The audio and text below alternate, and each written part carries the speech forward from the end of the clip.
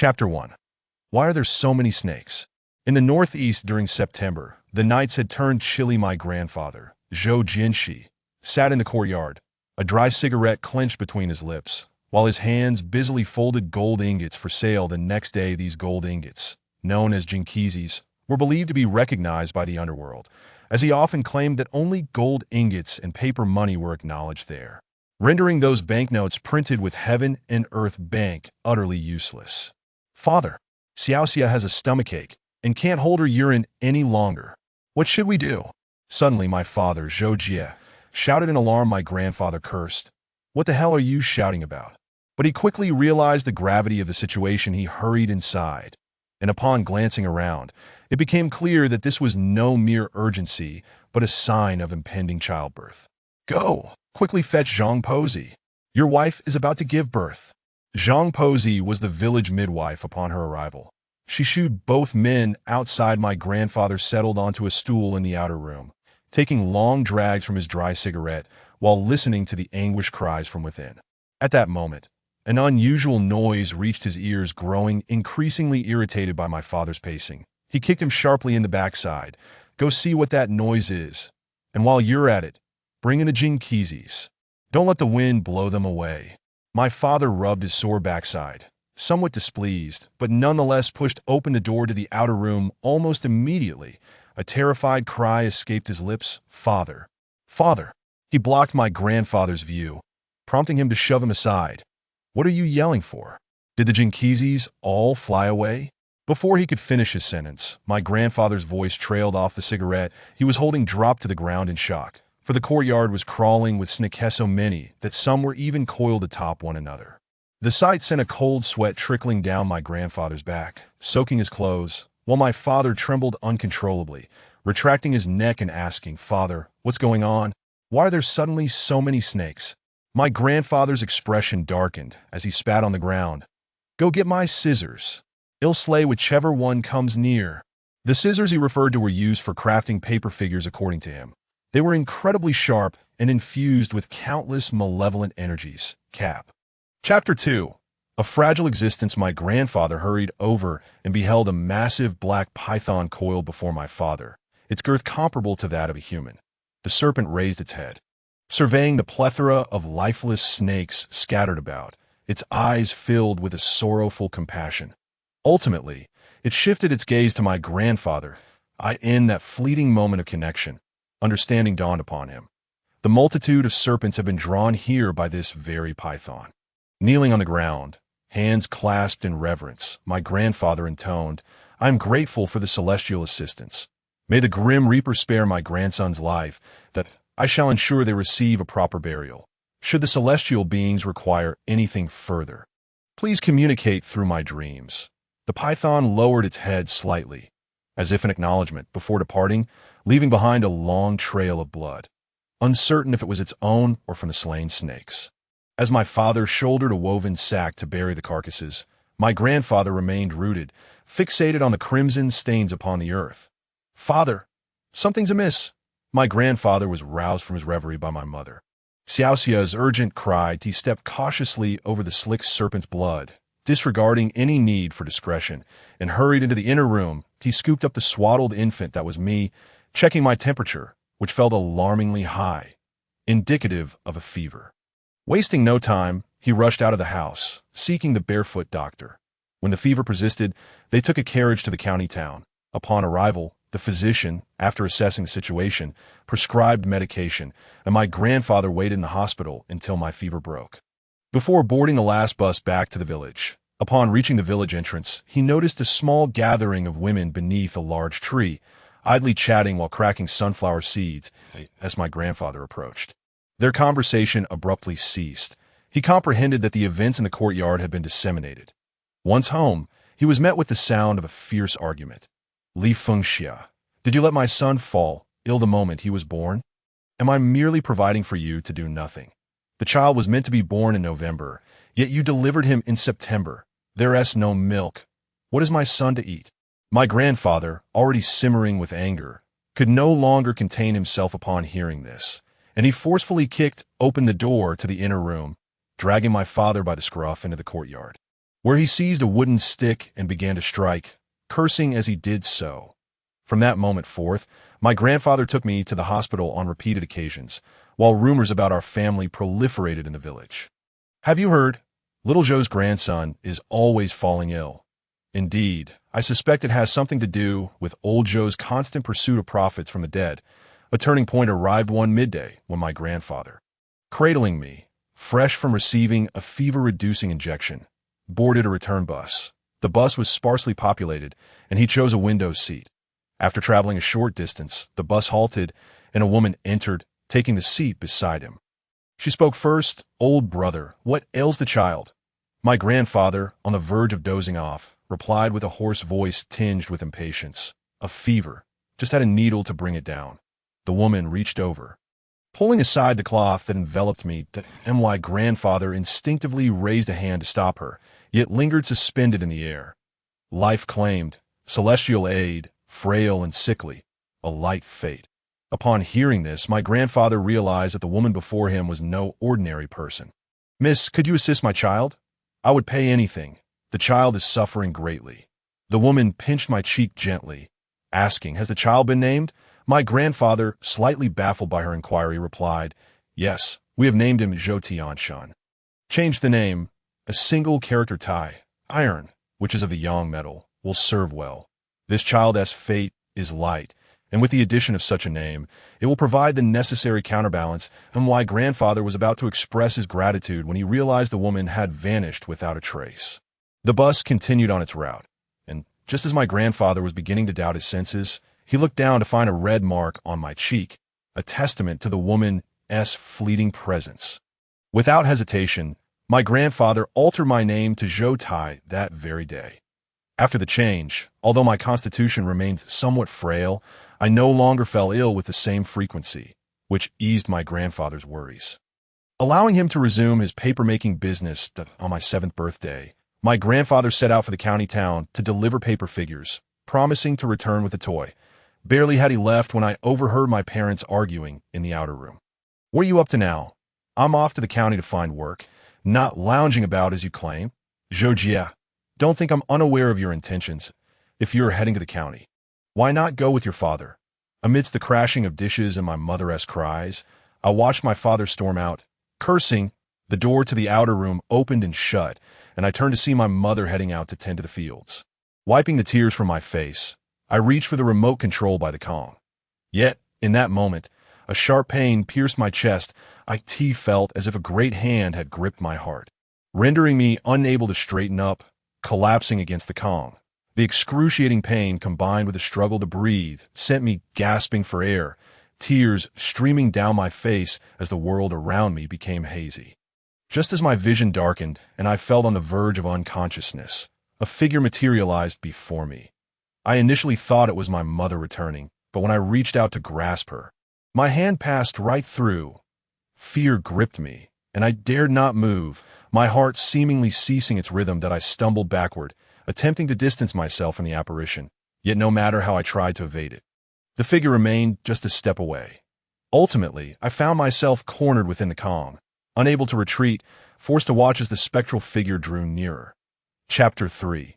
The uncorked wine. I gazed at the figure before me, instinctively shutting my eyes. That a cool sensation enveloped my forehead, and the suffocating feeling dissipated instantly. The pain in my heart subsided, and my fear lessened, yet I could not shake the impression that the apparition regarded me with disdain. It bore no malice, but the absence of pain was accompanied by an overwhelming fatigue that washed over me. My eyelids drooped, and just as I was about to succumb to slumber, a sense of unease lingered in my heart. I dreamt of standing in the courtyard, shrouded in darkness, when a figure emerged from the mist. That I could not discern his face, but his attire suggested he was a man, water dripping from his clothes. Holding an uncorked bottle of wine and 2 glasses, he filled both glasses and extended one toward me. I intended to refuse, yet my body moved of its own accord, accepting the glass and sitting on the ground. Just as I was about to drink, a voice thundered in my ear, akin to a clap of thunder. "You wretched being!" My body jolted, and I spilled the contents of the glass. The man, undeterred, advanced toward me with the bottle in hand. He intended to force me to drink. A thought raced through my mind. No, I cannot drink. If I do, I shall never return. With that realization, I felt a peculiar pulling sensation from within. When I awoke, it was nearly evening, and the sky had darkened, and my mother had returned home, seated at the edge of the Kong, trembling slightly, surrounded by a few people. Sensing the atmosphere was off, I approached her side. Tears streamed down her cheeks, and upon seeing me, she enveloped me in a tight embrace. Weeping uncontrollably, I tilted my head slightly, catching a glimpse through the window into the yard, where a wooden frame stood draped in a white cloth. The fabric fluttered in the wind, creating an eerie spectacle in the dim courtyard. I turned my head, tried to avert my gaze. The wind caught a corner of the cloth, revealing a dark mass beneath. My curiosity piqued. I yearned to discover what lay beneath. That moment, a pale, bluish hand slipped from under the white covering, tightly clutching an empty wine bottle. It was identical to the bottle I had seen in my dream. I gasped in horror, causing the adults, who had been sighing heavily, to follow my gaze and realize something was amiss. Then my mother quickly covered my eyes, and with my vision obscured, my hearing heightened, I could hear a cacophony of footsteps and shouts. "Where is old Joe? We must tidy the white cloth. What if the child is frightened into illness? Goodness, how can he still have his eyes open? Truly eerie, drowned in a puddle that barely covers the feet. It is only right he should remain unseeing. My father dead." Upon realizing that the figure lying on the wooden frame was my father, a singular thought consumed my mind, and my grandfather rushed over and immediately spotted the white cloth at the center. Approaching it, he extended his wrinkled hand, trembling, and slowly lifted the covering. Through the window, I beheld the sight of my father's lifeless body, his face pale and swollen, his hair damp and disheveled, his eyes wide open. Filled with terror and disbelief, my grandfather knelt down, attempting to close his eyes, but despite several attempts, they remained stubbornly open. Witnessing this scene, murmurs began anew, and my grandfather ceased his efforts, replaced the white cloth, and stood up to face the strange gazes of those around him. Offering no explanation or display of emotion, he first expressed gratitude to the villagers for their assistance and ultimately requested their help in retrieving the coffin from the innermost room of the paper shop. That coffin was meant for him, yet it turned out to be a case of a white-haired man sending off a black-haired one. The coffin was soon brought out. The villagers, without needing further instruction, held their fears at bay as they placed my father inside. Once these tasks were completed, it was already deep into the night, and the villagers began to disperse. My grandfather remarked that my father had met an untimely death, and the fact that he had drowned in a puddle was particularly bizarre. Thus, he decided to hold the wake at home for just one night, and the following noon, directly bury him in the ground. As Noon possessed the most yang energy, which could effectively suppress any lingering resentment, as the clock approached midnight, my grandfather set a fire basin and incense burner in front of the coffin. During the vigil for the deceased, incense must be lit continuously. It cannot extinguish, and if it nears its end, it must be replaced. Therefore, my grandfather procured some high incense, which is significantly longer than ordinary incense and less likely to be extinguished by a gust of wind. Through the window, I watched as my grandfather and mother burned joss paper in the fire basin, the acrid smoke seeping through the cracks. Their faces, illuminated by the flames, appeared sorrowful and profoundly somber. The three great tragedies of life, the death of a child in old age, the death of a husband in middle age, and the death of a father in youth. I fell asleep. But my slumber was far from peaceful, oscillating between dreams and wakefulness. Somehow, I found myself sitting up, my heart racing. I rubbed my eyes, my vision blurred. Outside, the firelight still blazed, but amidst the haze, I perceived countless phantoms gathering by the fire basin, as if they were fishing for something. Some shadows hovered near the incense burner, and I observed the smoke produced by the burning incense swirling into the bodies of the phantoms, visibly enlarging them. A phantom stood beside the coffin, drawing closer to my grandfather and mother, seemingly intent on entering their bodies. Instinctively, I cried out to stop. Upon hearing my voice, the phantoms froze, and in the blink of an eye, they congregated outside my window, staring at me. Chapter 4. A good dog does not block the road. My grandfather heard a scream from inside the house and hurried in with scissors. Finding me trembling in terror, that he approached my side and softly reassured me. Through sobs, I recounted the horrific visions I had just witnessed and why grandfather placed the scissors beneath the pillow, gently laid me down, and rhythmically patted my shoulder to lull me to sleep. That I cannot discern how long it was before I fell into a deep slumber, while he remained staring at my tightly shut eyes, silently contemplating. Another one from a Zhou family is about to emerge. That I felt my consciousness sinking, as if my body were caught in a strange suction, akin to sinking into a swamp. I began to struggle, and as that peculiar force vanished, I abruptly opened my eyes, no longer in a familiar environment. The phantoms I'd seen earlier surged towards me, and I flailed my arms in panic, suddenly feeling a chilling sensation in my hand. Upon opening my eyes, I found it was my grandfather's dark scissors. That I glanced from the scissors back to the phantoms, and a hypothesis formed in my mind. Tentatively, I extended the scissors forward, and indeed, the phantoms recoiled a step back. I slept soundly until morning. Awakening to the sunlight, I found the house deserted. Neither my grandfather nor mother was present, and the coffin in the courtyard had vanished. They must have gone to bury my father. When my grandfather returned, I noticed my mother was not with him. I inquired, "Grandfather, where's my mother?" I sent Xiaoxia home. In the evening, my grandfather looked at me sitting in the courtyard, waiting for my mother's return, and felt a pang in his heart, squeezing the paper note in his hand with a sigh. It was much later before I learned that my mother had not gone away for work, but rather had abandoned herself. Tai, the teacher said there's a test next class. I sent it unwise for us to skip now. If you're scared, you can go back. There's an event at the Internet CAF today. If we're late, we want to get a spot. That I was 15 that year, a half-eaten Taschen snack clenched in my mouth, casting a sidelong glance at the chubby Deng Xing before me. Upon arriving at the dark Internet CAF, Deng Xing managed to snag a seat due to his size. That we played until 11 o'clock, and I yawned, glancing at the now-sleeping Deng Xing, chuckling softly as I draped my school uniform over him. Leaving my seat, I thought it was still early and decided to visit the restroom. Upon returning, I intended to rest my head on Deng Xing's shoulder for a bit. The Internet CAF's restroom was cramped, containing only a sink and a small stall. Before I even entered, I was greeted by a pungent odor. Pushing open the stall door, I found a person standing inside, clad in a gray long-sleeve shirt, their bulky frame completely blocking the stall. "Sorry, man, I didn't realize someone was in there." That I shut the stall door behind me and waited for the person to exit. That I lost track of time. And a sharp pain gripped my stomach. That I knocked on the stall door. "Hey, how much longer will you be?" No response came, and just as I was about to pull the stall door open, footsteps echoed from outside. That a man with dyed yellow hair pushed me aside and opened the stall door. I intended to intervene, but before I could utter a word, the yellow-haired man dashed into the stall. And to my disbelief, the person in gray had vanished. I swallowed hard, staring at the stall door, and memories of a past experience at the age of 7 flooded back, causing a wave of panic to wash over me. I took 2 steps back, turning to leave. To my horror, the figure in gray reappeared by the sink, shockingly blocking my way.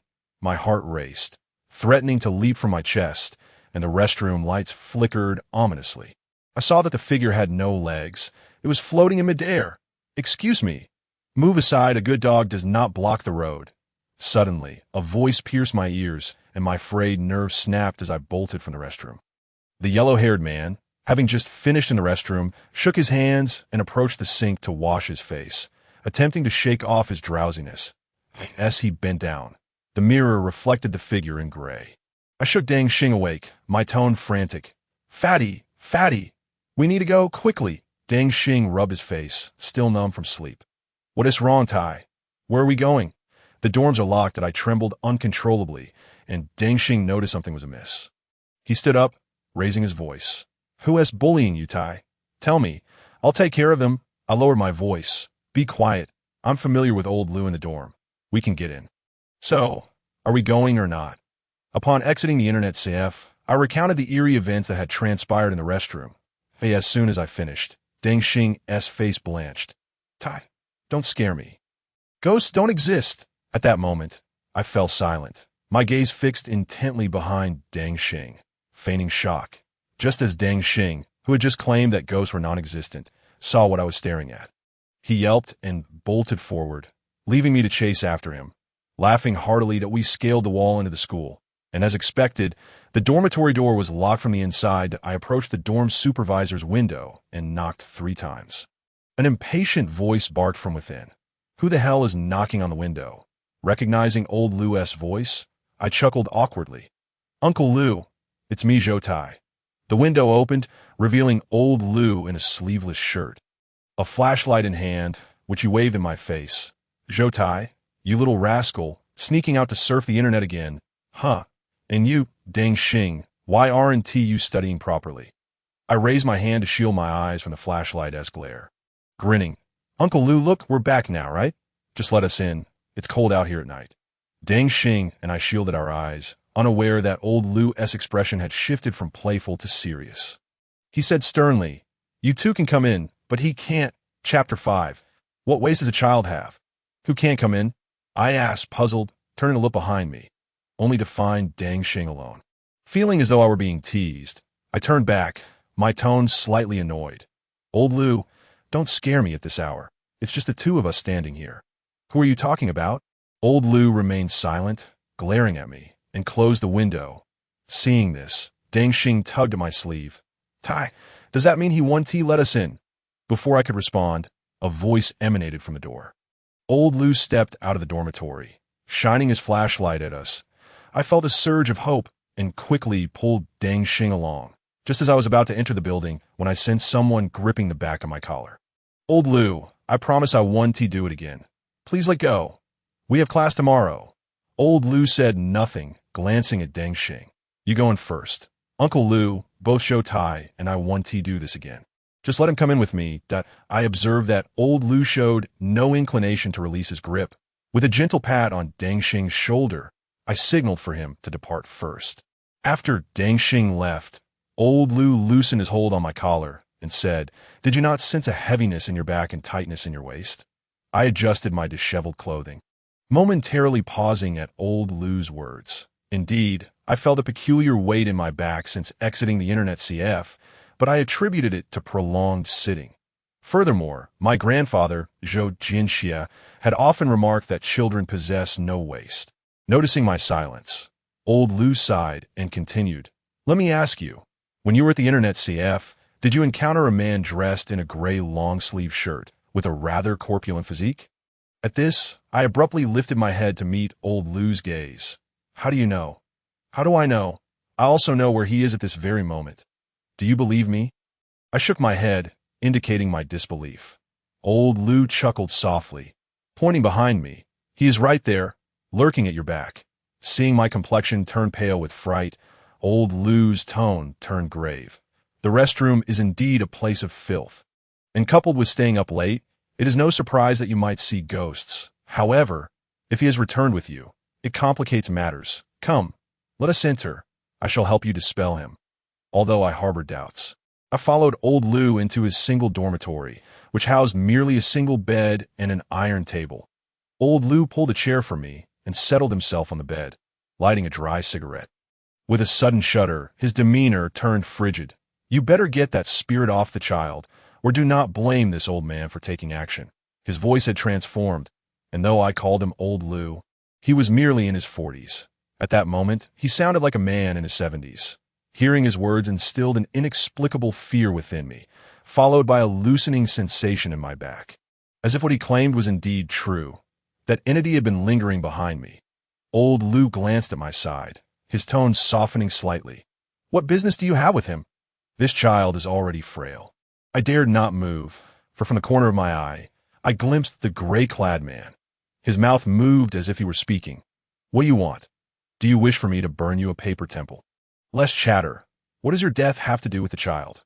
Were there an onlooker to witness this scene, they would likely believe old Lu was conversing with me, but I knew he was addressing the man in gray.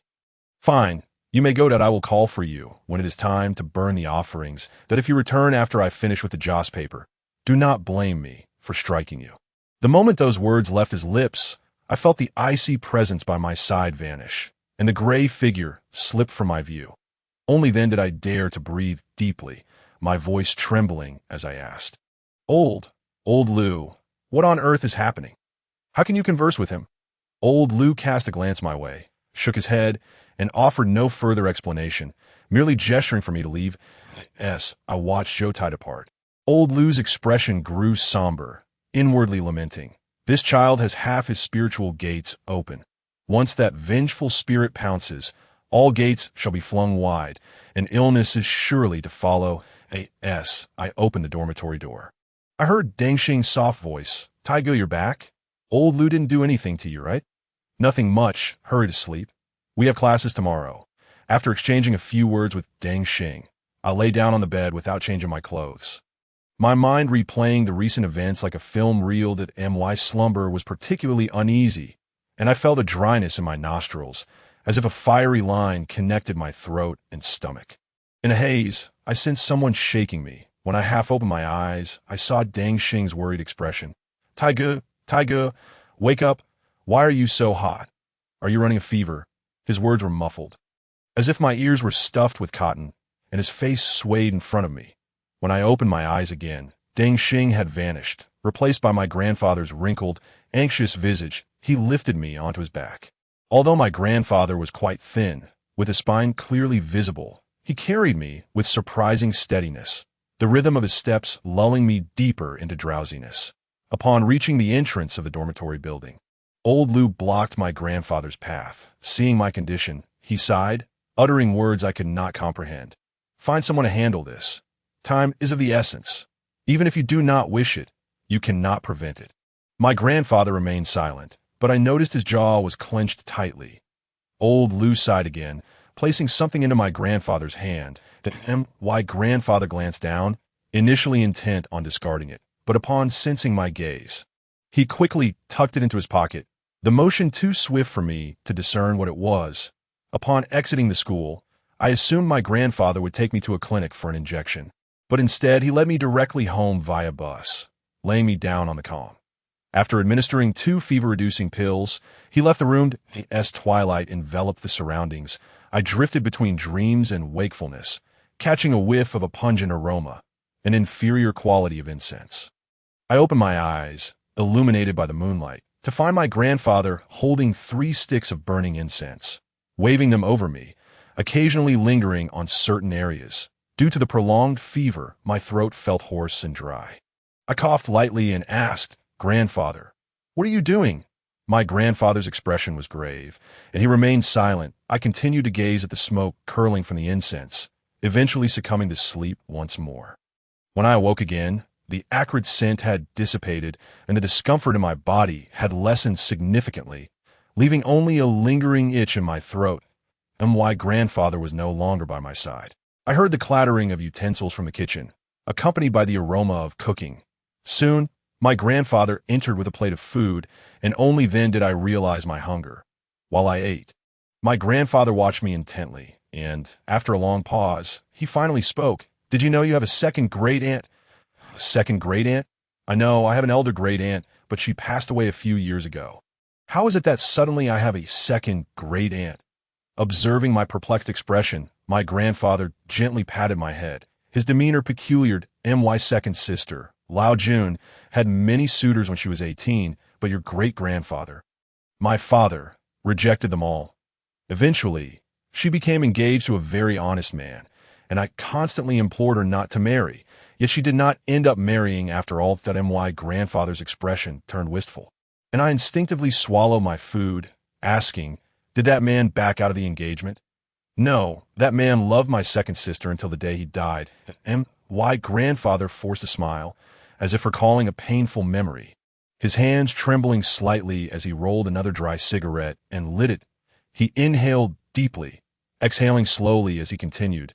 "Your great-grandfather doted on my second great-aunt, giving her some money before her wedding so she could buy new clothes with her elder sister in the county. They returned home later than expected. In the countryside, there were no lights, and my second sister, in a hurry to return, took a shortcut with her elder sister. According to her elder sister, halfway through, my second sister suddenly stopped and asked if she had heard someone speaking.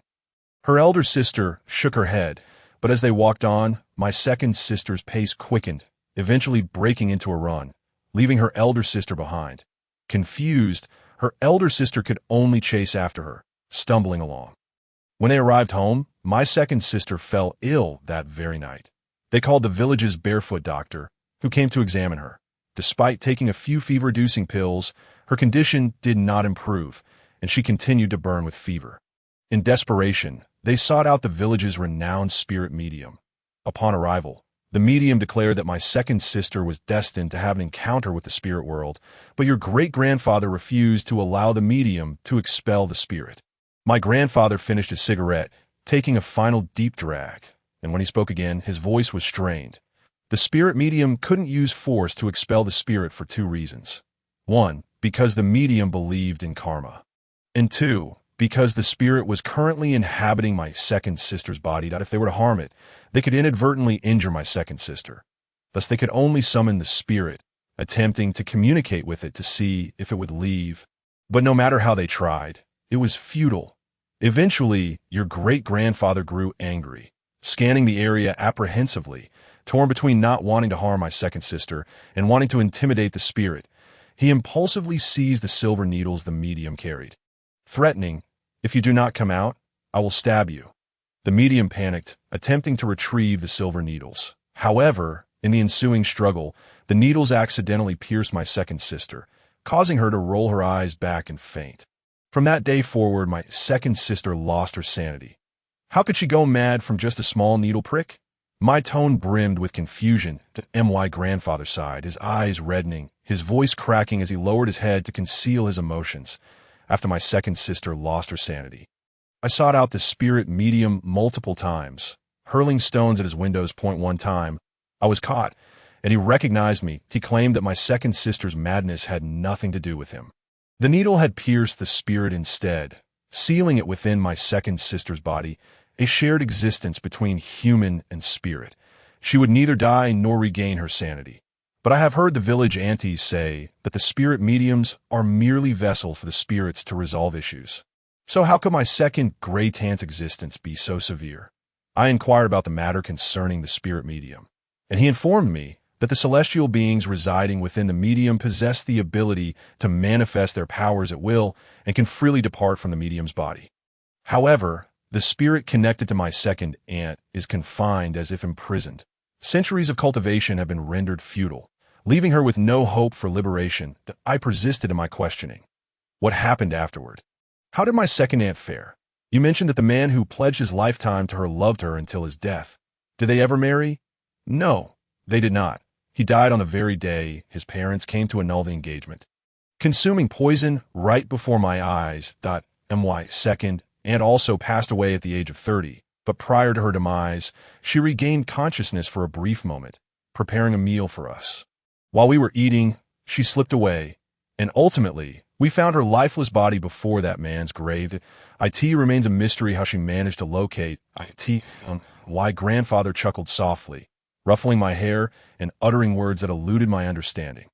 Thus, in my eyes, those celestial beings are utterly irresponsible. They have indirectly caused harm to my second sister, and I cannot allow such occurrences to transpire again. Just as my grandfather was departing, a thought suddenly surged within me, and my mouth echoed the sentiment. It is all fate. This is my second aunt's destiny, as well as the calamity of that celestial being. Upon uttering these words, my grandfather momentarily paused, and I noticed the veins in his clenched fists bulging. Hastily, I shifted the conversation. "Grandfather, I'm well now. When can I return to school?" I observed the rise and fall of his back, as if he were gasping for breath, and, after a long pause, he coldly replied, "You can go tomorrow, but if I hear from your teacher that you've been skipping classes to visit the internet CF, do not blame me for delivering a slap." His tone sent a shiver down my spine. That night passed uneventfully, and the following day, under my grandfather's watchful gaze, I boarded the bus back to school alone. Upon my return, it was precisely class time, and the playground was eerily quiet. I first headed to the dormitory building, hoping to find old Lou and inquire about what he had given my grandfather on the day of my departure. However, just as I entered the building, a strange voice echoed in my ear. "Why aren't you in class?" Turning around, I saw an elderly man with a hunched back, clad in the attire of a dormitory supervisor. I replied, I had a fever and took leave, sir, and in my haste to leave, I forgot my backpack. The old man nodded. You were Zhou Tai from Class 1, correct? Hurry along to class. Just as he was about to turn away, I called out to him, my voice tinged with confusion. Sir, why are you wearing the dormitory supervisor's uniform? What happened to Uncle Liu? He resigned, apparently. There is some family matter, and I will now be responsible for this building. Observing his retreating figure, I clicked my tongue, realizing I would no longer be able to ascertain what old Liu had given my grandfather. But soon I dismissed the thought from my mind. Upon entering the classroom, I noticed my classmates regarding me with peculiar expressions, a blend of fear and disdain. Chapter 7. Midday execution of a murderer. The class bell rang. And I rose from my desk, red marks imprinted on my face. I shook my numb arms and walked over to Deng Xing's desk, lightly tapping it. Shall we go play basketball? Deng Xing's expression was odd. He remained seated and silent, while his desk mate leered at me. Tai, you've certainly seen quite a bit. Haven Tu, you saw ghosts at your father's funeral when you were little, and recently encountered a male ghost. But have you ever seen a female ghost? One who is beautiful, perhaps? I detected the mockery in his words and glanced at Deng Xing's expression, realizing he had spread the tale of my ghostly encounters. Although I was not particularly concerned about the gossip, it felt like a betrayal. I smirked disdainfully. I've seen one. She's right behind you. Hasn't your back felt heavy? Watching his expression shift from lewdness to terror, I scoffed and cast a penetrating glance at Deng Xing before exiting the classroom. Before I could reach the playground, I heard footsteps behind me. Without needing to look back, I knew it was Deng Xing. As expected, his familiar voice called out, Tai, wait for me. I did not pause my stride, continuing forward as Deng Xing trailed behind, attempting to explain. They kept asking me why you suddenly left school. So I recounted everything that happened. You never mentioned that I couldn't share this outside. He was growing agitated. Zhou Tai, are you being a bit unreasonable? Upon hearing this, I halted and turned to face him. When we first entered school, they bullied you for being overweight, and I chased them away so you could play with me. The ones who were ostracized and ridiculed then have now turned into us. And now, because they're gathering around you, you feel popular? You know I left school due to a sudden fever. Why bring up my ghost sighting? Was it to explain my absence, or merely to inflate your own vanity? You chasing after me now only reveals your own guilt. Yet here you are feigning victimhood. Perhaps my words struck a nerve. Deng Xing's face flushed with anger. Zhou Tai, you are an anomaly. When you were born, snakes slithered all over the courtyard. A bad omen. Upon hearing his call, I set down the paper figure in my hands and replied, then walked over. There sat my grandfather on a chair outside the paper-making shop, a backpack leaning against it, bulging as if filled with numerous items. When he saw me approach, he extended his hand and pulled out a plastic bag from his pocket, counting out a few crumpled banknotes before handing them to me. I need to step out for a while, that I will return by your 18th birthday, and then I shall present you with a special birthday gift. I took the notes, furrowing my brow as I regarded his frail form. Grandfather, you've been going away too often lately. Where exactly are you headed? Can't I come with you? No, you must stay home and watch over the house. We both said in unison. I pouted. I knew you'd say that. But remember to come back for my birthday. I will wait for you. Why? Grandfather chuckled softly, supporting himself on the chair as he stood up, slinging the backpack over his shoulder. He playfully tapped my head before striding towards the door. Just as he was about to step outside, he turned back and opened his mouth, to which I smiled and replied, I know. After you leave, I will go home, not come to the paper shop, not take on work without permission, and not wander FARS. I watched his receding figure. My smile gradually faded. I pinched the notes in my hand, feeling an inexplicable unease within me on the day of my 18th birthday. I rose early and prepared a bowl of noodles for myself. After eating, I fiddled with the new phone my grandfather had bought for me, calculating the time of his return. Approaching noon, I called him. But the line was perpetually busy. I wondered what that old man could possibly be so occupied with. In the evening, I prepared a feast with the remaining ingredients at home, waiting and gazing at the courtyard gate until midnight. The dishes were reheated time and again, and the busy signal on the phone echoed in my ears, yet the gate remained unopened. Initially, I was filled with anger, but it soon morphed into worry. As my grandfather had never gone silent on me before, Eventually, I could no longer hold on and succumbed to sleep at the table. Xiao Tai, a voice called out to me, and I roused from the table to find my grandfather standing before me. I feigned anger, turning my head away and remaining silent. Xiao Tai, it was my fault. I can no longer stay with you. You must grow up healthy from now on. His tone carried a hint of regret and relief.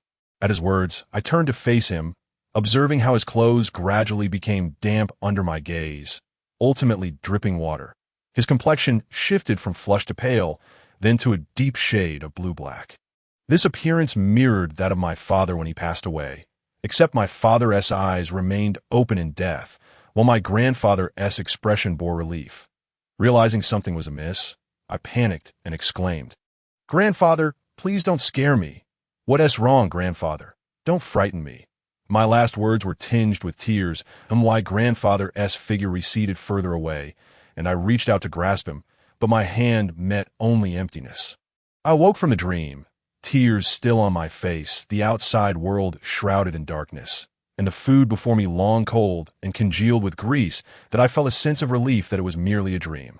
Yet its vividness lingered, leaving my heart uneasy and aching. Sleep eluded me, and I sat waiting for my grandfather's return. The following morning, a knock echoed at the courtyard gate. Like tea first, I thought it was a figment of my imagination. But upon the second knock, I sprang up. However, after sitting for so long, my legs felt numb and my vision darkened. Instinctively, I reached for the table for support but missed entirely, collapsing to the ground and pulling the bowls and plates from the table down with me, shattering them on the floor. Gazing at the fragments scattered about, a fresh wave of anxiety surged within me. Ignoring the shards, I pushed myself up, using both hands to steady myself, feeling a sharp sting as the broken porcelain grazed my palm. Fortunately, the cut was shallow, merely oozing a trickle of blood. I dashed to the courtyard door and flung it open, expecting to see my grandfather's aged yet kindly face, but instead I was greeted by a group of strangers alongside an ambulance. "Is this the residence of Zhou Jianxi?" inquired a formally dressed man with a polite tone. Numbly I nodded, "Yes, I am his grandson. May I ask what the matter is? Where are the adults in your family?" "Please have them step outside. I am the only one here," I replied. The man opened his mouth, his gaze transforming into one of pity. After a moment, he produced a sealed plastic bag and handed it to me. Recognizing my grandfather's phone within, I had yet to utter a word when he sighed and said, "Please accept my condolences. Your grandfather saw a child drowning yesterday and jumped in to rescue him. But sadly, he succumbed to the water himself. From behind the man emerged a boy and a girl. The girl's eyes were swollen from crying, and the boy's eyes were red-rimmed.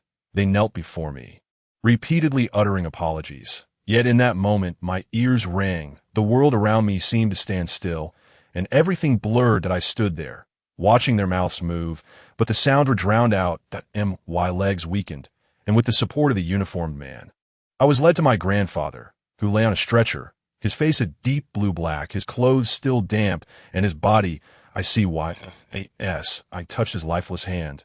The world resumed its motion. My ears filled with a cacophony of voices, my eyes reddened as I turned to the couple, questioning their hypocritical expressions. Why had my grandfather died because of their child? I knelt before them, gripping the man's collar. "What are you crying for? What are you feigning sorrow for? Are you not overjoyed right now? It is not your child who has died. It is my grandfather, the one who has been my only companion for 18 years. Return my grandfather to me. Why don't you go die instead?" My voice escalated into a scream, and I tightened my grip around his neck. The surrounding people finally reacted and pulled us apart.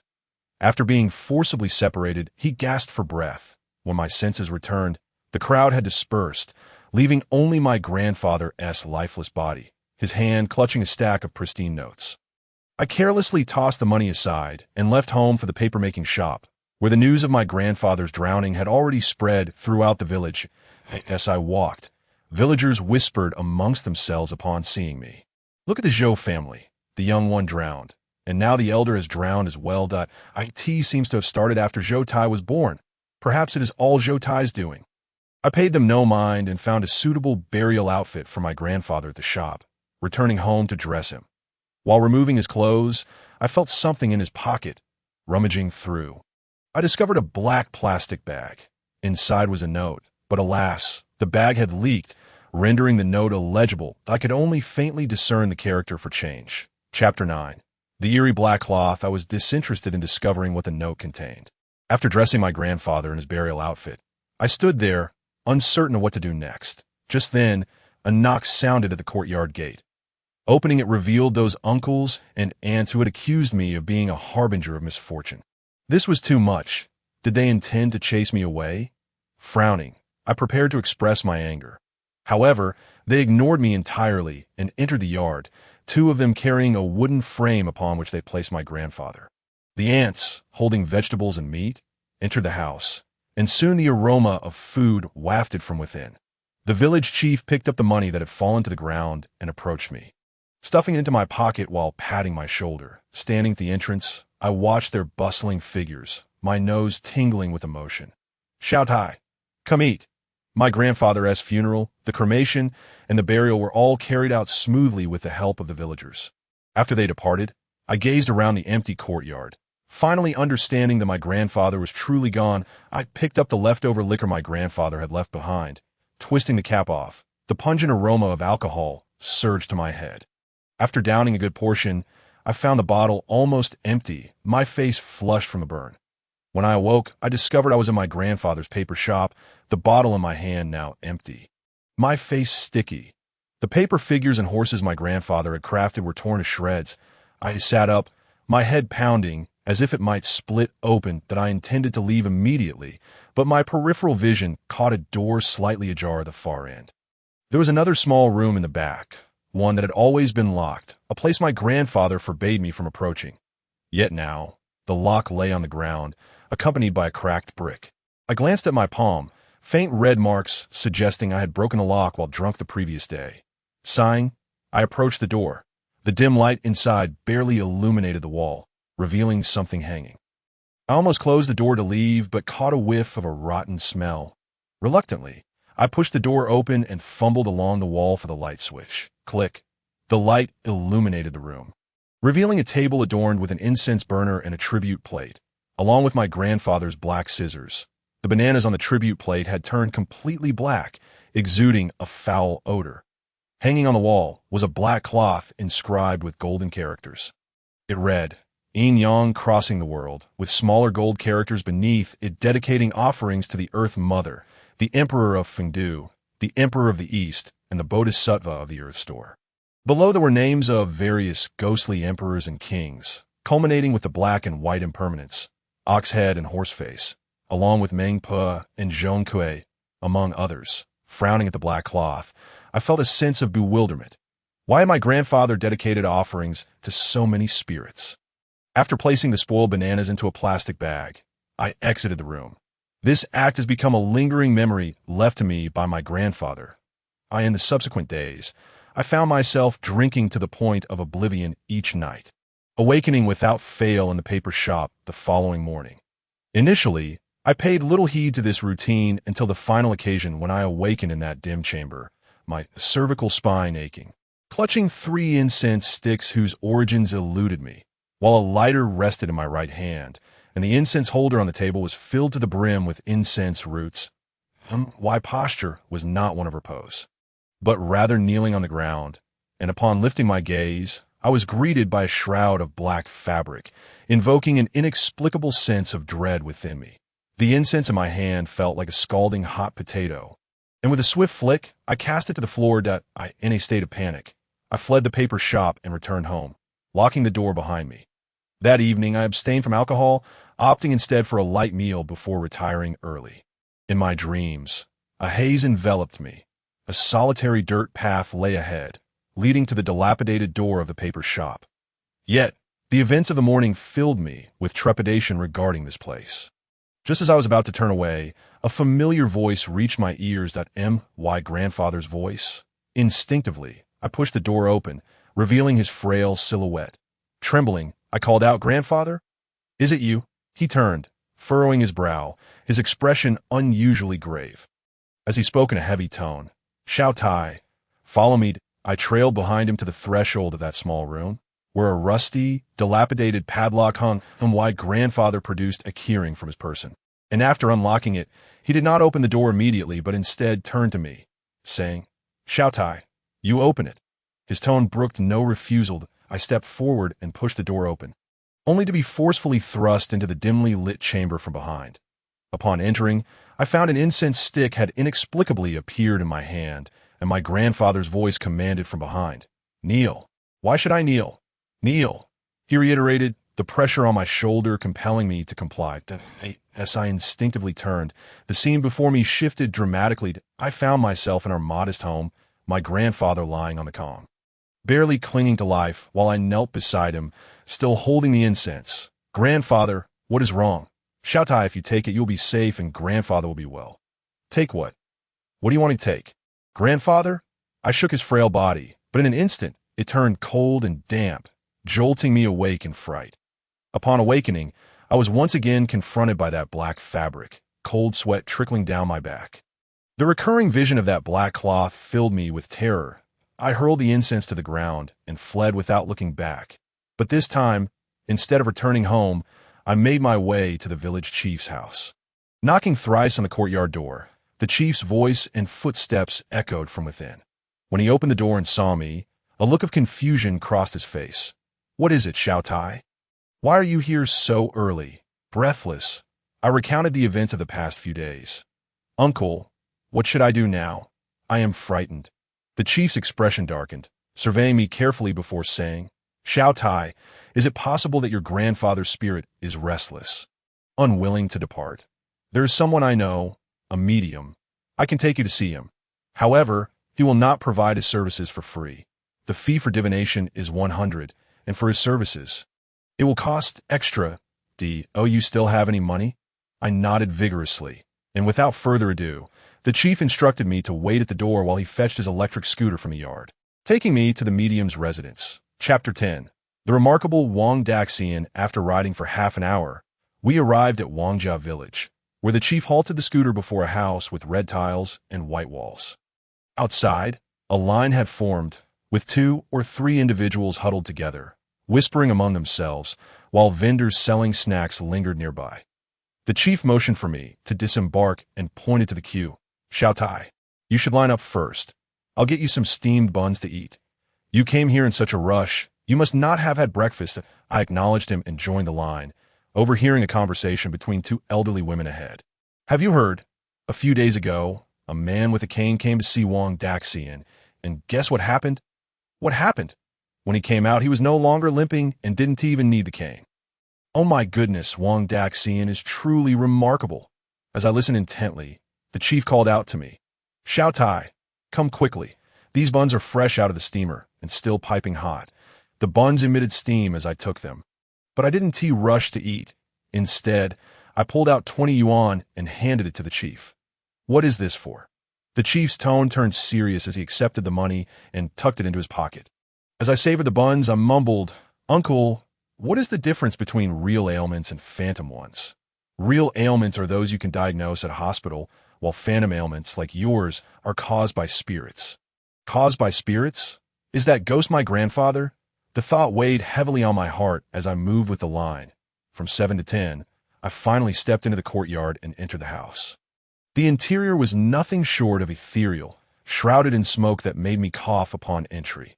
The chief, familiar with the surroundings, led me into the inner chamber. Seated on the kong was a middle-aged man, appearing to be around 40, with small eyes, a flat nose, and a few wisps of beard. Along the wall stood a long table adorned with various Buddhist statues, and 10 incense burners were lit.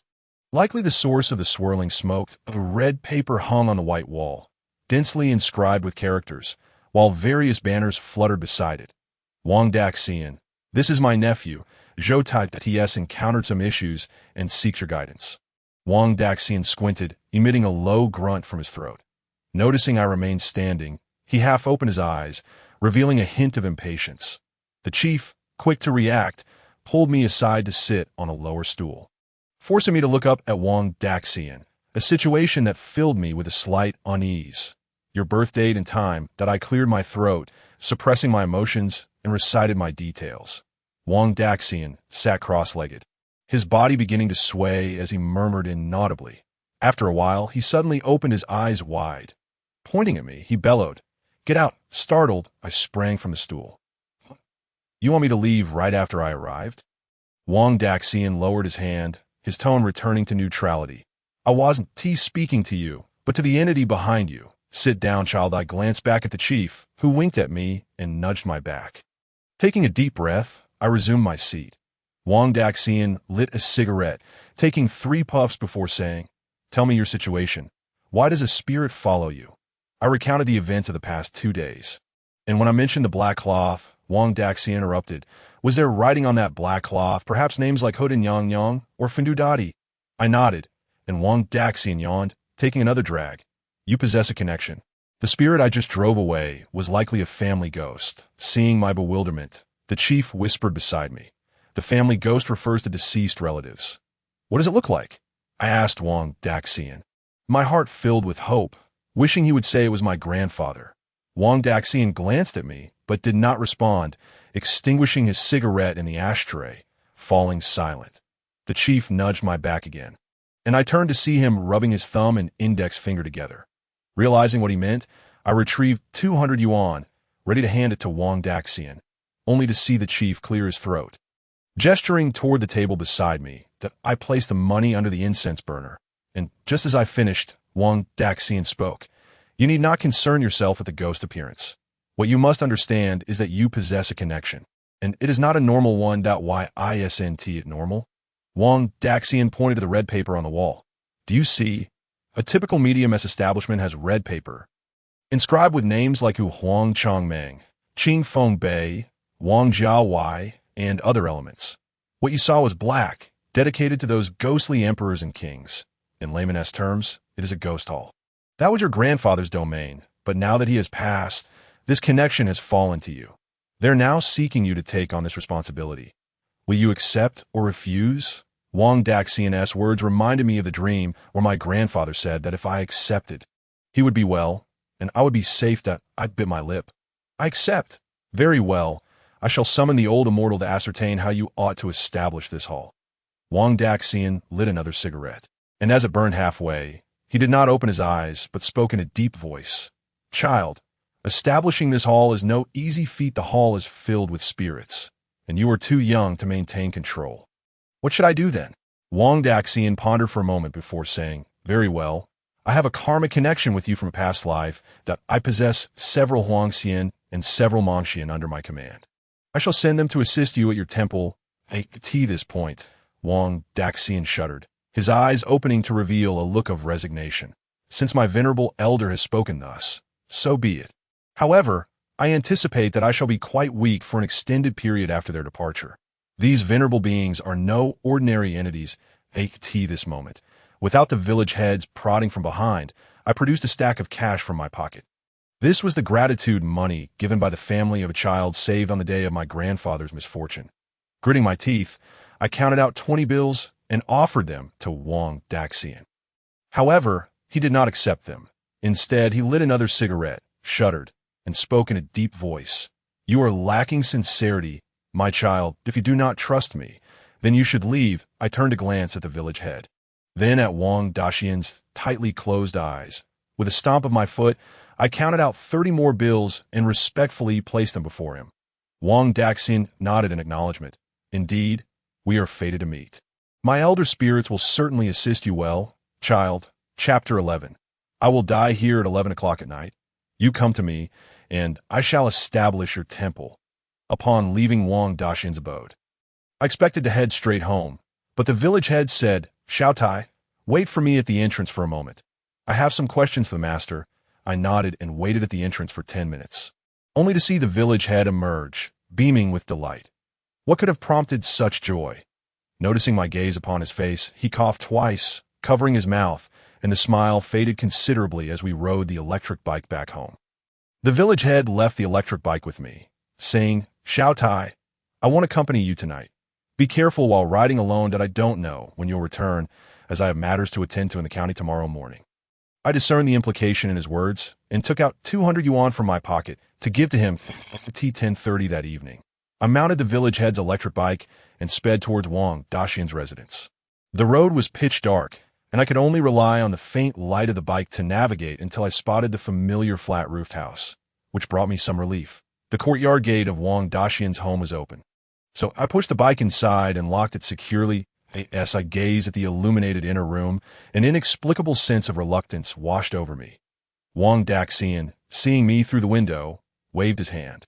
Ignoring the peculiar feeling, I hurried into the house. Inside, the air was no longer filled with swirling smoke. Upon my arrival, he invited me to sit on the kong and draped a red cloth over my head. My view was obscured, and I could only vaguely discern a figure before me. Bowing and offering incense, do not speak. Someone else will speak for you. Speak for me. Who would speak for me? Wasn't I the one establishing the temple? His words bewildered me, but I nodded in acquiescence that I was unsure where he procured a drum, which he began to strike rhythmically, singing along, "Oh, look at the grand drum of Wenwang. The drum quakes like a whip." In front of the temple, the 3 halls turn. I serve in the military, aware of the beasts on this side. The old immortal has raised his soldiers. The old immortal descends from the mountain peak. Oh, immortal, I meditate. My eyelids twitch. My ears burn. His singing was rhythmic, and as I yawned, I noticed his excitement growing as he sang faster. After a while, I felt my body being shaken, and Wang Daxian's tone turned stern. "Why are you snoring?" I pulled the red cloth from my head, feeling somewhat wronged. "But you told me not to speak." Wang Daxian took a deep breath. "My elder spirits have already arrived at your temple and have reported back to me the names and abilities of your temple spirits. Henceforth, we shall bypass the usual procedures. I will directly draft the temple list for you, which you can then honor in your home, and gradually, you will experience the sensations." What is sensation? I recognized each word Wang Daxian uttered, yet I could not comprehend their meaning when strung together. Sensation is the feeling that arises in your body when the spirits come upon you. It corresponds to the nature of the spirit. Wang Daxian, speaking, pulled out a piece of red paper and began writing names upon it. Huang Dafeng, Huang Xiaohua, Mang Daxian. He filled the red paper to the brim. Upon receiving the red paper, I felt a sense of being duped. Is that all? This can't be right. My family's was black before, but this is red. Wang Daxian's expression turned somewhat awkward. Previously, your family was black because it was filled with ghosts. Did I not provide you with my elder spirits? With the 4 beams and 8 pillars in place, it is now our EDT this point. He squinted at me. Are you doubting me? I stared at the red paper, my mind swirling like a muddled mass. Were the 4 beams and 8 pillars? Wang Daxian trembled. You have not a shred of experience in this realm. I am merely your temple master, here to establish your temple. I am not your master to teach you skills. As he spoke, his small eyes darted about before he added, "Of course, if you desire me to teach you skills, the fee is 8,888, with 3 bows and 9 prostrations as part of the formalities. During the festivals, you must come to pay homage to my elder spirits on the 1st and 15th days of the month. Naturally, I can impart much knowledge to you, drawing talismans, collecting souls, calming frightened children. Should you choose to apprentice, you would be my sole disciple. 8,888. A single red paper cost me 5,000. I lent 200 to the village head for the electric bike, leaving me with just over 10,000. Would I really give him more than half? Contemplating this, I shook my head and forced a laugh. No need, Wang Daxian. I don't seek divination and do not require such formidable powers. I shall take my leave now. We can reconnect if anything arises. I noticed his expression darkening. I hurriedly bid farewell and departed, while riding the electric bike home. As I traversed a small path, the bike's lights suddenly extinguished. Instinctively, I squeezed the front brake to stop the bike. Before me lay an impenetrable darkness.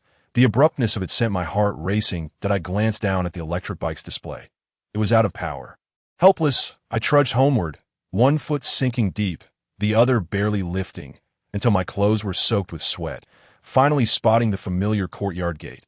Once inside, I removed my clothes and retrieved the red paper from my inner pocket. It was already saturated with sweat, the ink blurred and illegible. With a sigh, I tossed the red paper aside, realizing I would need to return to Wang Daxian tomorrow for a new one. Lying on the cool kong, the heat in my body subsided significantly. My breathing gradually steadied, and I soon drifted into slumber.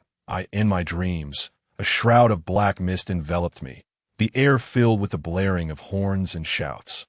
I followed the sounds, stepping into the thick darkness that I walked for an indeterminate time until the black fog thinned, revealing vague silhouettes and a black flag before me.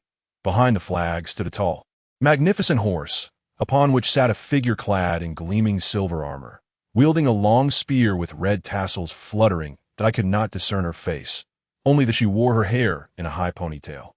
Behind her stood rows of ancient soldiers in armor, swords at their waists, wielding round shields. That I was drawn to her and instinctively took a few steps forward. At the same moment, she leveled her spear across her chest, and her army roared in unison, "Kill! Kill! Kill!" The overwhelming aura of slaughter jolted me awake, yet the scene before me was not my home. I found myself once again in the paper-making shop.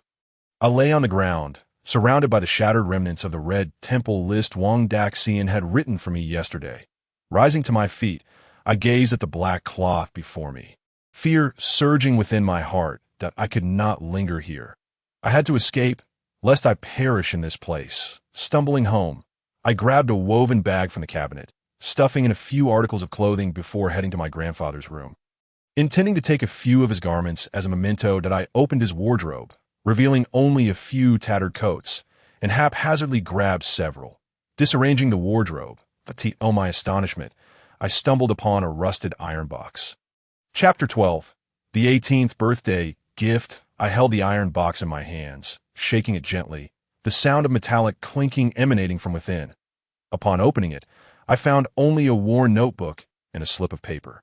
There is also a faded photograph, black and white, of my grandfather seated in the center, my father to the left, and the mother who abandoned me on the right, her belly slightly rounded. Behind them stood what seemed to be a newly constructed flat-roofed house. Red bricks casually piled nearby, all of them wearing smiles that radiated warmth. It appeared to be a family portrait taken before my birth. If I had not been born, would their lives have remained so blissful? Shaking off the thought, I folded the photograph in half, relegating the memories of my father, who sought to kill me, and my mother, who abandoned me, to the back, leaving only my grandfather's image, which I carefully tucked into my inner pocket. Sitting on the ground, I placed the iron box before me and picked up the slip of paper. It was slightly crumpled, as if it had been tightly grasped, and contained a string of numbers along with a name. Lushan. Lushan. Old Lou. This was the phone number of the dormitory supervisor for my previous residence. Why was it with my grandfather? I recalled that during the time, I was feverish after encountering a ghost. Old Lou had stopped my grandfather when he came to collect me. Perhaps it was then that Old Lou had passed this information to him. Why would Old Lou leave his phone number with my grandfather? After I saved the phone number into my mobile device, I set the slip of paper aside and opened the tattered notebook. The pages were filled with my grandfather's handwriting, meticulously documenting the events that transpired after my birth. Each stroke imbued with a sense of helplessness. It was not until I reached the final page that I found only a few sparse lines. The ghostly hall has intertwined the lives of my second sister and me. I do not wish for Xiao Tai to be involved. I desire for him to grow up healthy and safe. However, Lushan asserts that if Zhou Tai does not engage with this ghostly hall, he shall perish. Thus, I shall alter his fate, amend this cursed destiny. The ink on the page was blurred by 2 drops of water. I attempted to wipe it away with my sleeve, but the stains only multiplied. I closed the notebook and dried the tears that had been streaming down my face. It dawned on me that the indecipherable note I had found while changing my grandfather's burial clothes contained the method to alter my fate. The special birthday gift my grandfather had referred to was this very thing. Had it not been for the need to change my fate, he would not have ventured far and consequently would not have died. Thus, my grandfather's demise was a result of my existence. It was indeed, as they had said. Both my grandfather and father had perished because of me. In that damned hall, I rose to my feet. My chest no longer filled with fear, but with an overwhelming fury. I tucked the notebook into my bosom and stormed out of the house, heading directly to the paper offering shop. I kicked open the door and strode into the small room at the back. Upon opening the door, I glared fiercely at the black cloth, grasping my grandfather's scissors from the offering table. I noticed they gleamed ominously Cool to the touch, I overturned the incense burner on the table, placing my foot atop it, positioning myself level with the black cloth. Without hesitation, I snipped at it repeatedly, tearing it into strips. Still unsatisfied, I stamped my foot angrily upon the remnants. I refused to leave. If you have the capability, then kill me. As I departed, I glanced back at the overturned incense burner, feeling agitated, and smashed it to the ground, flipping the table in my wake and shattering the door of the small room with a kick. Upon exiting the shop, my anger had subsided considerably, and I intended to return home, grab my belongings, and leave. However, halfway there, an unusual sight caught my attention. A python, as thick as a man's arm, coiled upon a tree no thicker than my thumb, its head resting on a branch, flicking its tongue while its vertical pupils fixed on me unblinkingly. The weight of the serpent did not bend the tree. Even the branch showed no signs of breaking. Gazing at the serpent, I recalled the entry on the first page of the notebook that spoke of a python that aided my grandfather in intercepting the Grim Reaper. In that moment of eye contact, I felt it could consume me whole at any moment, a cold wave of fear washing over me, rendering me immobile. For a long while, the python remained poised on the branch as I tentatively shifted my feet. Its gaze followed my movements. Ultimately, unable to endure the torment any longer, I bolted home, seizing the lock on the door and securing it. Pressing my ear against the door, I heard no sound of the python slithering. Back in the inner room, I lay on the bed, holding the scissors my grandfather had used. Midnight. The wind outside disturbed my slumber, awakening me that I opened my eyes to find the window blown open, cold air rushing in and causing me to shiver. I attempted to rise and close the window, but found my body unresponsive. My drowsiness vanished in an instant. Though immobilized, my vision remained unobstructed. I could clearly see the window opening and closing with the wind, accompanied by a creaking sound that I recognized it as the sound of the window scraping. Yet the pitch black outside, where I couldn't see my hand in front of my face, combined with that noise, quickened my breath. Suddenly, I heard footsteps approaching, the sound growing ever nearer. Terrified, I shut my eyes tightly. The footsteps ceased at the edge of the bed. Peeking through a narrow slit, I was met with a large face. Its breath was clear, yet the air it exhaled was chillingly cold, its eye sockets dark as it grinned widely, revealing yellowed teeth. Even from a distance, I could smell the foul odor emanating from it. I jolted awake, sunlight streaming in, the window now closed. Rising, I felt as if my entire body had been crushed and battered. That I glanced at my phone, which indicated it was already 10 in the morning. I could no longer distinguish whether the events of the previous night had been a dream or reality. That I pulled the window to check. It was securely locked, impossible for it to have been blown open. I dismissed it all as a dream. Just as I was about to leave the bed, I noticed two distinct footprints on the floor. My shoes sat beside them, a full size smaller, thus they could not possibly belong to me. Remembering how I had torn the black cloth into strips, it was only natural to assume that they were seeking retribution. If you have the ability, then scare me to death. Kill me. If you can't kill me, then you're all worthless. After enduring this for a week, I had lost weight, and when I looked in the mirror, my pale complexion startled me. That I opened my phone and dialed Lao Lu's number. The call connecting after 3 rings. Who is it? Lao Lu's indifferent voice was my lifeline. Uncle Lu, please help me. I think I'm going to die. Chapter 13, addressing the symptoms, not the root cause. Is that you? Xiao Tai. Unable to hold back my tears any longer, I cried out, it's me, Uncle Lu. Please come save me. I can't hold on much longer. After hanging up, I sent Lao Lu my address and waited from day to evening. Finally, I heard the rumble of a car outside. Without a moment to spare, I dashed out barefoot. Upon opening the gate, I saw Lao Lu's face unchanged from before. Upon seeing me, his expression darkened, his tone serious. What have you done? Why are you now haunted by vengeful spirits? I remained silent, and upon noticing my bare feet, Lao Lu softened his tone. Where's your grandfather? Call him out. I need to speak with him. Why grandfather is deceased. He saved a drowning child but succumbed to exhaustion and could not climb back. Lao Lu's hand stilled as he retrieved items from the trunk of his car, but quickly regained his composure. Merely sighing, it is all fate. Come inside. It's cold out here. Lao Lu carried a bag with a black exterior, obscuring its contents. Following him indoors, he surveyed the room before sitting on the bed and placing the bag beside him, from which I heard the sound of metal clinking. Before your grandfather passed, he sought me out, wishing for me to change your fate, but I declined. I lifted my gaze to meet his steady eyes. Why? Because the practices involve significant karma and consequences. I cannot bear the weight of it. I recalled the note tucked in my grandfather's clothing, which bore the word change. Yes, oh, that note was not written by you. Who wrote it then? Lao Lu shook his head in uncertainty, his expression suddenly stern. Now tell me, what have you been up to these past few days? Normally, no vengeful spirit should be able to approach you. I recounted the events of the past days and the red talisman that Wang Daxian had given me. After listening, Lao Lu chuckled, though his smile was devoid of warmth. Zhou Tai, you are truly naive. A purebred northeast tiger, I was taken aback by the rebuke. What do you mean, uncle? Lao Lu tapped my forehead lightly. Is your head filled with water? You possess a unique fate, and your birth chart is exceedingly yin. Such a fate attracts spirits. For over a decade, the Ghost Hall has protected you, yet you carelessly cut the talisman. Now they are angry and will no longer shield you. That if I hadn't come, you might have been scared to death in a few days. Furthermore, that great black python that sought you out at birth, it gathered its kin to protect you. How can you now turn against them like a backstabbing wolf? Observing my pallid visage, he hesitated before continuing to Do you have any rice, millet, sorghum, mung beans, or black beans at home? I shook my head. Not even rice? I nodded. Then what have you been eating? I pointed to the noodles hanging beside the stove. I've been eating these noodles. You haven't eaten anything else, have you?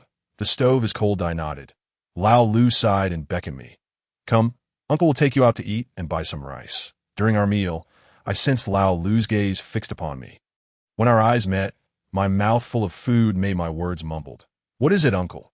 You must seriously consider this matter. If I do not intervene, I can assure you that you will die. Without protection, you will be tormented by evil spirits and succumb to illness. I can see this. Lao Lu lit a cigarette and inhaled deeply. If you die, your grandfather's efforts will have been in vain. Mentioning my grandfather caused me to swallow my food hard, my eyes reddening. My grandfather's dying wish was for me not to leave, not to engage, regardless of whether you leave or not. It does not concern me. You can choose not to seek me out to establish a talisman, but you must never go back to that Wang Daxian. He's a complete fraud. I suspect the village chief who took you there is in cahoots with him. I instinctively furrowed my brow, preparing to retort, but old Lu spoke first. There's no need to rush to contest my words. Once you've attended to your matters, we can go and see for ourselves, and the truth will reveal itself. Upon returning home, old Lu mixed the grains he had just purchased and instructed me to wait in the courtyard.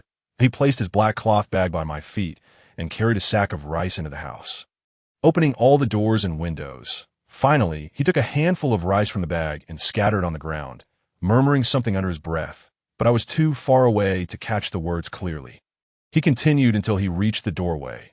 Pausing at the stove, beckoning me to bring over the black cloth bag, I lifted the heavy bag, which weighed around 5 pounds, and handed it to old Lu, who rummaged through it and produced a red cloth, an incense burner, and a box of incense sticks.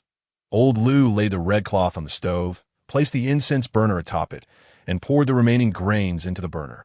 Retrieving 3 incense sticks from the box, after lighting them, he held them aloft above his head and proclaimed, "The kitchen god returns. All malevolent spirits retreat." He inserted the incense into the burner, and I felt an inexplicable sense of comfort as the smoke curled upwards.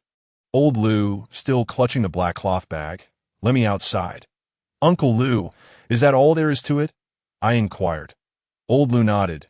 This merely addresses the symptoms, not the root cause. With your constitution, this remedy will only serve you for a few days. He walked out of the courtyard, placed the black bag in the trunk, and got into the car that I stood there, watching him when old Lu frowned. Get in the car, were you pondering? I thought you were leaving. I replied. Leaving? Nonsense. I'm taking you to confront that scoundrel and demand our money back. I can see this. Old Lu cast a meaningful glance in my direction. Our fates are intertwined.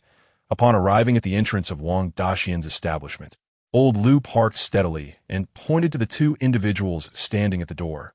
If I'm not mistaken, one of them is the con artist, and the other is the village chief. Correct? Peering through the glass, I nodded. That's them.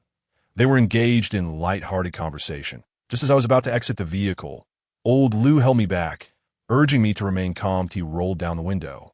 Allowing their voices to drift inside, I observed Wang Daxian discard a cigarette and produce a thick wad of cash from his pocket, handing it to the village chief.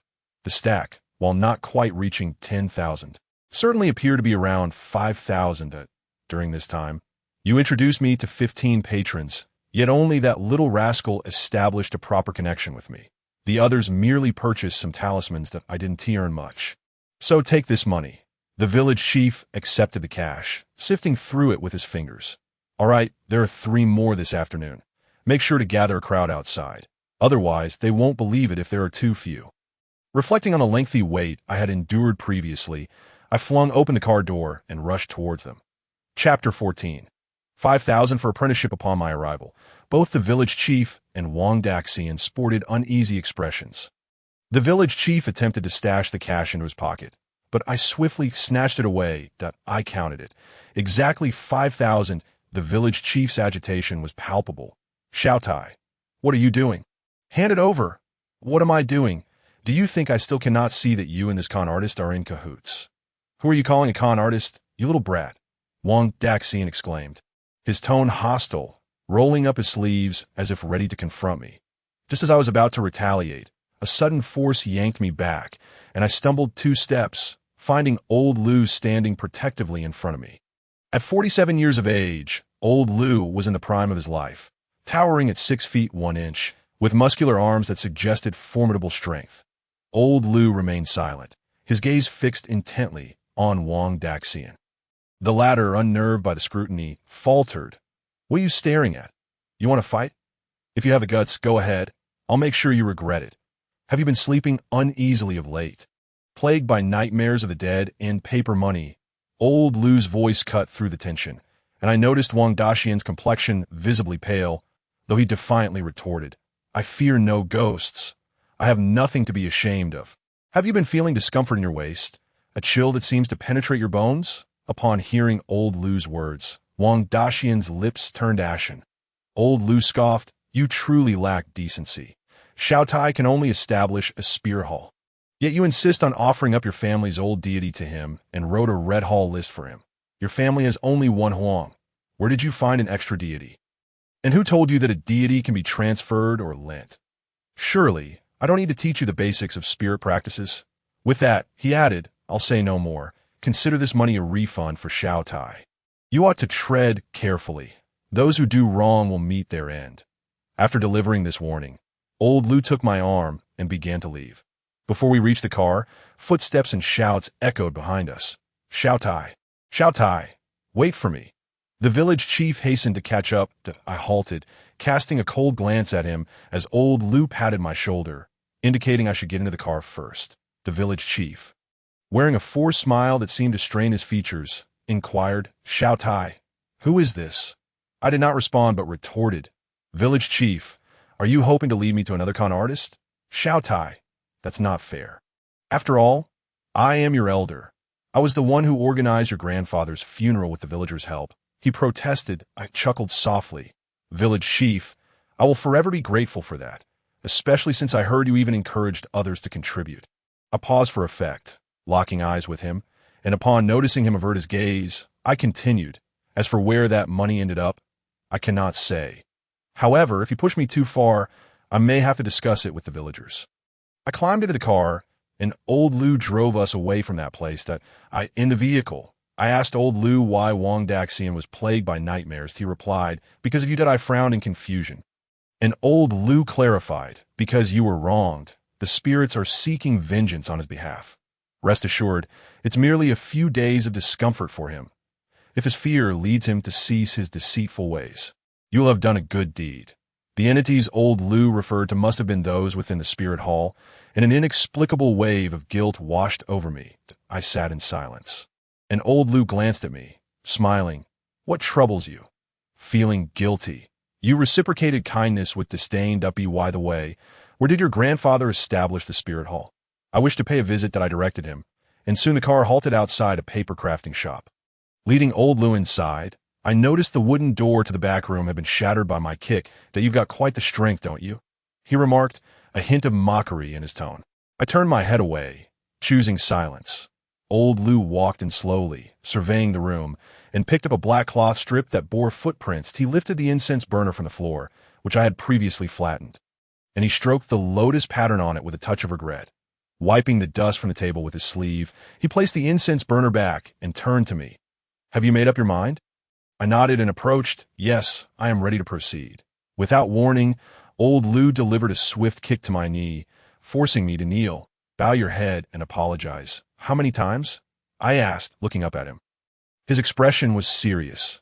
You will remain down until they forgive you. I managed to bow 3 times, preparing for a fourth, when Old Lou nudged my rear. Get up. Rising from the ground, I brushed off the dust from my knees. Have they forgiven me? Old Lou shook his head but then nodded. They have forgiven you, but with conditions. You must establish a spirit hall immediately. In a few months, you will turn 19, and you cannot delay any longer, so all I need is for you to draft a black hall list for me. Old Lou regarded me as though I were a fool. Go purchase some fruits and a suitable incense burner that catches your fancy. One that you will carry with you. Do not skimp on it, but it should not be excessively large. Additionally, procure a black cloth and some ink. The cloth should be 3 feet 3 inches and of good quality. I nodded, turning to leave, but quickly returned, producing the 5,000 I had retrieved from Wang Daxian and thrusting it into Old Lou's hands. He examined the cash in his grasp, tapping it lightly. I do not require this much for the establishment of a spirit hall, but since you have given so generously, consider it your apprenticeship fee. Noticing my intent gaze, Old Lou's face flushed with embarrassment. You little rascal, don't take advantage of me. I haven't taken on a disciple in over 40 years. If you're having second thoughts, it's perfectly fine that I stepped outside, calling master. I wandered through the county town, finally selecting an incense burner made of brass, featuring soaring ears that felt substantial in my hands. After purchasing it, I carefully tucked it into my bag, feeling an inexplicable joy, as though a heavy burden had been lifted from my heart. Returning to the paper crafting shop, I found it spotless. Even the door I had shattered had been repaired by Old Lou. I'm back, I announced, and Old Lou set aside his tools, casually coming over to take the items from me. Old Lou, did you do all of this? Old Lou chuckled while scolding me. You're so reckless. You're still quite young. You break a door and don't even think to replace the lock. You may not be very tall, but your temper is certainly formidable. He glanced at the fruits in the bag and slapped his forehead. I forgot to tell you to buy a ceremonial tray. Never mind. There are some plastic trays in the trunk. Go fetch them for now. Everything was prepared. I sat on a stool while Old Lou faced me, separated by a table. A black cloth lay upon the table, with brushes and ink beside it. Old Lou's expression was grave. The ghost hall differs from a normal hall. Xiao Tai. Are you ready? Chapter 15. The Yellow Weasel's Life Exchange. Now close your eyes and empty your mind. Do not exert control. Although half of your apertures are closed, the other half remains open. Soon, either a celestial being or a ghostly immortal will possess you, and their responses will vary. There is no need to fear. I nodded and shut my eyes. Despite the darkness, a faint light still lingered until Old Lou's voice resonated. Why does the old immortal of the Zhou family not come down for a chat? Upon his call, the light before me vanished, plunging me into a dense black mist. From this haze emerged a dark python, the very same that had obstructed my path before. The instant I beheld the serpent, a chill ran through my body, not a bone-deep cold, but rather a pressing weight upon my left shoulder, accompanied by a dull ache. Since the old immortal has descended, why not speak? Old Lou's authoritative voice echoed as the python faded, replaced by a woman clad in armor, wielding a long sword, with red eyes and flowing hair. Marked by a crimson seal between her brows, she sat astride a magnificent steed, the sword in her hand radiating a frigid light. At the sight of her, an icy sensation surged through me, as if an inexplicable, formidable force swiftly seized and occupied my body. Sawa the Python. Sawa. The name seemed somewhat unrefined, and my thoughts, it seemed, were heard by the woman before me. She looked down at me, rolling her eyes. Such resentment from the old immortal cannot be tolerated. Why not release it all? Upon hearing Old Lou's voice, So I let out a cold snort, dismounted, and approached me. With her sword poised at my neck, she spoke icily. What is there to say? For his safe birth, thousands of my kin have perished. Yet he tears my offerings and destroys my incense burners. There is nothing to discuss with him. Indeed, he was in the wrong. After approximately 10 minutes of negotiation, I could discern old Lu's voice growing hoarse. Only then did Suwa lower her sword from my neck. Huffing, very well, as you say, offering shall be made on the 1st and 15th days. Remember, I will only eat eggs and fruits, no meat, no alcohol. With that, she departed on her horse. Just as I thought it was over, the black mist coalesced once more, and a weasel emerged from within that it was about my height, but stockier. A ring of white fur adorned its mouth, and the black fur around its eyes resembled a mask. It did not transform into a human, but spoke directly. Huang Dachui, just bring me a roast chicken during the offerings. With that, it dashed away, leaving me bewildered in the mist. It seemed the grave king ought to make an appearance as well. The black mist solidified like a curtain drawn aside, revealing a woman. She wore a floral dress, her long hair styled high, yet her features remained obscured by a veil of fog. Upon her arrival, I felt a sudden chill, distinct from that which accompanied Suwa. My limbs turned icy, as if a cold wind surged through my bones. She approached me slowly, her frigid hand caressing my face before gliding to my ear. Suddenly, I felt a sharp tug on my ear, causing me to wince in pain. Grave King Zhou Xiofan, unfilial descendant. If I had my spear today, I would pierce you right through. Do you know how much effort I expended to summon Suwa? Old Lu's voice interjected. What is your relation to Zhou Tai? I am his second aunt. As Zhou Xiofan spoke, the mist enveloping her face dissipated, revealing her striking beauty. Indeed, as my grandfather had often remarked, his second sister was remarkably lovely, with willow-like brows, apricot-shaped eyes, and cherry lips above a delicate nose. She would have appeared even more enchanting had her eyes not burned with fury. I could see this moment. My apertures were occupied, rendering me speechless. I could only muster a smile. Sighing deeply, my second aunt conveyed a profound sorrow. Why cling to such delusions? It is folly to defy fate, and even more so. At this, she fell silent, casting a penetrating gaze upon me. Even more so, what did she intend to imply? Especially not for this little rascal.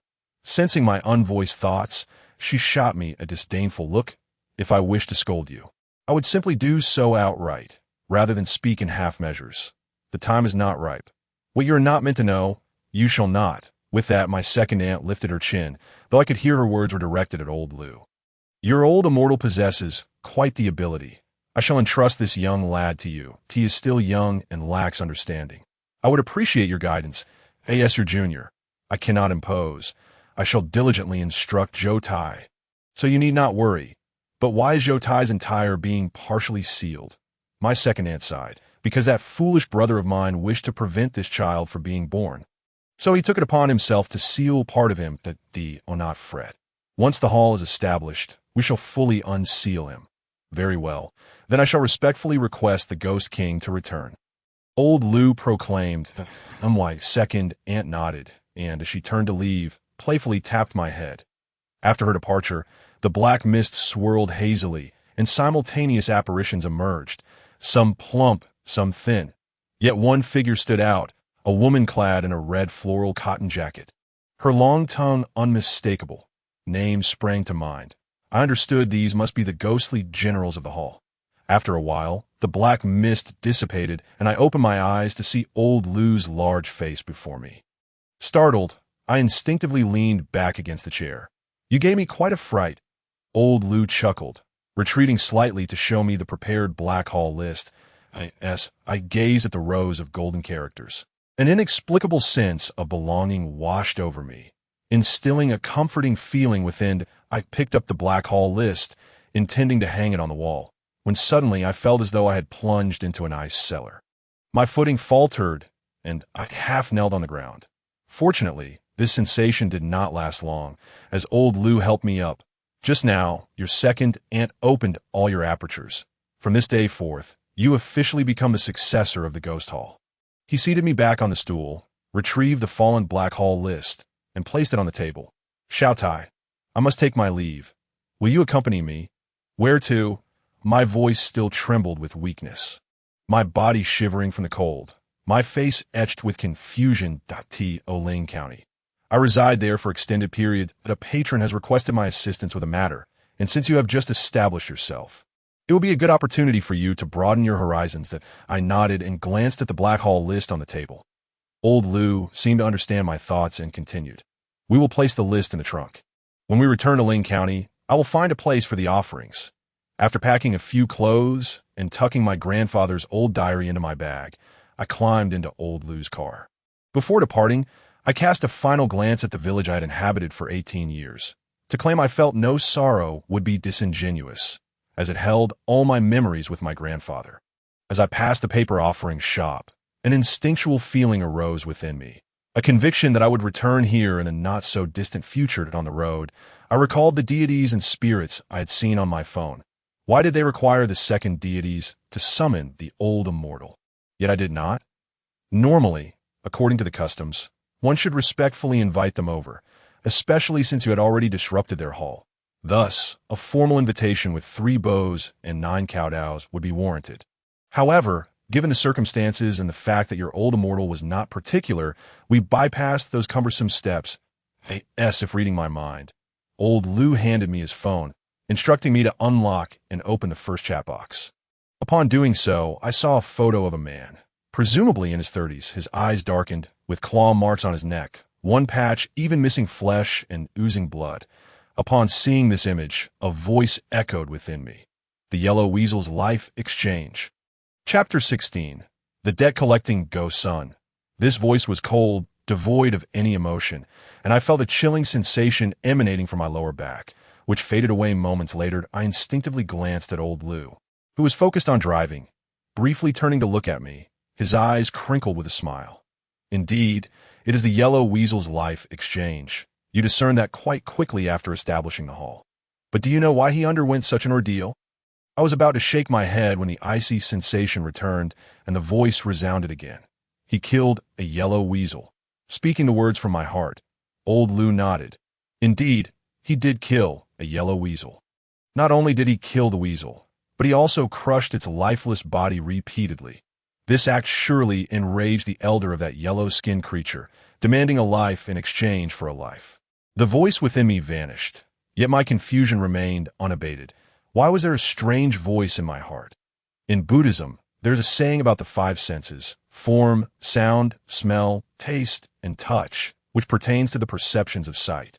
Hearing, smell, taste, and touch. The term refers to the judgments and distinctions produced in the mind by these 5 perceptions, that is, the spirit. However, this describes ordinary individuals, for someone like us with all our orifices wide open. Our senses are occupied by these celestial beings, that if they wish to communicate with you, such situations will arise. This phenomenon is referred to as heart communication, as well as eye communication and ear communication. Literally speaking, heart communication allows one to converse with them mentally. Eye communication refers to the ability to see beyond the ordinary, and ear communication signifies the capacity to hear their words. Of course, the ultimate authority lies with your masters, who will determine what you see, hear, and know.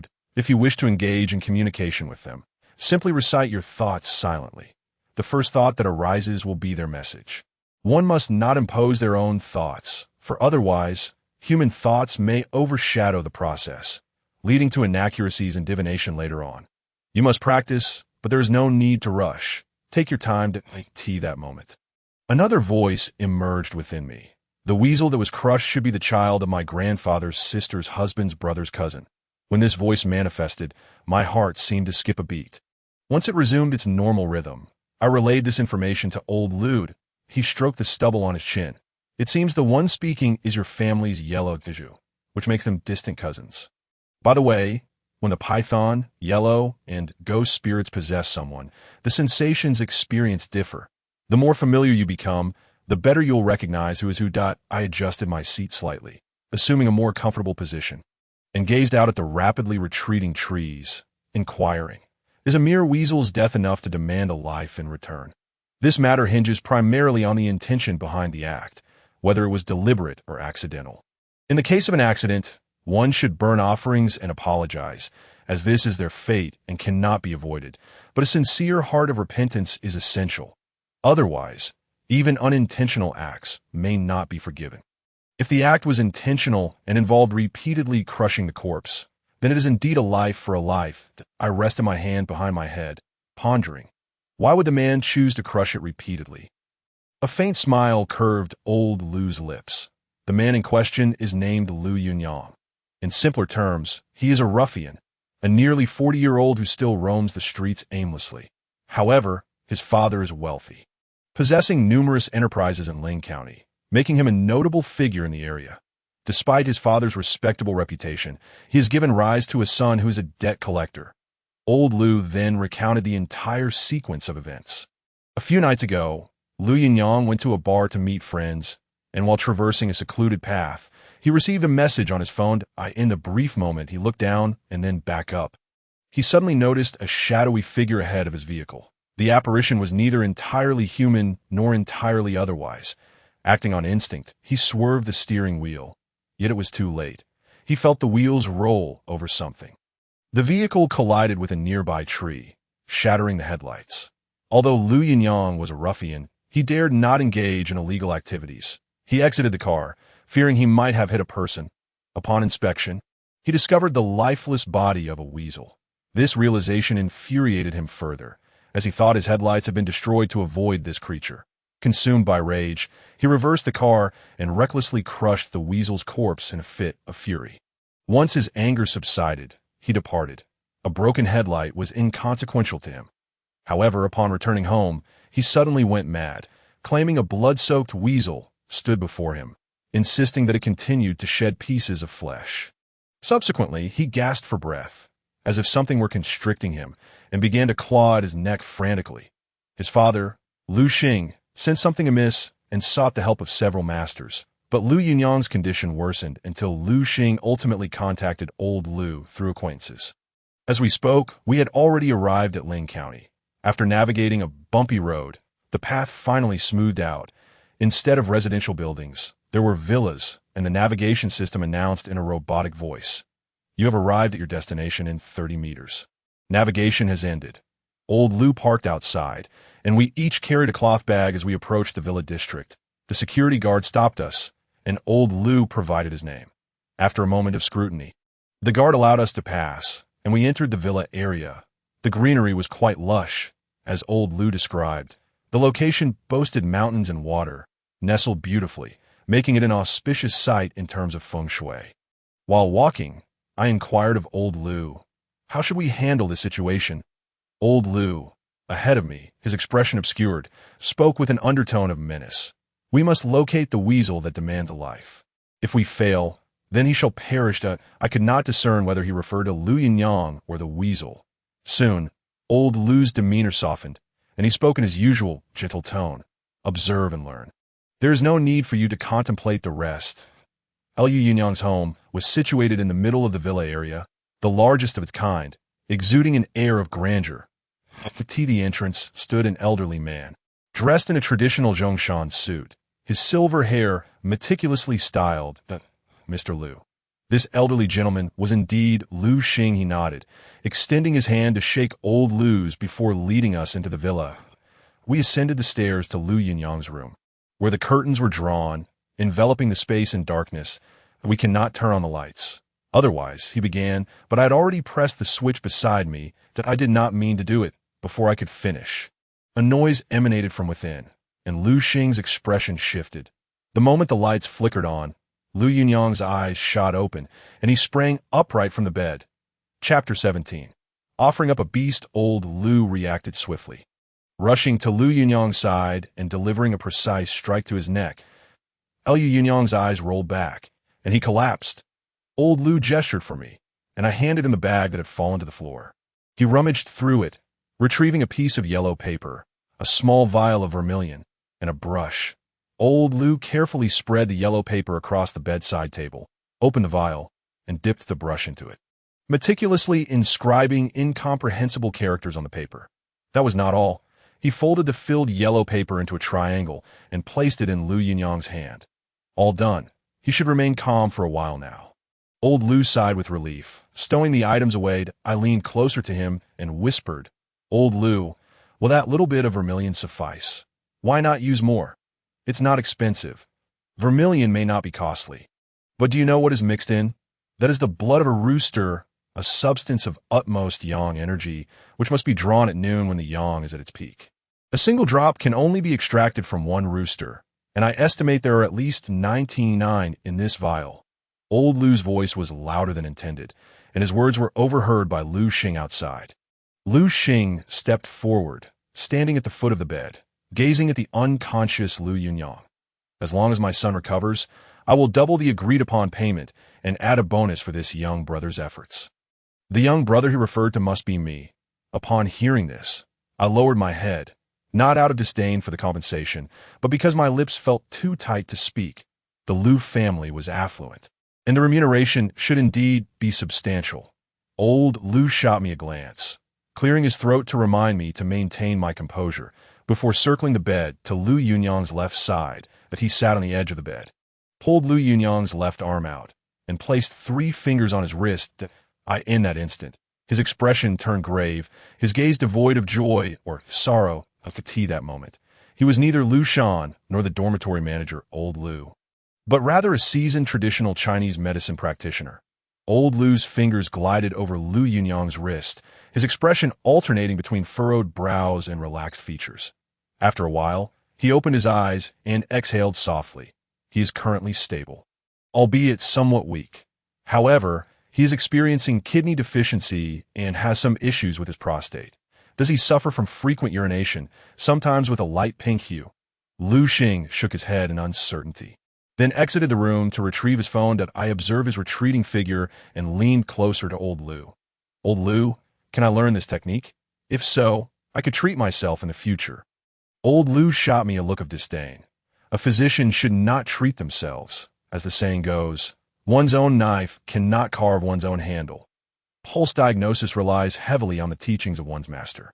Some masters specialize in traditional medicine, others in herbalism, while some focus on osteopathy. It depends on whether there are capable individuals in your lineage. I felt perplexed. How can one know if there are skilled practitioners in their lineage? Old Lu smiled mysteriously. "You will find out tonight in your dreams." Before I could continue speaking, Lu Xing entered from outside, clutching a phone in his hand. Only when he approached it, he tucked the phone into his bosom. I had just inquired, and indeed, Yin Yang had visited the urology hospital. His medical records matched exactly what you had mentioned. Lu Daxian truly possesses remarkable abilities. What do you think Yin Yang should do now?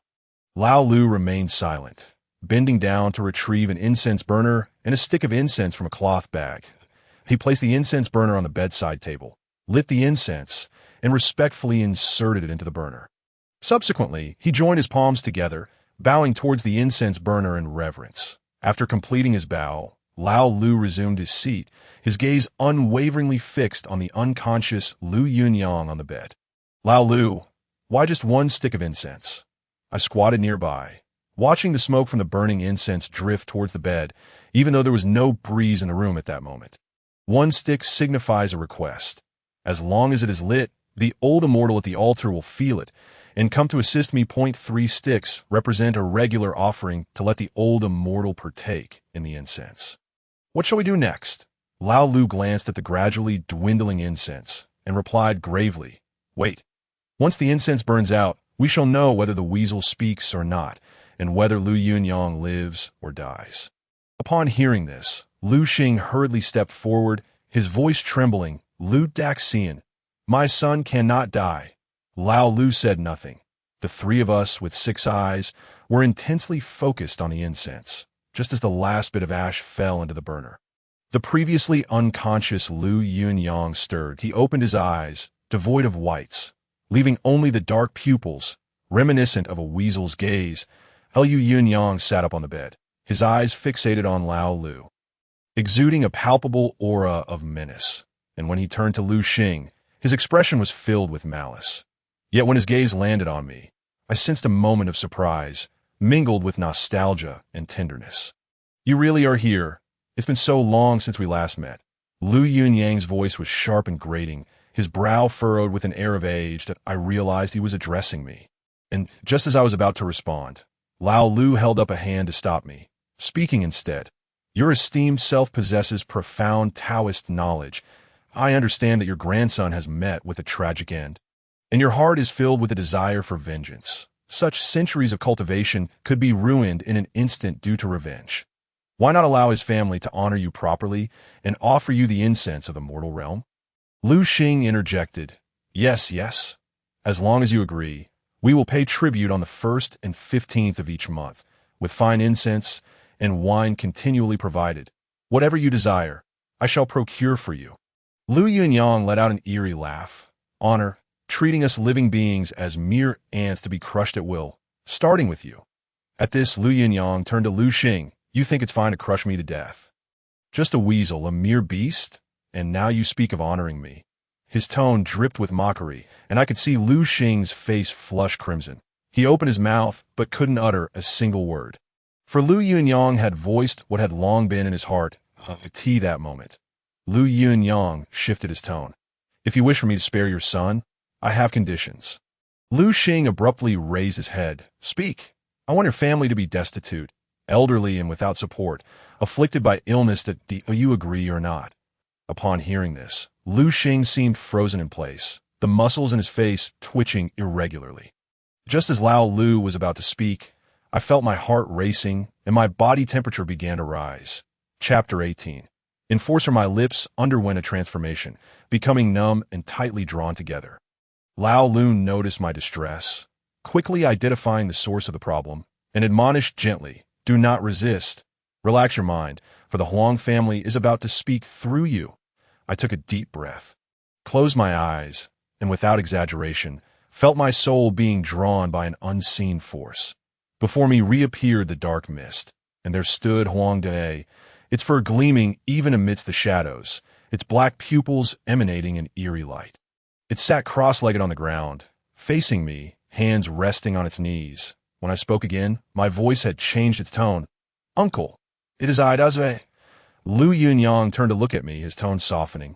Dazue, why did you take so long to come speak with your uncle? My voice turned mournful. Uncle, you can file a complaint, seek the Great Seal above, but you must not act unlawfully. File a complaint. A complaint cannot resolve the hatred in my heart. I would rather destroy centuries of cultivation than let him escape with his life. Uncle, cultivation is arduous. Moreover, on the path of cultivation, there are bound to be various tribulations. This is just the life and death tribulation of Xiao Pao. Xiao Pao. That must refer to the weasel that was crushed to death, that I thought to myself. Yet words continued to spill uncontrollably, though Xiao Pao's physical form is destroyed. His primordial spirit remains. He can continue to cultivate. Uncle, he has already been tormented to the brink of death, and he will surely face retribution in the future. Lu Yunyang ceased speaking, his pitch-black eyes shifting. The death penalty may be evaded, but the living penalty is inescapable. Within 5 years, he will suffer from excruciating headaches, and no painkillers will alleviate them. Every full moon, or when Yin energy is at its peak, he will endure pain as if crushed by a colossal weight. This is only the first condition. The second is that you must honor my grandson in your home. On the 1st and 15th of each month, I demand 3 kneels and 9 bows from Lu Yunyang, along with incense offerings for repentance. The third requirement is a cart full of gold ingots, and I demand a temple be built for me. All these must be delivered tonight, or else I shall not wait. Do you agree or not? Upon hearing Huang Gaoshan's first condition, Lu Xing's face remained flushed, and when the second condition was mentioned, his complexion nearly turned the color of liver. His breathing became erratic, his chest heaving violently, veins on his neck becoming prominent. I agree. Huang Gaoshan lowered his body, and as I emerged from the dark mist, I opened my eyes to see Lu Xing's sullen face. Before I could speak, Lao Lu winked at me, signaling me to remain silent. He cleared his throat. Mr. Lu, can you gather a cart full of gold ingots? Lu Xing, recovering from the earlier scene, glanced at the once again unconscious Lu Yunyang and shook his head slightly. I know someone who can help you procure a cart full of gold ingots. However, if it's urgent, the price may be a bit higher. Lu Xing waved his hand dismissively, no matter the cost. As long as my son recovers, I shall pay anything. He kept his gaze fixed on Lu Yunyang's face, yet there was not a shred of warmth or compassion in his eyes. In my mind, I heard Huang Dezue's voice. He believes his son is unworthy, tormented by a beast to such an extent. Moreover, he thinks you and Lu Shan are of no use. Why not simply kill that beast? I overheard all the communications between Huang Dezue and Huang Gaoshan within the dark mist. I had thought Lu Xing would at least feel a twinge of remorse, but his thoughts diverged from my expectations. Lao Lu and I exited the villa, and on our way back to the car, he noticed my pallor. What's wrong? My voice was somewhat muffled. Why didn't Huang Gaoshan just kill Lu Yunyang directly? Lao Lu chuckled softly. Did your Huang Dazue tell you what Lu Xing was thinking? If Lu Yunyang were to be killed, Huang Gaoshan's centuries of cultivation would be destroyed in an instant, and he would be judged by the enforcers of that realm, facing penalties that could severely damage his primordial spirit. The hardships endured by these furred creatures to achieve true cultivation are beyond our imagination. It is not merely a matter of hours or days, but centuries of perseverance. When these beings err and take lives, they will ultimately face punishment, yet such punishment should not fall upon Huang Gaoshan. And do you think Lu Yunyang will have it easy over these 5 years? As he spoke, Lao Lu gazed up at the pitch-black sky, devoid of clouds, his mood seemingly quite pleasant. A smile playing at the corners of his mouth. Are there enforcers in that realm too? Lao Lu nodded. Of course, it is quite similar to the human realm, with houses and spirits. Some spirits lack descendants to burn money for them and must work. There are rules, and there are enforcers. I pondered Lao Lu's words, and before I realized it, I had reached the car and entered. Lao Lu did not rush to start the engine, but instead asked, "Where do you source those gold ingots?" I snapped out of my thoughts. The paper ingots are mostly folded by my grandfather, who said those made by hand differ in value from those produced by machines. However, it seems someone approached my grandfather about a potential collaboration. Upon hearing this, Lao Lu's eyes lit up. "Do you have that person's contact number?" I exited the car and rummaged through my bag for my grandfather's phone book. Lao Lu followed suit, and as I flipped through the pages, I eventually found that person's number in the corner of the last page. This person's surname is Zhao, full name Zhao Dezhu, with a factory located near my grandfather's home. Lao Lu dialed the number, and upon hearing the purpose of the call, Zhao Dezhu's voice became alert, and after a moment, he spoke slowly to "Here's the deal. The standard price is 20. But given your volume and the prospect of long-term collaboration, I can reduce the price to 15. Lao Lu continued to grapple with him for several rounds, seeing that Zhao Dezhu was unwavering in his stance. Lao Lu, feeling quite satisfied, agreed to a shipment of gold ingots. Each shipment consisted of 500 bags of gold ingots, and Lao Lu provided a portion of the deposit up front.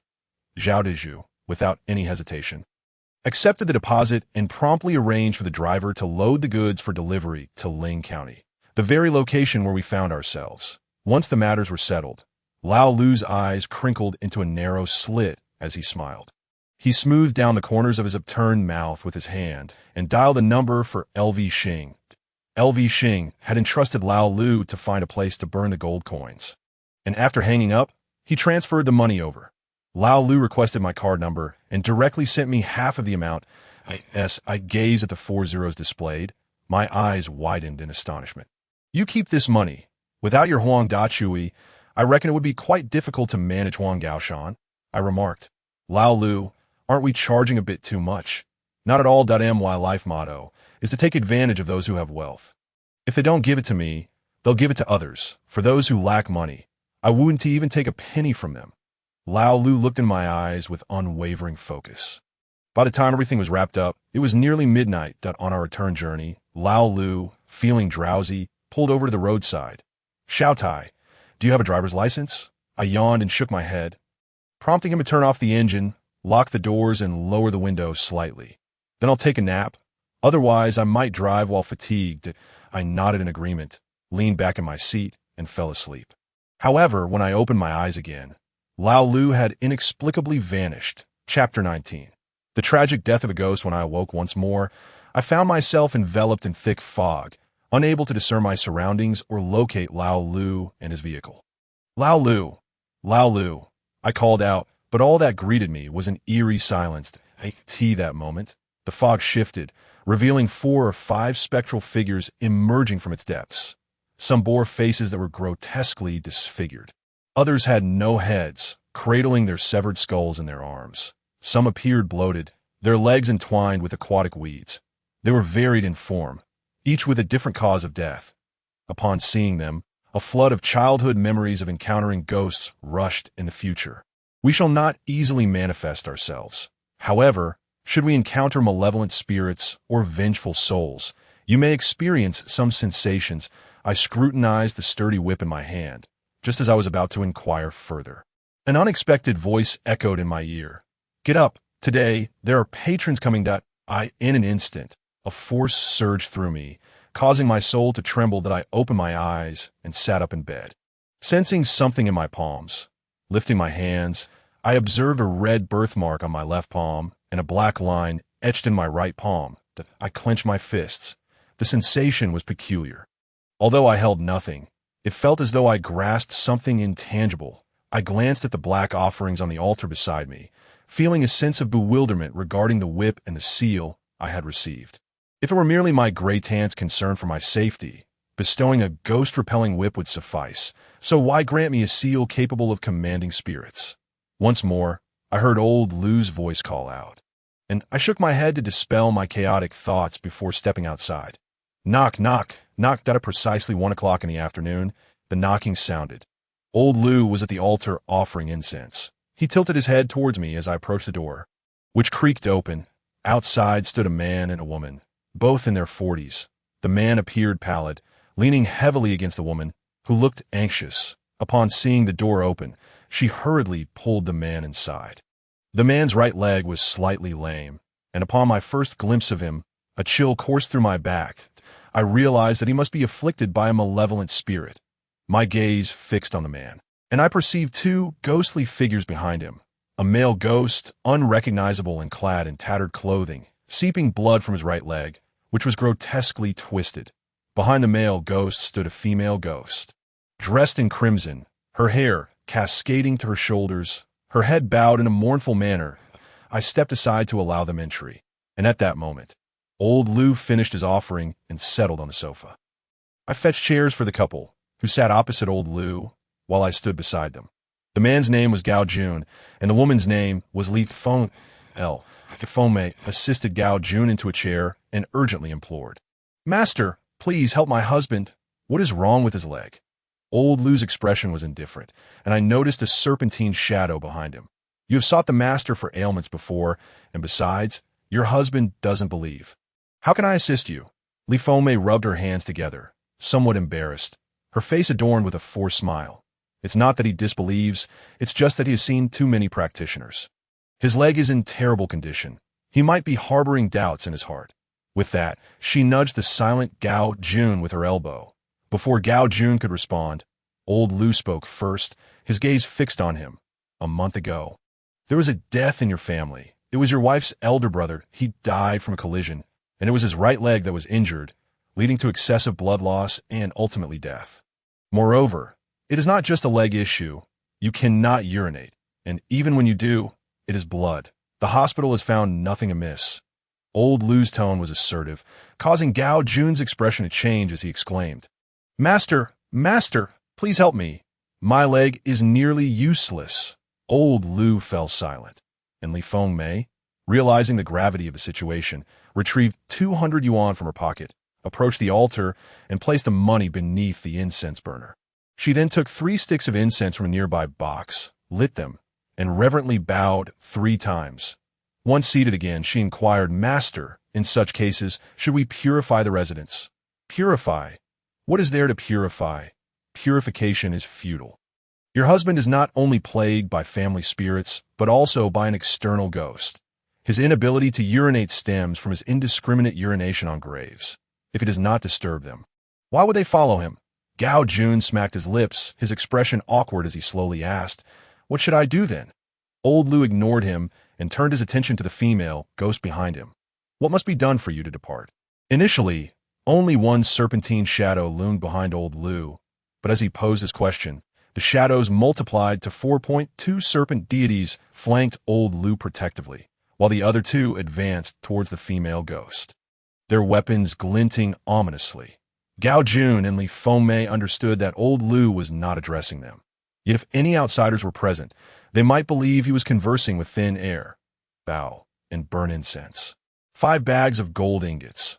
Old Lu conveyed the ghost's words, prompting Gao Jun to nod eagerly. Where should I burn them? Burn them where you urinated. Bow 3 times and offer 3 sticks of incense. Muttering that you were wrong. After Gao Jun acquiesced, the female ghost transformed into a wisp of smoke and departed. Old Lu then turned his gaze to the male ghost behind Gao Jun. And you? What do you seek? The male ghost remained silent, his eyes bulging as they locked onto old Lu's. The serpent deity beside him stepped forward, and sensing the pressure, the male ghost's form quivered involuntarily. Speak your mind. What are you afraid of? Old Lu's eyes narrowed, his temper flaring. Xiao Tai, fetch my cloth bag. Once the bag was brought forth, old Lu extracted several silver needles. Expose your right leg. I frowned at Gao Jun's right leg, which was grotesquely swollen, with some areas already decaying, emanating a foul odor. Old Lu approached with the silver needles, his gaze fixed on the male ghost. If you remain silent, I shall ensure your soul is scattered. I will count to 3. 1, 2, before he could reach 1. The male ghost transformed into smoke, attempting to invade Gao Jun's body. The 2 celestial beings beside him reacted swiftly, capturing the smoke in their grasp. Witnessing this, old Lu sighed and turned to Li Fengmei. If your brother refuses to speak, I will have him possess Gao Jun, so he may express his grievances. Chapter 21. Mediator Serpent Deities. Upon hearing this, Li Fengmei instinctively recoiled, shaking her head vehemently. However, upon seeing Gao Jun's swollen leg, she hesitated but ultimately consented. Old Lu rose and moved aside to gather the items needed for the ritual. He had once informed me that the spirit mediums are bound by karma. Everything possesses a spirit, and karma must be resolved. Otherwise, it leads to an endless cycle of suffering. Li Fengmei's brother, Li Ming, was entangled in resentment, seeking only Gao Jun, indicating an unresolved grievance between them. Old Lu positioned the incense burner before Gao Jun and retrieved a plastic plate from beneath the altar, carelessly arranging fruits upon it. In a moment, your brother Li Ming will directly possess Gao Jun. Remember, do not shout or panic, lest you disturb the spirit. Li Fengmei nodded fervently, even gripping her chair and shifting nervously. Old Lu lit a stick of incense, inserting it into the burner, and sat beside it with his hands resting on his knees that I clearly saw one of the serpent deities behind him merge into his body, becoming one with him. Old Lu did not open his eyes, yet his voice transformed. Release him. The tone was authoritative and deep, sending shivers down my spine. One of the incense sticks in the burner extinguished without a breeze. As Li Ming had now possessed Gao Jun, you were permitted to possess him and speak. Share your sorrows and grievances. Gao Jun's eyes flew open, his teeth clenched, and instead of speaking, he swiftly grasped his own throat with both hands. The speed and force so intense that his face turned a shade of purple. Old Lu shouted, "You seek death." At that moment, I lunged forward, straining to pry Gao Jun's hands away. Yet, the strength was overwhelming, and a phrase echoed in my mind. Ghost-repelling whip. Suddenly, I remembered the whip my great-aunt had given me. I grasped it in my palm, feeling its icy touch, and with a swift motion, I struck. To Li Fengmei's astonishment, my hand appeared to slice through the air without touching Gao Jun. Yet in the next moment, he let out a cry, releasing his grip and collapsing from the chair. Just as Li Fengmei moved to intervene, I extended my hand to block her, still clutching the ghost-repelling whip, silently marveling at its remarkable potency. The 2 serpent deities from old Lu's establishment approached Gao Jun, forcibly extracting Li Ming from his body. Li Ming's spirit was frail, and though he glared at me with malice, he quickly averted his gaze, intimidated by the whip in my hand. Today, even if I am scattered, I will ensure Gao Jun accompanies me to the netherworld. Li Ming bellowed, his spirit's resentment intensifying. What purpose does this serve? If he truly owes you something, you may convey it to me. I will draft a formal document to be sent to the underworld, and justice will prevail. However, should you seek to take a life in this moment, do you believe we will let you go? Old Lu's words were both firm and diplomatic, while I curiously observed Gao Jun, who lay momentarily unconscious from asphyxiation, pondering what he could have done to incite such wrath from Li Ming that my life was lost because of him. Li Ming was a truck driver but a month ago. He accepted a job on his phone, transporting goods from Ling County to a county under the jurisdiction of Jiang City. A normal round trip would typically take 7 days. However, as the anniversary of his marriage to his wife, Wu Aishua, approached, he seized every moment to drive while adhering to speed limits, all in a bid to return home on their special day. On the 7th day, just as he was nearing home, Li Ming's phone rang. It was Wu Aishua calling. He anticipated she was inquiring about his arrival time and answered the call with joy, only to be met with the most despicable sounds on the other end. The man who was betraying him was none other than his good brother-in-law, Gao Jun. Anger surged through him, and disregarding the speed limit, he pressed the accelerator, yet his focus was shattered at the thought of Gao Jun spending time with Wu Aishua. He wished to tear the two of them apart, but fate had other plans. In his moment of distraction, he noticed a vehicle stopping suddenly ahead. Startled, he instinctively swerved to avoid it, leading to a tragic accident where he met his demise. His body crushed, and his right leg grotesquely twisted. A spirit. Li Ming was engulfed in resentment, questioning why fate had chosen him to die instead of the two treacherous souls. His anger morphed into an obsession. He desired to exact revenge on Gao Jun. His spirit floated back to his home, where he witnessed Gao Jun and Wu Aishua exchanging affectionate glances at his own funeral. He felt the world's injustice weigh heavily upon him. Only I and old Lu could hear Li Ming's words, while Li Fengmei could only gaze hopelessly at her husband lying on the ground. After a long moment, she could no longer restrain herself and spoke. "Great master, why does my brother treat Gao Jun this way? Gao Jun has always been good to him, bringing gifts during festivals and introducing him to jobs. What could possibly be the reason?" I sighed softly and looked at old Lu, contemplating whether to reveal the truth to this unfortunate woman. Before I could voice my question, old Lu nodded slowly. I relayed every word Li Ming had spoken to Li Fengmei. Her expression shifted from confusion to shock, and finally to a pallor resembling ash. Ignoring my attempts to stop her, she approached Gao Jun, retrieving his phone from his pocket and unlocking it with his hand. Upon seeing the sordid messages exchanged between him and Wu Aishua, she trembled with rage before slapping Gao Jun awake. Upon awakening, Gao Jun was taken aback to find his phone in Li Fengmei's hands and was about to explode with anger, only to receive 2 more slaps from her. Holding the phone up to his face, Li Fengmei demanded, "Is this how you repay kindness? Good food can't compare to dumplings, and good fun can't compare to your sister-in-law, is it?" Just as they were about to erupt into a fierce argument, old Lu cleared his throat twice. "Enough? Li Fengmei, since you have provided money for the rituals, you're the primary party. You wish to resolve this matter?" Li Fengmei wiped away her tears, saying, "If this matter remains unresolved, how can my brother be reborn?" Old Lu shook his head. "He cannot. Even if this matter is resolved, he cannot be reborn because he died an unnatural death before his time. He must remain in this world until his natural lifespan concludes.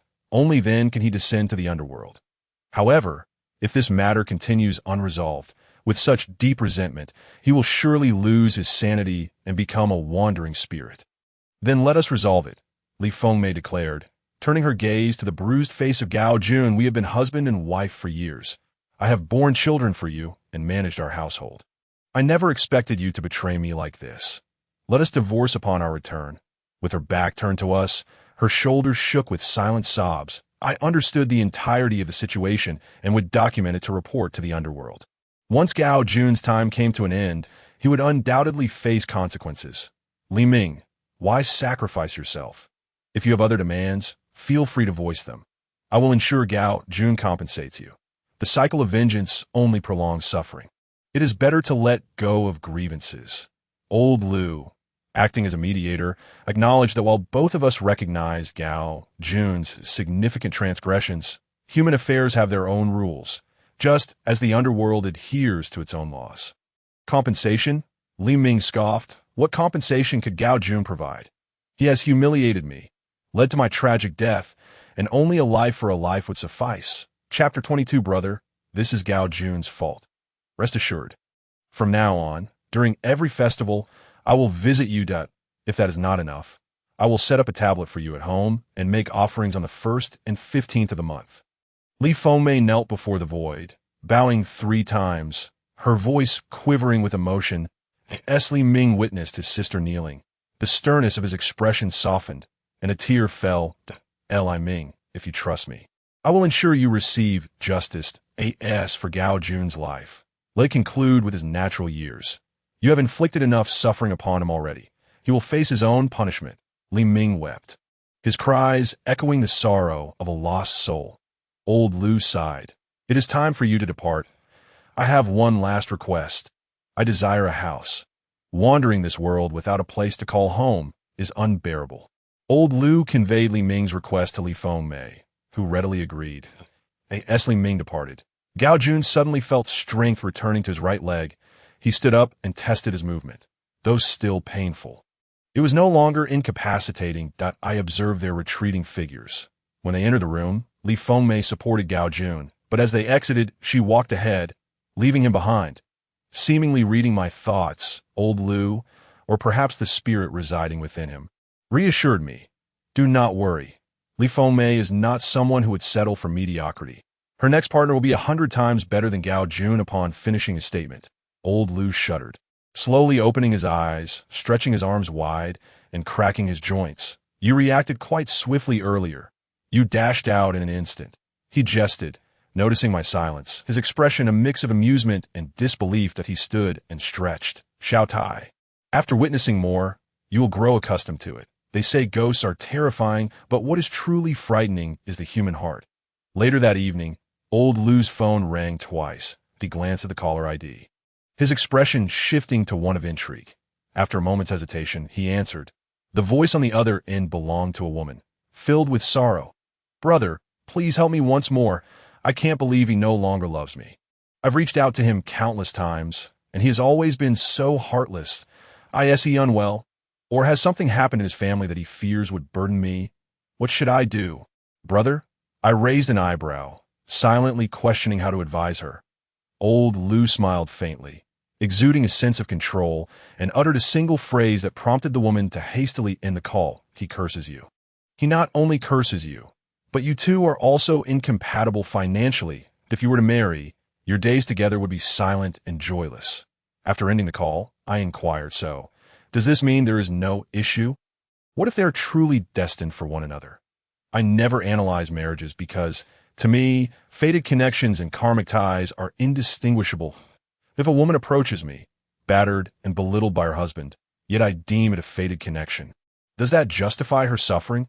Conversely, if she divorces and remarries a man who treats her well, but I label it a karmic tie, is that fair? I believe that as long as you are with this person, feeling joy, happiness, and a sense of hope for the future, it is indeed a good fate. Moreover, I must assert that my observations are not unfounded. Their astrological compatibility is misaligned, and their destinies are not meant to intertwine. Besides, she does not harbor profound feelings for this man. It's merely a matter of pride. Life continues in its unremarkable manner. Old Lu consults a few divinations daily while I assist him. If we earn a decent sum today, we will dine out. If not, we will eat at home. 3 days later, I received a call from Zheng Xiao. Hey brother, are you free? Could you bring me something to eat? I'm stuck in the hospital on a 4 drip and can't step out, afraid of the reaction to the infusion. That I glanced at the clock. It was 11 at night, precisely the hour of the rat. And his voice was weak and feeble. Just as I hesitated, a voice echoed in my mind. Go. Which hospital are you in? Tell me what you would like to eat, and I'll bring it to you. Once I ascertained the hospital and room number, I approached old Lu's room. Hearing the television still playing inside, I tapped lightly 3 times, informing him of my intention to go out. I casually picked up some bread and milk at the supermarket and drove towards the county hospital where Zheng Xiao was staying. Upon reaching the 3rd floor, I peeked into each room until I finally found Zheng Xiao in the last one. He appeared quite ill, seated on a stool, while a sinister-looking old lady sat on the stool across from him. Chapter 23. A dog's eye sees no gentleman. The ward where Zheng Xiao was located was spacious, furnished with 4 rows of stools, yet only Zheng Xiao and the old lady occupied it. The elderly woman wore an expression of resentment, glaring at Zheng Qiu, who seemed oblivious, engrossed in his phone. Dressed entirely in black, I instantly recognized her attire as that of a burial garment, and it dawned on me that this old lady was a ghost. Hearing footsteps, Zheng Qiu lifted his head, and upon seeing me, he offered a sheepish smile. "Thanks for coming. Shao Ti, I eat at ITS, just that this anti-inflammatory medication is a bit harsh on my stomach," as we exchanged pleasantries. I casually glanced at the old lady and noticed that the color of her burial garment appeared somewhat off, as if it were damp. "Brother Qiu, what happened to you?" I asked, tearing open a bread packet for him. He devoured it ravenously, and I opened a bottle of milk for him as well. After swallowing hastily, Zheng Qiu choked a bit and took a few gulps of milk before exclaiming, "It's all that Skinflint boss's fault." He insisted we experience the winter atmosphere and organized a team-building hike. I came back only to find myself running a fever for the past 2 or 3 days. The first couple of days were manageable. I could leave early, get my 4, and still return home for dinner and sleep. Today, he insisted I rush a project as progress, and I had to work overtime while sick. Is he even human? I nodded in agreement and cut to the chase. "Have you dreamt of the old lady recently?" I briefly described her appearance, and Zheng Qiu, taken aback, removed the bread from his mouth, his eyes widening in surprise. "How did you know?" "That's my grandmother. She passed away many years ago. Ever since, I've been dreaming of her watching me from a distance." Zheng Qiu pointed to his dark circles under his eyes. I examined them closely. They were indeed a telltale sign of attracting spirits. I gestured toward the old lady's direction. "She's right there, glaring at you with malice." Zheng Qiu could not see her, but sensed my pointing at nothingness. Yet, piecing together my earlier words, he began to fidget nervously. "I haven't done anything to provoke her. Besides, it's been many years since her passing, and why mother burns money for her during festivals. Why is she haunting me now?" His voice trembled, and his hands quivered slightly. That moment, I felt the old lady's gaze intensify on me, and she rose from her seat. I scoffed, conjuring a ghost-repelling whip visible only to her and me. As the whip emerged, her expression shifted, and she retreated back to her stool. "Speak quickly and leave afterward." Zheng Qiu was dumbfounded, witnessing me converse with the void and gesticulating as if in discourse. Had I not accurately described the old lady's appearance, he might have thought me mad. "The grave is leaking. They all know but refuse to repair it." The old lady's voice dripped with bitterness as she lifted her sleeve to reveal water stains. I relayed her words to Zheng Qiu, who, disregarding the late hour, immediately called his father. "The grave is indeed leaking. Not just your grandmother-s, but also your great-grandfather-s. We've had heavy rains lately, and we were planning to fix it tomorrow." Upon hearing this, Zheng Qiu's grandmother stood up with a huff and left the room. As soon as she departed, Zheng Qiu felt his fever dissipate. I asked a nurse for a thermometer, and it registered at 36.5 degrees Celsius, indicating a return to normal. Zheng Qiu appeared incredulous as, "Oh, my fever these past 2 days was related to my grandmother. She was so fond of me when she was alive, always sharing her treats. Why is she tormenting me now?" I resumed my seat. Spirits that linger too long in the mortal realm gradually lose their emotions and desires over time. Your grandmother, having passed several years ago, has likely lost all attachment to you.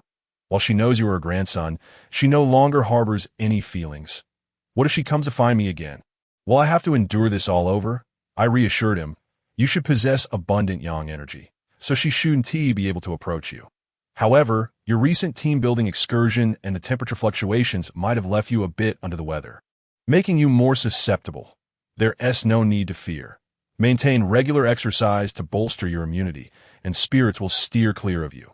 After Zheng Qiu finished his 4-drip, we parted ways at the hospital entrance, where he handed me 300 yuan from his wallet. Aware of the customary practice, he said, "You helped me resolve this matter. I should offer more, but I don't have much left." I took 2 bills from his hand and nodded toward his car. 200 is sufficient. This is merely a gesture of friendship. Get in. I'll drive you home." Upon returning home at 3 in the morning, I had barely closed my eyes when my phone rang again.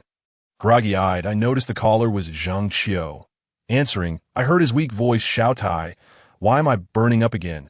At that instant, an image flashed in my mind. Zheng Qiu lying in bed, his grandmother standing beside him. and next to her stood a red fox, about a meter tall. Their expressions bore no malice. Instead, they appeared calm as they stood by the bed. A sudden realization struck me. This fox and ghost were coming for me. After confirming Zheng Qiu's address, I grabbed my car keys and dashed downstairs. 30 minutes later, I arrived at his doorstep.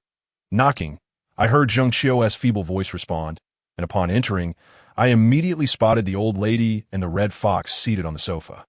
Upon noticing my arrival, the red fox lowered its head momentarily before lifting it again, seemingly greeting me. "What do you want from me?"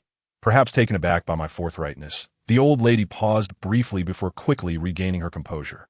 "This esteemed being and I wish to seek enlightenment at your hall." That I maintained a stern demeanor, positioning Zheng Qiu protectively behind me, as my presence could alleviate some of his discomfort. "That if you wish to see me, why torment your grandson further?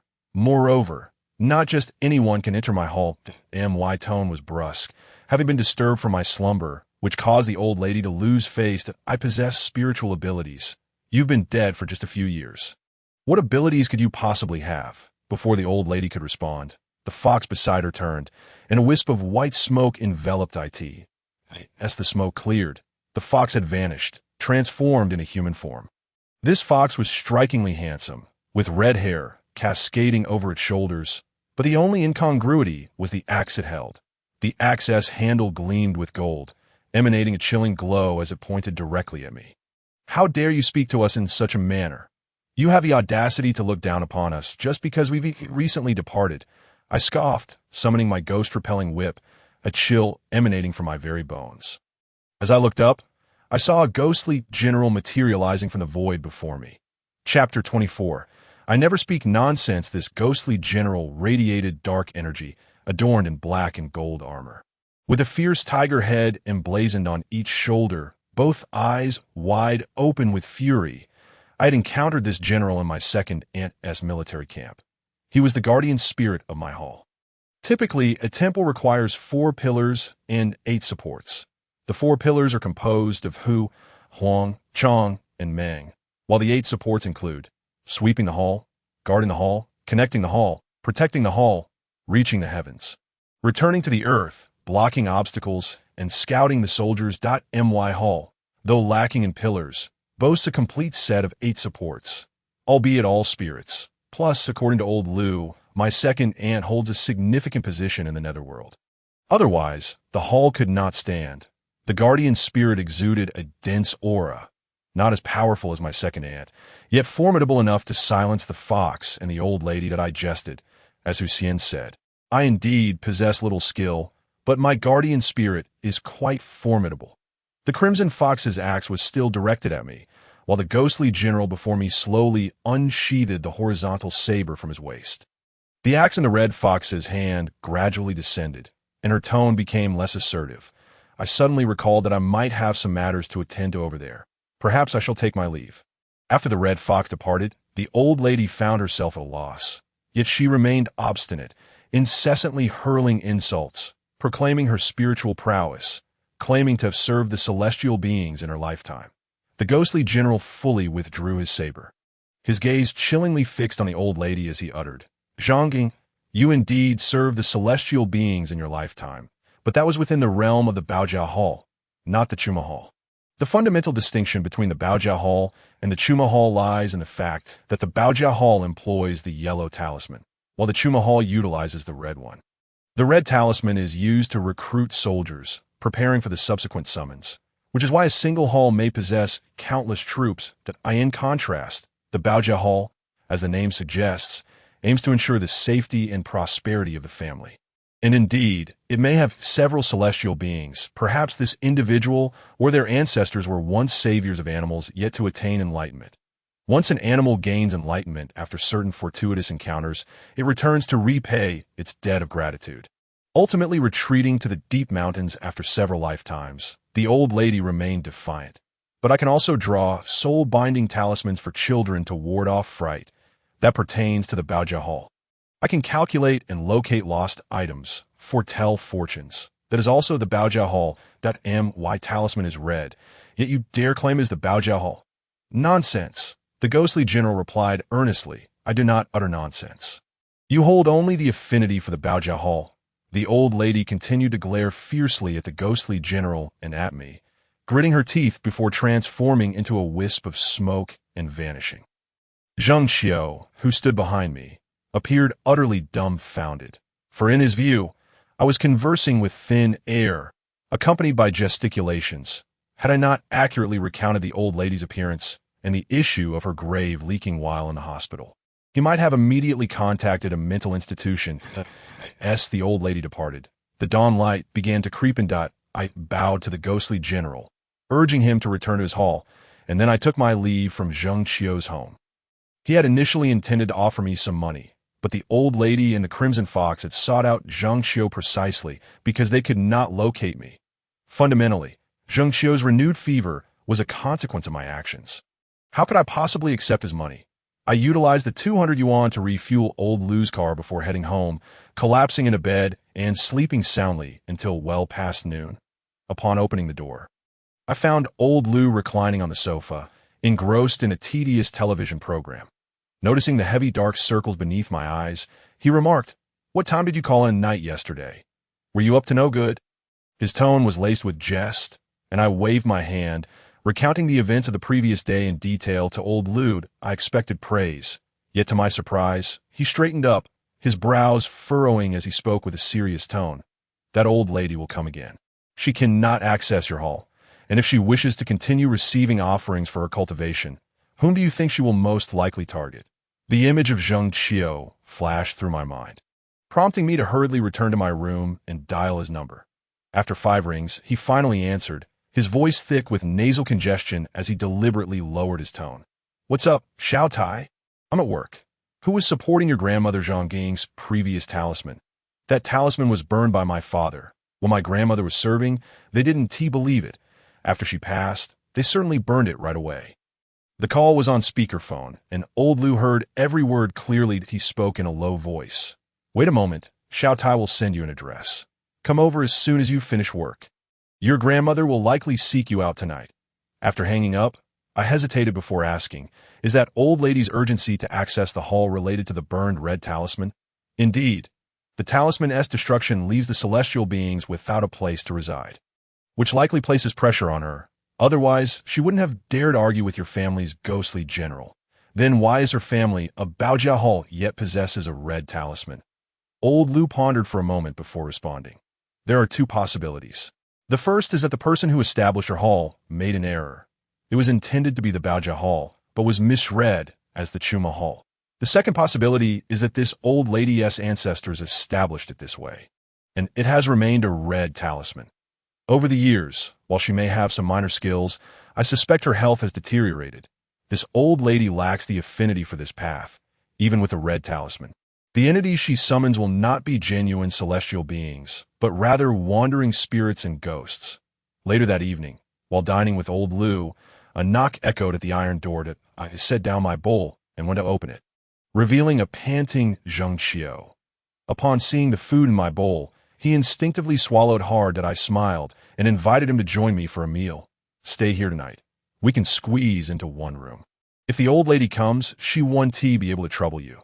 Zheng Xiao buried his face in the bowl, nodding vigorously. T2 did not wish to return to an empty room, which would frighten him. I recounted the situation to Zheng Xiao and inquired if he would be willing to establish a hall. He separated his face from the bowl and shook his head vigorously. "Xiao Tai, Lu Shu, I say this without any ulterior motive. I respect you both greatly. However, I have a legitimate job with prospects for advancement. Moreover, I have always been timid and have little interest in these spirits. I consider myself a half-atheist. If I were to face those spirits directly, I would surely be terrified." Old Lu and I chuckled at the expression on his face, chatting a bit more about how he wished to resolve this matter. He lowered his head, his tone somewhat despondent. "My grandmother treated me well when she was alive. I hope we can avoid harming her and find her a proper resting place. Just past 11 at night. I heard the voice of the protective, ghostly general. The old lady has arrived, and this time she has brought many companions." The moment the voice echoed, I shot my eyes wide open.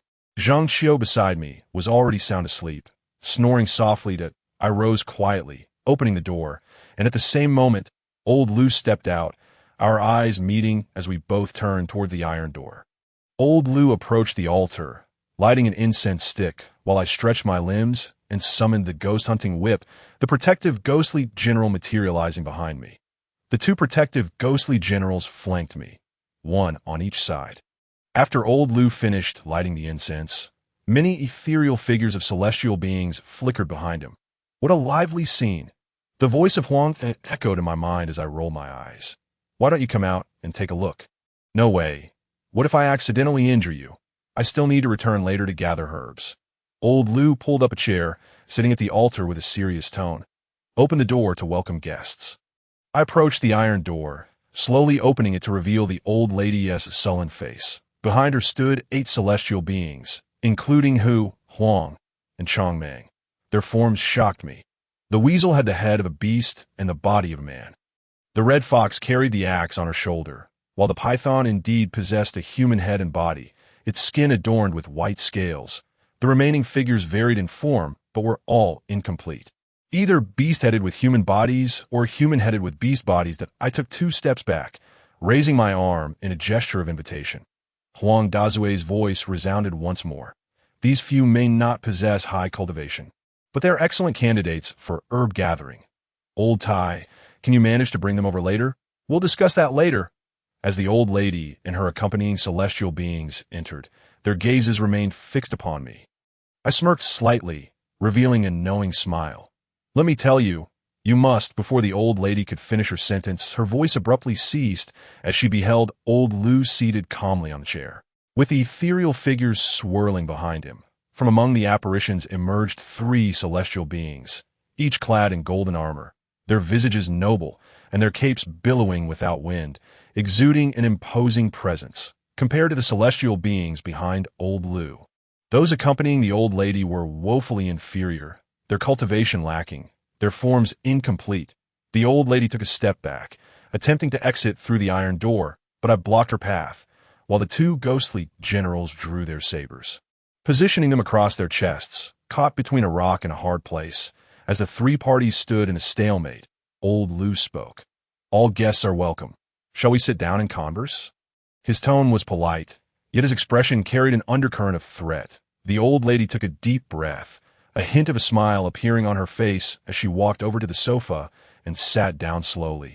I did not expect this young man to have such capable assistance.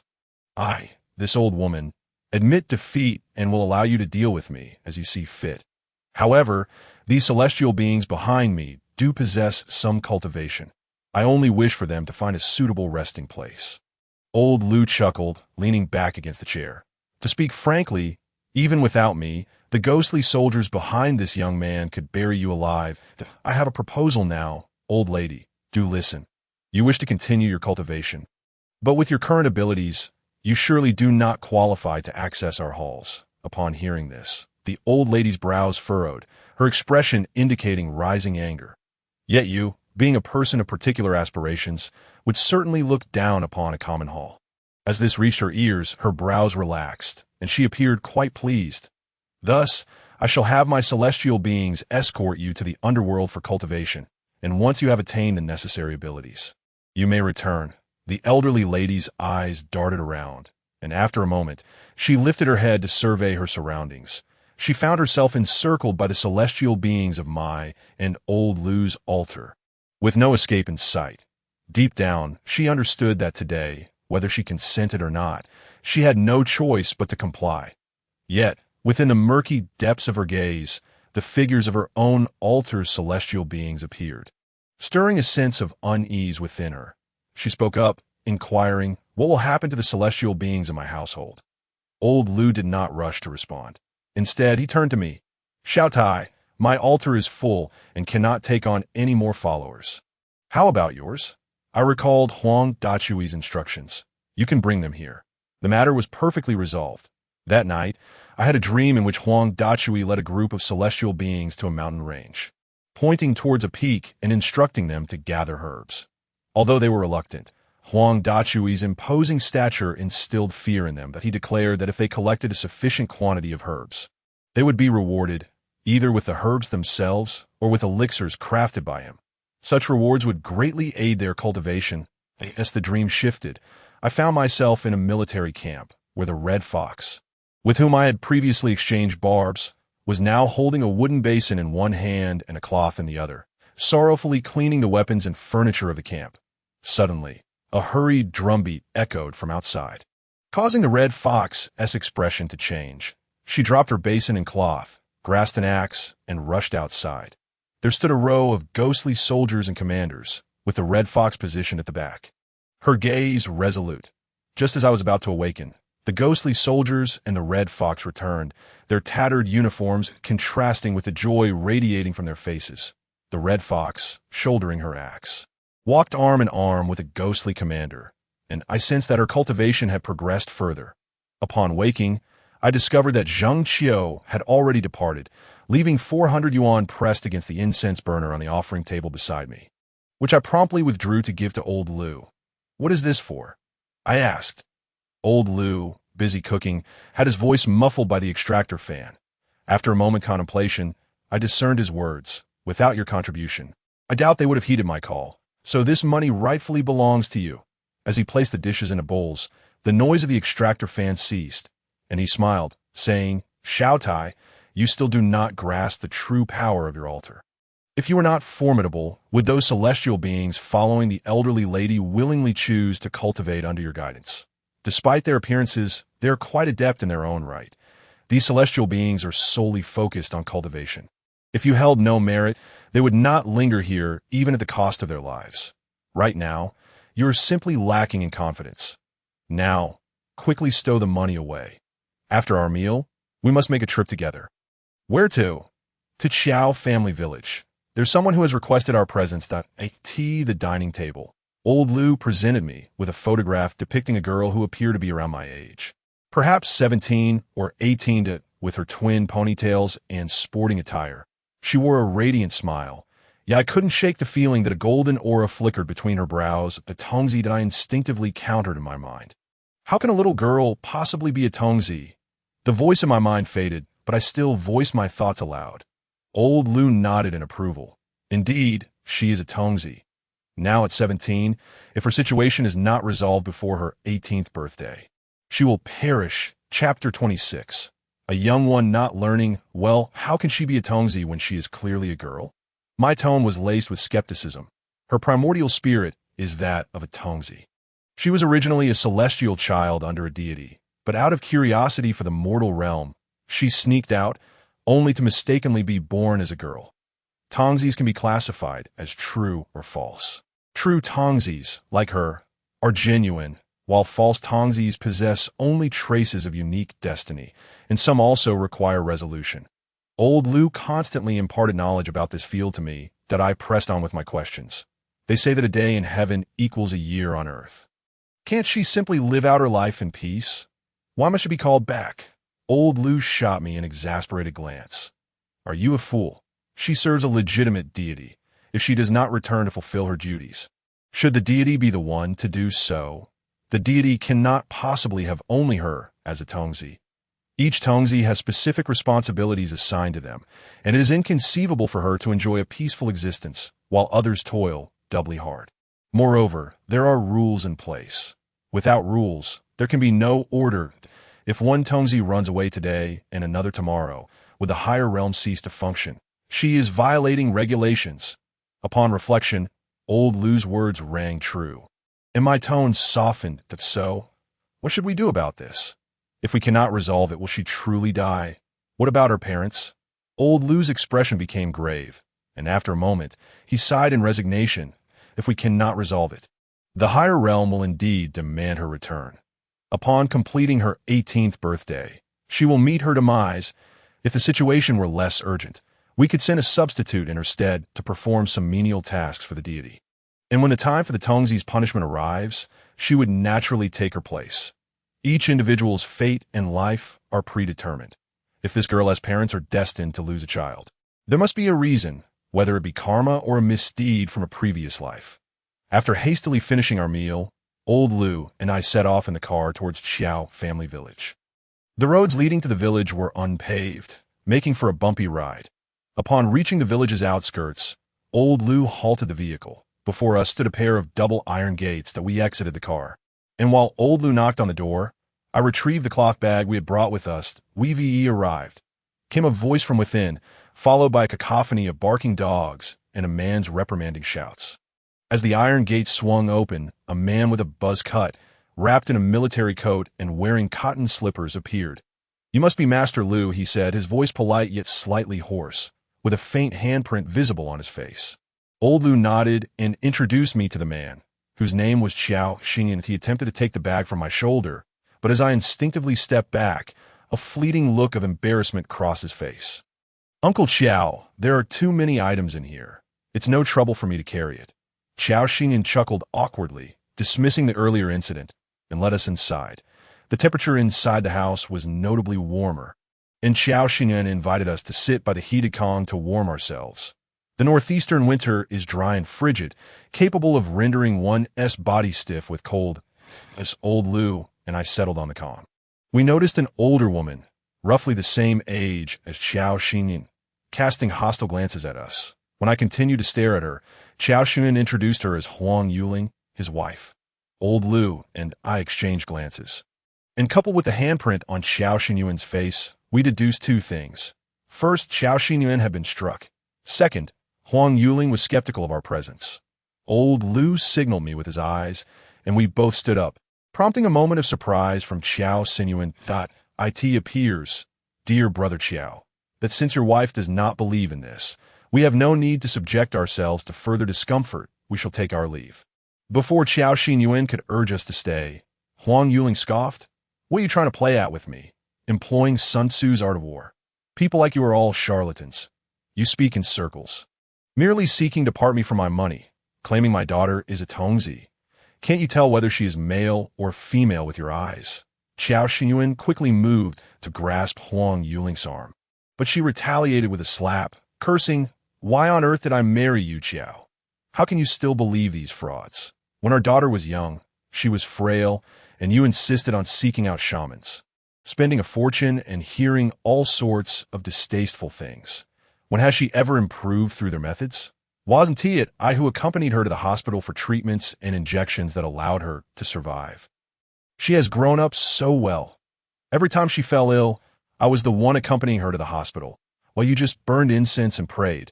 I began to understand that Huang Yuling's fury and resentment were not solely directed at us, but also at Qiao Xinyan. She blamed him.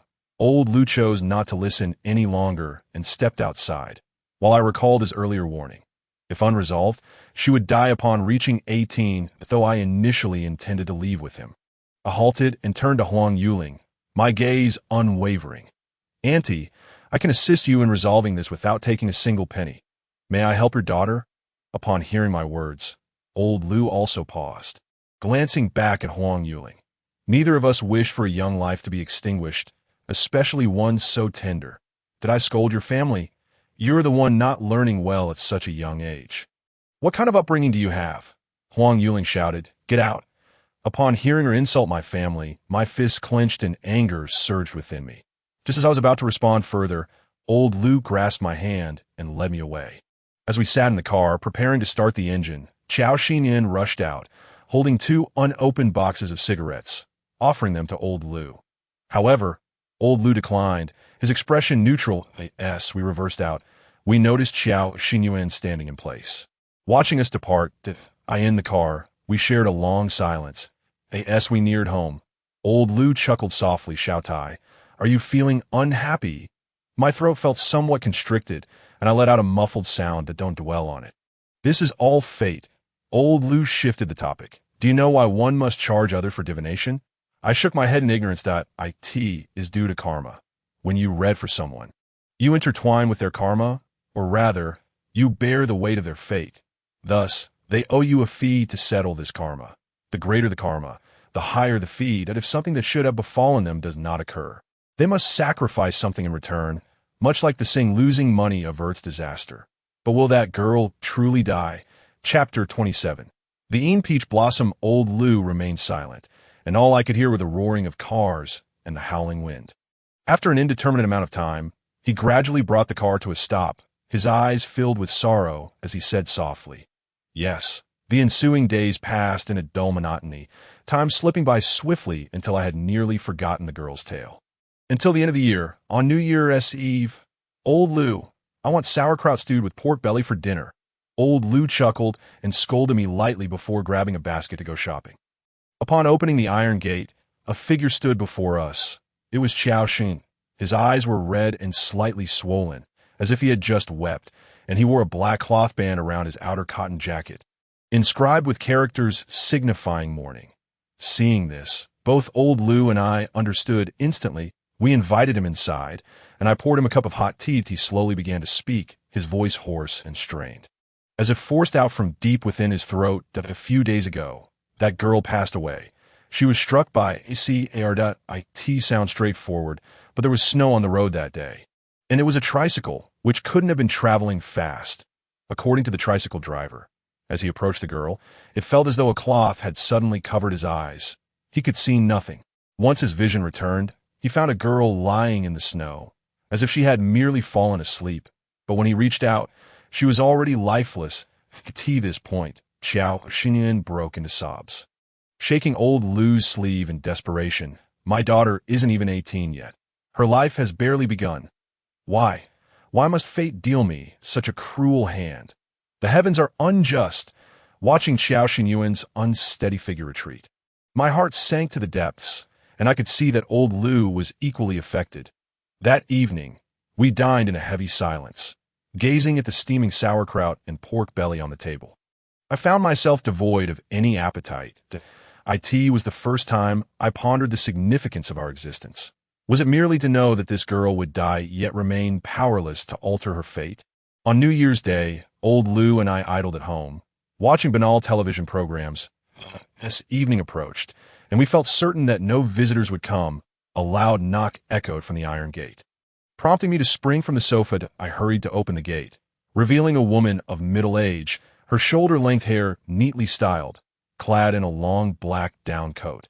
She appeared quite capable. I stepped aside to let her in.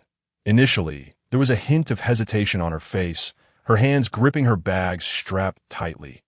Then, as though struck by a thought, her expression turned pale, and she stomped her foot.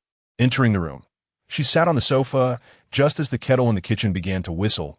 I poured her a cup of hot water and placed it before her. She touched the glass with her hand, her complexion improving slightly, yet she remained silent. "You haven't been sleeping well lately. You often feel a heaviness in your head and lightness in your body, unable to focus on anything," Old Lou ventured. The woman nodded slowly before replying, "I've been having nightmares." Old Lou, facing her, said, "Not just nightmares, I presume." Upon hearing this, the woman looked somewhat embarrassed, sipping a bit of the hot water, her cheeks flushing slightly. "Yes, there are other kinds of dreams too." Just as I was about to inquire further, a voice echoed in my mind. "Are you a tiger?" "She means dreams of a more colorful nature. Those are peach blossom dreams." What else is there to ask? Understanding dawned upon me, and I instinctively scratched my head.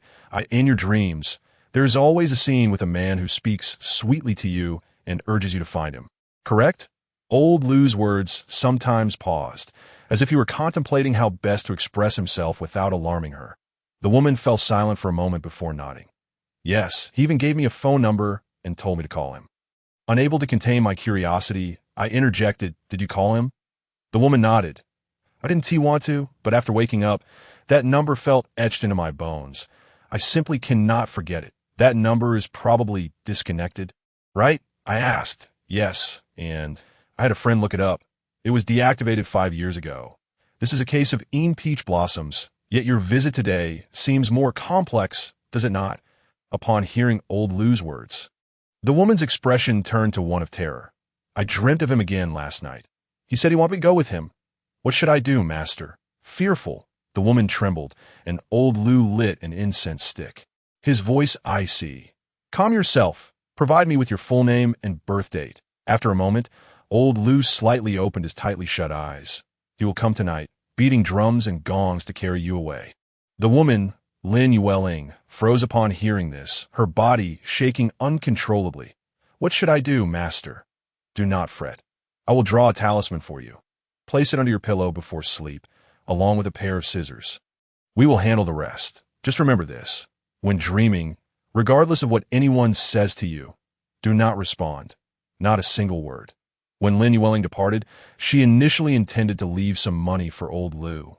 But he declined, saying to wait until the matter was resolved. After she left, old Lu turned to me. Come with me tonight. I will familiarize you with the process. That I looked perplexed. Where are we going? What are we doing? When shall we leave? Old Lu did not respond, leaving me with my questions as I drifted off to sleep. That I in my dream, I opened my eyes to find myself in a single-story house adorned with red wedding decorations. Through the window, I saw a woman seated on a kong, dressed in a bright red wedding gown, her face a picture of terror, tears streaming down her cheeks. It was Lin Yueling, the woman who had visited old Lu that night. Why are you dawdling? Go, a familiar voice echoed beside me. Turning, I saw old Lu clad in black armor, wielding a long sword, flanked by two serpent immortals.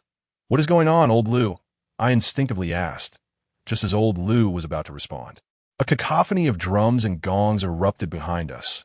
Old Lu's expression shifted, and he seized me by the collar, leading me into the house. Upon seeing us, Lin Yueling attempted to speak, but old Lu gestured for silence.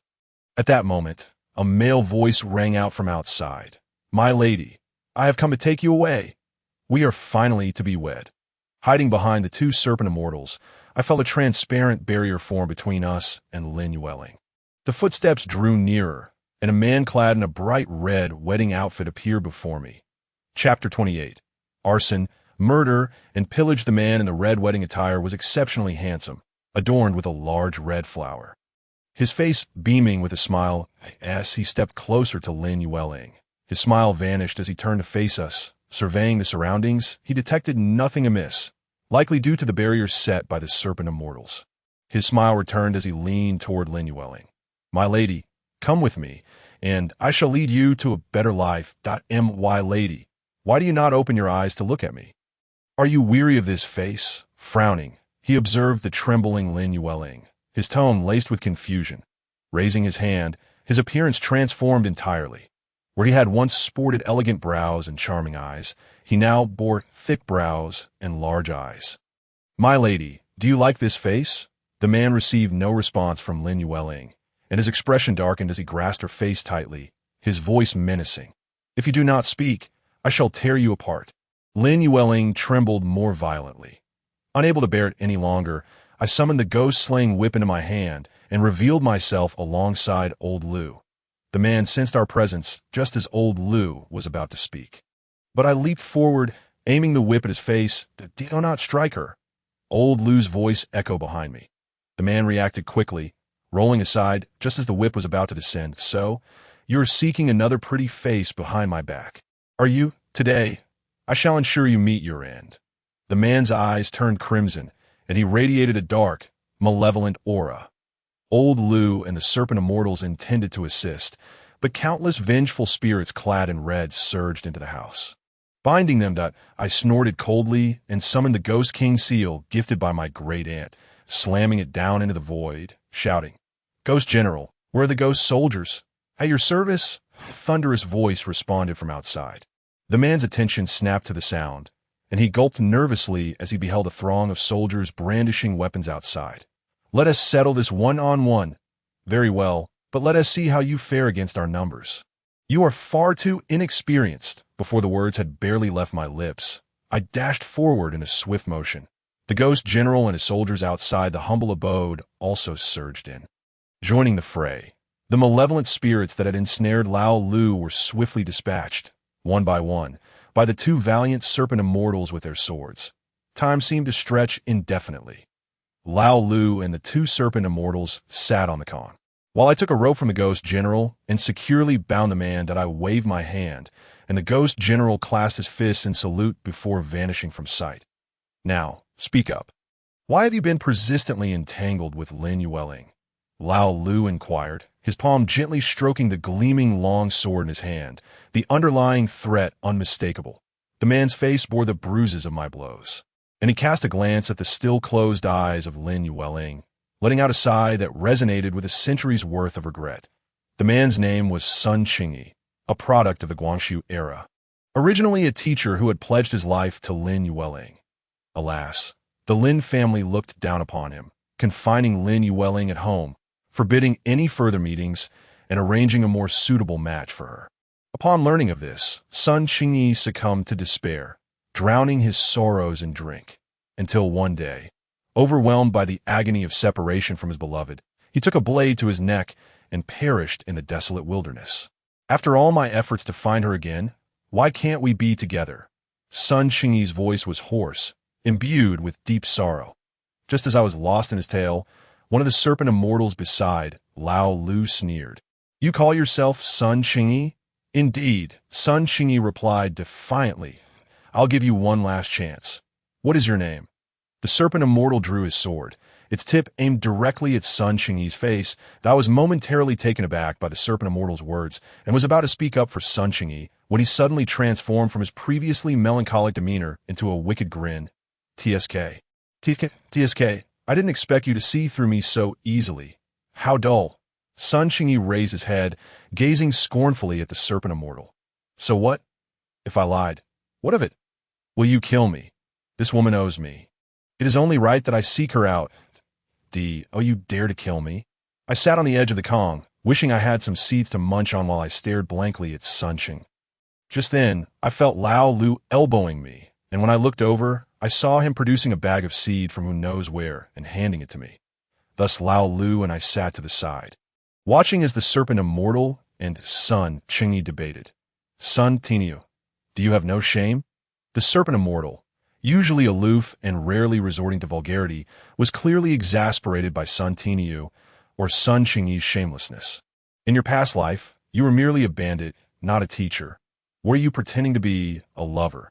And what of it? Is being a teacher a means to survive while being a bandit is not?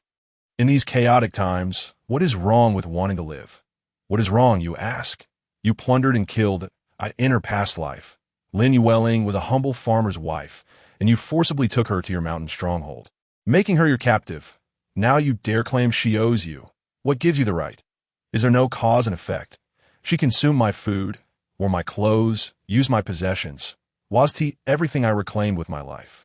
In the end, she left me with nothing but despair before Taki Lao Lu acquiesced to the matter, inquiring about the address, and we set off towards our destination. Half an hour later, upon arrival, without the need to make a call for further directions, we spotted 2 floral wreaths placed in front of a modest bungalow. Clutching cloth bags, Lao Lu and I entered this dwelling. The courtyard was in disarray, with several tables littered with remnants of meals and cigarette butts scattered across the ground. Noticing our presence, a middle-aged man approached. Are you Master Lu? The tone of his voice differed from that on the phone. Lao Lu merely nodded in response. Follow me, he instructed. The man led us into the inner room, where, through conversation, we learned he was the deceased brother, named Qian Sheng, and that the call had been made by their father, Qian Duobao. Upon entering the inner chamber, we found an elderly man seated on a heated bed. This must be Qian Duobao. Upon seeing us, he rose. Please, come and warm yourselves.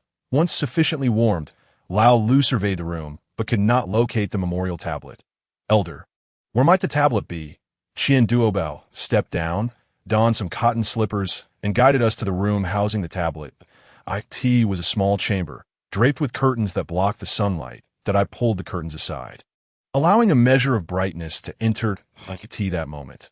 Lao Lu stood before the tablet, his expression one of confusion, his brows furrowed, as if he had encountered an enigma. I also glanced at the tablet, sensing an oddity within. There lingered the essence of celestial beings, yet only solitary spirits remained. The muffled voice of Zheng Xiao echoed in my mind, prompting me to approach Lao Lu and whisper, Lao Lu, what is going on? Lao Lu understood my inquiry and subtly shook his head, turning to Qian Duobao. We wish to meet the deceased. Would that be permissible? Chapter 30. The peculiar death following the ritual. Qian Duobao led us to the memorial hall, where the deceased lay upon a wooden platform, her face covered by a white cloth, clothed in ceremonial garb. The temperature in the hall was quite low, akin to the outside chill, causing the corpse to stiffen, with frost forming on exposed skin. Lao Lu offered 3 incense sticks to the deceased, bowing thrice in reverence. Subsequently, he performed a most irreverent act, stepping closer to gently touch the deceased's wrist. It was visibly frostbitten, While her complexion transitioned from pale to you were once a celestial crane in the heavens, but due to a transgression, you were banished to the mortal realm. Thus your connection with the upper deities is rather profound. The upper deities are the righteous gods, the celestial beings above. Moreover, your grandmother has passed away, correct? I mentioned that I saw an elderly woman lingering by your side. She wishes to establish a shrine. So you must first set up a place of worship, lest you be deemed unfilial. Not a single word she uttered was true. If I were to refute her now, she would either argue back or claim that we are fated to be unrelated. The art of divination indeed hinges on the concept of fate, yet the esteemed Chun determines this based on whether one has successfully deceived the other. I glanced at old Lu, who gave me an approving thumbs up from behind. And I spoke up. Great master, are you certain that the figure you see is my grandmother? Chun muttered a few more words before solemnly declaring, your grandmother is clad in a shroud. Quite fastidious about her appearance. Her attire is impeccable, and she has spoken to me, claiming you are her grandson. Who else could she be? Her tone was unwavering, yet I couldn't help but laugh. My grandmother has been gone for many years. Is she returning to visit me? Very well. I shall pay my respects and establish a shrine shortly. Then I asked, you mentioned I am a celestial crane, thus my ties to the upper realms are significant. Correct? How? Then, do they have a connection with me? Is it because they constantly stroke my head like a mount? Chun abruptly opened her eyes wide, glaring at me. If you do not believe, then we are indeed fated to part ways. Farewell. I promptly stood up and left with old Lu. Before departing, I caught a glimpse of Chin's bewildered expression in the reflection of a mirror, and it struck me as amusing. She was trying to deceive you. Believing you could not leave. Even if you wished to depart, your father would not allow it. Who would have thought you both would leave so swiftly? Old Lu and I hurried to the car. And as he revved the engine and pressed the accelerator, the vehicle shot forward. In the rearview mirror, I saw Chun bursting out of the door, her face flushed with anger, shouting something incomprehensible. Old Lu, is she always this temperamental? Why didn't she just establish a shrine in her own domain? A smug smile crept across old Lu's face. It has nothing to do with that. She discovered that the old sage imprisoned in her shrine has been rescued by me. What? Imprisoned sage? Is it from Qian Yanhong's family? Before I could inquire further, I resolved to summon that individual once we arrive home to uncover the truth of the matter. And Xiao Tai, be prepared. If she knows your true name, I suspect this woman will come to invade our shrine tonight. Although the one who looks into matters is a minor member of the Huang family, there are still some formidable entities within her shrine. Upon returning home, old Lu summoned the old sage without even removing his clothes. Before us appeared a white python, its scales partly shed, its body marred with bloodstains. A knife wound piercing through its eye. A whiff of white smoke enveloped us, and the true form vanished, replaced by a middle-aged man with a head of white hair, clad in white garments. He clasped his fists in gratitude toward old Lu and me. Thank you both for your assistance. The old sage bore grievous wounds. Your skills are not trifling. How did you sustain such severe injuries? Old Lu returned the gesture, his tone respectful, that I placed a bottle of white liquor and some cigarettes on the table. And at the same time, I noticed the python sage now held a bottle of white liquor, identical to the one I had set down. He took a few sips, his complexion reddening, whether from the potency of the liquor or from the sorrowful memories. Tears trickled down his cheeks. In Qian Yanhong's youth.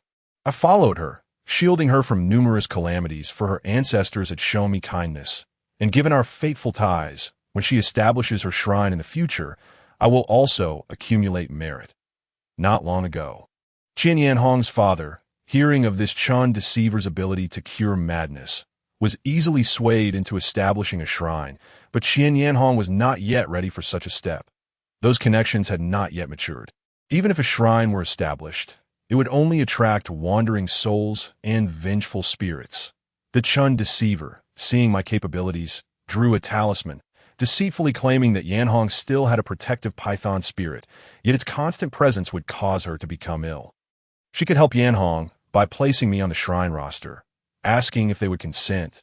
The two individuals agreed, and upon the host family's agreement, the Chun deceiver could directly capture me. With fists unable to contend with many hands, I was imprisoned by her. She intended to tame me for her own use, Oh, those injuries you bear were inflicted by the Chan Deceiver's family of sages?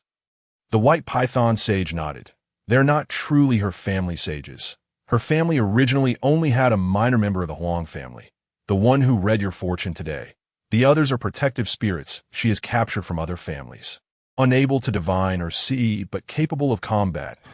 The seal on Xian Yanhong is also her doing. The white python sage drained the remaining liquor from the bottle. Indeed, she sealed it.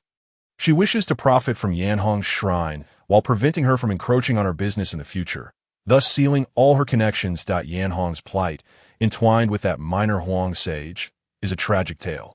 Decades of cultivation only to be sealed away, doomed to obscurity. That is a fate of utter frustration. I heard Zheng Xiaocui's sigh echo in my heart. We conversed with the white python sage for a while longer before he prepared to depart, stating he would return to the deep mountains to continue his cultivation and seek vengeance once his skills had improved. Before leaving, the white python sage lifted the liquor bottle. Thank you both.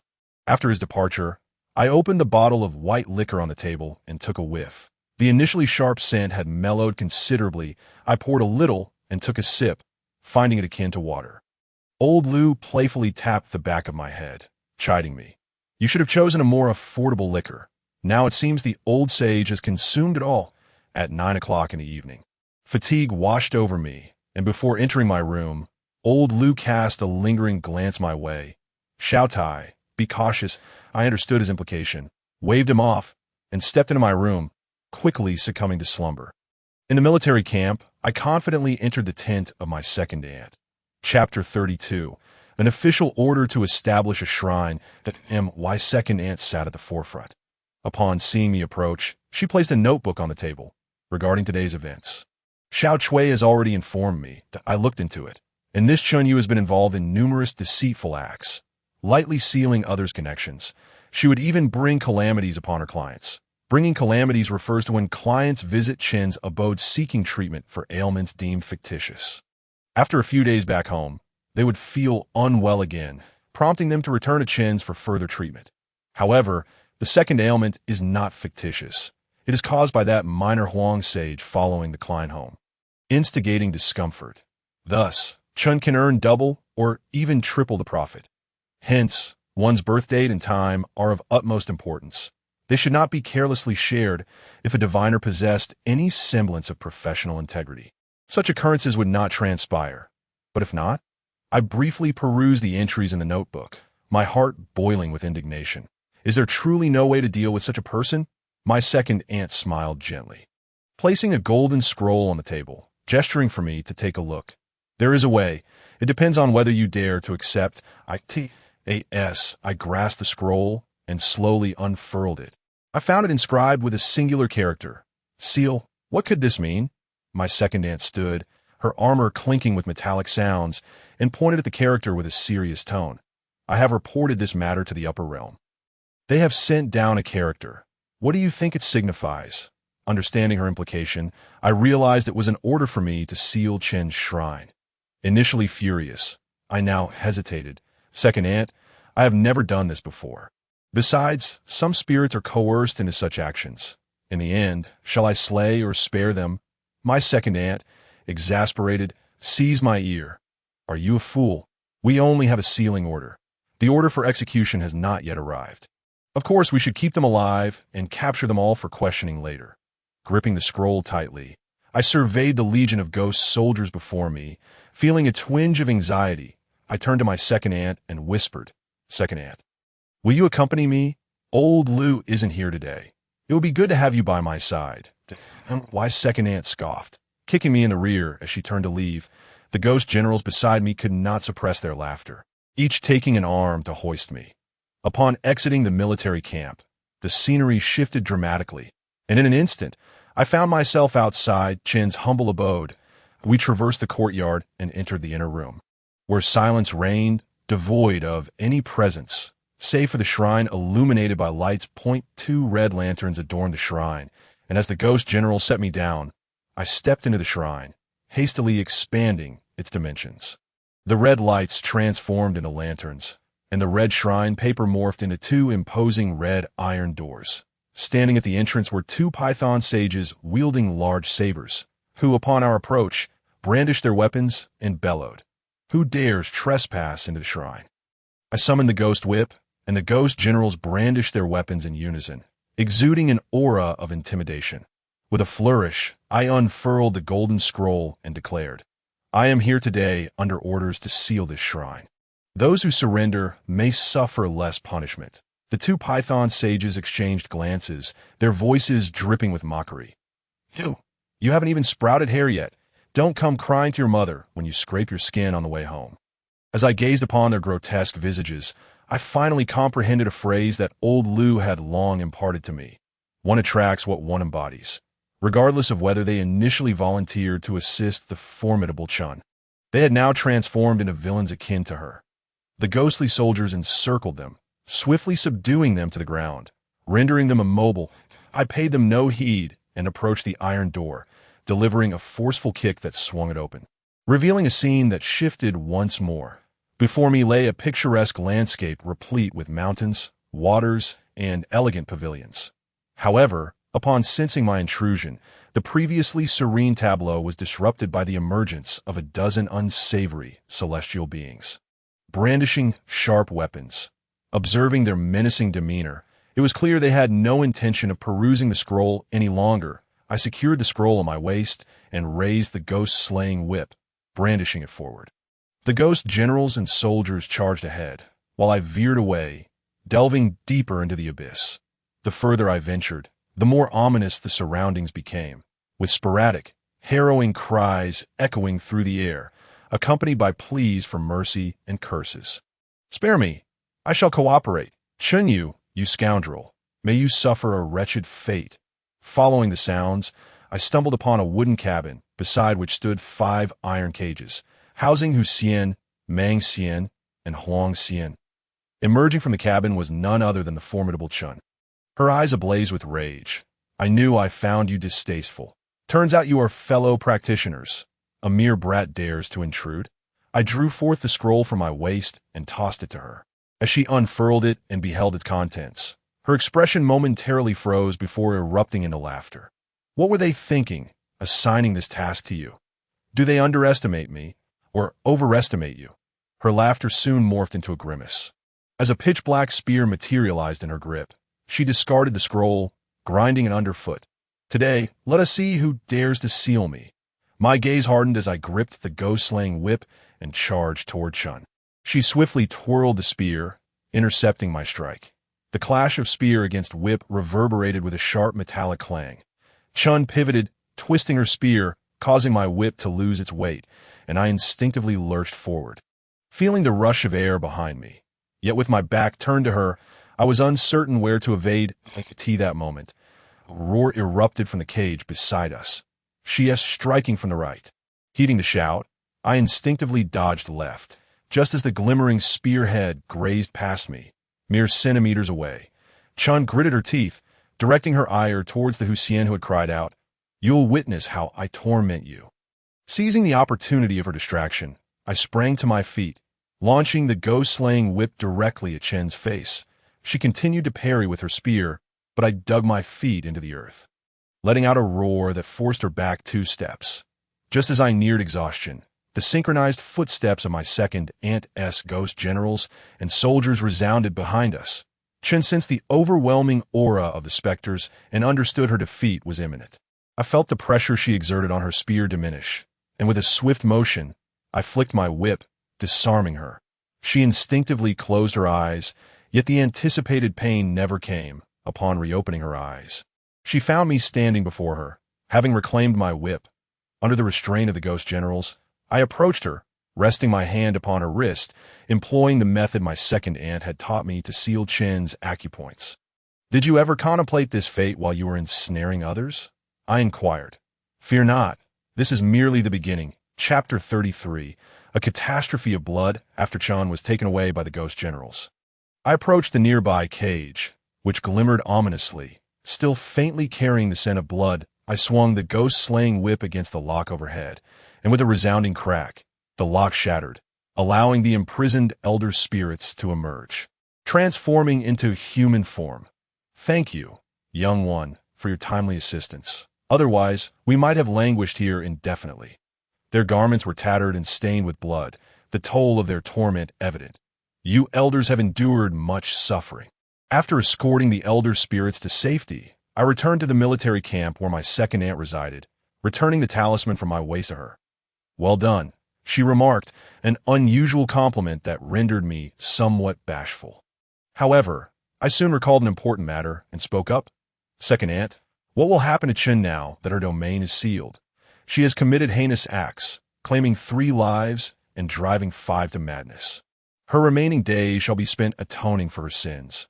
Now that I have the ability to seal her domain, does that mean I can seal anyone's in the future? A yearning for such extraordinary power blossomed within me. But my second aunt's words doused my enthusiasm to that point. You may very well lose your sanity. Zhou Tai, you are still young and do not grasp the ramifications of such power. You will understand when you mature.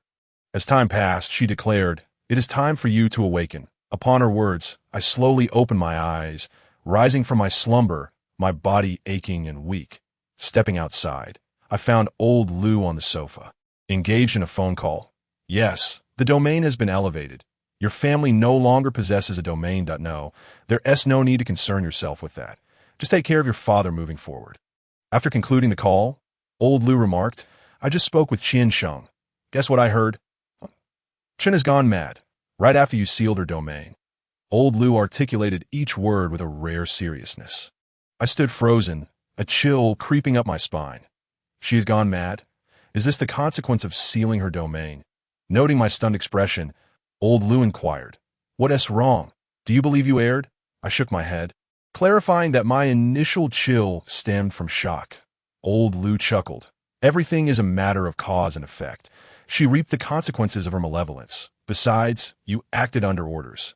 After a meal, old Lu and I were preparing to venture out for the ingredients needed for the upcoming new year. Just as we donned our attire, a hurried knock echoed on the iron door, prompting a shared glance between us. Upon opening the door, we were met by a man and a woman. The man appeared to be in his 30s. Clad in designer clothing, a cigarette dangling from his mouth, exuding impatience. The woman, seemingly in her 50s, sported graying hair and carried a handbag with one hand. I only glanced at her once, but my intuition warned me she was not easy to deal with. As expected, upon seeing me, she shoved me aside and strode into the room with the man. Upon spotting old Lu, her face broke into a disingenuous smile. Master Lu, locating you has been quite the endeavor. Ignoring calls and messages. What does that mean? Old Lu's expression soured as he sighed.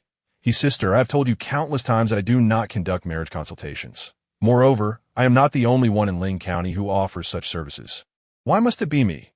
Sister, whose real name is Yifeng, had previously consulted old Lu regarding her fortune. After some guidance from him, her supermarket business flourished, leading her to open a branch the following year. However, her visit today was not for herself, but rather for her son, the man beside her, Yang Chongli. Master Lu, everything is fleeting. Only this matter holds true. Yifeng did not leave, but rather settled onto the sofa, producing 3 stacks of pristine 100-yuan bills from her bag, laying them delicately on the table, gazing up at old Lu with a composed demeanor. Judging by the thickness, it must total around 30,000.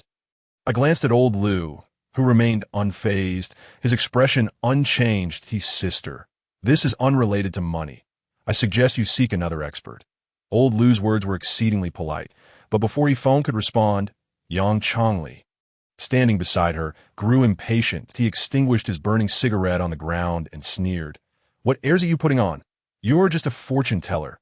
Do you truly think you're something special? Do you believe that with a single call I could bring over a dozen brothers to smash this crumbling abode?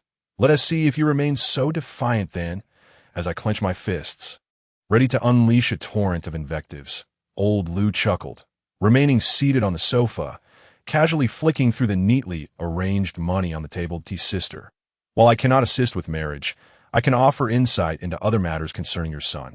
Before I could finish my sentence, old Lu interjected.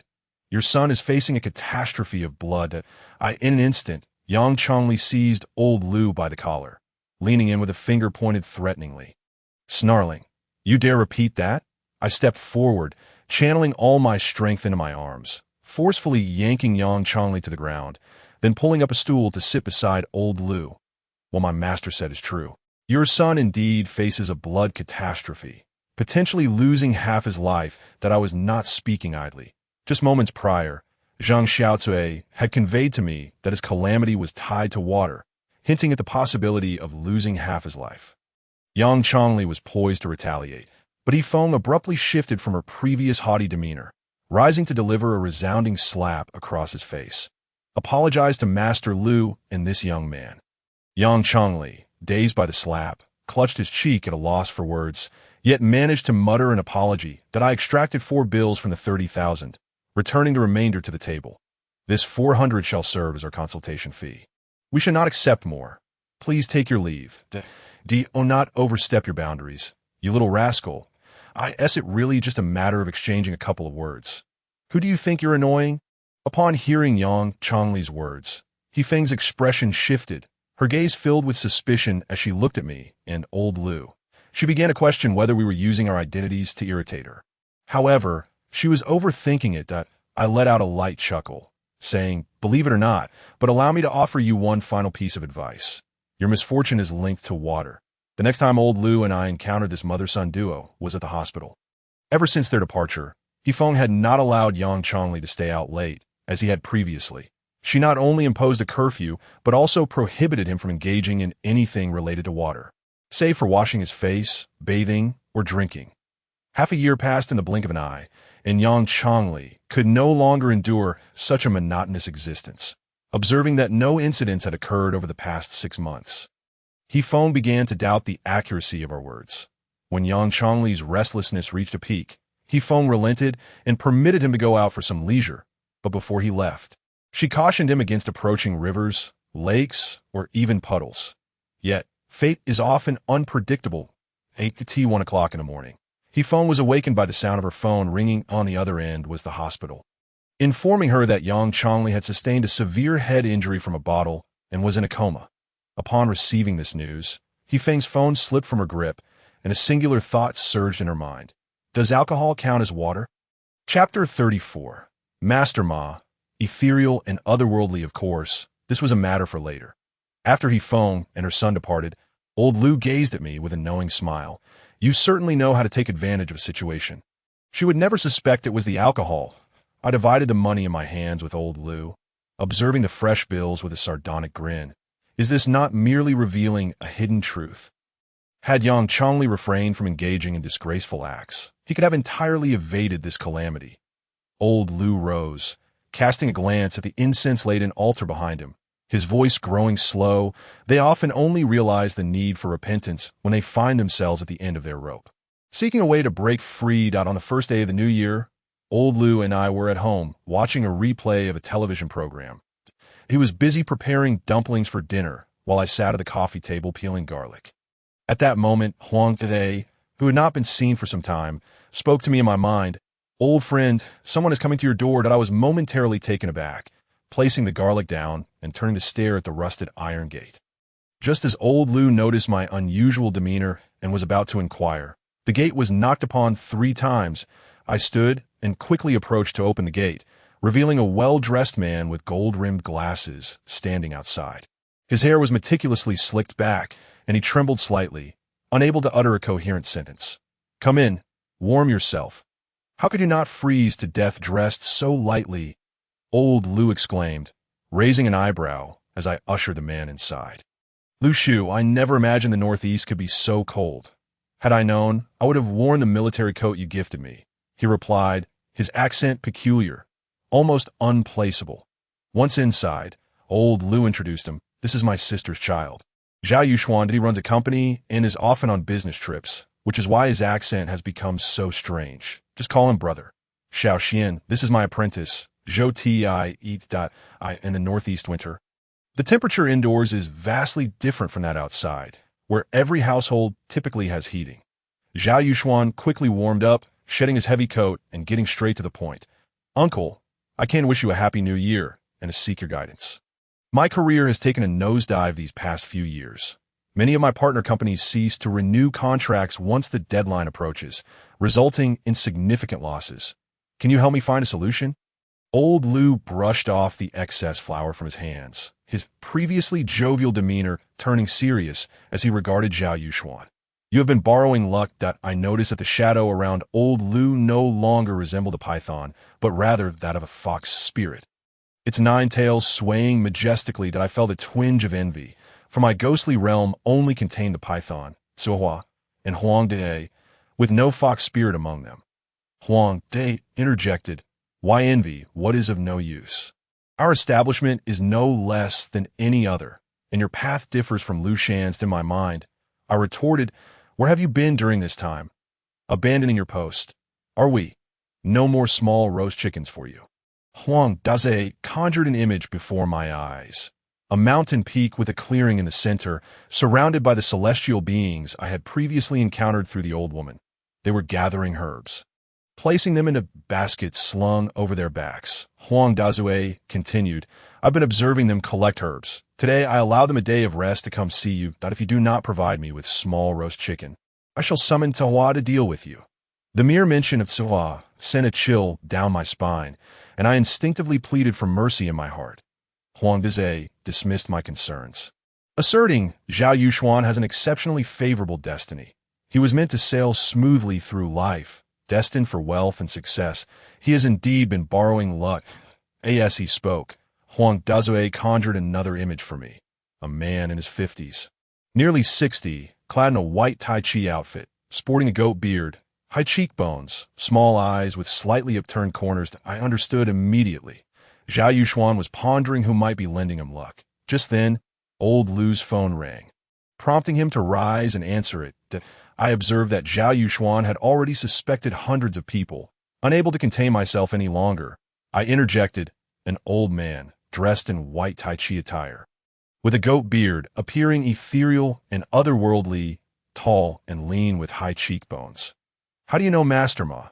Zhao Yuxuan inquired, his tone laced with curiosity. That I turned my head, rolling my eyes into shadows.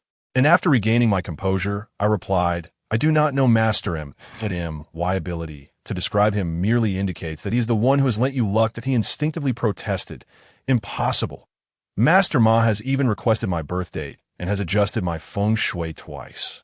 How could he possibly harm me?" I spoke slowly. "Let us consider the possibility that one does not require a birth date to read feng shui." Zhao Yuxuan appeared momentarily dazed, seemingly struggling to comprehend my words. At that moment, I rolled my eyes in front of him, and coincidentally, Old Lu returned. That I succinctly recounted our previous exchange to Old Lu. Upon accepting this reality, Zhao Yuxuan began narrating the full account of his encounter with Master Ma. During the summer, due to certain circumstances, Zhao Yuxuan took a leave of absence and returned to Ling County. His home was located near a square where elderly individuals gathered daily to exercise, sing, and even the sound of whips striking the ground could be heard. This incessant noise drove Zhao Yuxuan to the brink of despair, and one day, he decided to confront these individuals upon arriving at the square. He launched into a passionate tirade. "I'm not trying to be rude, but starting at 5 in the morning, you've been cracking that whip. It's now 9 o'clock. How can the ground withstand such torment for 4 hours?" He continued, "And you, stop looking around. Yes, you. What is the point of bringing out a loudspeaker at this hour? It's morning, not evening. It's not even time for your square dancing yet." Just as Zhao Yuxuan was embroiled in his confrontation, a hand landed on his shoulder. It was Master Ma. Dressed in Tai Chi attire, with long hair tied atop his head, he appeared ethereal and otherworldly. "Young friend, do not let your anger consume you." In a fit of rage, Zhao Yuxuan attempted to shove Master Ma's hand off his shoulder.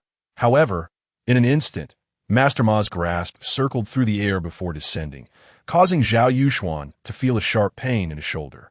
Instinctively, he retaliated, but every move he made was skillfully countered by Master Ma. Frustrated, Zhao Yuxuan aimed a kick at Master Ma's lower body, only for his ankle to be firmly seized, with a gentle push.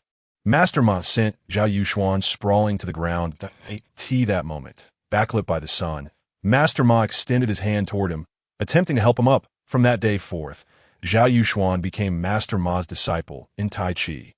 rising early each day to practice alongside him in the square. Master Ma had two apprentices, one male and one female. Zhao Yuxuan was the male, while the other, Yi Qing, was a strikingly beautiful woman.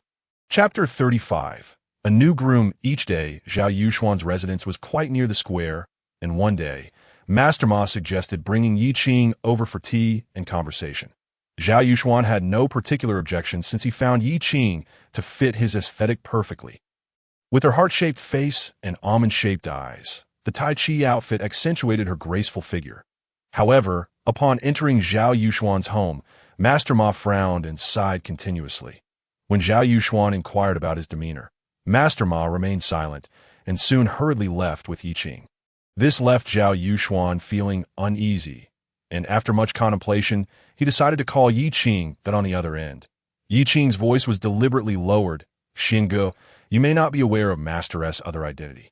He is also a feng shui master, exceptionally skilled in both yin and yang houses. That he mentioned that your home has particularly poor feng shui, while ordinary individuals may only feel discomfort or experience insomnia.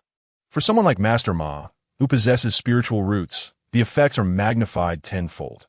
Therefore, Xinge, do you understand why Master was in such a rush to leave?" Upon hearing this, Zhao Yuxuan began reflecting on his insomnia during his stay at home. Coupled with his feelings for Yi Qing, he chose not to question the veracity of her words. "Xiao Qing, what should I do now? Could you summon a master to come and make some adjustments?" The following morning, Master Ma and Yi Qing Lei completed their Tai Chi practice in the square and were subsequently invited to Zhao Yuxuan's home by him. Upon entering the house, Master Ma remained furrowed in thought and requested Zhao Yuxuan's birth date and time. Initially, Zhao Yuxuan hesitated, recalling that his uncle Lu Shan had warned him not to casually disclose such information. Observing Zhao Yuxuan's reluctance, Master Ma let out an audible huff, preparing to depart. However, Yi Qing intervened. Addressing Zhao Yuxuan, "Brother Xian, I went to great lengths to persuade the master to come for you. Do you doubt me, or do you doubt the master?" Her playful reproach captivated Zhao Yuxuan's heart. Coupled with his recent insomnia, he gritted his teeth and revealed his birth details, then produced a red envelope containing 20,000, handing it to Master Ma. "Master, please do not be upset. Let us not dwell on trifles." After accepting the envelope, Master Ma inscribed Zhao Yuxuan's details on yellow paper and circled the house 3 times with it in hand. "Your feng shui is appallingly poor, yet fortunately my skills are substantial enough to effect some adjustments. However, it cannot be done at this moment.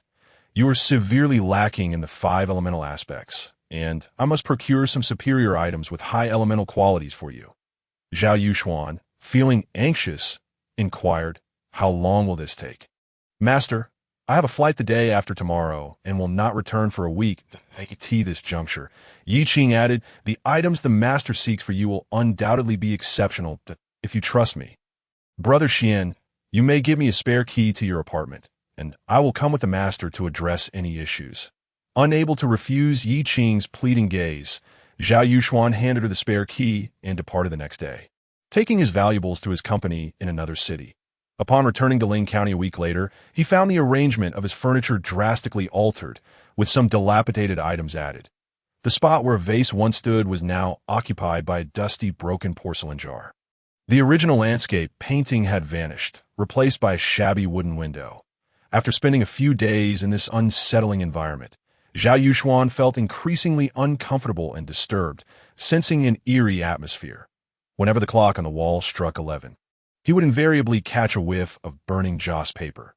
Initially, he assumed it was merely a scent wafting in from outside the community, but after searching the vicinity and discovering no signs of burning paper or even a soul in sight, he realized the odor originated from within the house. He contacted Master Ma about this matter, and the voice on the other end was notably assured, with a hint of concealed glee.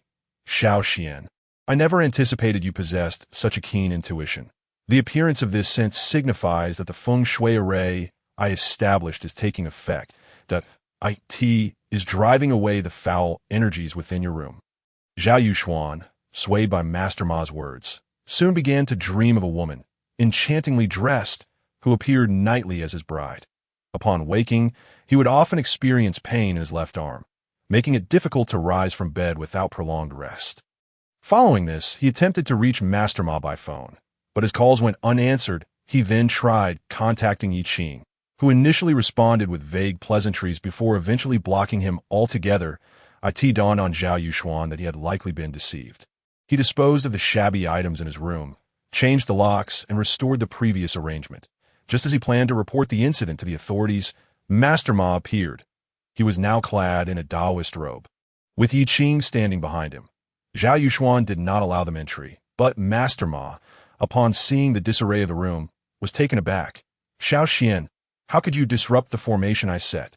Witnessing Zhao Yuxuan's displeasure, Master Ma displayed a look of disbelief. "The reason Yi Qing and I did not answer your calls these past few days was that we were engaged in rigorous training in the mountains. Do you suspect us of being frauds? Very well, let us wager. Tomorrow, you shall face a calamity, and then you will know whether I am indeed a charlatan."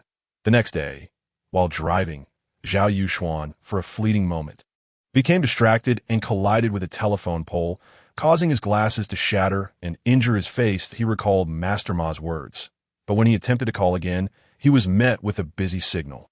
Filled with regret, he sought to find Master Ma to apologize and hope for forgiveness. Yet after waiting for several days in the square, neither Master Ma nor Yi Qing made an appearance. After hearing the entire tale, I and old Lu stared at Zhao Yuxuan as if he were a simpleton. "Can you not see that they were setting a trap for you?"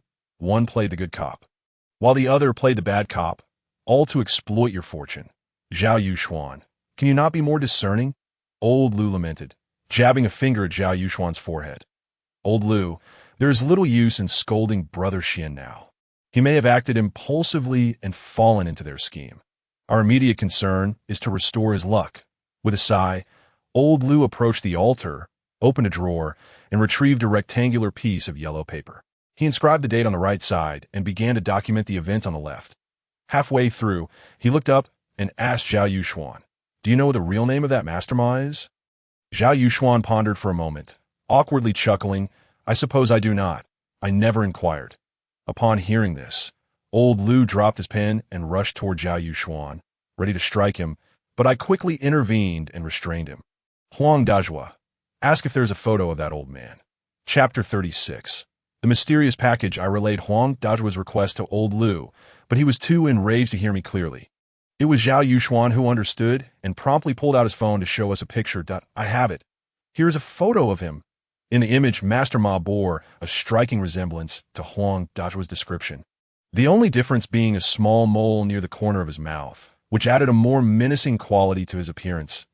In the photograph, Zhao Yuxuan stood to the left of Master Ma, while a beautiful young woman, presumably Yi Qing, stood to his right. Yi Qing was indeed attractive, but the moment I laid eyes on her, I sensed a lack of sincerity, as though she prioritized self-interest above all. Huang Dazhua remarked, "While self-interest may be common, this Yi Qing is heartless. She was the one who first suggested the idea of borrowing luck." Huang Dazhua added, "She is also involved with Master Ma." Hearing this, I felt a wave of disbelief wash over me. "Could you not phrase it more delicately?" Huang Dazhua replied, "So she is the mistress. Is that better? She has merely been baiting Zhao Yuxuan all along." I exchanged glances with old Lu, and we both understood that he too realized Yi Qing was merely toying with Zhao Yuxuan. "You should go to Lianhua Temple in the outskirts. I know the abbot there, and he will allow you to stay for a few days. During this time, turn off your phone, that I will inform your mother, and once Xiao Tai and I have resolved the matter, you may return." "Uncle, the food there is vegetarian, isn't it? And you know I work year-round without a break. I need my phone to contact clients." Noticing Zhao Yuxuan's reluctance, I ultimately could not stop old Lu as he kicked Zhao Yuxuan, exclaiming, "Is meat more important than your life? Earning money is pointless if you have no life to spend it." After forcibly obtaining the photos from his phone, old Lu kicked Zhao Yuxuan out. Once he departed, we sat facing each other, with him searching for Master Ma's location while I sought Yi Qing's. After a while, we both opened our eyes simultaneously, and I noticed a glimmer of determination in old Lu's gaze. "Huafu Yi Hao," we both exclaimed in unison. This residential complex was precisely where Zhao Yuxuan lived. They were going to extreme lengths to exploit his fortune. Old Lu's expression turned icy, and I could tell he was genuinely furious. The borrowing luck array they set up should not be too far from Zhao Yuxuan, that we quickly dressed and left in our car, with old Lu deciding we should first head to Zhao Yuxuan's home. 30 minutes later, we arrive at the entrance of Hua Fu Yi Hao, situated near a commercial district with convenient access to markets and schools, boasting high property prices and an excellent environment. Zhao Yuxuan's apartment was on the 13th floor, unobstructed by taller buildings, offering a broad view of the square. Standing at his door, I felt a wave of sinister energy seeping through the cracks. At that moment, a phantom appeared before me. Despite her long hair obscuring her face, I recognized her by her distinctive long tongue. Zhang Xiao. I exchanged a glance with old Lu, who was now accompanied by an armored figure. Slowly, I opened the door, revealing a floor shrouded in a black mist that only old Lu and I could perceive. The ghost summoning whip materialized in my hand, and I grasped it tightly, stepping forward to disperse the black mist. Though it quickly coalesced again. Following the mist, we approached the wardrobe, discovering its source emanated from behind it. Old Lu tested the wardrobe, realizing it was movable. With a forceful push, a blood-red array materialized before us. Old Lu, while I may not fully understand, I sense this thing is quite sinister. Old Lu's expression turned grave as he retrieved some vermilion powder from his bag, dipping a brush into it. His next action caught me completely off guard. Old Lu drew a straight line within the array, cutting it in half. Old Lu, is that permissible? My tone was laden with doubt. I had not broken the formation. I merely caused a disturbance within it. Master Ma resides in this neighborhood, and searching for him individually would be an arduous task that I decided it would be more efficient to inform him of the issues with the formation, and he would come forth on his own accord. The black mist on the ground had diminished somewhat, yet it remained. Zhang Xiaocui interjected, "There are still objects in this room that resonate with the formation. Only by locating them can we truly dismantle it." Old Lu and I separated to search, with Zhang Xiaocui joining the quest for the resonant objects. Clad in a floral cotton jacket, she scurried about the room. "Xiao Tai!" I heard Zhang Xiaocui call out. Peeking from the bathroom, I saw her pointing beneath the sofa. "The object is here." Old Lu reacted swiftly, taking a few steps forward to bend down and extract a package from under the sofa. The outer layer was wrapped in black cloth, and I could faintly discern a fishy odor. As old Lu unwrapped the black cloth, he revealed a layer of yellow grease-proof paper. Upon unfolding it, the source of the odor came into view. Before us lay a dark, amorphous mass, and old Lu appeared at a loss for how to proceed, that I fetched a pair of chopsticks from the kitchen and handed them to him. "You scoundrel, am I the only one stuck with the dirty work?" Old Lu jested as he accepted the chopsticks, carefully prying apart the dark substance. The outer layer was soil, which not only had an unusual color, but also emitted a foul stench, enveloping a bone within. The shape of the bone suggested it belonged to a dog. This mixture must be black dog blood, I mused, but isn't black dog blood a representation of extreme yang? How could it serve as an object for this sinister formation? Not only was there black dog blood, but also ashes. This combination had transformed the extreme yang into extreme yin, that if we wanted to dismantle it. The task was straightforward. The serpent sage beside old Lu spoke up, explaining how to counteract the resonant object. After rewrapping the object, old Lu and I sat on the sofa, and just as I was about to inquire about finding Master Ma's whereabouts, there was a knock at the security door. I approached the peephole and peered outside, where a figure stood. Judging by his physique, he appeared to be a man, wearing a baseball cap that obscured much of his face. I glanced back, only to find Zhang Xiaocui and the serpent sage had vanished. Old Lu gestured for me to open the door. Yes, I pulled it open. The man looked up, and at first glance, I felt a connection to Master Ma. The man paused, instinctively blurting out, "Is Zhao Yuxuan here?" "Who are you?" I replied brusquely.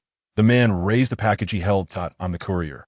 Mr. Zhao has a package." I blocked the door with my hand, preventing him from peering inside. "That he no longer resides here. You should contact him by phone. This house has been sold to me."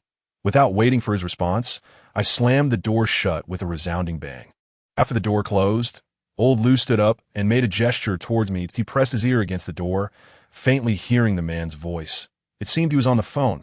"Dad, that Zhao guy doesn't live here anymore. What do we do? He said this house has been sold to someone named Zhao. What will happen to our object? Do we just abandon it? Didn't you say changing the person would render it ineffective?" That statement confirmed our suspicion. The man before us was Master Ma's son. Old Lu abruptly flung open the security door, startling the man, who dropped his phone to the ground. The man attempted to flee.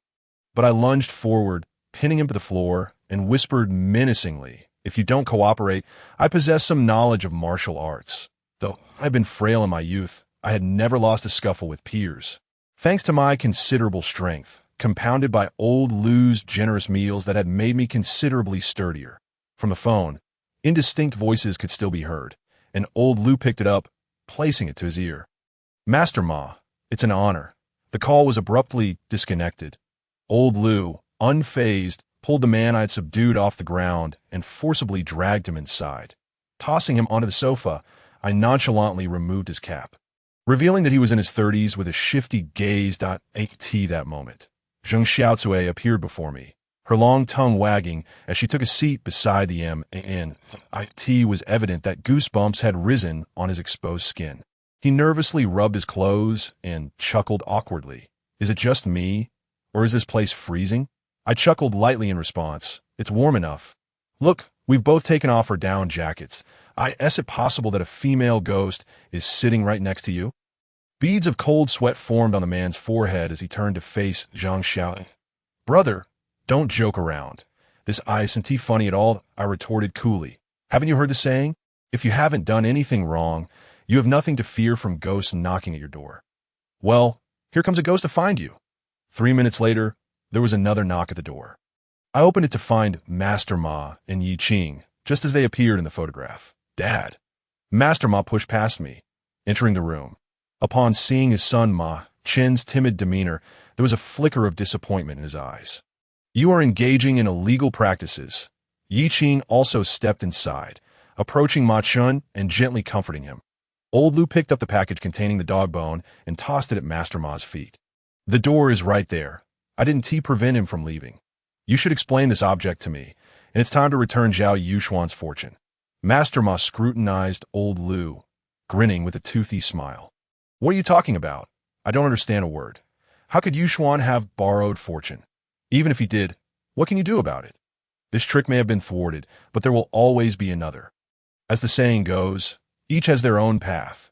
You may control Zhao Yuxuan for a moment, but can you control him for a lifetime?" I observed his feigned smile, discerning the veiled threat in his words. "In the photograph, you appear rather peculiar, but in person, you seem only to resemble a dog." Master Ma squinted, and 2 shadowy figures emerged behind him, the density of the dark mist indicating they were likely malevolent spirits. He scanned the surroundings, sneering after a moment. "There is only a long-tongued female ghost here, yet you dare to boast." Master Ma could not discern my true nature, but he performed some peculiar hand gestures, resembling Taoist seals, and then drew a black flag from his waist, inscribed with the character for soul. As he muttered incantations, an inky mist erupted from the flag, coalescing into numerous shadowy forms. He swung the flag downward, and the figures behind him lunged towards me. Zhang Xiaocui stepped in front of me, ready to unleash her long tongue, when I suddenly heard the sound of a horse neighing in my ear. A magnificent steed galloped past me, upon which sat Meng Tsohua, wielding a long sword, scattering malevolent spirits in all directions. Master Ma's expression froze in shock at the sight, seizing the moment of his astonishment. Old Lu and I flanked him, tackling him to the ground. I snatched the flag from his grasp and forcefully tore it in half, causing Master Ma to wail in agony. The shadowy figures vanished as the flag split apart. Holding the sword, Meng Tsohua cast a sorrowful glance at me before riding away. I pondered her expression, wondering if she was unsatisfied or angry. I sensed that the flag, once teeming with ghostly energy, was now devoid of it. Observing Master Ma's anguished countenance, it seemed the spirits contained within had demanded much of his effort. Yet I felt no remorse. Upon breaking the flag, the trapped spirits had fled, indicating that Master Ma had likely placed certain restraints upon it to bind them. Zhang Xiaocui approached me, her long tongue flicking about. "He's finished. These vengeful spirits are seething with rage, having been imprisoned in that broken flag for who knows how long. They will surely seek revenge." Old Lu continued to restrain Master Ma, Extracting a set of silver needles from his pocket, he inserted 3 needles into Master Ma's U-point. You could see that moment. Master Ma shuddered violently. His body sagging as if he had aged 5 years, he continued to shout, "You have ruined my cultivation, stolen my fortune, and destroyed my flag. But so what? I'm still a Taoist, and I can still calculate fortunes." Yi Qing and Ma Chun helped Master Ma to his feet, while Ma Chun attempted to bend down to retrieve the resonant object on the floor that I stepped on the object with my foot. "What? After taking it, you plan to continue using it to harm others? And that fortune isn't yours. It belongs to Zhao Yuxuan. From your techniques and gestures, I can surmise your sect, and I will report you to your master. Let him mete out justice upon you."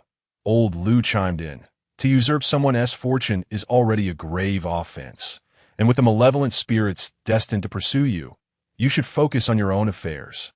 After they departed, Old Lu and I cleaned the sinister formation from the wall and carefully dealt with the package. Inside the dog bone, a trace of a black dog spirit had been imprisoned. Once released, the black dog stood beside Zheng Xiaotei, panting with its tongue out. On the way back, I glanced at the rearview mirror, where the black dog lay beside Zheng Xiaotei. "Why are you bringing it back?" "I like it," I sighed, unable to express harsh words to Zheng Xiaotei. The sight of her long tongue indicated her tragic fate. Old Lu chuckled lightly. "If she likes it, let follow her.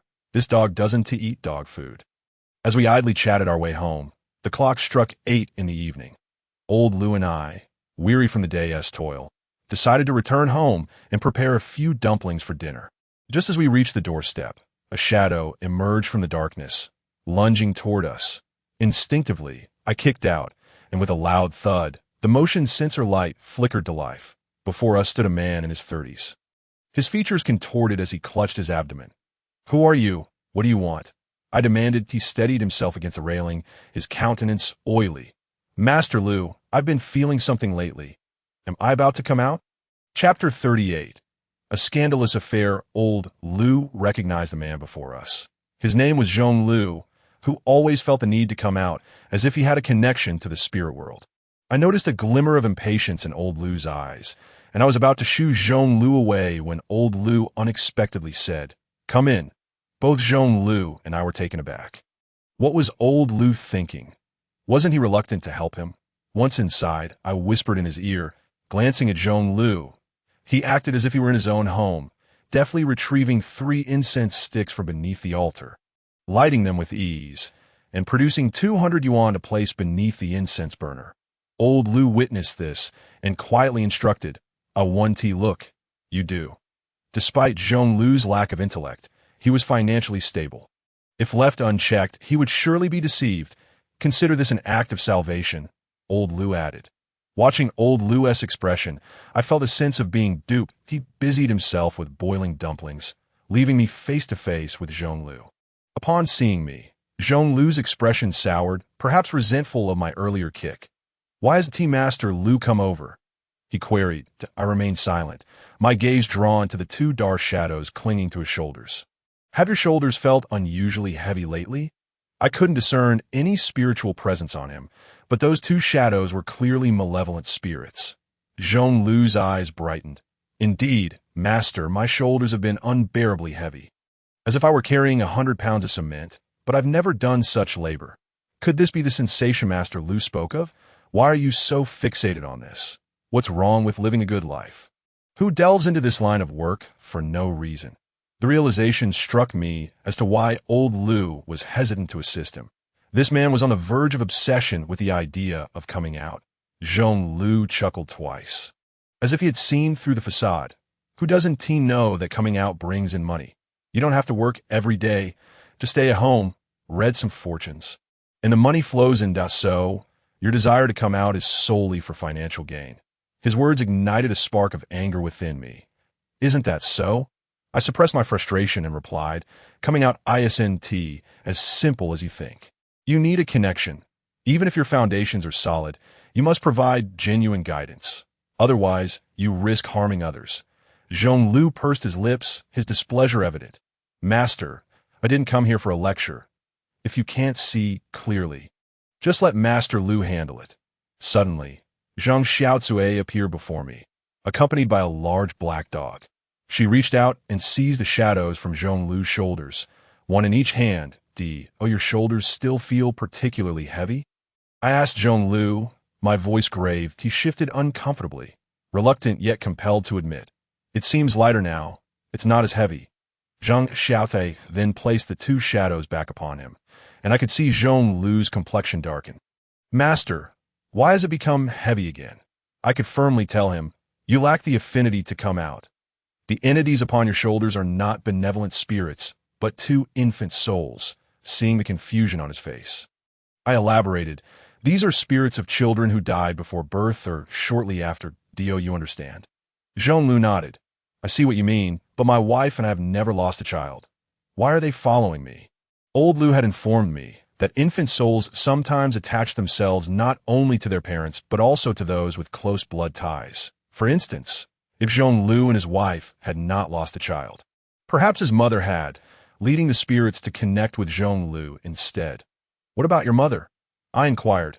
Master, why are you insulting me? I was taken aback and chuckled in disbelief, taking a deep breath to rephrase. Has your mother ever lost a child? I'm not sure that I extended my finger, suggesting, let me check. Though Zhong Lu was unsure of my meaning, he obediently extended his hand, but I pinched his middle finger, a method for detecting spiritual connections, as soon as I pinched the base. Visions invaded my mind, twisted faces of two infants. They lunged at me, but were cast back by Zhang Xiaozi. Judging by their malevolent energy and resentment, they had been lingering for 6 or 7 years. Yet in the presence of Xiao Zui, they appeared as mere trifles. Wait, think again. 6 or 7 years ago, it wasn't your wife's loss, nor your mother's, but these two infant souls undoubtedly belong to you. Zhong Lu seemed to have a revelation, slapping his thigh. I remember now. Master, 6 years ago, I had a girlfriend. Initially, we were quite good together, but after she became pregnant, she pressured me to marry her. How could I marry her? That would be bigamy. Eventually, I forced her to terminate the pregnancy, but I compensated her handsomely.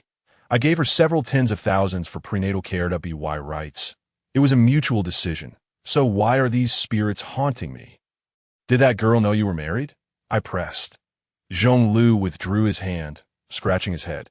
At first, she didn't know, but later she found out that my pent-up anger could no longer be contained. I leapt to my feet, pointing an accusatory finger at him. Have you no shame? You have a family, yet you engage in an affair. And to top it off, that girl was unaware of your marriage. She devoted herself to you, hoping to marry you, only for you to toss her a few thousand and pressure her into terminating the pregnancy. Do you have any idea how damaging that is for a woman? You only cared for your own pleasure. Not only are you irresponsible to that girl, but to your family as well. That a man like you deserves nothing but contempt. Zhong Lu, incensed by my tirade, retorted, I gave her money. I provided for her.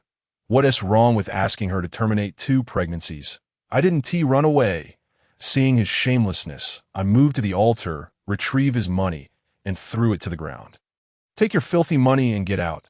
The likes of you, who are irresponsible to their family while dreaming of keeping red flags at home and colorful banners abroad, disgust me. Do you think throwing money at the problem makes it go away? You have harmed 2 innocent lives, 2 children who died before they even had a chance to be born. To call it murder would not be an exaggeration. Zhong Lu stormed out, and old Lu emerged from the kitchen, holding a steaming plate of dumplings. Come, it's time to eat, he said, his tone flat, as if nothing had transpired.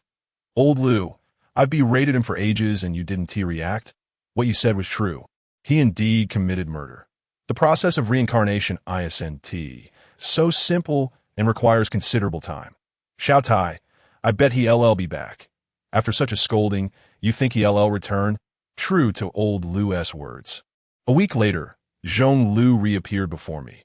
However, unlike before, he was accompanied not only by the 2 infant spirits, but also by a female ghost trailing behind him. Chapter 39, a leap down this time. It was old Lu who faced Zhong Lu directly. Zhong Lu's eyes were sunken and dark, radiating resentment. He glanced at me, and upon meeting my gaze, quickly lowered his head, his voice muffled. Master, I was wrong about what happened a few days ago, that I shouldn't have insulted you. Can you please lift the curse? Cursed? What curse? His implication was that I had brought misfortune upon him. This thought stirred a sense of misunderstanding within me. And just as I was about to speak, old Lu interjected. Have you been feeling particularly unlucky lately? Even drinking cold water seems to get stuck in your teeth. Correct? Zhonglu nodded vigorously. Yes, Master Lu, please have him lift the curse. I can't continue like this. I'm tripping over flat ground. Old Lu chuckled. We don't engage in such matters. You're overthinking it. Your misfortune has nothing to do with us. Then what is it? Why am I so unlucky? How is it that I began to have bad luck right after leaving you? Zhonglu's agitation was palpable. Old Lu calmed him with a gesture. You now have a female ghost accompanying you. Let me describe her appearance. See if you recognize her in oval face, willow-shaped eyebrows, a rather large mouth, a slightly chubby face, somewhat upturned nose, and a black mole on her left ear. She appears to be in her 30s. At first, there was no reaction from Zhonglu. But as old Lu mentioned the black mole, he froze, his expression stiffening, hands trembling. She's dead? No, that's impossible. When did she die? I see now, you must have investigated me, right? You know her appearance, don't you? You're trying to scare me. Cold sweat beaded on his forehead, and both old Lu and I could see he was putting on a brave front.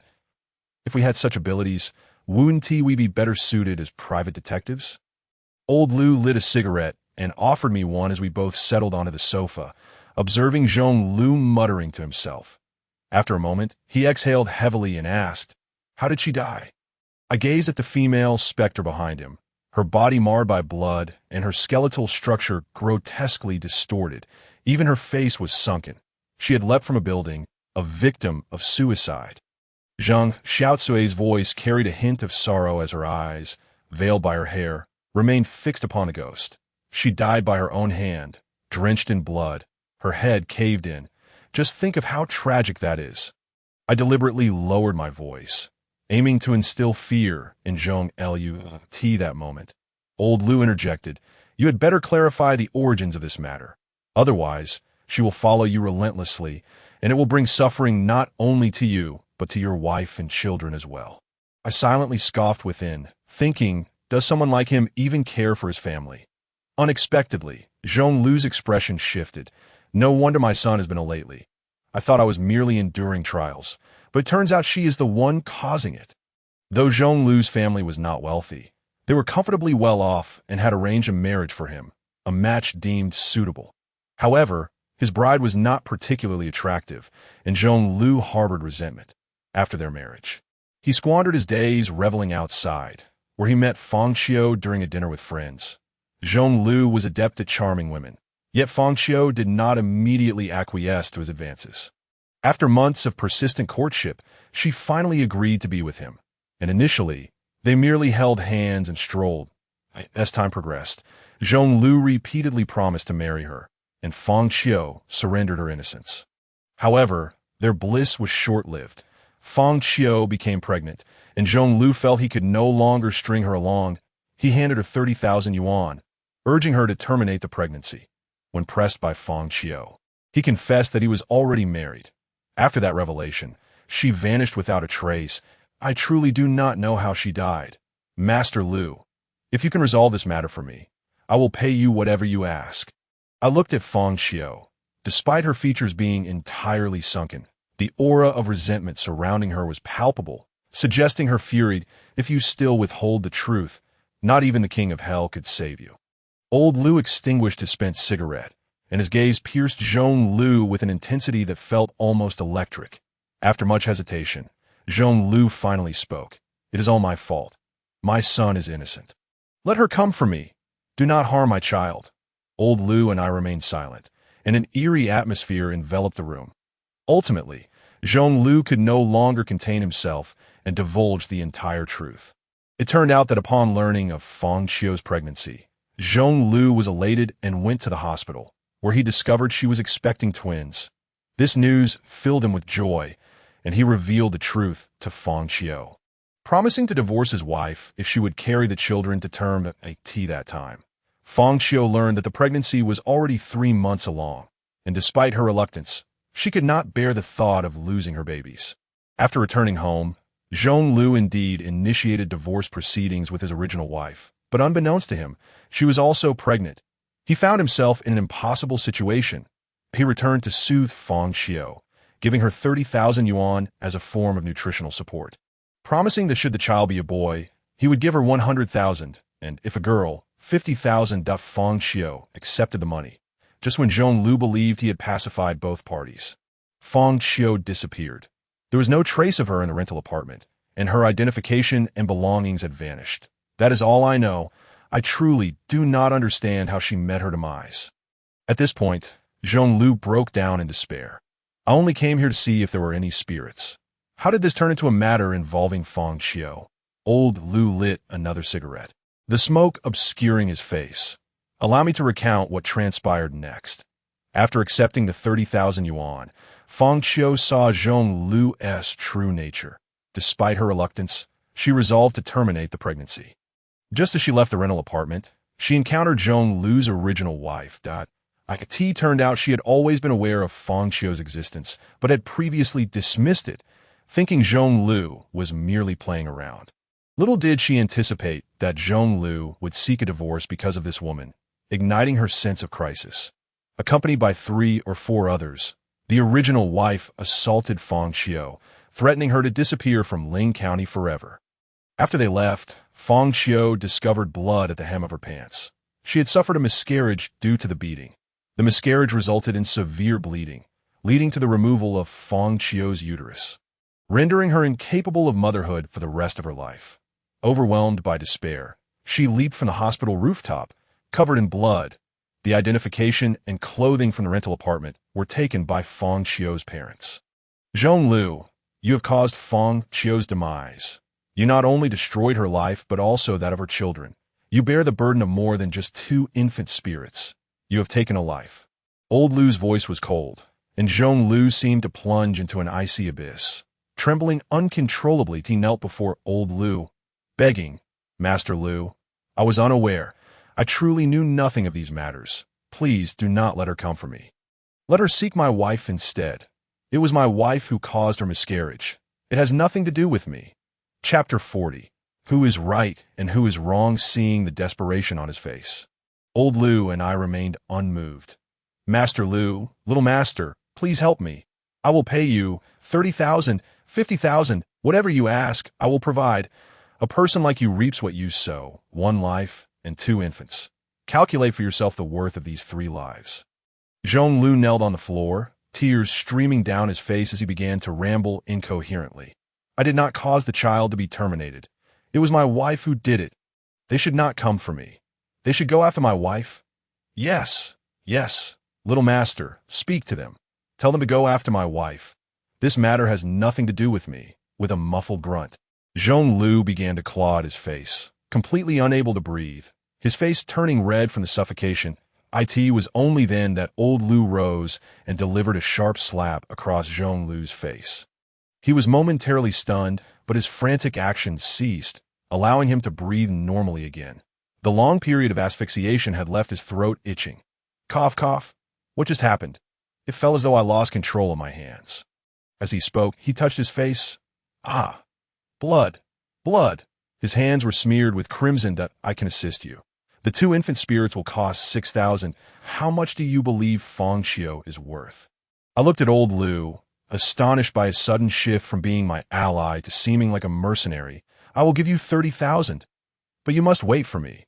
I will surely gather the money within 3 days. Is that acceptable? Old Lu nodded at the table. I want it now. You have half an hour, 30 minutes precisely, not a second more. Zhong Lu gritted his teeth and called his wife, recounting the entire sequence of events. On the other end, a torrent of furious curses erupted. Zhong Lu, too, lost his temper, engaging in a shouting match with his wife that lasted 20 minutes, hurling insults that spanned generations. Old Lu and I listened, dumbfounded, leaning back against the sofa in shock. Eventually, Zhong Lu's wife demanded the address of our location, cursing him one last time before hanging up. Zhong Lu, you scoundrel, just wait. 8 minutes later, a series of loud knocks resounded at the iron door. I stepped forward to open it, revealing a woman standing outside, weighing approximately 160 pounds, with small eyes and a flat nose. She appeared outwardly resilient, yet her eyes were red-rimmed, suggesting she had been crying on her way here. She was indeed a pitiable woman, abandoned by a husband who sought companionship elsewhere while she bore the weight of the household alone. Who is to say who is right or wrong in this situation? I sighed and welcomed the woman inside.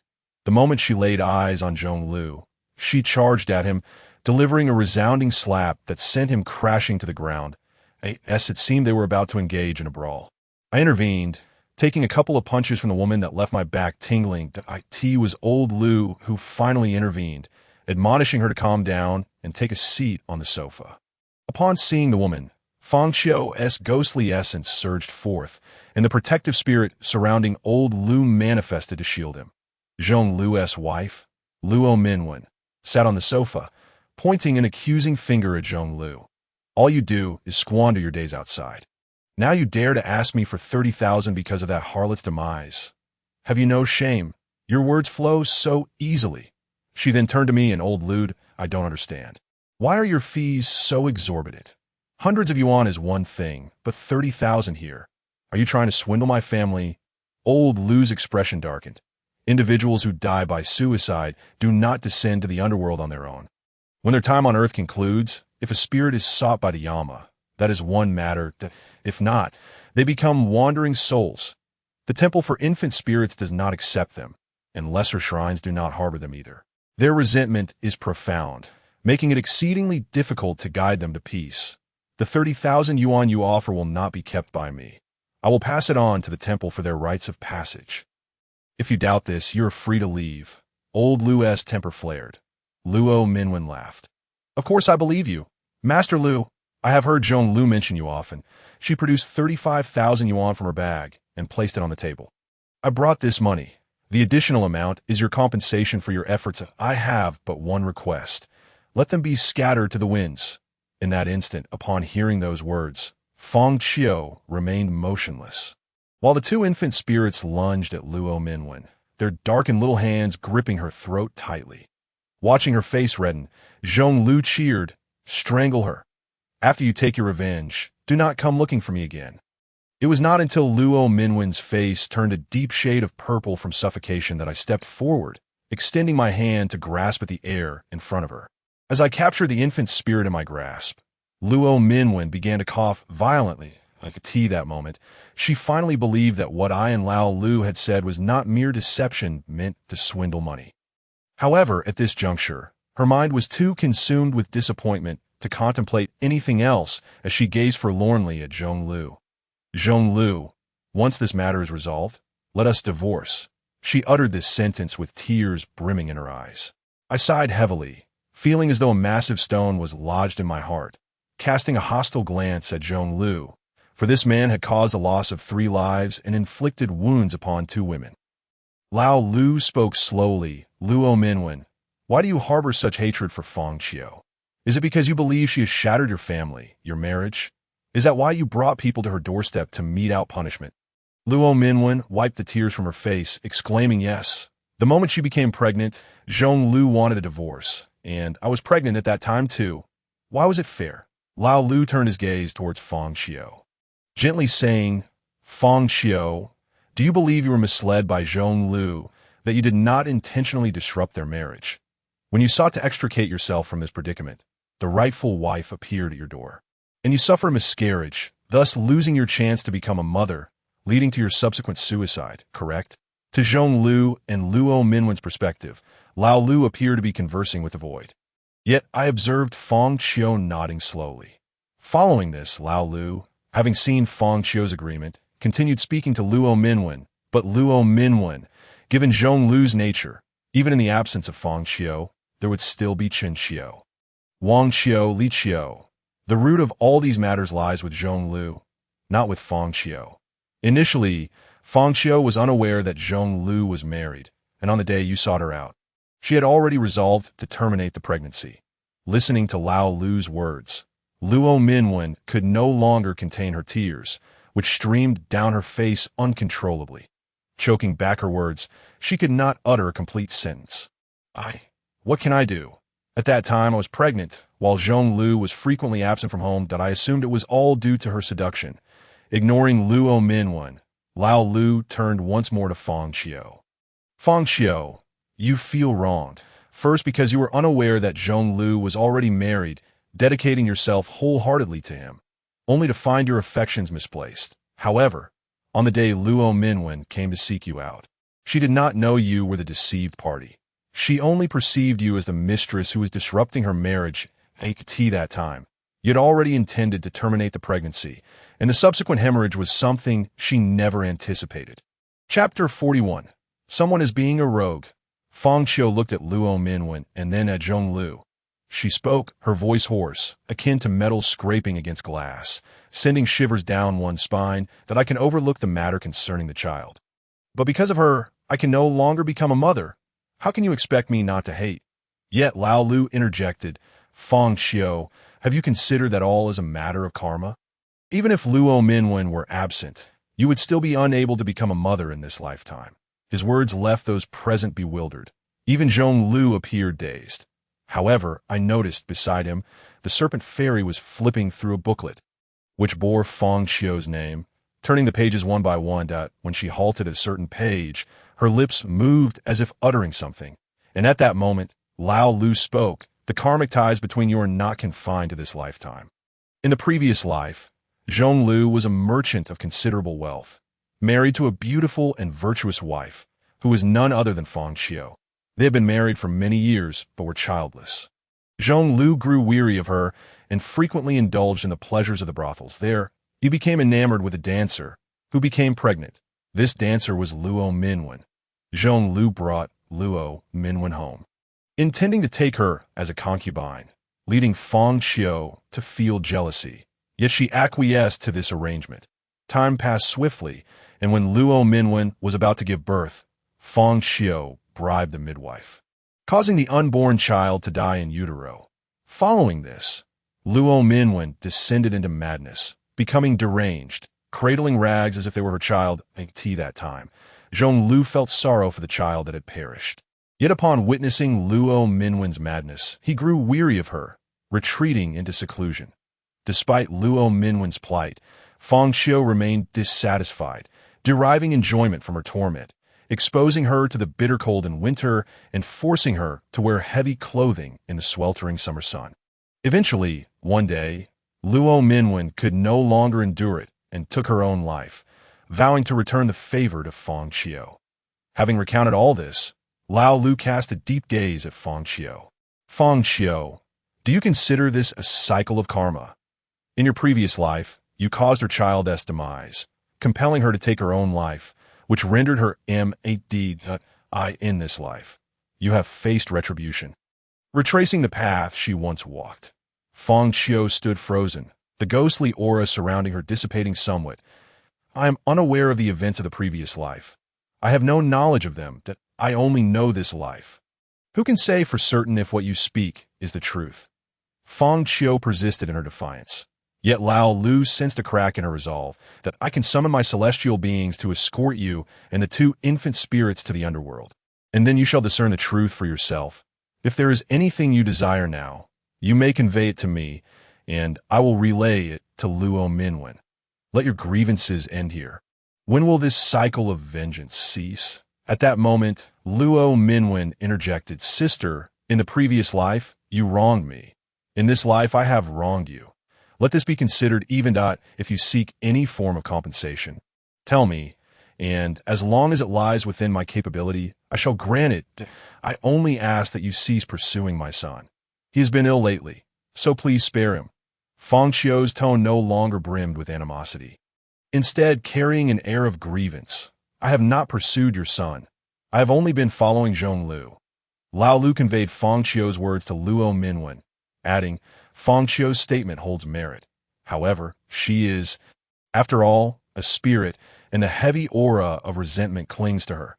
The child's constitution differs from that of adults. Being surrounded by such energy will undoubtedly lead to ailments. Once Feng Qiu departs, all will be well.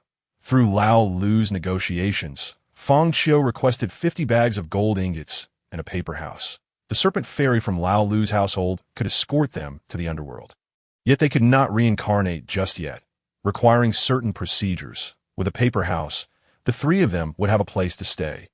Luo Minwen vehemently insisted that we retain the 35,000.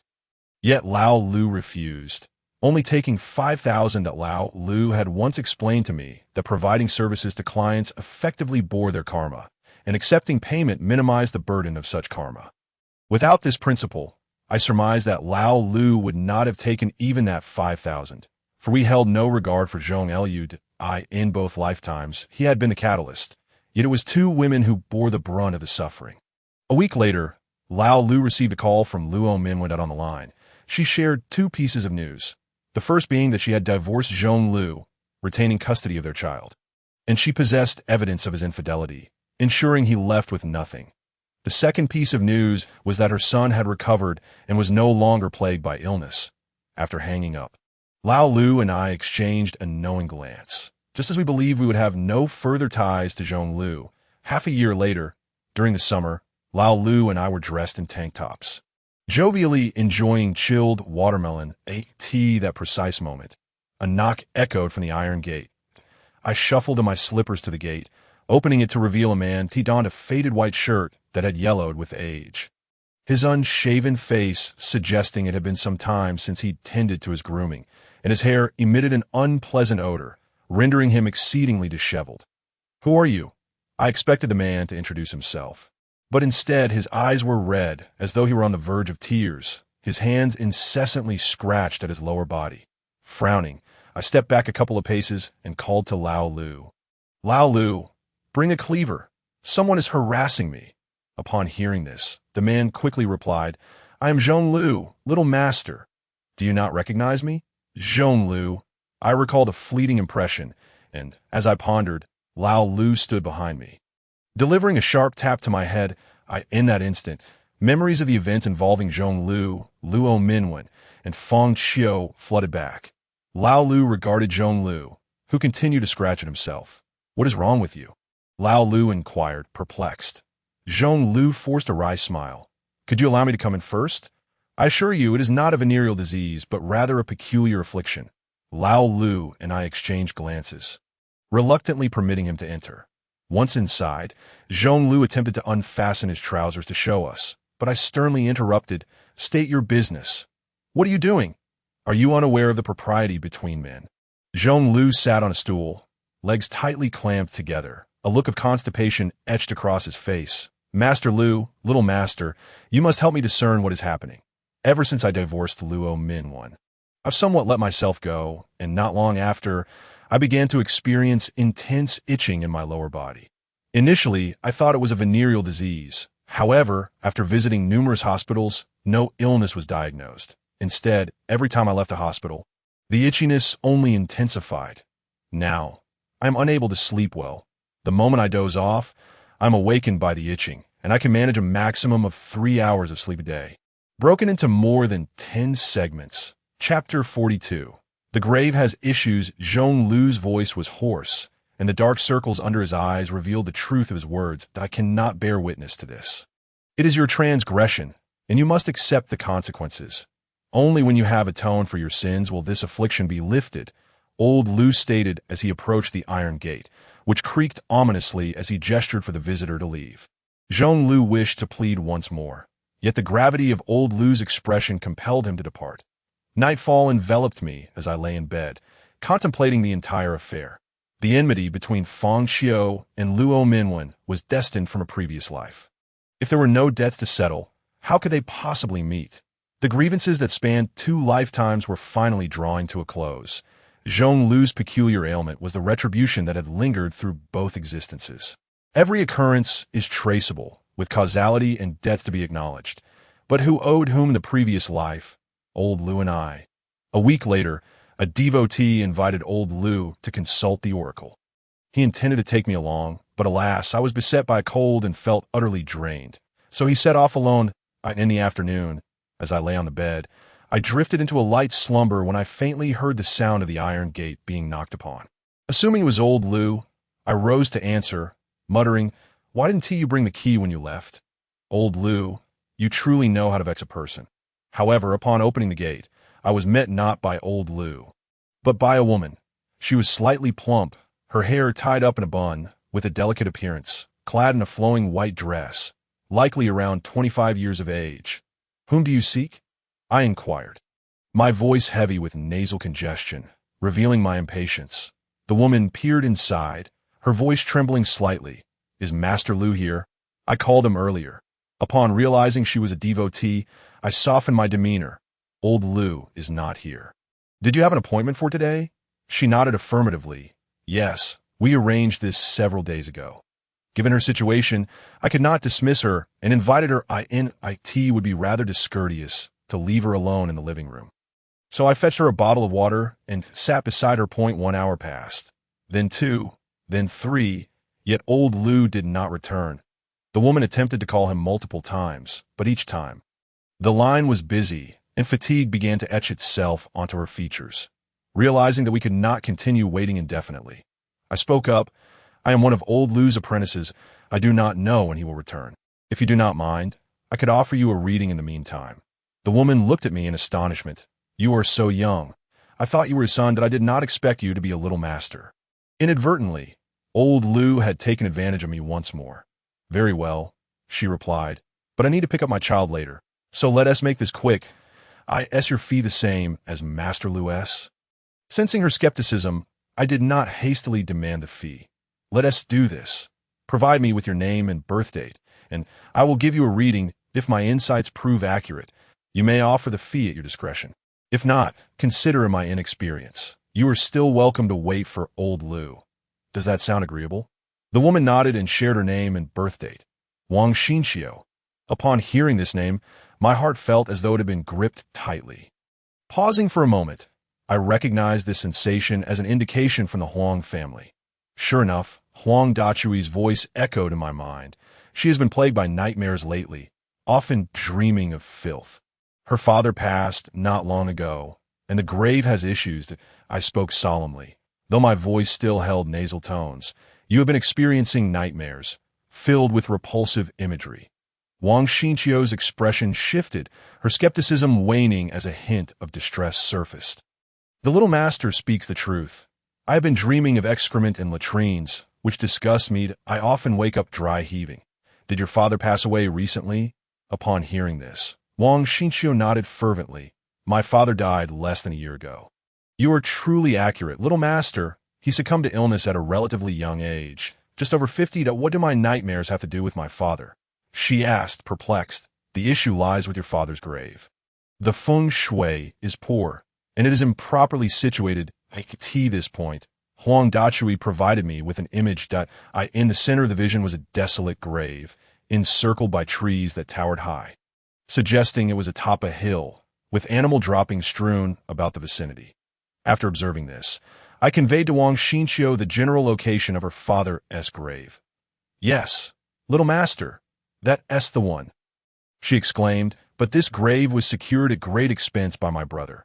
He claimed it would ensure prosperity and good fortune for our descendants." As she spoke, an image of a man emerged in my mind. Analyzing his features, it became clear he had recently acquired ill-gotten wealth. Coupled with Wang Xinqiu's revelations, I began to unravel the truth of the matter. "You can inquire with him if the grave is indeed sound. You would not be haunted by such sordid dreams." Wang Xinqiu grasped my insinuation, her countenance shifting as she retrieved a 100 yuan note from her pocket and placed it on the table. "Little master, once I clarify this matter, I will return to compensate you for your reading." She then rose and departed, and I watched her silhouette disappear beyond the iron gate. It was not until 8 in the evening that old Lou finally returned. Weariness etched across his face. Upon seeing me reclined on the sofa, he noted the absence of others. I paused in his presence, as if struck by a thought, and inquired, "Did a woman come by today?"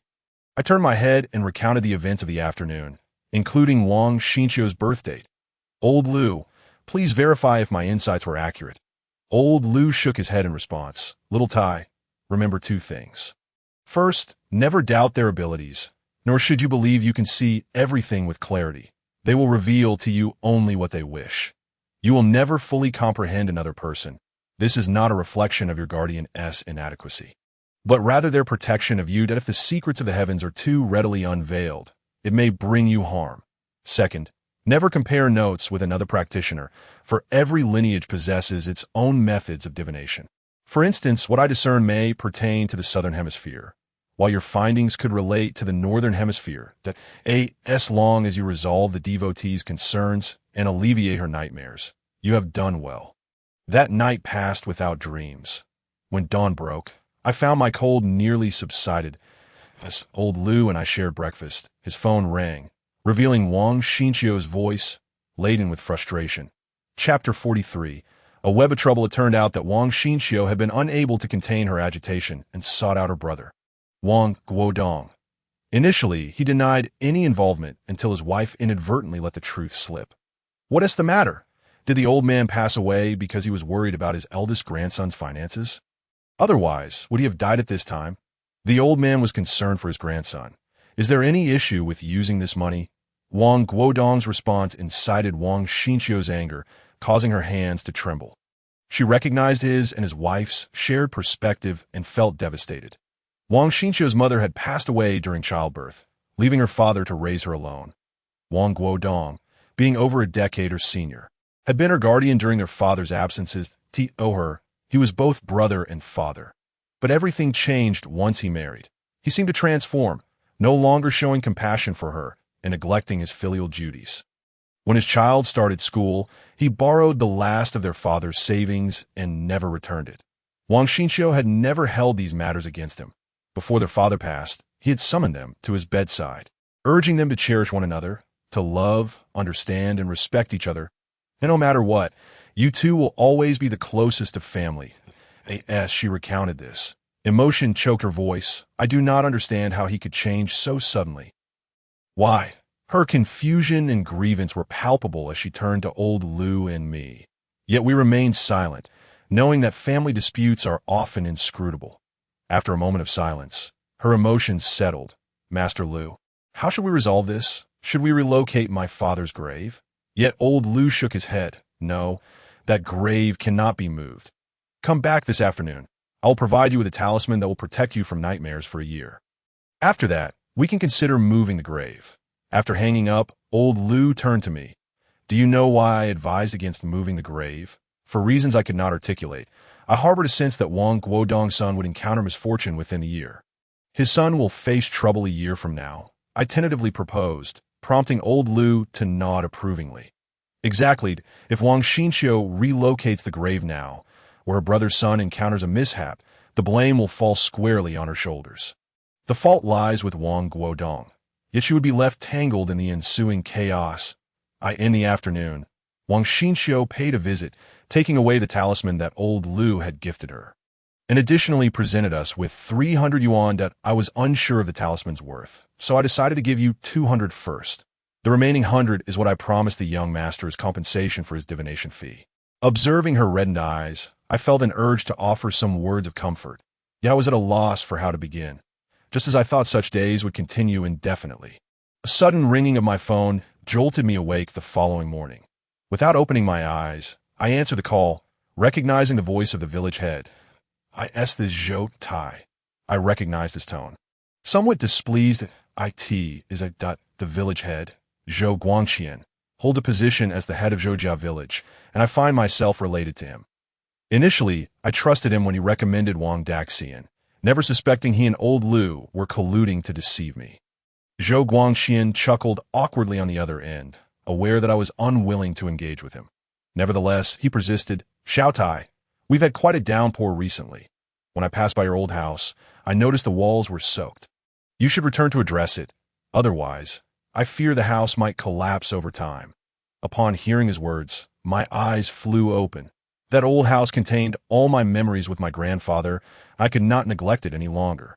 With this in mind, my tone softened slightly. "Understood. Uncle. I shall return today."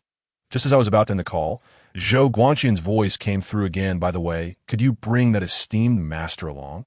My legs have been troubling me greatly lately, and I was hoping he could take a look." The esteemed master he referred to must be old Lud. I would inquire with him. After hanging up, I exited my room and conveyed the situation to old Lu. The issue of the leaking house was likely a ruse. He wanted me to bring him back to consult on his condition. Old Lou stroked his newly sprouted stubble.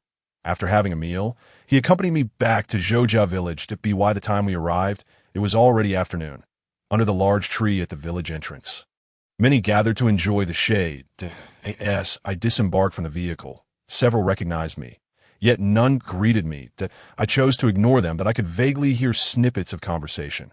That one, his father and grandfather, both drowned. I heard he returned this time, due to a leaking house. See? It still pertains to water. Oh dear, once he repairs the house, he can't leave, can he?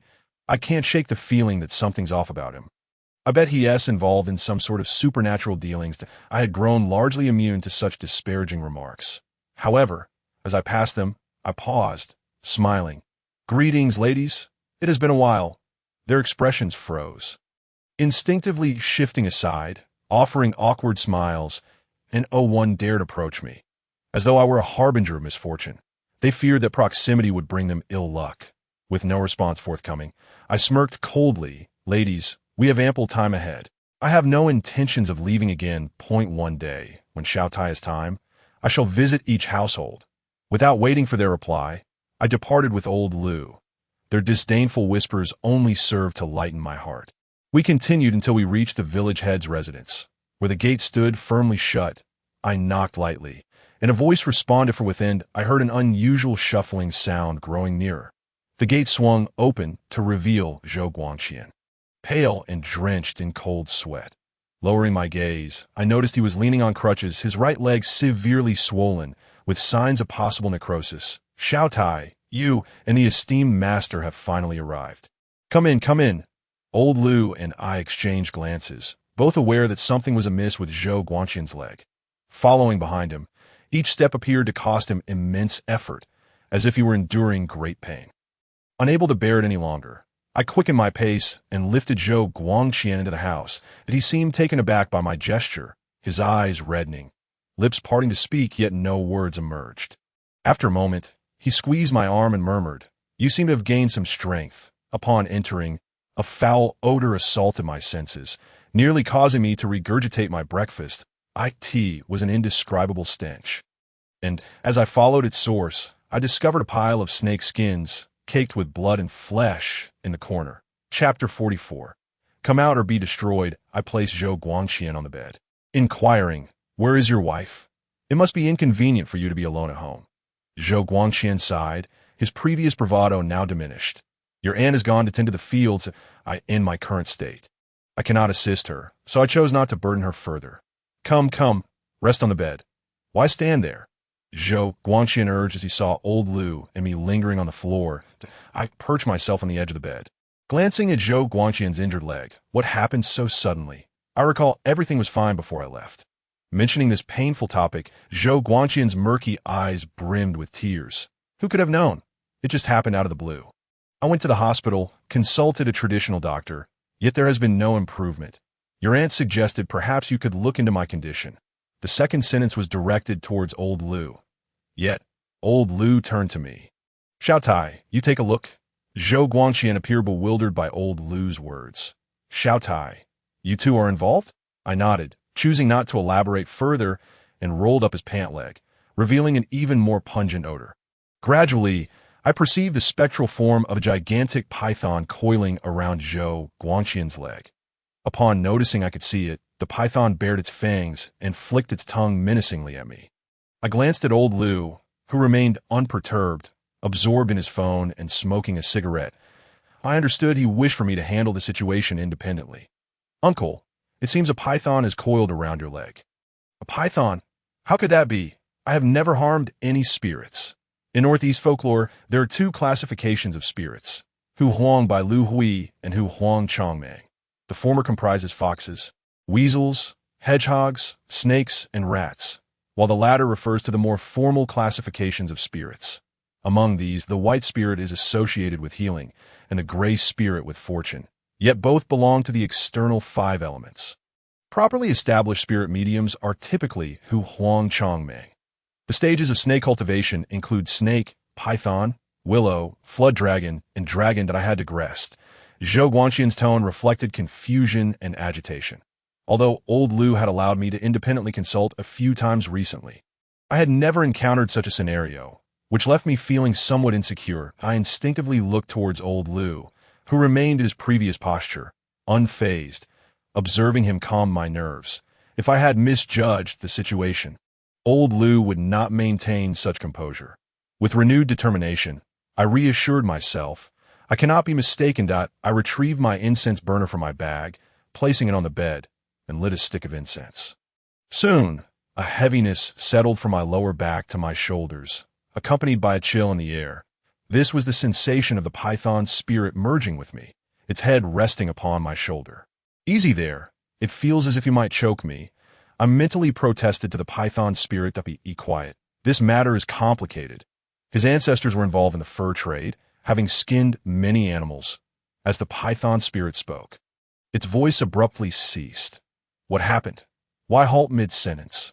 After a brief pause, the python spirit resumed. They also skinned many snakes. The pain in his leg is just the beginning. Soon he won't be able to consume any meat. And he must avoid even the slightest scent of oil. Following that, his entire body will feel as if it has been shattered. How do we resolve this? I turned to Zhou Guangqian. Despite his past transgressions, I remembered his assistance during my grandfather's passing, and my heart softened. After all, it was his ancestors' actions, not his own. Could I not offer him some aid? My voice trembled with empathy. First, let's converse with the spirit residing within him. Gauge its intentions. Sensing my silence and continued gaze, Zhou Guangqian grew uneasy. "Xiao Tai, please don't remain silent. I truly have never harmed any spirits. Why won't you believe me?" I sighed. "You may not have, but what of your ancestors?" "My ancestors never." Before he could finish, I pointed towards the pile of snake skins in the corner. "If you have never harmed any spirits, where did those skins come from? The blood and flesh on them have already darkened. They must be quite aged." Zhou Guangqian licked his parched lips, left speechless. Trembling, he retrieved a cigarette and slowly lit it, his voice heavy with despair. "What do we do now?" I remained silent. The incense in the burner had long extinguished.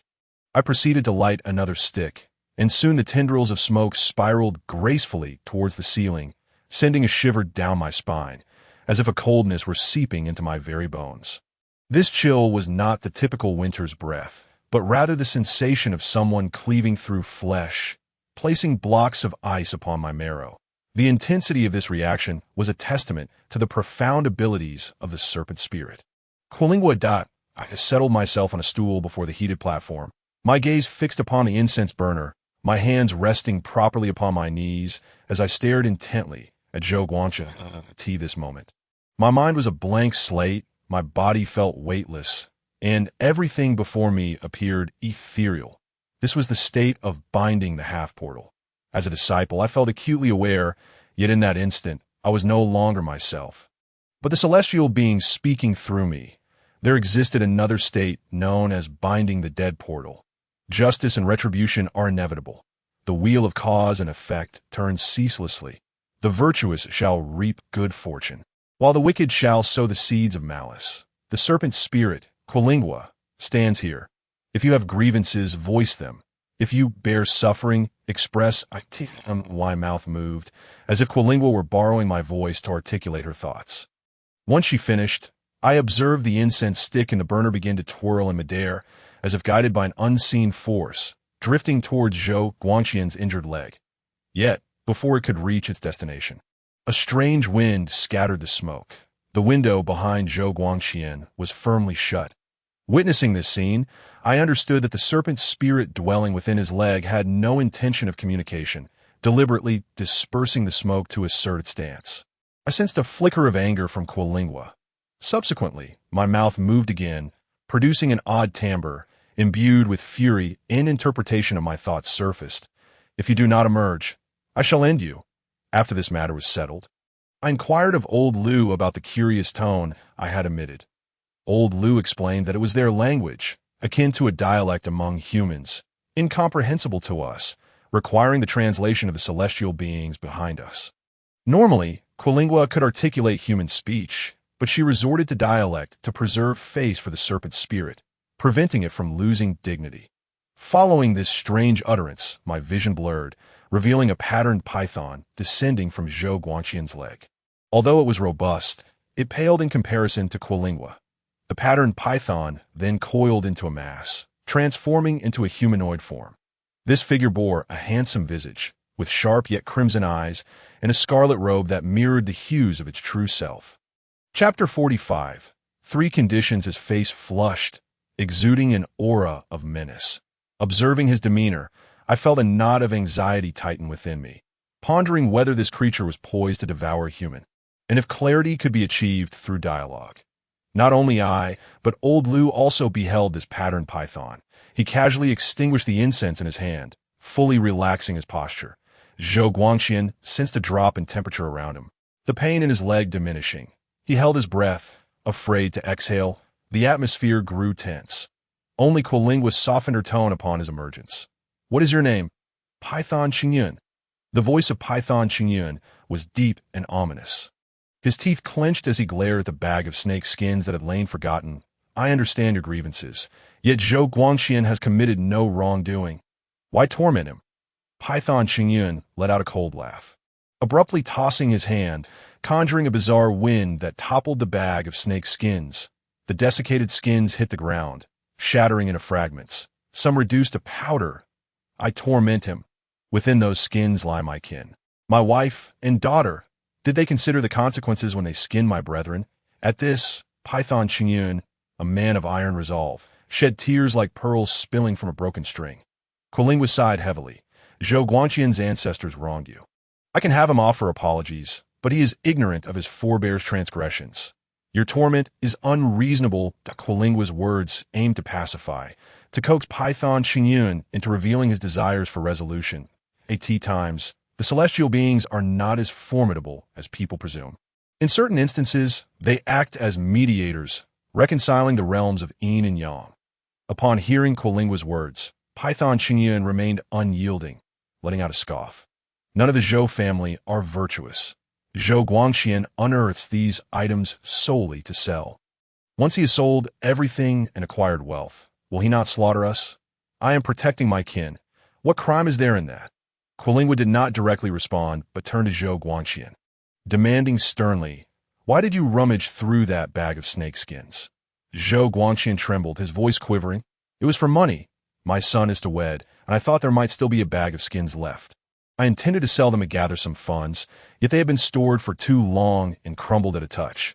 Did you harbor any thoughts of reskinning?" Quilingua continued her inquiry. Zhou Guangqian shook his head vigorously, akin to a rattled drum. "I dare not. Even if I had such intentions, I lack the courage." Quilingua cast a penetrating gaze upon Zhou Guangqian before addressing Python Qingyun. "It is wiser to resolve enmity than to deepen it." "Are you not aware of his thoughts?" Python Qingyun remained silent, his expression one of sorrow as he gazed upon the remnants of the snake skins. Quilingua refrained from pressing further. She too was a python. "When I entered this world, there were those who sought my life. She mobilized numerous kin to rescue me. She understood such anguish, especially when kin are skinned, that I may spare him. But I have 3 conditions." Python Qingyun's eyes reddened, exerting considerable effort to articulate this. Quilingua did not immediately acquiesce, but relayed Python Qingyun's words to Zhou Guangqian. "Present your demands. I will fulfill what I can, even if it means subsisting on a vegetarian diet for the rest of my days." Zhou Guangqian nodded fervently. Python Qingyun twisted around, grinning at him. "Well, the first condition is that you may only consume meat raised within your household, forbidding any contact with external flesh. Should you touch even a morsel or catch a whiff, you shall suffer excruciating migraines." Quilingua conveyed this. Zhou Guangqian's expression stiffened visibly as he glanced down at his swollen, disfigured leg, gritting his teeth in reluctant acceptance. "The second condition, I demand to be worshipped. On the 1st and 15th of each month, 3 sticks of incense must be offered. The third, your land shall yield no harvest for 3 years, but must not lie fallow. It must be tilled as in previous years." Zhou Guangqian acquiesced to the first 2 conditions, yet the third he could not accept. "That I address you as Python Spirit. You wish for me to forego outside meals. I have agreed. You desire offerings. I have consented." As he spoke, Zhou Guangqian's emotion swelled. "But that land is our sole means of survival. If it yields nothing, how shall we live? Quilingua turned to the smirking python Qingyun. 3 years is too long. Do not act out of spite. Sensing the chill in Quilingua's tone, Python Qingyun hesitated. This condition may be waived. I shall allow his leg to heal, no longer swollen or festering, yet he will limp for 3 years. Whenever it rains, he shall be rendered immobile. How does that sound? Choose one of these 2 options. If neither is acceptable, then there shall be no reconciliation. At this juncture, Zhou Guangxian had no choice but to acquiesce. Python Qingyun bowed to Quilingua residing within me before departing. Before leaving, he uttered, "Your leg will be healed within 3 days." Zhou Guangxian felt a sense of injustice, yet was powerless to change the outcome. He must bury these snake skins properly, without exchanging them for money.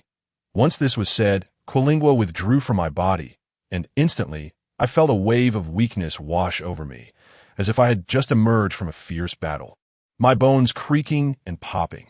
Next, discussions ensued regarding the worship of the serpent spirit. I was unfamiliar with this process, observing old Lu's actions closely. By the time we resolved this matter, evening had fallen. Zhou Guangxian intended to invite me and old Lu to dine, yet the foul stench lingering in his home left me without appetite. Exiting his abode, old Lu and I strolled back to the vehicle. As we passed the village entrance, the gossips had already returned to their homes. Arriving in the county town, we casually selected a modest eatery, where old Lu and I sat across from each other. The atmosphere at the dining table felt peculiar. We both understood this was likely our final meal together. After several rounds of tea and multiple courses, old Lu lifted his cup. Never drink and drive. Today, let us toast with tea in place of wine, wishing you peace and prosperity in the future. Should you encounter any uncertainties, seek me out. Why eyes brimmed with tears as I clinked my glass with old Lu's, downing the fiery liquor in one gulp. After dining, he escorted me to the village entrance before departing in his vehicle that I watched the receding lights of his car, feeling a profound sense of loss. Gazing down at the 3 bundles on the ground, I recalled that I had arrived at old Lu's with only one. Now, I prepared to leave with 3 sizable parcels. These contained the garments old Lu had procured for me. Stealing my emotions, I hoisted the bundles, belched from the liquor, and unsteadily made my way along the narrow path toward home. The Zhou family village lacked street lights, relying solely on the moonlight to illuminate my path. Halfway through my journey, the moonlight was obscured by clouds, diminishing visibility considerably. Yet, I discerned a dark figure standing squarely in the center of the road that I squinted at the shadowy silhouette. As the clouds drifted away, revealing the moonlight, I was astonished to discover it was a standing yellow weasel. Chapter 46. My name is Gaoshan at this moment. Though my body felt unresponsive, my vision remained keen that I was certain that the figure before me, adorned with a tattered hat of unknown origin and leaning on a branch as a makeshift cane, was indeed a weasel. It was simply larger than usual, standing upright before me. What era is this? That a yellow weasel dares to seek titles? How can one ever seek shortcuts in the pursuit of cultivation? I mumbled as I took a couple of steps forward. Are you perhaps inclined to inquire whether I resemble a human or a deity?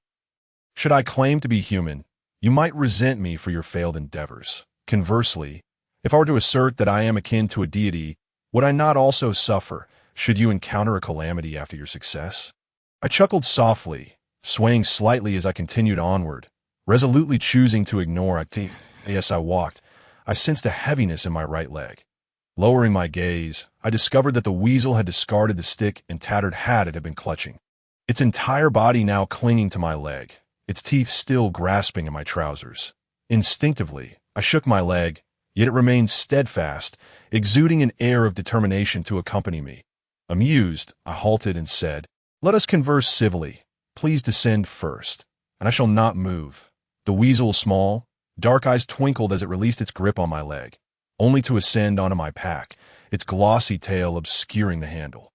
I intended to crouch down, but the effects of the alcohol rendered my body uncooperative, causing me to plop down onto the ground. Gazing at the weasel before me, I understood clearly that its persistent obstruction of my path must hold some significance.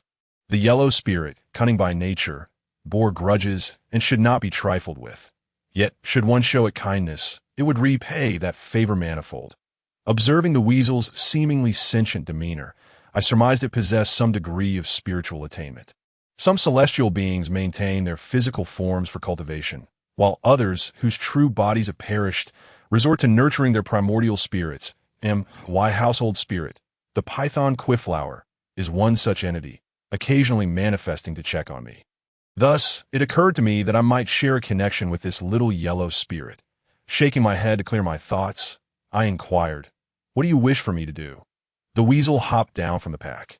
Placing its forepaws upon me and closing its eyes, that I was uncertain of its intentions when suddenly the voice of Huang Dezhua resonated. "It has just attained enlightenment and cannot yet speak. Now that its primordial spirit has exited its body, you can communicate with it." No sooner had Huang Dezhua's words faded than the once vibrant weasel collapsed to the ground, bathed in the moonlight. I noticed its fur was stained with blood, and a small wound adorned its tail. As if something had taken a bite, I instinctively reached to lift its body, but Huang Dezhua's voice sounded once more. "Do not touch it. It is not dead, but merely in a state of spirit separation. If it comes into contact with your life force, it may not return." That moment, an unfamiliar voice echoed in my mind. "Help me." The voice was strange and hoarse. I realized this must be the voice of the yellow spirit before me. "May I ask for your name, esteemed spirit? What is it you seek by obstructing my path today?" I inquired politely. A vague intuition told me that assisting it would be advantageous for me, though I could not pinpoint why. "My name is Gaozhan. Do not be alarmed. Young Xiangtong, I come to you with a request." Huang Gaoshan continued, "You have seen my injuries. I have come for assistance. Alas, I am no healer. Perhaps I could escort you to a veterinary clinic?" I suggested in my mind, only to feel a tingling sensation in my tongue. "Are you being polite?" Huang Dezhua remarked. The tingling was a punishment for my ill-chosen words, yet in a sense, he was looking out for me. After all, the yellow spirit before me held no prior connection. A single word of malice could lead to dire consequences. Not worry. What young Xiangtong says holds merit, yet this is not the purpose of my visit. As my tongue gradually returned to normal, I learned to tread carefully. "I humbly await your guidance." With a sigh, he began to unfold his tale. Huang Gaoshan, having recently attained enlightenment, resided with his wife and daughter in the deep mountains behind Zhoujia village. His days were rather mundane, filled with either cultivation or foraging for food. However, one day, while out searching for sustenance, he fell prey to the watchful eye of an eagle, a natural enemy of the weasel. Even with his newfound abilities, he instinctively felt fear, especially since his cultivation was not yet profound. After sprinting 200 meters, he dove into a burrow, with the eagle lurking outside, waiting for the opportune moment. Realizing this was untenable, with food supplies dwindling at home, he could fast, but his family still required nourishment. It was then that he recalled hearing tales of Xiangtong, who had once taken charge of the spirit hall in Zhoujia village, but had not returned in over a year. Huang Gaoshan calculated and deduced that this Xiangtong, who was none other than me, had returned to the village today. With resolve, he decided to venture out into the dark night to seek my aid. However, to his misfortune, the eagle lay in wait, and the moment he emerged, it fixed its gaze upon him. Utilizing his knowledge of the mountain terrain, he evaded the eagle's attacks multiple times. Yet ultimately, one misstep led to his glossy tail being caught in the eagle's beak. Huang Gaoshan, suspended in midair, fought back fiercely, scratching at the eagle's eyes. The eagle, in pain, released him, and he tumbled to the ground, sustaining injuries and limping, forced to use a branch as a makeshift crutch, with a wry smile.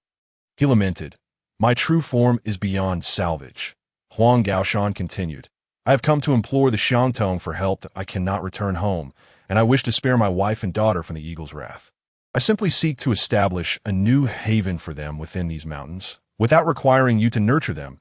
I was intimately familiar with the rear mountain he mentioned. It was not merely from my own explorations, but from the tales shared by my grandfather and the village elders. This mountain was known as Tsangshan. Its name derived from ancient times, when a corrupt official amassed wealth at the expense of the people. When the emperor sought to execute him, he bribed the judge and fled into this mountain with his treasures. From that day forth, the corrupt official vanished without a trace, and thus the mountain was dubbed Tsangshan. In my youth, I had witnessed many venture into the mountain, drawn by the elusive tales of treasure, only to never return. Huang Gaoshan's mention of Songshan stirred memories of those stories within me. I am well acquainted with the mountain paths and shall ensure your safe return. Can the young Xiangtong agree to assist me? Huang Gaoshan implored. With a sigh, I acquiesced. In an instant, I felt an intangible energy detach from my being and enter Huang Gaoshan's true form. Before long, he stirred back to consciousness. As he awoke, limping and eager to lead me into the mountain, I quickly intervened. Do not rush. I must first return my belongings. Moreover, it is quite dark now, and I cannot see the path. I need to find a flashlight. I placed Huang Gaoshan gently on my pack and hastened back home. Upon pushing open the door, I was met with a cloud of dust that made me cough. Chapter 47. Chaotic magnetic field. A peculiar odor permeated the room, reminiscent of dampness and prolonged stagnation. That I wrinkled my nose, setting my belongings aside, and lifted Huang Gaoshan into my arms. Forgive me, esteemed spirit, for I must hasten with you in my embrace. Cradling him, I rummaged through the disarray. That I distinctly remembered the flashlight being here. How could it have vanished? Just then, outside the courtyard, I heard the flickering of a flashlight and the sounds of shouting. Thief! Don't move! The voice sounded somewhat familiar. Squinting against the flashlight's beam, I peered out. I could not see the figure clearly, yet they had recognized my face. Zhou Tai? Their voice carried a note of surprise. I stepped outside, clutching Huang Gaoshan, and the figure, seeing that I did not recognize him, waved the flashlight to illuminate his face. It's me. I am Fu Chun. Hearing that familiar name, his appearance merged with my memories of Gao Fu Chun.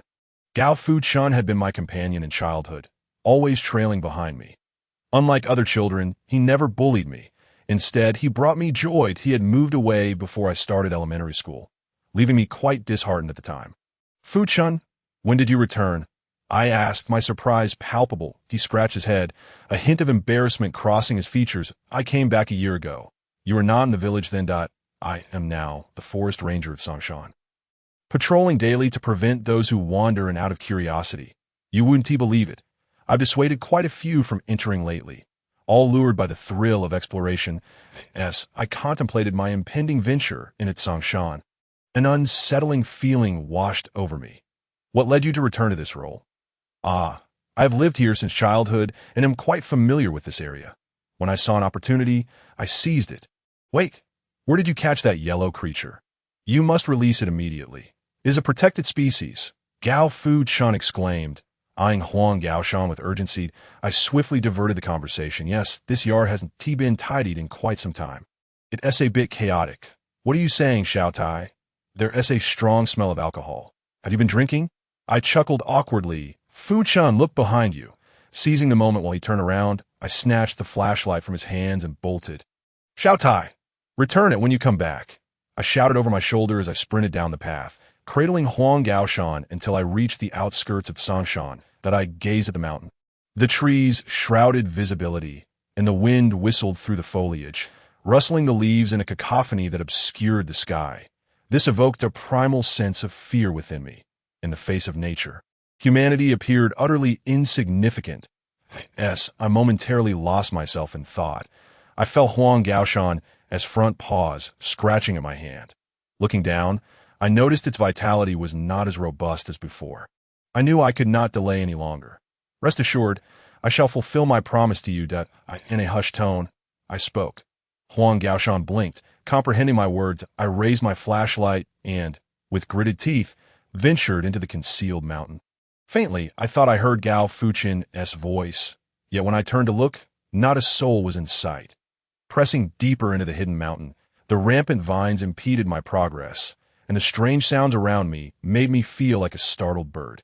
In a moment of carelessness, my face and hands were scratched by sharp branches, yet I held Huang Gaoshan tightly in my arms, unwilling to let him suffer even a scratch, and I advanced in the direction indicated by Huang Gaoshan's paw. I lost track of time. Before me stood a towering tree, beside which lay a cave. Observing Huang Gaoshan's reaction, I knew I had found the right place.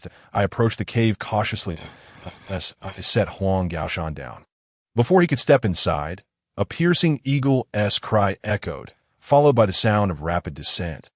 Reacting swiftly, I scooped Huang Gaoshan back into my embrace, narrowly evading the eagle's attack. The eagle, witnessing this scene, swiftly took to the skies. No longer lingering, I placed Huang Gaoshan within the cave, shielding him with my body, aware that the eagle had not departed, as I could still faintly hear the sound of its wings. Huang Gaoshan called out twice, and I lowered my head to see two weasel figures, one large and one small, emerging. Upon seeing them, Huang Gaoshan nuzzled my arm with his head. I gathered them both into my arms, covering them with my clothing. "Oh, venerable sage, please direct me on where to settle them." After running for an extended period, my chest rose and fell violently, my speech coming in fragmented bursts. Huang Gaoshan raised his front paw, pointing forward. Following his direction, I continued to run, weaving through countless tilted trees until the sound of the eagle's wings faded behind me, and only then did I come to a gradual halt. Kneeling on the ground, I set Huang Gaoshan's family down. Huang Gaoshan bowed to me and, limping slightly, led his wife and child deeper into the cave. Just as I contemplated returning, I heard Gao Fuchen's voice calling, "Xiao Tai." Turning around, I saw Gao Fuchen approaching with a flashlight in hand, covered in dirt and leaves, looking utterly disheveled. "Fuchen, how did you come in here?" I stepped forward to meet him. His tone was a mix of anger and relief. "Do you not realize how dangerous it is in here? It is almost dawn. We must hurry back before the morning fog rolls in and the magnetic field becomes chaotic. Even the compass will be unreliable." What about that weasel in your arms? Surely you are not the kind of person who lacks discretion. Are you bewitched by the weasel, leading you into this concealed mountain?" Gao Fuchen's words became increasingly absurd, and I hurriedly interjected, "Fuchen, let us get out of here first, and I'll explain everything outside." He nodded, and we proceeded in the direction of our exit. According to my estimation, it should have taken an hour, yet after 2 hours, we were still within the mountain. Stopping, we exchanged glances, a dreadful thought creeping into our minds. We were lost. I tore a piece of cloth from my garment and tied it to a nearby tree, and we continued forward, navigating through countless trees. Just when we thought we had escaped the loop, we encountered the tree marked with my cloth. Gao Fuchen gasped, his nerves taut, and pulled out his compass. The needle spun chaotically, showing no signs of stabilization. "The magnetic field is in turmoil. Xiao Tai. We might be trapped here." I sat cross-legged on the ground, striving to calm myself. "Fuchen, do not panic. Let me think about how we should proceed. How can I not panic? My wife and child are waiting for me at home. What should we do? I cannot die here." Gao Fuchen's agitation grew. Ignoring him, I silently prayed, "Which master is present? Please come forth and assist me. Otherwise, this young, handsome, obedient disciple may meet his end here." Chapter 48. Now that I am here as I spoke, a chill ran down my spine, and a phantom appeared before me. Recognizing the distinctive long tongue, I realized it was Zheng Xiaotan. Beside her stood a black dog. Overwhelmed with excitement, I stood up and gazed at Zheng Xiaotan. She stood next to Gao Fuchen, yet he could not see her. Gao Fuchen noticed my intense focus on his side. "Xiao Tai, what is wrong? Are you so excited because you found the way back?" Zheng Xiaotsue flicked the hair obstructing her face, giving me a knowing glance before turning to walk ahead. That I followed her, instructing Gao Fuchen, "Stay close to me, Fuchen. I'll lead you out." After a considerable distance, the surroundings began to feel familiar, and I spotted the cave where Huang Gaoshan's family had once resided, my heart swelling with joy. "Xiao Tai, I saw this when I entered," Gao Fuchen exclaimed, excitement in his voice. Continuing forward, we finally glimpsed a glimmer of light, at which point Zheng Xiaotsue and the black dog vanished. At last, Gao Fuchen and I emerged from the concealed mountain. I collapsed onto the ground, the tension that had gripped me for so long dissipating completely. Gao Fuchen retrieved his compass, and the erratic needle returned to normal the moment we exited the mountain. Checking my phone, I discovered that only 3 hours had passed. It had not felt as long as it truly was. That I glanced back at the concealed mountain, silently vowing never to return. After receiving a few reprimands from Gao Fuchen, we parted ways. I returned home while he continued to patrol the vicinity of the concealed mountain. Once home, I opened the doors and windows, quickly tidying up the dust-covered bed before falling into a deep sleep. In my dreams, I found myself back in a concealed mountain, surrounded by towering trees. I was overcome with fear. I called out, "Fuchin, shout Sue, big wolf dog." No matter how long I called, no one or ghost appeared.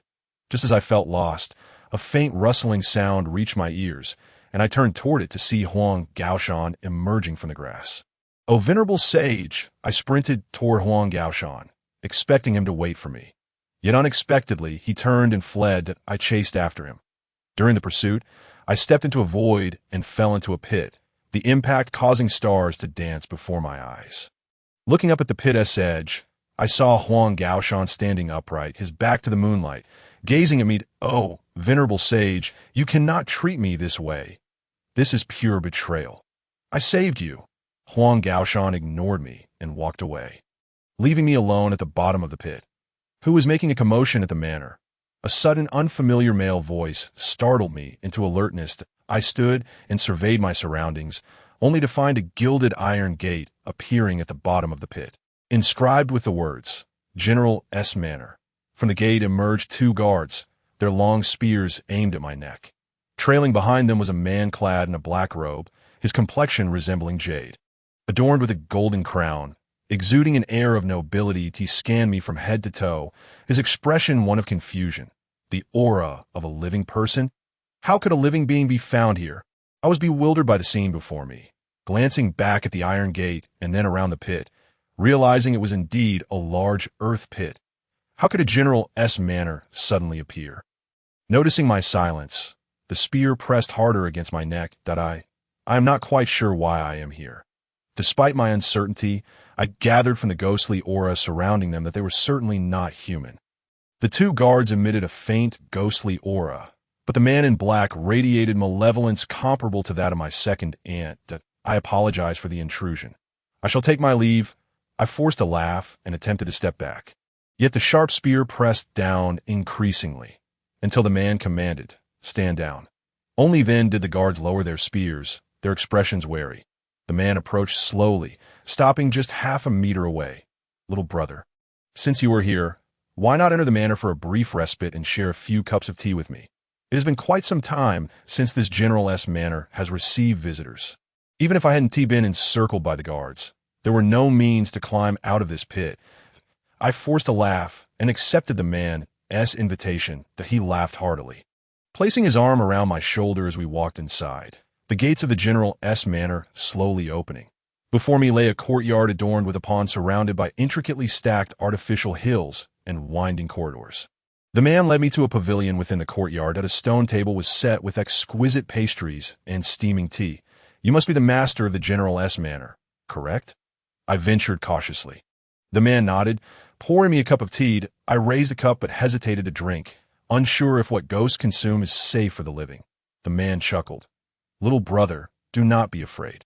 I harbor no ill intentions towards you." He took a sip of tea. "A few days ago, a gentleman informed me that a distinguished guest would arrive today. See, I have prepared pastries in anticipation of your visit." I placed the teacup back on the table. "May I ask your name?" "General." He mentioned his name was Gaoshan, claiming his fate was nearing its end, yet a noble person was soon to appear. "Gaoshan, Huang Gaoshan, that esteemed Huang. Why has he led me here?" Noticing my bewildered expression, the man inquired. "Little brother, do you know this person?"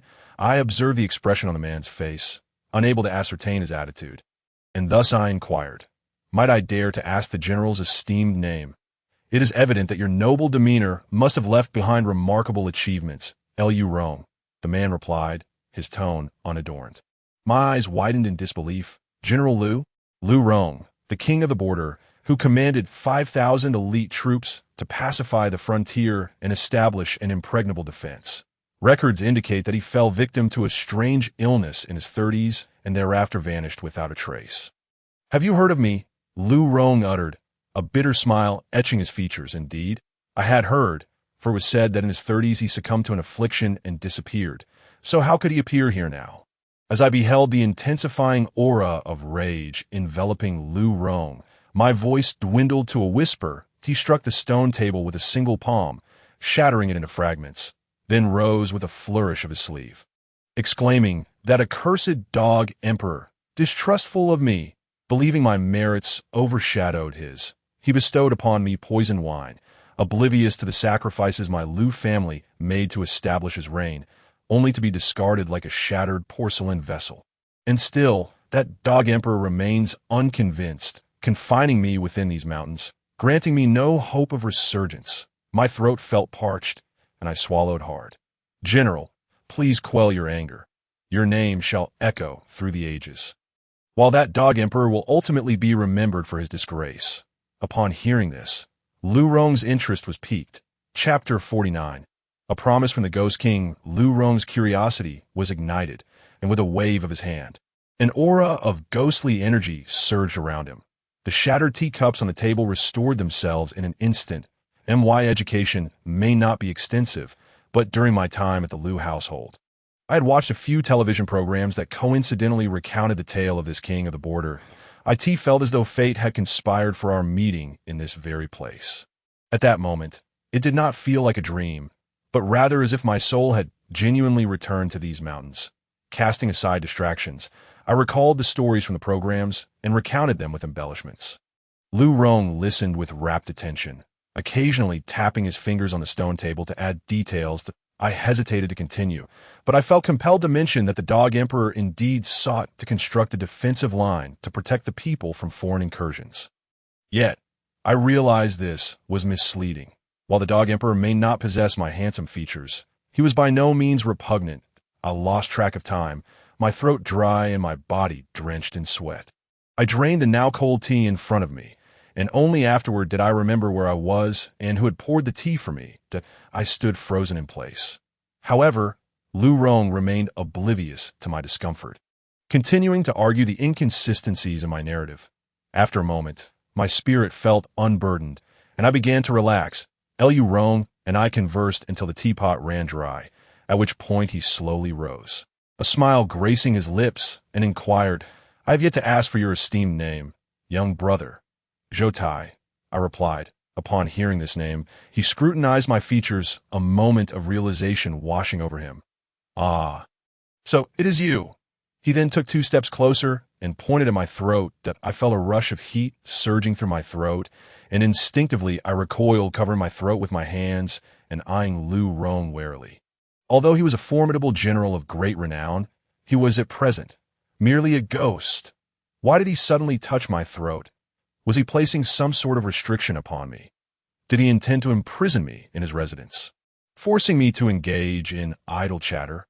As my thoughts spiraled chaotically, Lu Rong seemed to read my mind and chuckled. Fear not. I have no inclinations towards dragon or phoenix. Meeting you today has stirred a sense of familiarity within me. And upon learning your name, I realize you are an old acquaintance. There is a bond between us. Strictly speaking, I owe you a life. Today, I grant you a promise, should you find yourself in peril in the future. Simply call upon the name of the king of the border, and regardless of the time or place, I shall come to your aid. Upon hearing this, I hastily asked, General, you mentioned a connection between us. What is this bond? Can a promise truly suffice? Lu Rong smiled, turning away with his hands clasped behind his back. You remain as cunning yet forthright as ever.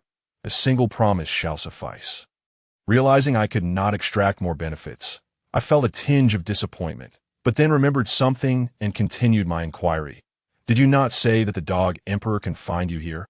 How then can you emerge when I require your assistance? At the mention of the dog emperor, Lu Rong scoffed. While I lived, I was the king of the border. In death, I am the ghost king. Those petty tricks of charlatans, I unraveled decades ago. I simply grew accustomed to residing in this general's manor and have no desire to relocate. Seeing that I was about to speak again, Lu Rong touched my forehead, his tone tinged with exasperation. You still have so many questions. It is time for you to awaken. I abruptly opened my eyes, finding myself still lying on the Kong in the old house. With the sun shining outside, I sat up, feeling completely refreshed, without a hint of discomfort. I glanced at myself, finding no signs of any oddities, and prepared to wash up. I looked in the mirror. I was startled to discover a red mole on my neck. That IT was not black or pink, but a vivid vermilion reminiscent of cinnabar. I recall that it was precisely where Lu Rong had pointed yesterday. This realization confirmed that my experience was indeed a genuine encounter with a ghost king, rather than a mere dream. IT that moment, I was not fully aware of how significant a promise from a ghost king could be. Soon, I set this matter aside. What mattered most to me now was the renovation of the old house, as fate would have it. While I was eating, I heard Gao Fuchen's voice resonate through the courtyard. As I rose, I caught a glimpse of my phone. It was 11 o'clock. Brother Fuchen, have you eaten yet? In the Northeast, it is customary to greet someone at mealtime with questions like, have you eaten?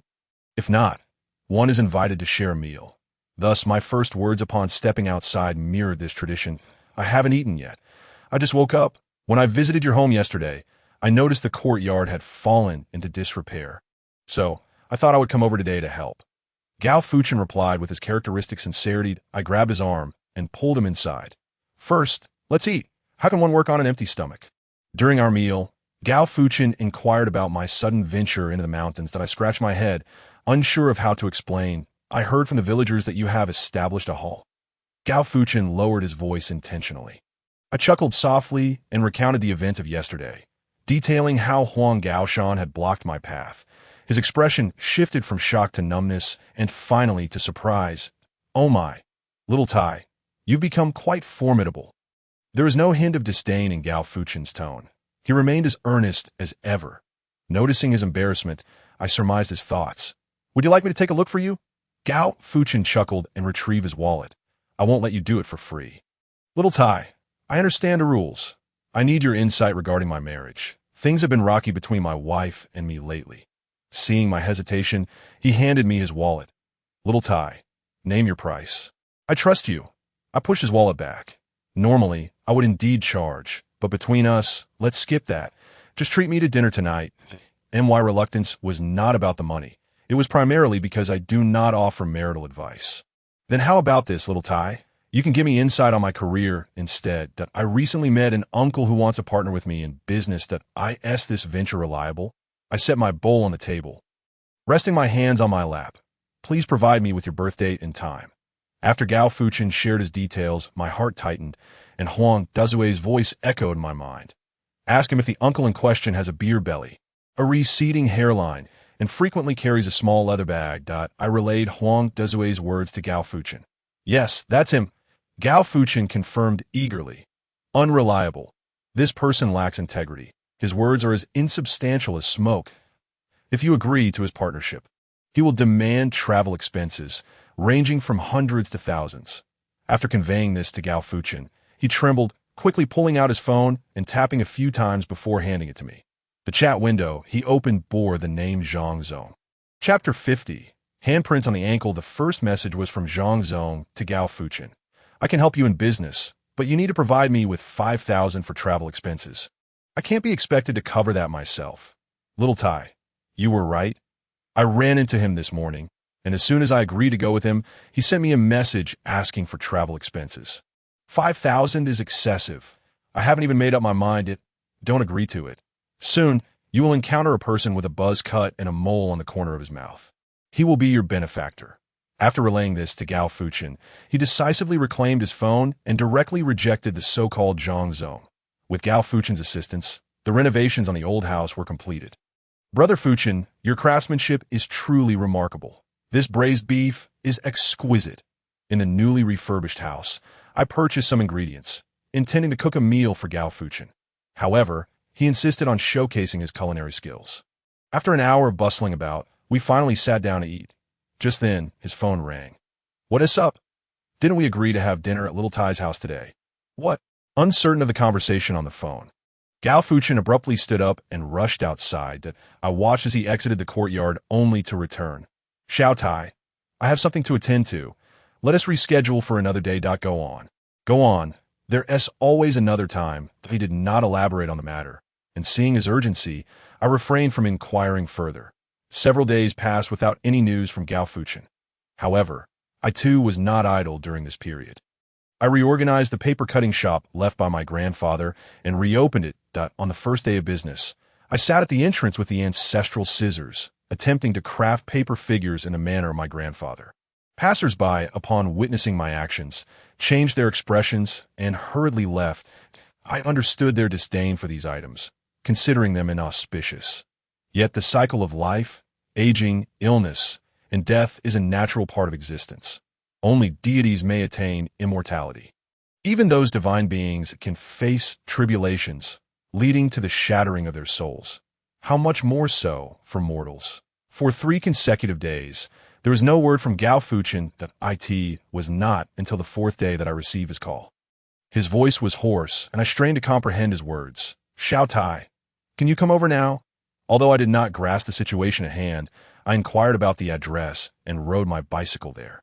The location Gao Fuchen provided was not far from the paper-cutting shop, and I arrived in 10 minutes. Before me stood a single-story house with an open gate, and the yard was cultivated with vegetables and fruits.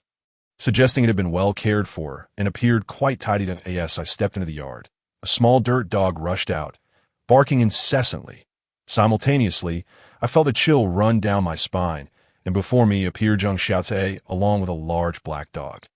The spectral form of the black dog and the little dirt dog howled at each other from different planes. Zhang Xiaotai bent over, her tongue dangling towards the little dog's head. She seemed to have a great fondness for dogs, as this deceased black dog had also been left by her. The barking of the dirt dog drew the occupants of the house outside. Xiao Tai. The person who appeared was none other than Gao Fuchen, that he looked utterly disheveled, his eyes bloodshot, and his beard appeared untrimmed for quite some time. Upon seeing me, he seemed to grasp at a lifeline, rushing forward without any explanation, pulling at my arm to enter the house. Brother Fuchen, what is going on? I stumbled along, bewildered by his urgency. Upon entering, the room was a lang of odors, including smoke and an unpleasant medicinal scent. A woman sat by the Kong, appearing to be of similar age to Gao Fuchen, with a 7 or 8-year-old child lying beside her. The woman's name was Chen Hong, Gao Fuchen's wife.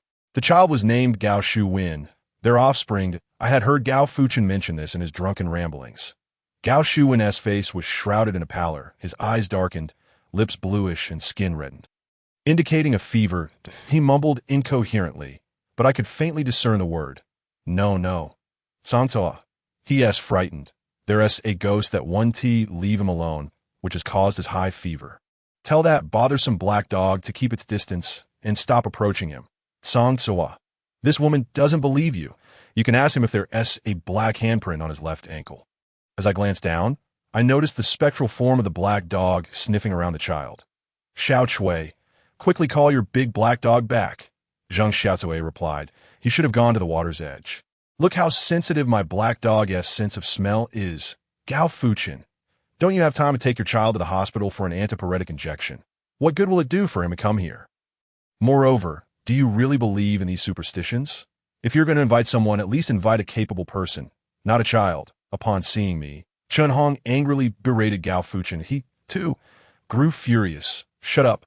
Haven't we been to the hospital enough? Which doctor has cured my son? This is not a real illness. How many more times must I say it? Listening to the disdain in her words, I felt a twinge of discomfort, yet I could understand her feelings. After all, the one lying unconscious on the Kong was her child, born after 10 months of pregnancy. Brother Fuchen, if I call you brother, then I should address her as sister-in-law. That I will say this. If you still do not believe, I will leave immediately. Upon hearing this, Gao Fuchen's tone turned pleading. Xiao Tai, please don't go. She doesn't know your abilities, but I am well aware. Chen Hong scoffed. You leaving is out of the question. The time you've wasted is enough to make 2 trips to the hospital. If you can't help, and if anything happens to my son, you can expect to face legal repercussions. Seeing Gao Fuchen about to lose his temper again, I gently restrained him and said, he has a black handprint on his left ankle. My words. Chen Hong scoffed again, not looking at me, but directing her gaze at Gao Fuchen. Look at what you've brought. I've changed my son's clothes these past few days and haven't seen any handprint. With that, she spat and cursed. Fraud. Seeing her refusal to check Gao Shu Wen's left ankle and her continuous insults towards me, I too felt anger rising, letting out a cold laugh before turning to leave. After I departed, Chen Hong did not cease her stream of profanities. Observing Gao Fuchen chase after me, she maintained her disdainful demeanor. You re of no use at all, she muttered as she picked up Gao Shu-wen, intending to adjust his clothes and take him to the hospital. Out of the corner of my eye, I caught sight of a dark mark on Gao Shu-wen's left ankle. Alarmed, Chen Hong set him down, recalling my words, and tremblingly rolled up his pant leg. Sure enough, as I had described, a dark, bluish handprint appeared prominently. In a panic, Chen Hong rushed outside. Meanwhile, Gao Fuchen and I were still grappling in the yard. Upon seeing her rush out, I quickly shook off Gao Fuchen's grasp. Brother Fuchen, I truly must go. There are matters at home to attend to. Chapter 51. Memories from 1985. Chen Hong jogged up to me, grasping my arms with both hands. I felt my knees nearing the ground. I quickly pulled upward. Sister-in-law, what are you doing? If you don't believe me, let us consult someone else. There are plenty of capable individuals within 100 miles. Chen Hong began to cry. Flustered, breaking free from my grip to strike herself. Xiaotai, please don't blame me. It's my fault. Please help Shu-wen, will you? I'm begging you. Hearing her plea reminded me of my grandfather's care during my own childhood fever, softening my heart.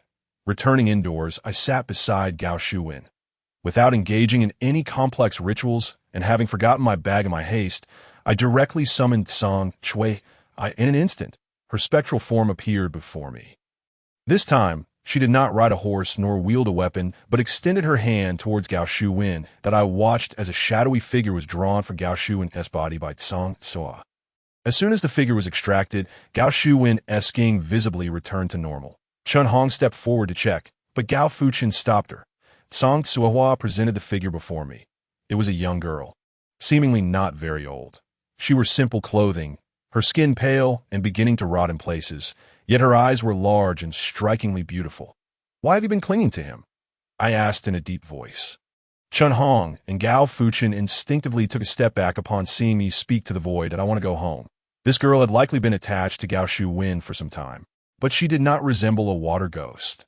Yet, Gao Shu-wen had indeed been near the water, and the black handprint on his ankle was probably left by a water ghost that I was momentarily at a loss. If you wish to return home, why have you been clinging to him? I did not cling to him. He nearly got dragged into the water by a water ghost. I attached myself to save him, but once I entered, I did not know how to leave. Looking at Song Cui, I could tell from her expression that the girl was speaking the truth. It dawned on me that this girl was, in fact, Gao Shu-wen's savior. You have saved his life.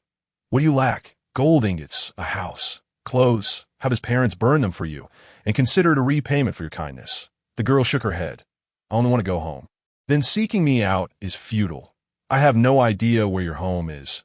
Her expression shifted, and she made a move to dive back into Gao Shu-wen's body. Fortunately, Song Cui was quick and caught her. Understanding her intentions, I realized I must help her find her home. Otherwise, she would continue to afflict Gao Shu-wen. She saved him and meant no harm, but if I were to kill her, it would sow seeds of malice that would inevitably yield negative consequences.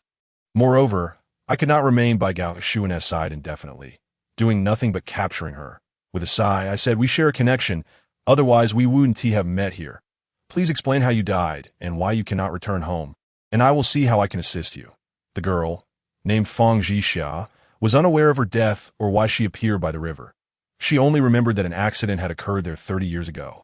Her soul had wandered by the river since then, longing to see her parents again. However, she could not recall where her home was, and if not for her attachment to Gao Shu-wen, she would forever be bound to the riverbank. If you remember nothing, how am I to help you?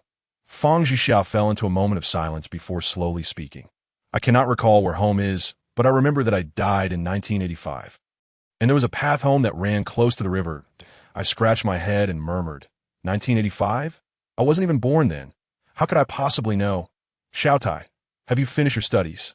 Chen Hong interjected that I glanced at Chen Hong, then at Gao Shu-wen, lifting him up and handing him to Chen Hong. His temperature has dropped. My son is finally better. Xiaotai, please don't think me tedious. But why hasn't Shu-wen awakened yet? Observing Gao Shu-wen's declining temperature, Gao Fuchen felt somewhat relieved, yet his heart tightened at the sight of his son remaining unconscious. Could it be that he has suffered some sort of damage? I shook my head. He is merely asleep. I believe he will awaken soon, sister-in-law. Please prepare some food for him. I anticipate he will be hungry upon waking. Chun Hong nodded repeatedly before handing the child back to Gao Fuchen and heading to the kitchen. Noticing my somber expression, Gao Fuchen inquired, "What troubles you, Xiao Tai? Isn't this matter resolved?" I recounted my recent dialogue with the female ghost. She is still waiting over there, not if we don't resolve this. She will likely seek out Shu Wen again. I gestured towards the edge of the Kong, where Fang Zhixia and Meng Tsuehua sat, with Meng Tsuehua cross-legged while Fang Zhixia, fearful of Meng Tsuehua, cowered in the corner. Upon hearing my words, Gao Fuchen stiffened. Died in 85? This reminds me of something, Xiao Tai. Can you confirm this? I recalled my father's tales of family in the village named Wei, who were not locals but had fled from elsewhere due to famine. The village chief, feeling pity for them, had allowed them to stay in an empty house. Years passed, and Old Wei settled in the village and had children. Initially, Old Wei was a decent man, honest and straightforward. Yet the villagers still shunned his family due to his son, Wei Ning. Wei Ning was nothing short of a ruffian. In his youth, he stole and caused mischief, and upon growing up, he fell into a life of crime. In 1985, he was executed. I was puzzled. Executed? Surely petty theft wouldn't warrant such a fate. Gao Fuchen sighed. It was not for that. He committed murder. There was a remarkably beautiful girl in the village, whom he took a fancy to. Her surname was something like Fong. At this, I cast a sidelong glance at Fang Zhixia, who seemed to be lost in thought. Aware of his son's character, Old Wei hoped that marriage might reform him. So he complied with his son's wishes and sought the girl's hand. Naturally, her family refused and uttered unkind words, which fueled Wei Ning's resentment. Did he kill that girl? Gao Fuchen paused for a moment, his expression peculiar, lowering his voice. Rumor has it so. Wei Ning was indeed executed for murder. Old Wei indulged his son and invested considerable effort into arranging his marriage, yet no one was willing to marry him. In desperation, Old Wei resorted to deceit and abduction. During one such attempt to consummate his intentions, Wei Ning accidentally strangled the girl. Unable to resist his son, Old Wei lured several others, and after killing the first, it was as though a switch had been flipped. He went on to murder 5 more before his execution. Chapter 52. Struck by the abductor's stick before Wei Ning faced execution, the family with the surname Fong came to see him one last time.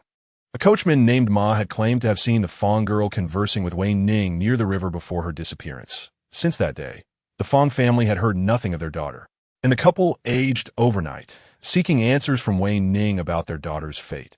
Seeing Fang Zhixia's complexion grow paler, a chill of ghostly energy surged around her, prompting me to ask urgently. And then? What did Wei Ning say? Gao Fuchen shook his head. I do not know.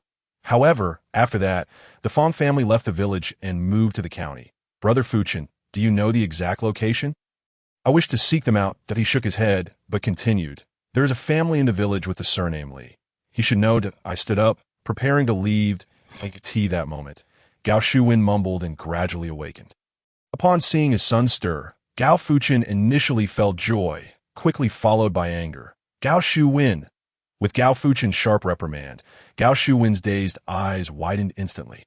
Father, why am I in your arms? His tone was filled with confusion, clearly unaware of the events of the past few days. Did you go to the river? Gao Fuchen asked, suppressing his fury. Gao Shuwen chuckled nervously. How did you know, Father? I went fishing to Oh, you remember what happened? Only then did Gao Shuwen seem to awaken from his stupor, bursting into tears that I went fishing, and an old man said he had something delicious to share with me, that I said I didn't want it. And he kept pulling at my clothes, not letting me leave. I got anxious and pushed him down, and then he grabbed my ankle and dragged me into the water. When I woke up, I saw you, Father. Observing Gao Shuwen's tearful state, Gao Fuchen could no longer bear to scold him, suppressing his anger. Hearing the cries, Chun Hong rushed in from the kitchen, embracing Gao Shuwen and soothing him as one would a small child. Seizing the moment, I stepped outside, with Fang Zhixia and Zheng Xiaoce following closely behind, while Meng Tsuehua returned to my consciousness. Just as I stepped out of the courtyard and walked a fair distance, Gao Fuchen's voice called out behind me. Xiao Tai. I halted and turned to see him running towards me, panting as he handed me a bag of fruit. You should visit old Li's house, right? Don't go empty-handed. That old fellow won't loosen his tongue otherwise. This is all homegrown, pesticide-free.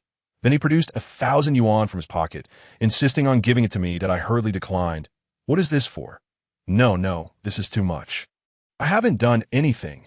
Seeing Gao Fuchen's persistence, I reluctantly took 2 bills, saying, all right, just a couple as a token. Now hurry back and tell the child not to go to the river again. That old water ghost doesn't discriminate when seeking a replacement. After bidding farewell to Gao Fuchen, I followed the direction he indicated, walking onward. As I strolled, I glanced at Fang Zhixia beside me. Her beautiful face bore a hint of confusion that I think I remember this place. I remained silent. She had lost her memory, drifting through this world, and I needed to find her parents to see if she could recall the circumstances of her death. Once her memories returned, I could guide her to the underworld for rebirth. Finally, I arrived at old Li's house, as Gao Fuchen had described. The yard appeared somewhat dilapidated, with overgrown weeds suggesting it had not been tended for quite some time. The gate stood wide open, but there was no fear of theft. Even a thief might leave behind a couple of bags of rice before I could step inside. The door swung open, revealing an elderly man. He was thin, with white hair, and his clothes were reasonably clean. Upon seeing me, he brandished his cane towards the ground and barked. Who are you? I shook the fruit in my hand. Are you Uncle Li? The old man's wariness lessened slightly. Which family do you belong to? You seem unfamiliar. I smiled and took a few steps closer, offering him the fruit. Uncle Li, do you know Fang Zhixia? Upon hearing this name, old Li's expression shifted, and he scrutinized me. What is your relationship with Wei Ning? You can't possibly be his son, can you? I've heard he left behind a child before his death, and you seem to be of similar age. Before I could respond, he raised a bag of fruit, hesitated, then lowered it, swinging his cane at me. As he struck, he cursed, a family of rogues. I'll beat you to death, you little bastard. I dodged while shouting. I don't know him. I'm here to inquire about Fang Zhixia. Old Li pursued me for a few steps before lowering his cane, panting heavily. If you have no ties to Wei Ning, why are you looking for Fang Zhixia? I fabricated a story about a dream I had, in which a woman claimed to be Fang Zhixia and instructed me to find her parents in this village. Instinctively, I told this lie, uncertain of how the old man felt about the medium profession. If he despised it, he might chase me away. Old Li regarded me with suspicion. Really? I nodded vigorously, while discreetly touching the spot where his cane had struck me. Relieved to find it was merely a scrape. Using his cane for support, Old Li sat down, pulled an apple from the bag, wiped it on his clothing, and took a big bite. I know her. She was the daughter of the old Fang family. They have had no news of her for over 30 years. If you dreamed of her, she must have perished. His tone was filled with regret. I settled beside him. Have they always believed Fang Zhixia was alive? After taking a few bites of the apple, Old Li returned it to the bag, producing a pipe, tapping it against the steps to expel the ash, and filled it with tobacco. Lighting it, he took a puff before slowly saying, when Wei Ning was executed, I accompanied old Fang to see him one last time. As this conversation unfolded, a glimmer of intensity shone in Old Li's eyes. That wretched scoundrel, even when death is imminent, failed to inform us whether Zhixia is alive or dead. The old Fang family had 2 children, a son and a daughter, the daughter being Fang Zhixia, whom old Fang had spoiled since childhood. With her fate uncertain, old Fang fell ill after meeting Wei Ning, and shortly thereafter, he passed away, all the while calling out for Zhixia. His wife, overwhelmed by grief, wept to the point of blindness. Yet fortunately, they had a dutiful son and daughter-in-law who took her to the city to care for her. Upon hearing this, my heart was filled with melancholy, and I hastily inquired, do you know their whereabouts? Chapter 53. A request for assistance. Old Li glanced at me, then at the fruit strewn on the ground, remaining silent. Understanding the unspoken, I retrieved the 200 yuan I had just earned and slipped it into his pocket. Old Li's face lit up with joy as he divulged an address. Retracing my steps along the narrow path, I intended to catch a ride to the county town when I encountered Gao Fuchen. Upon learning that I had given Old Li 200 yuan, he erupted in anger, but then sighed deeply. Old Li is indeed a man of misfortune. His wife had passed away just days prior due to illness, while their 2 sons labored in distant lands, leaving their father feeling estranged from them, as they rarely returned. With mobility impaired, he struggled daily to scavenge for scraps to sell for survival. After bidding farewell to Gao Fuchen, I boarded the bus to the county town, the scenery outside shifting slowly. Fang Jixia occupied the empty seat beside me, while Zheng Xiaocui and the large black dog peered out of the window. Captivated by the sights beyond, Zheng Xiaocui remarked, "Things are better now. Before, we only had horse-drawn carts and oxen, but now we have this big metal contraption that moves faster than any of those." As Zheng Xiaocui and I exchanged light-hearted banter, the bus gradually came to a halt. I disembarked and surveyed the bustling crowd, casually seizing an individual to inquire about the direction to my destination. In 10 minutes, I arrived at the foot of the apartment building. Before me stood a newly developed complex, the building clean and orderly. Ascending to the 5th floor, I paused before the security door of apartment 501. Just as a male voice echoed from behind me. "What are you doing?" I turned to see a man clad in a police uniform, his gaze piercing. Initially assuming he was a neighbor, I was taken aback when he continued, "Why are you loitering by my door?" It turned out he was Fang Jixia's brother. "Old Fang-sun, I am here to find Huang Rumei.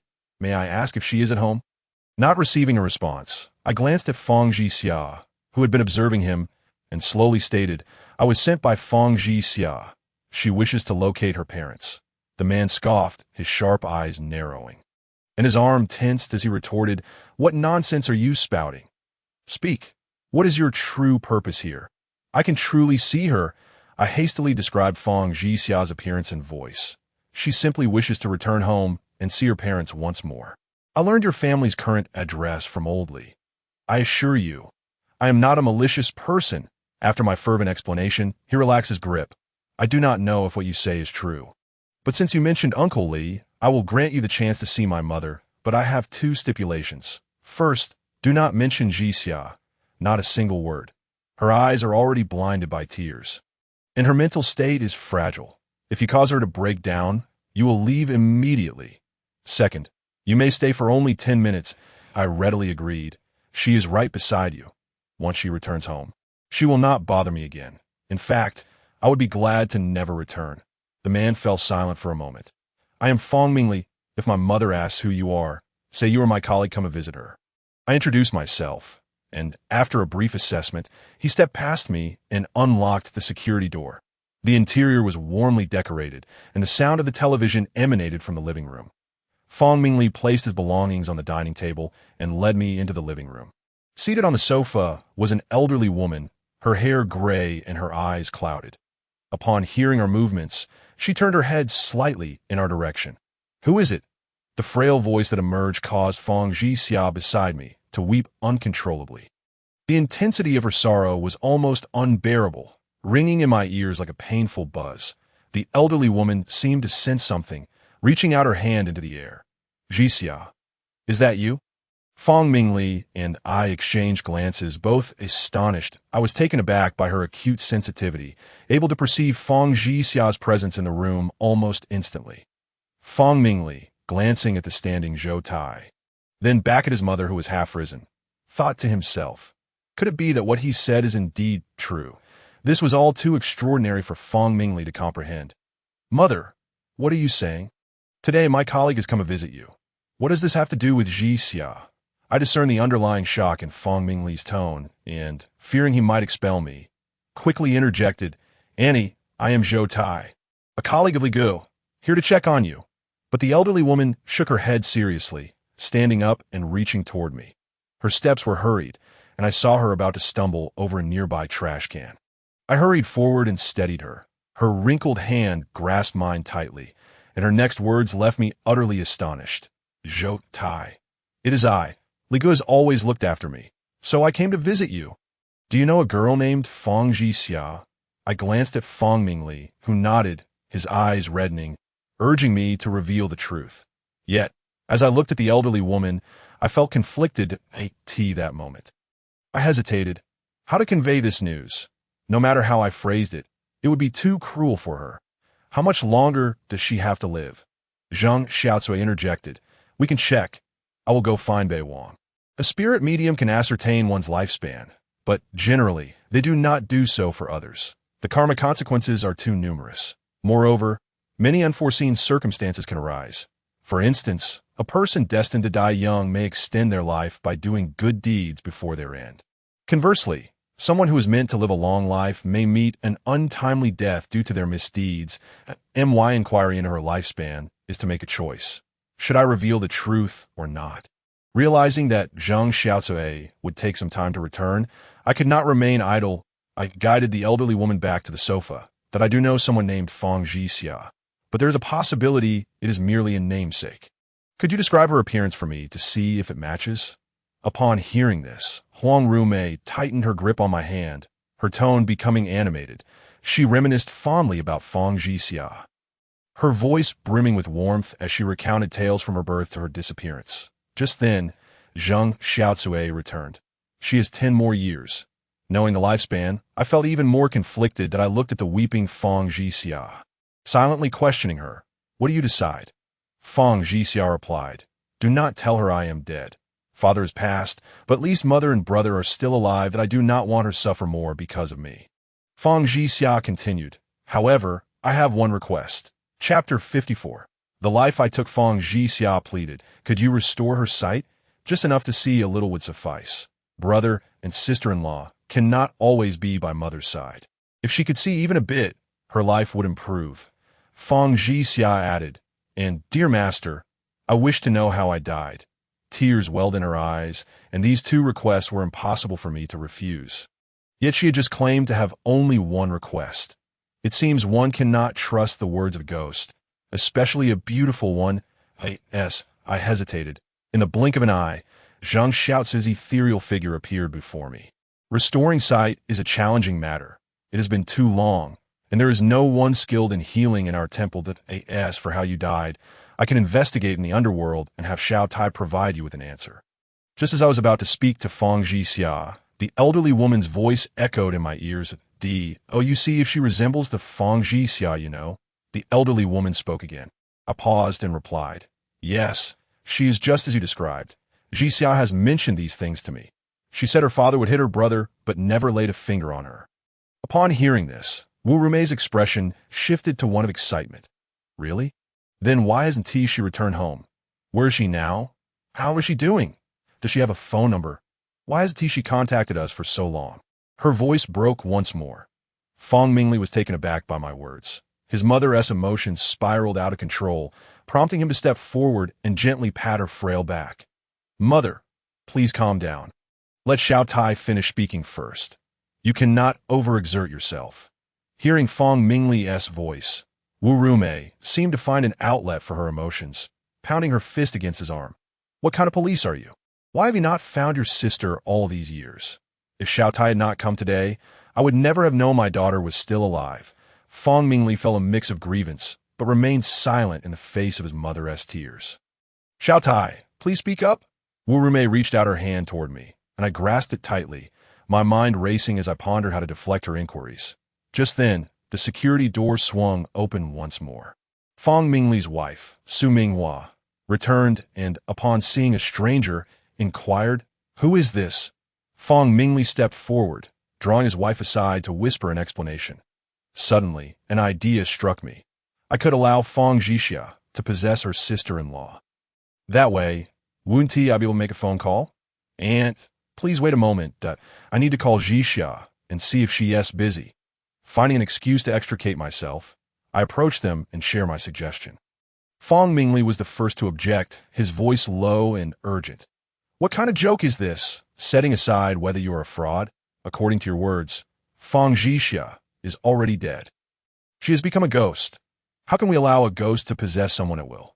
I turned to Su Minghua, who remained remarkably calm, her gaze drifting past me to Wu Rumei, who sat waiting on the sofa. I agree, she said. This statement left Fang Mingli momentarily stunned. He looked at his wife, his eyes reddening. Minghua, you don't need to do this. Su Minghua smiled gently. Mother treats me well, as if I were her own daughter. Besides, a deceased sister-in-law is still a sister-in-law. Ignoring Fang Mingli's protests, Su Minghua turned to me and said, then I entrust this to you, young master. I followed Su Minghua into the inner bedroom, drawing the curtains closed. The room was enveloped in dim light as Su Minghua settled on the bed, while I positioned a stool across from her. What shall we do next? I didn't bring an incense burner. At that moment, Huang Dachui spoke up. Allow me. I watched as his ethereal form appeared, effortlessly casting Fang Zhixia into Su Minghua's body. Moments later, Su Minghua began to weep, and I realized it was no longer her, but Fang Zhixia. Please don't cry. Otherwise, your mother will worry even more. Su Minghua, eyes closed, nodded slowly. I dialed the phone, and soon, the sound of ringing echoed from outside. The call was quickly answered, and Wu Rumei's aged, trembling voice came through. Zhixia, is that you? It's me, mother. I am Zhixia. Su Minghua spoke softly, her voice now perfectly mirroring Fang Zhixia's. If I had closed my eyes, I would have been convinced that Fang Zhixia had returned to life. My daughter, how could you be so heartless, not seeking out your parents all these years?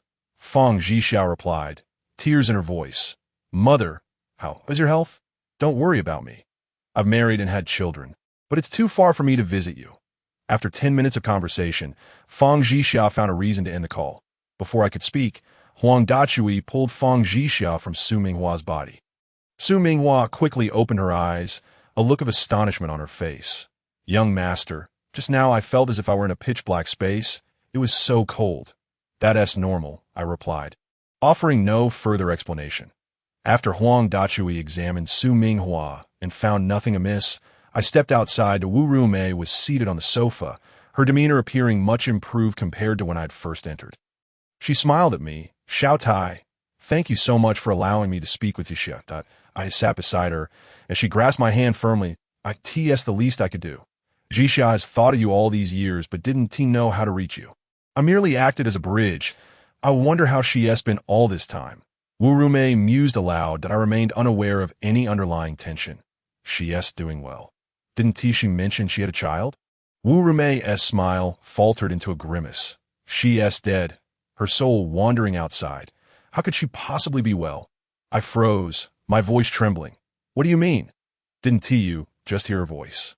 Wu Rumei turned her head, her eyes, a shade of blue, locking onto me, a peculiar smile spreading across her face. I said Zhixia is dead. She passed away 30 years ago. How do you know this? I stammered, attempting to pull my hand away, but she held it tightly. Fang Mingli stepped forward, his expression pained as he grasped Wu Rumei's hand. Mother, what are you saying? Let go of Xiao Tai's hand.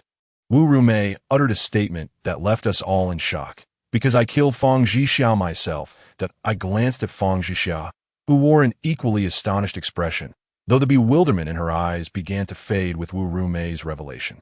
What? You don't believe me? Wu Rumei released my hand and leaned back against the sofa, her tone devoid of warmth.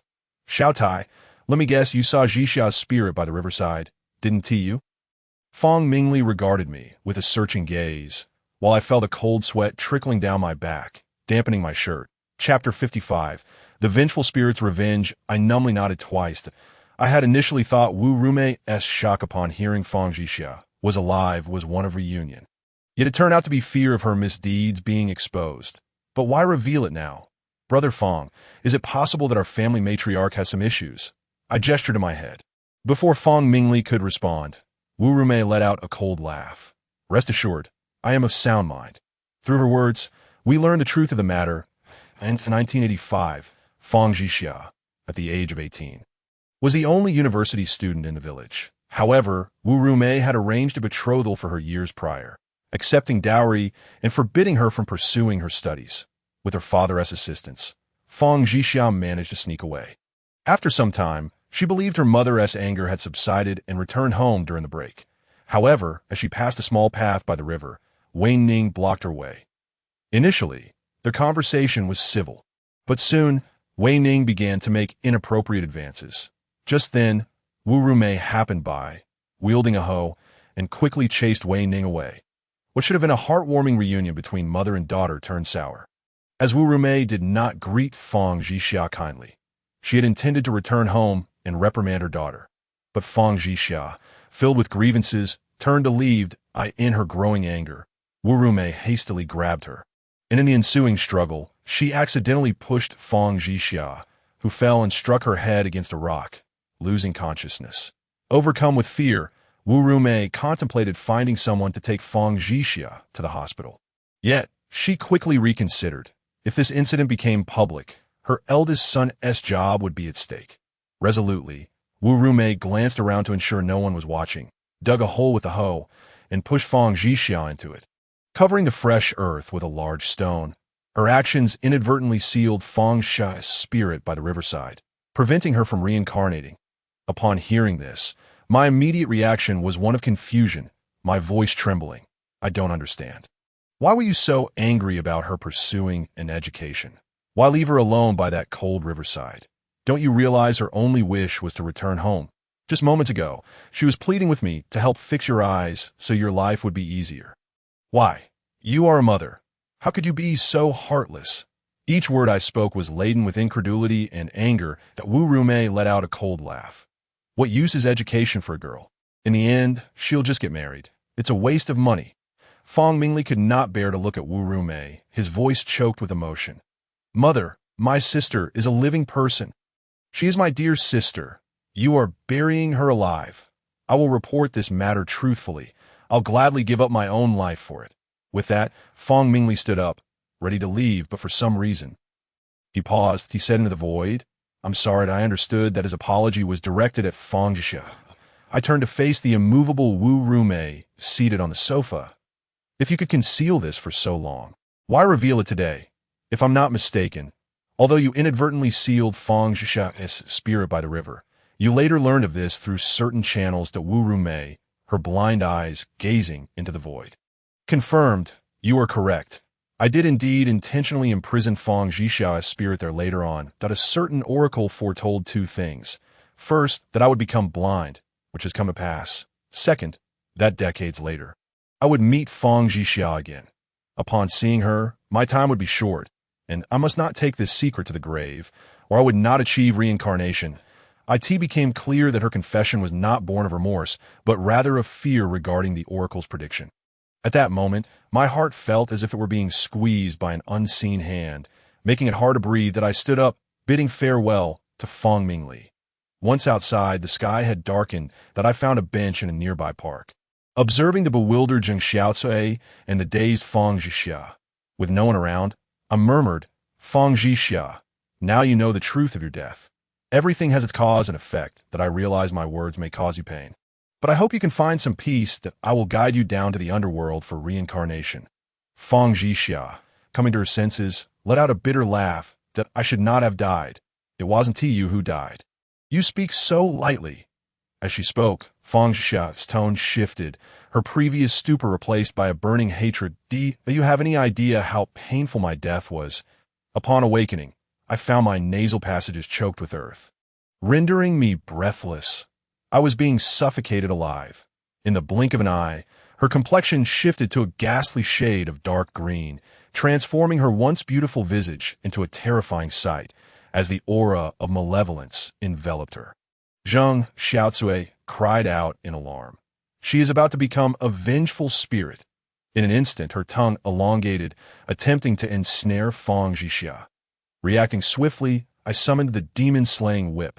Fang Zhixia, do not lose your true self. True self? What is a true self? I've been dutiful to my parents and reverent to my elder brother. Yet in the end, my mother buried me alive, and I met a tragic demise that day. Tell me, what is a true self? Fang Zhixia let out a furious roar and lunged towards me. As her figure drew nearer, I tightened my grip on the demon-slaying whip, yet I could not bring myself to harm this wretched spirit before me. Just as her malevolent energy nearly reached me, Zheng Xiaocui's elongated tongue ensnared her ethereal form. Before me appeared a spectral figure.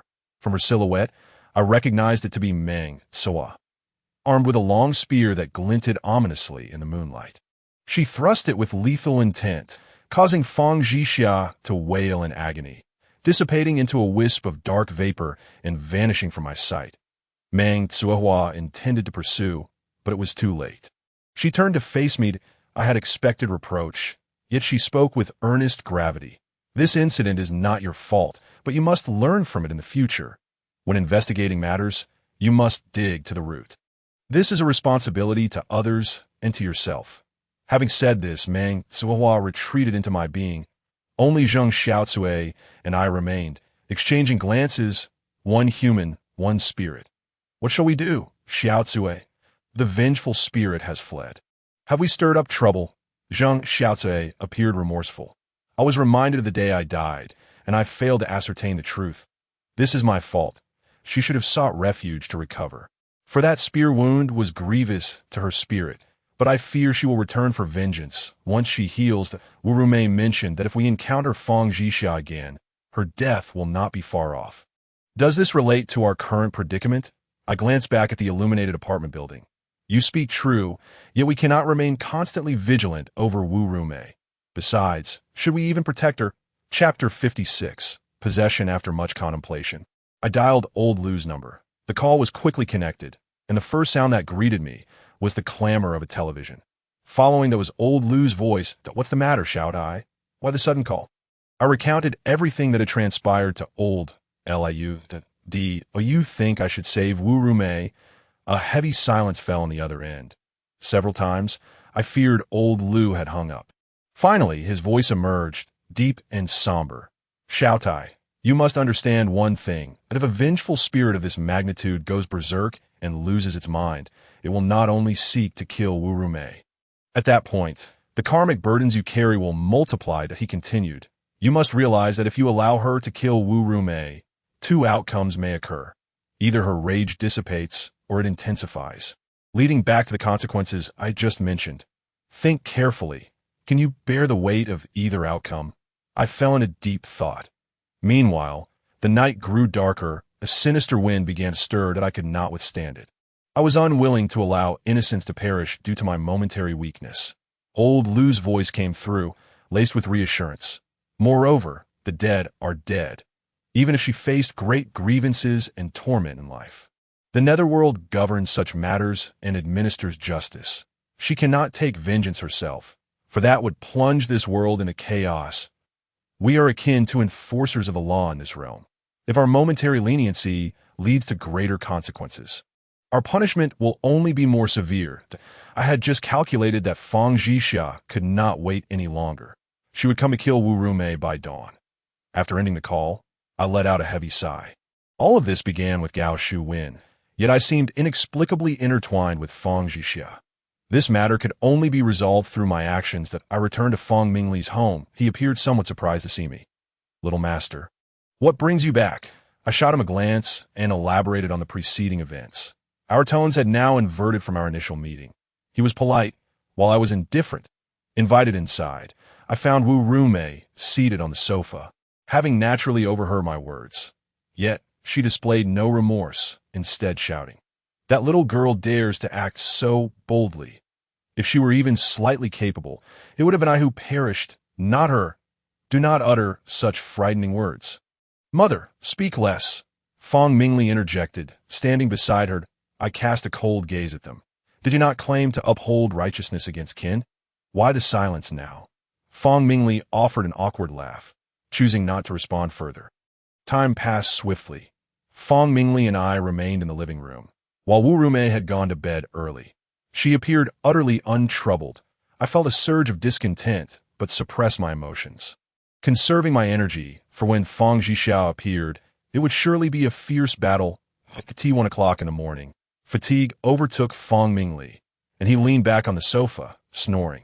Just as I began to think Fang Zhixia would not come tonight, Zhang Xiaozui suddenly appeared before me, her expression grave as she glanced toward Wu Rumei's room. That I sprang to my feet, sensing something amiss. Simultaneously, a chilling, aged scream echoed throughout the house.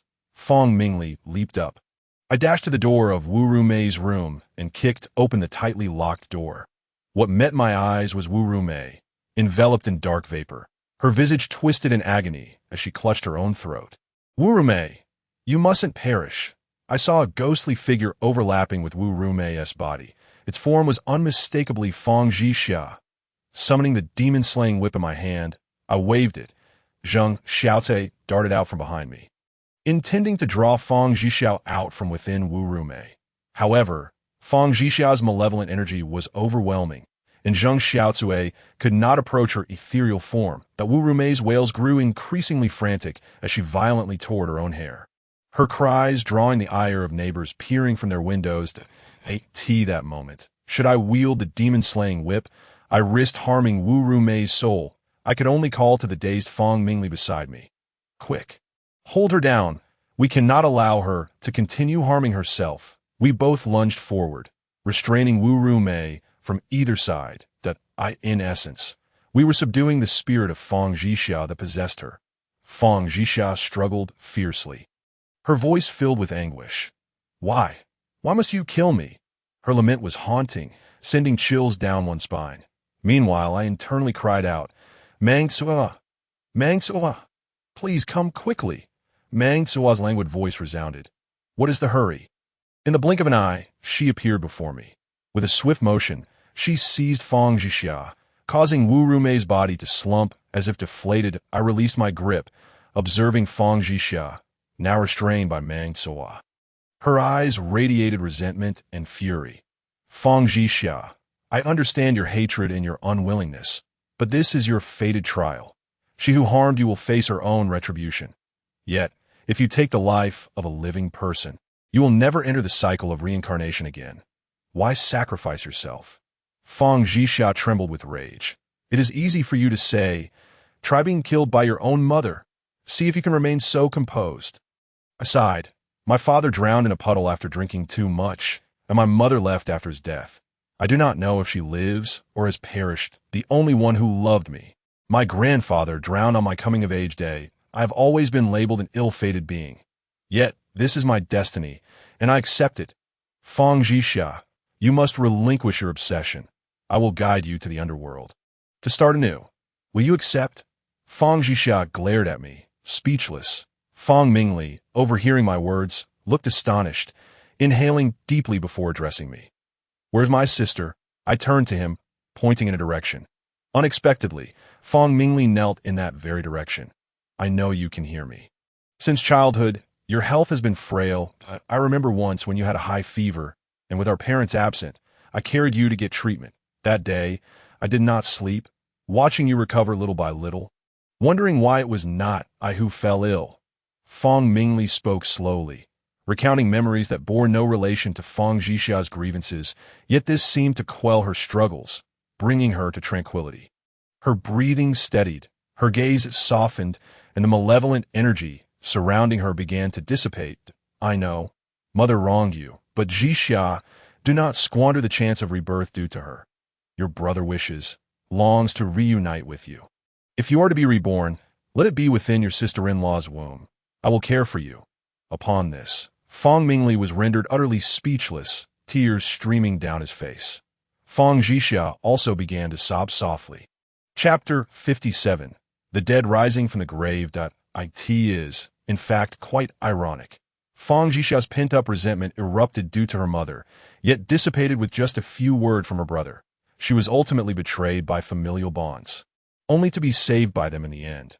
Witnessing this scene, Mang Sua released her grip, no longer restraining her, though her taut body still signified her readiness to act at any moment. Fang Zhixia, weeping, approached Fang Mingli and slowly crouched down, reaching out to touch his face through the void. Fang Zhixia was taken away by Zhang Xiaozi, descending into the underworld. Before departing, she turned to me, bowing in gratitude.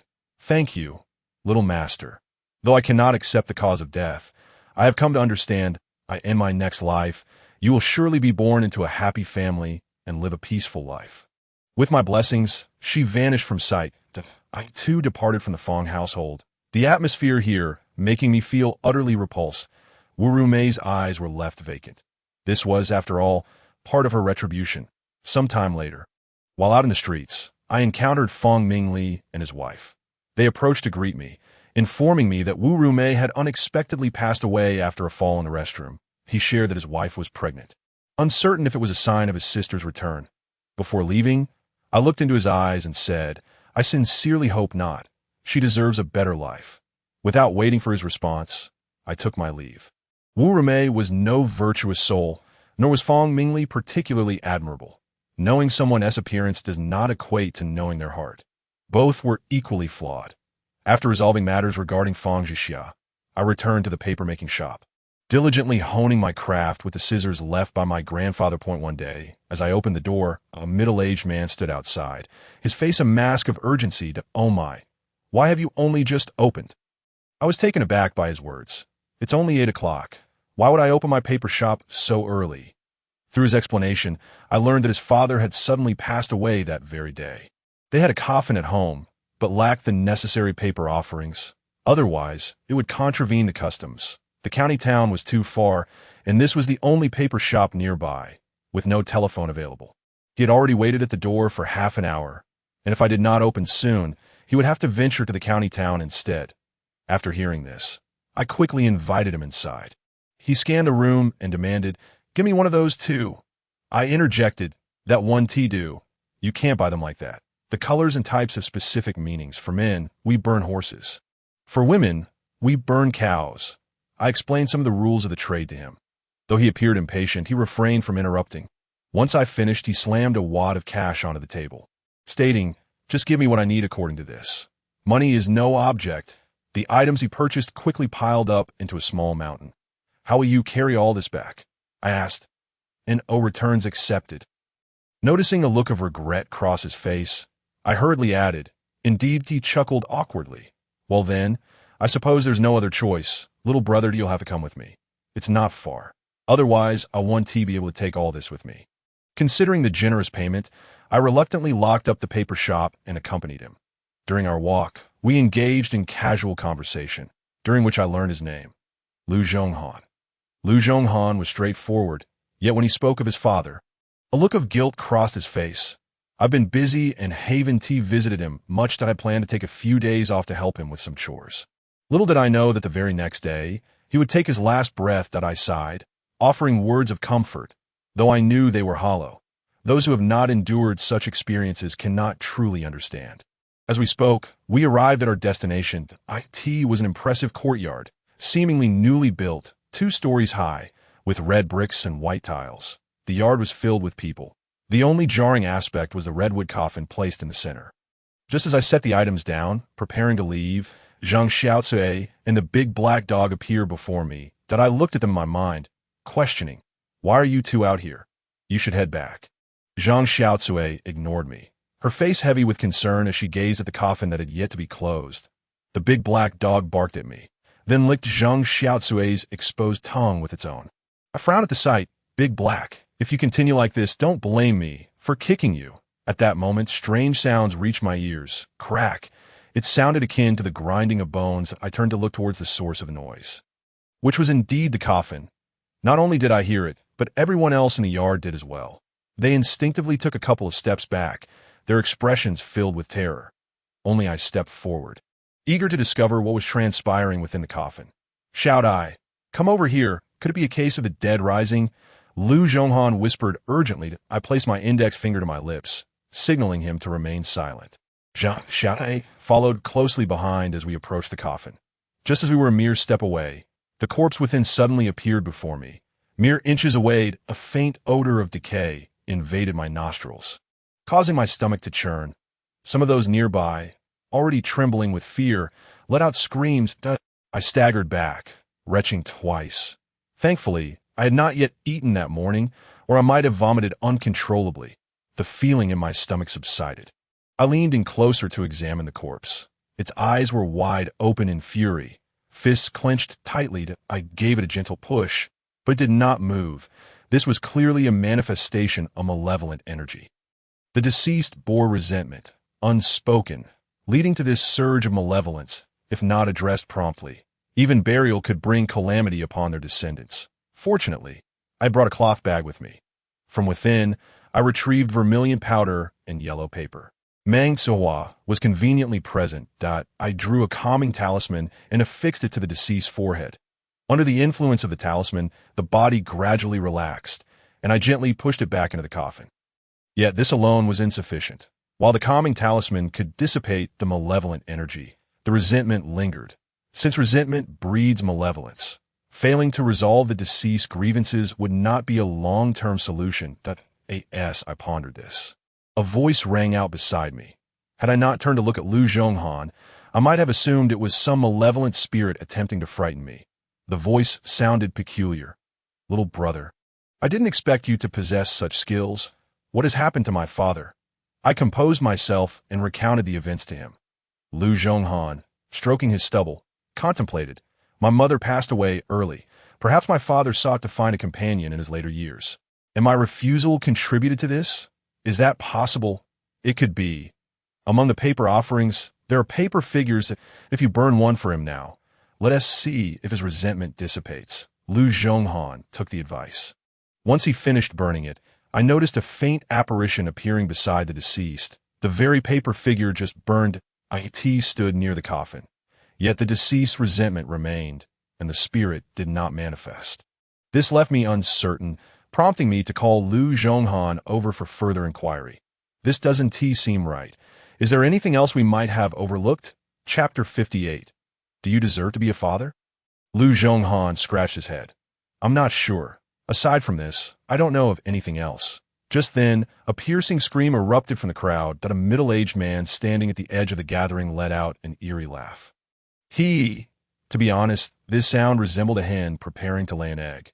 Alone, it was particularly unsettling, but combined with the sinister gaze he cast towards Lu Zhonghan and me, it sent us both retreating a couple of steps. Little brother, why are you backing away? Aren't you supposed to be the professional here? Lu Zhonghan's reminder snapped me back to reality. Right? Why am I running? I am a professional. This is merely a case of a spirit possessing someone. This is what I do. I stepped forward once more, locking eyes with the middle-aged man. But what about the elder of the Lu family? The middle-aged man fixated his gaze on me, his mouth twisting into a sinister grin. You have long been dead. Why linger in this realm? Speak up and let your son help you resolve this, so you may enter the cycle of reincarnation. Lu Wenjie, Lu Zhonghan's father, swayed slightly. He wouldn't find me a companion. He even contemplated selling the house I built with my life's savings after I died. And when I was ill, he didn't even bring me my medicine. He is nothing but an unfilial son. Today, I will cleanse my family line. Do not meddle in my family's affairs. These words carried innumerable implications. What did it mean that he didn't bring him medicine? Was it possible that Lu Wenjie shouldn't have died? Not only I, but also the others in the yard turned their gazes toward Lu Zhonghan. Their expressions varied, likely sharing similar thoughts.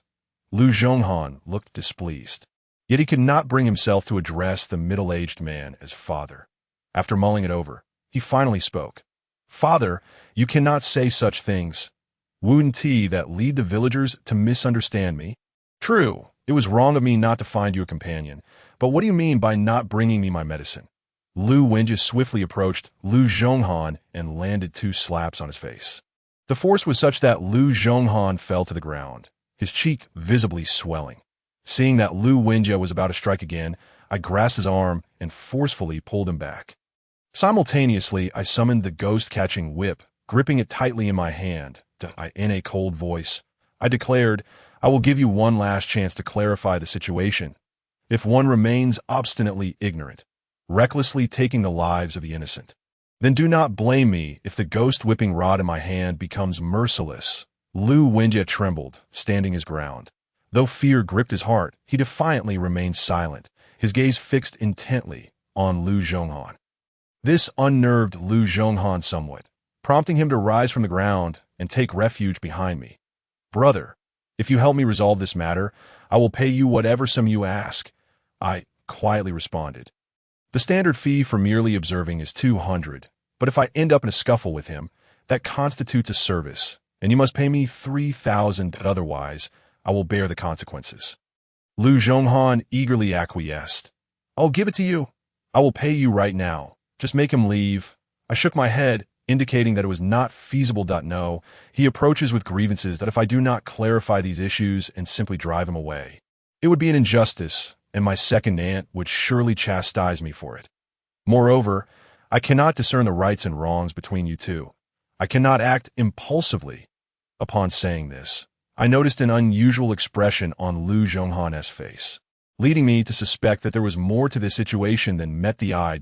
I called out to Lu Wenjie with a commanding voice. Lu Wenjie, I offer you one final opportunity. I will count to 3. If you do not voice your grievances, I will strike you directly. 1. As I uttered the first number, your father often mentions you to me, recounting tales of your mischievous childhood and the amusing incidents of your past. Ding Chunxiang gazed vacantly into the void, murmuring the words she longed to express. In that moment, the void contained the very person she yearned to see, yet he was forever beyond her reach. Lu Zhonghan knelt before Ding Chunxiang, bowing his head 3 times, before rising and pulling me away. Prior to our departure, he turned to glance at Ding Chunxiang's figure. Aunt Ding, whether you wish it or not. From this day forth, I shall be your son. I owe apologies to both you and my father. I will repay you in due time. As he closed the security door, faintly, I could hear Ding Chunxiang's sobs. Returning to the paper-making shop, I numbly cut out paper figures, the echoes of Ding Chunxiang's words resonating in my mind. It turned out she had sensed something amiss on the very day Lu Wenjie passed away. The following morning, I was roused from my slumber by the incessant ringing of a video call. Upon opening it, I was greeted by the large face of Lu Zhonghan. His demeanor appeared peculiar. One hand covering his left eye, his voice somewhat timid. Xiao Tai, do you think my father has forgiven me? I nodded, somewhat impatiently. Of course, we didn't TC, but I handled things yesterday. The resentment dissipated, and his eyes have closed. If you have something to say, make it quick. I haven't fully woken up yet. Despite my drowsiness, I couldn't help but chuckle at Lu Zhonghan's current appearance. At that moment, his left eye was surrounded by a dark bruise, as if someone had delivered a punch. Hanggu, it's evident you have something significant going on. Have you swiftly secured a part-time job? Perhaps as a stand-in at the zoo? Hearing my jest, he appeared somewhat bashful.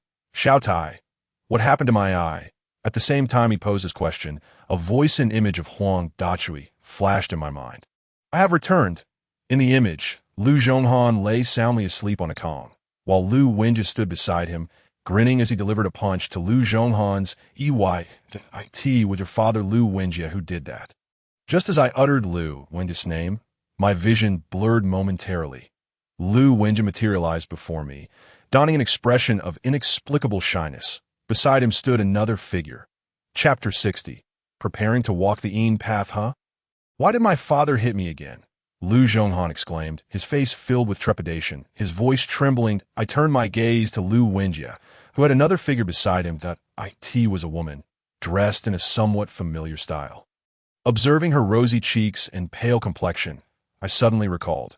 Wasn't she the paper figure I'd crafted? Lu Wenjie, didn't you descend? Why haven't you reincarnated? Instead, you return upon your son. I haven't reached my lifespan yet. I need to linger in the underworld for a while.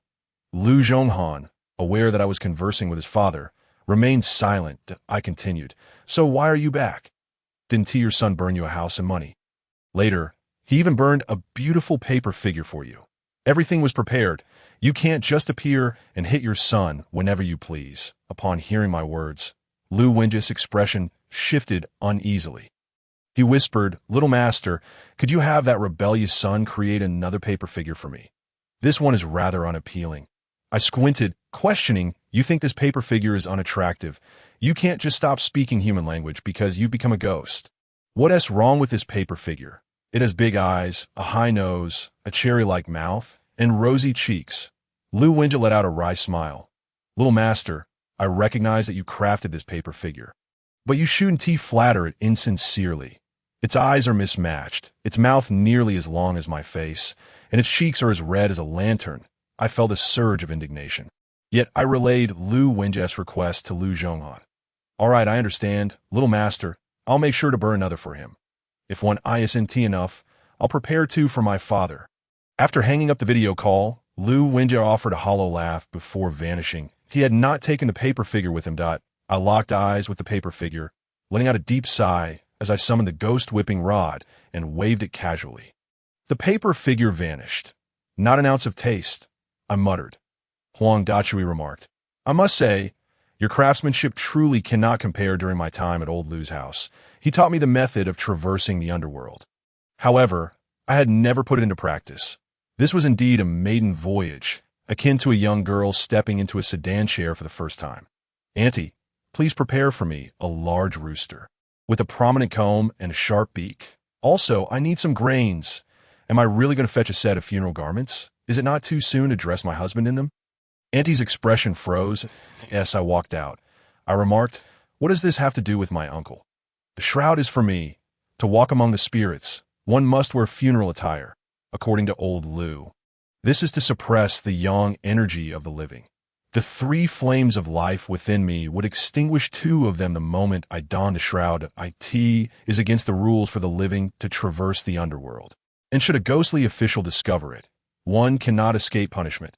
Old Lou's final words to me were, only traverse the underworld if absolutely necessary. I hurried to the Joss paper shop and acquired a blue shroud embroidered with a character for longevity. Complete with 6 buttons. For the living, 1 garment suffices, while 2 are required for the deceased. I also took 5 pairs of longevity shoes and placed them into a cloth bag containing an incense burner. Without pausing, I dashed back to Uncle Zheng's home. Annie awaited me in the courtyard, a small cage before her, within which a rooster flapped its wings vigorously. Appearing quite lively, I set down the cloth bag I carried on my shoulder and rummaged through it for yellow paper and red cinnabar.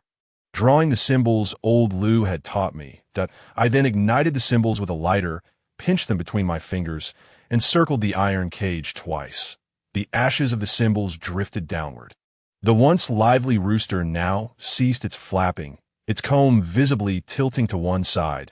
I opened the cage and cradled the rooster in one arm, using the other to carry the cloth bag. Annie followed me inside. I placed the rooster on the bed, then retrieved the incense burner and a stick of incense from the bag. After lighting the incense, I hesitated before proceeding. Old Lou had mentioned that if the incense remained its normal color at this stage, one should not traverse the underworld.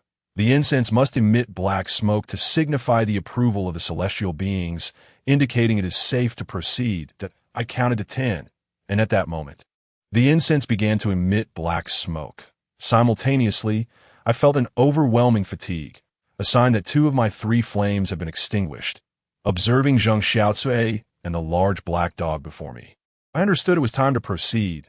I donned a shroud, removed my shoes, and arranged them, one upright and one inverted. I slipped on the longevity shoes, handing the remaining 4 pairs to Annie. Annie, when I lie beside Uncle Zheng, you may touch my clothes and shoes, but do not touch any exposed skin. Do not touch Uncle Zheng either. If he passes away while I am traversing the underworld, do not touch him or weep. Also, these 4 pairs of longevity shoes are for you. Remember to change them every hour.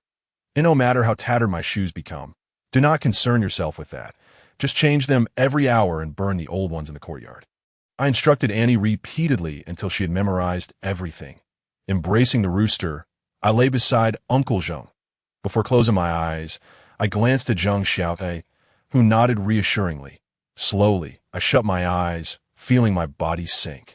A chill enveloping my soul, accompanied by a sensation of being torn apart. Upon reopening my eyes, I found myself no longer beneath Uncle Zheng's roof. Instead, I was surrounded by a thick mist. That I was astride a rooster, its eyes sharp, its beak seemingly capable of piercing through all illusions. Zheng Xiaocui stood beside the rooster, urging, do not be afraid. You are alive and need not traverse the entire journey, crossing through the mist. We arrived at Golden Rooster Mountain. Throw the grains from your shroud at them, and they will not peck at you. I nodded, her presence providing me with a modicum of comfort in this unfamiliar environment. After passing Golden Rooster Mountain, a lively village appeared before us, bustling with activity. What is happening ahead? I whispered, now close your eyes. Regardless of what sounds you hear, do not open them. You are in the ghost village, where fragmented souls manifest. Should you become dazed, your spirit will be devoured. I obeyed, closing my eyes, the cacophony of voices fading away, replaced by the howling wind. Xiao Tai. It was my grandfather's voice, just as I contemplated opening my eyes. Zheng Xiaocui's cold snort echoed. What an unwise creature. The wind intensified around us. I felt a surge of dread. That voice was likely a spectral lure attempting to entice me to open my eyes. I could not ascertain how long we had traveled when Zheng Xiaocui's voice reached me. You may open your eyes. Yet, I hesitated until the black dog beside her barked twice, granting me a sense of safety. Before me stood a city gate which swung open, revealing a line of ghostly soldiers observing the throngs of wandering spirits entering. Come down. We have arrived. Before me lay a city, with a sign reading East City.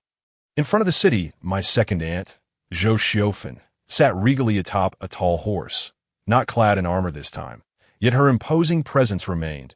Beside her stood a figure in a long robe, holding a folding fan. Second aunt? I rushed forward, with Zhang Xiaocui trailing behind, leading the rooster. Greetings, King of Monuments. Zhou Xiaofan nodded. I am already aware of your purpose for coming. She then leaned over her horse, lightly tapping the figure beside her with the reins. This is the lawyer, Tang Zuan, whom I have found for you to in life. He was a sharp-tongued county magistrate, known for his integrity. Take him to rescue Zheng Chengliang. Uncle Zheng's given name was Zheng Chengliang. I nodded in agreement. Bowing to Tang Zuan, I humbly request your assistance, Master Tang. With a wave of her hand, I felt a thick mist enveloping myself, Tang Zuan, and Zheng Shen. As the mist dissipated, we found ourselves in front of a building resembling a yamen, with the inscription punishment of evil prominently displayed. Voices of admonition echoed within. Tang Zuan slightly bowed to me and entered the punishment of evil office with his fan. As I prepared to follow, Zhang Xiaocui stopped me. Are you courting death? Do you know who judges cases in there? You, a living person, dare to meddle. Stay here, with Lawyer Tang present. If Zheng Chengliang has not committed a grave error, he will certainly return to the mortal realm first, and only then will he face punishment in the underworld when his time comes. Seeing Zheng Xiaocui's resolute demeanor, I could only suppress my anxiety and wait for Tang Zuan and Zheng Chengliang to emerge. Meanwhile, Auntie contemplated the 4 pairs of longevity shoes in her hands, wondering, these shoes have been perfectly fine on my feet, not having walked at all. Can they truly deteriorate? An hour later, she stared in shock at the tattered longevity shoes on my feet, hastily replacing them with a fresh pair. She took the broken shoes outside to burn them. Chapter 62. Silver-tongued, I stood at the entrance of the punishment of evil office, hearing Tang Zuan's voice within, along with the faint echoes of Zheng Chengliang's responses that I was unsure how long I waited when I noticed the rooster's comb tilting slightly. I assumed it was tired from standing. Perhaps you should return first. I will wait here for the outcome, Zheng Xiaocui suggested, and the large black dog beside her barked twice in agreement. However, I shook my head. No, I have promised Annie to return with Uncle Zheng. If I awaken and Uncle Zheng has not, no matter how eloquently I speak, she will undoubtedly be unsettled. Just as Zheng Xiaocui was about to continue her argument, inside the punishment of evil office, Tang Zuan fanned himself, a smile gracing his face that I rushed forward. Master Tang, how is Uncle Zheng? Will he return? Tang Zuan closed his fan and toyed within his palm. Do not worry. He has been found innocent. But he must complete some additional procedures. He cannot return with you today. You should go back first. Remaining too long is not good for your soul. Hearing this, I felt a wave of relief wash over me. And after bidding him farewell, I mounted the rooster. When I opened my eyes again, I found Auntie cautiously changing my shoes. I sat up, startling her, causing the longevity shoes in her hands to tumble onto the bed. You scared me. Xiaotai, you're back. Upon saying this, she turned to look at Zheng Chengliang beside me, who remained utterly still. Why hasn't T. Chengliang awakened? Her voice trembled, panic evident in her gaze. I removed the shroud I had worn to comfort her. Auntie, do not worry. Uncle Zheng will awaken shortly. Time passed, and the sun dipped below the horizon. While Auntie and I dined in the outer room, I heard a noise from within. Setting down my bowl, I walked inside to find Zheng Chengliang sitting upright. Upon seeing Annie, he broke into tears. Shaoli, I thought I would never see you again. Annie also shed tears. Once their emotions had settled, she beckoned me over. Thanks to Xiaotai, otherwise, you would have lost your life today. I approached Zheng Chengliang and asked Uncle Zheng, what in the world did you do to get arrested? Zheng Chengliang grasped my hand and replied, Xiaotai, that lawyer Tang must be someone you sought out, right? He is a master in my faction. Thanks to his eloquence, I, this old fool, was spared from an undeserved calamity. Through Zheng Chengliang's words, I finally understood the events that transpired within the punishment department. On that fateful day, Zheng Chengliang heard the clanking of chains and turned to see 2 ethereal figures, one black and one white. Drawing near to be by the time he realized what was happening, his soul was already shackled by the chains, while his body remained frozen in place. Imprisoned in his cell, Zheng Chongliang thought his time was up, his heart filled with despair. However, when he was brought before the judge, he learned that someone had accused him of failing to repay a debt. Your Honor, I truly do not understand who I owe anything to. Zheng Chongliang's voice trembled as he spoke. The judge struck the gavel. Do you remember Li Sichuan? Zheng Chongliang indeed recalled that name. But he had passed away long ago. Did he not die a long time ago? The judge struck the gavel again. Li Sichuan accuses you of borrowing a bowl of rice, a bowl of yellow beans, and a bowl of flour from him 30 years. 8G. Oh, you acknowledge this? Zheng Chongliang was momentarily at a loss due to the judge's authoritative demeanor. I remember, but I returned everything I borrowed. The judge frowned. You still dare to argue? I have reviewed his life history, and you have not repaid him. Zheng Chongliang stammered. Your Honor, I truly did repay him. He died unexpectedly, so I returned what I owe to his son. His son refused it, saying that such items were worthless now. But I, feeling guilty for the debt, calculated the repayment based on the prices of the time I borrowed the items, and gave his son nearly 10 times more. It took several days of persuasion for him to finally accept. Your Honor, you are truly wronging me that if you do not believe me, may I confront Li Sichuan directly? Upon hearing this, the judge pondered. He sent someone to fetch Li Sichuan while dispatching a ghostly messenger to verify Zheng Chongliang's claims. Li Sichuan arrived shortly thereafter. Listening to the judge's account, he expressed his discontent. When I lent you food. What year was it, and what age were you? Can prices be the same? Even if you multiplied the price tenfold, it would not suffice. When I lent you, it was because your family was on the brink of starvation, with an infant in swaddling clothes, and you waited until I was dead to return the food. What do you mean by that?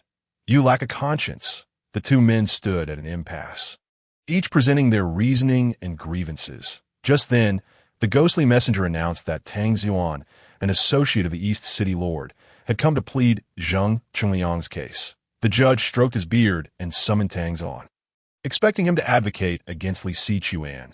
Zheng Chongliang was taken aback when Tang Xuan instead berated him, chastising his actions and questioning why he did not repay Li Sichuan while he was still alive. This left both Zheng Chongliang and the judge bewildered. What happened to the promise of justice for me? Tang Xuan then turned to Li Sichuan and posed a question. Brotherly, may I ask if you know when you will die? Li Sichuan was taken aback.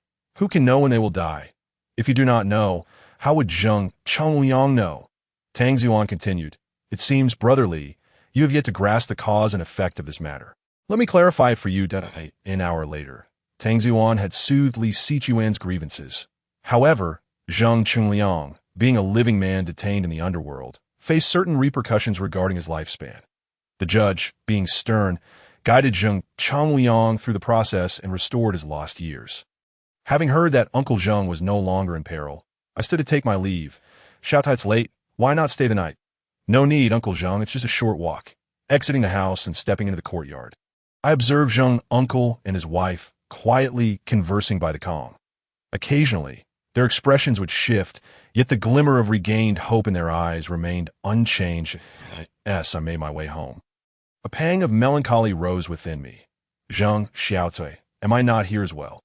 How about I let my big black dog play with you for a while? Chapter 63. You are in grave danger. I was startled by her voice, causing me to shudder. Xiao Cui, it's the dead of night. Please refrain from speaking to me. Zheng Xiaocui fell silent, trailing behind me with her disheveled hair and elongated tongue. Upon returning to the paper shop, I packed my belongings, preparing to visit the hidden Shio Mountain tomorrow, eager to discover what fate awaited me there. I had a dreamless night. Rising early, I took a taxi to the train station. My luggage was minimal, just a backpack containing an incense burner and a few garments. Once aboard the train, I found my seat and settled in. The journey would last 3 hours, during which I held my backpack, gazing out at the rushing scenery and trees, clearing my mind of all thoughts. Excuse me, young man. I felt a tap on my shoulder and turned to see a middle-aged woman holding a sleeping child. Noticing my puzzled expression, she sheepishly explained, my seat is in the aisle, and it's a bit inconvenient to hold the child. Could we switch seats? I scrutinized the woman's appearance. Triangular eyes, thin lips, high and protruding cheekbones. Her visage could be described as harsh. If one were to be kind, or downright sinister, if not. The child she held was a boy, yet she seemed destined to have only a daughter in her lifetime. I stood and changed seats with her. Seizing the opportunity to closely observe the boy in her arms, he appeared to be around 5 or 6 years old. His complexion flushed, with slightly furrowed brows, suggesting he was unwell. His features hinted at a prosperous future, indicating a loving family. The combination of this woman and the child struck me as peculiar. I sat down, feigning interest in the scenery, while keeping a watchful eye on the woman.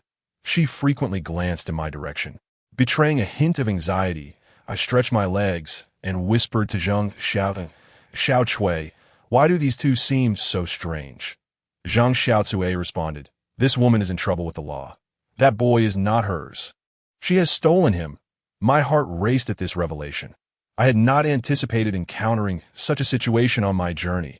I contemplated how to rescue the boy and report the matter to the train police. "Sister, this child seems a bit unwell. Why is his little face so flushed?" I raised my voice slightly, drawing the attention of those nearby. The woman's expression turned panicked, and she forced a laugh. "He might just be too warm from sleeping. It's nothing serious." I abruptly reached out to touch the boy's forehead, but the woman swatted my hand away. "What do you mean by that? You were just eyeing my son for quite some time. And now you want to touch him? You aren't trying to abduct him, are you? I warn you, if you lay a finger on him again, I will call the police." This declaration stirred murmurs among the crowd. "He looks quite young. Surely he isn't trying to abduct a child." I saw him watching the child closely. He must have some ulterior motive, as the crowd began to voice their opinions. I smirked at their naivety. I had yet to accuse her, yet she was the one trying to turn the tables. The child bore the features of wealth and harmony, while she exhibited a menacing demeanor that belied her ability to bear such a child. As my words echoed, the murmurs intensified. "See? I told you, he is not just targeting the child. He is likely a fortune-telling fraud." Yet, doubts remained about the woman's sinister appearance. But look at that woman's triangular eyes. They do seem foreboding. And why does the boy's wrist appear bruised? All eyes turned to examine the boy's wrist, where multiple dark marks were evident. The middle-aged woman stood up, exclaiming, "Step aside." I also rose, blocking her path. "You can leave, but I will summon the train police. Once this child wakes up and calls you mother, I will let you go." A faction of the crowd shared my sentiment. "If you truly have nothing to hide, let us call the police. We can trust them to handle the matter." In a society where families typically had only one child, and especially in northeast China, where such matters were met with disdain, it was imperative to clarify how the child had sustained those injuries. Another faction argued, "The child is sleeping so soundly in her arms. How could it be fake?" As the two sides were at an impasse, the train came to a halt. "Step aside. I need to get off," the middle-aged woman shouted at me, even reaching towards her bosom. "Be careful. She might have a weapon," Zhang Xiaocui warned. "You are in grave danger today." My entire body was tense, poised to evade at any moment. Just then, a throng of individuals clad in identical uniforms boarded the train, systematically inspecting each seat. It was only when they spotted a middle-aged woman that the leading officer bellowed, "Yu Yuqing." Upon hearing her name, the woman's countenance transformed into a fierce glare as she brandished a dagger, aiming to plunge it into the boy cradled in her arms. Simultaneously, a woman's anguished wail echoed. "Son!" Reacting swiftly, I grasped the dagger, firmly clutching its blade in my palm. Blood trickled from my hand, staining the boy's garments. "Xiaocui, next time, speak less. Are you playing a game of words with us? Look at my delicate hand. Now all cut and bruised." Zhang Xiaocui retorted, "I warned you. You attempted to catch a blade with bare hands. How can you blame me?" The large black dog barked, its tone clearly supportive of Zhang Xiaocui. Then, a punch was thrown at Yu Yuqing's cheek, rendering her momentarily dazed, allowing me to snatch the child from her grasp and hand him over to the approaching woman.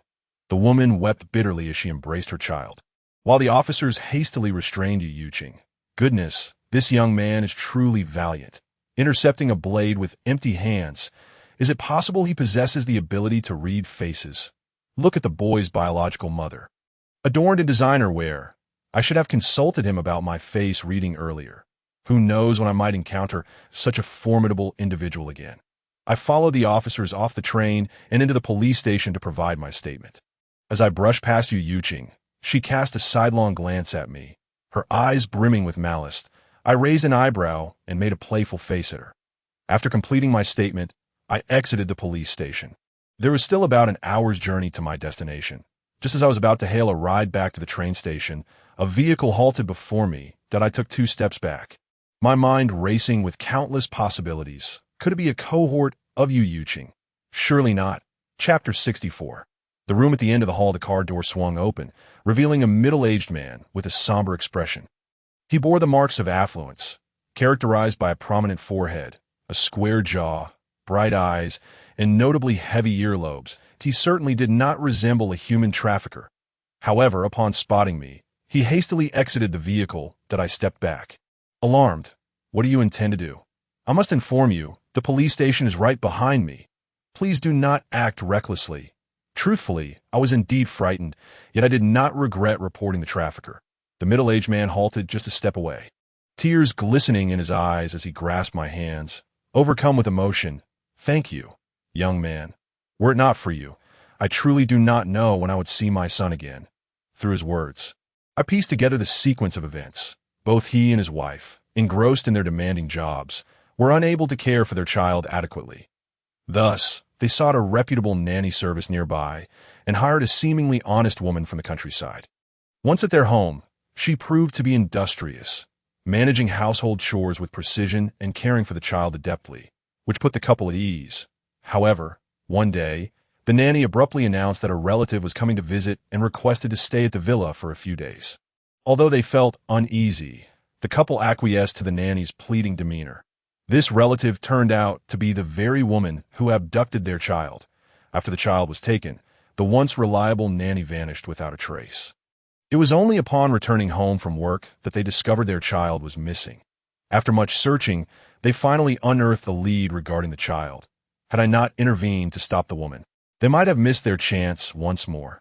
The child had accompanied the mother to the hospital for examination, where traces of sedatives were found in his system, and his temperature was notably high. Had they delayed any longer, he could have suffered severe consequences. Observing his tear-streaked face, I comforted him. "It's all right. We have found you. In the future, you must be more vigilant. How can you allow a stranger to be alone with your child?" The man wiped his tears and produced a red envelope from his pocket. Judging by its thickness, it was evident it contained a substantial sum of money. "Young man, your hands are injured. This is our token of gratitude. You must accept it." He extended the envelope towards me, but I hastily declined. "I have done nothing deserving of such compensation. I cannot accept this. It is but a minor injury."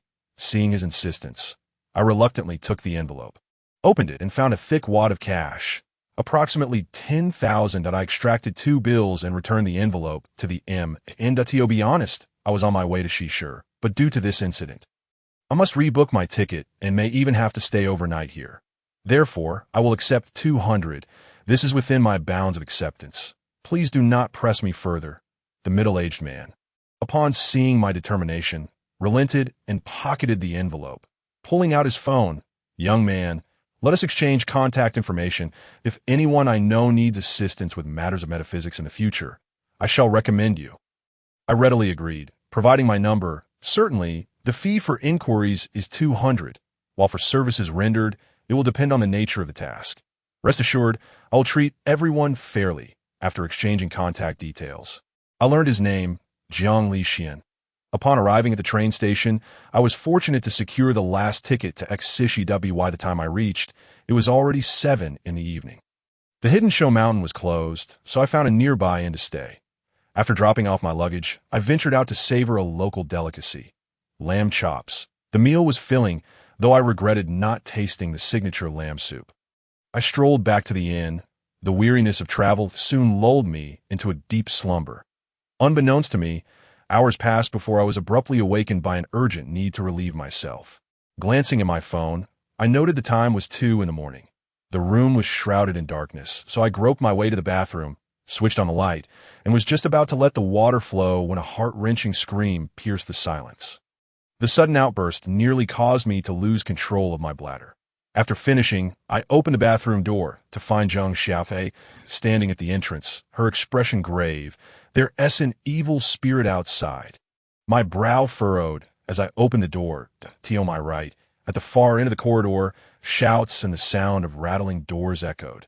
When staying in an inn, it is often advisable to avoid rooms at the end of the corridor, as such locations tend to harbor negative energy and are susceptible to attracting unclean entities. The commotion prompted other guests to open their doors. What on earth? Why are you shouting in the middle of the night? A shirtless man was the first to voice his displeasure. Can't anyone get some sleep? Boss, wake up. We're all disturbed. Another bald man called out to the owner from the staircase. The owner, bleary-eyed, had yet to fully awaken when he dashed upstairs, mumbling, Coming. He approached the room at the end of the corridor, brandishing a master key, but despite his attempts, the door remained obstinately locked. I understood that an evil spirit was blocking the entrance. I stepped forward and kicked the door twice, a warning to the spirit within that it should not obstruct us further. Taking the key card from the owner, I swiped it, and with a click, the door swung open. Out rushed a young man and woman, disheveled and clearly shaken. Onlookers sensed the strangeness of the situation. A curious aunt fetched a blanket from her room to wrap around the girl. At that moment, no one felt inclined to return to sleep. We all stood in the corridor, awaiting the couple to regain their composure and recount what had transpired.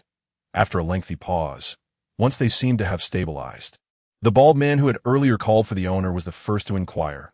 What happened? Why were you screaming in the dead of night? The young couple, upon hearing his question, appeared to recall some horrifying incident, their bodies shivering in unison. The man spoke slowly. We just saw a ghost. His voice was hushed, and at that moment, the corridor's motion-activated lights dimmed, causing a stir among the crowd. That I sighed softly, stomping my foot to activate the lights again, which calmed the crowd.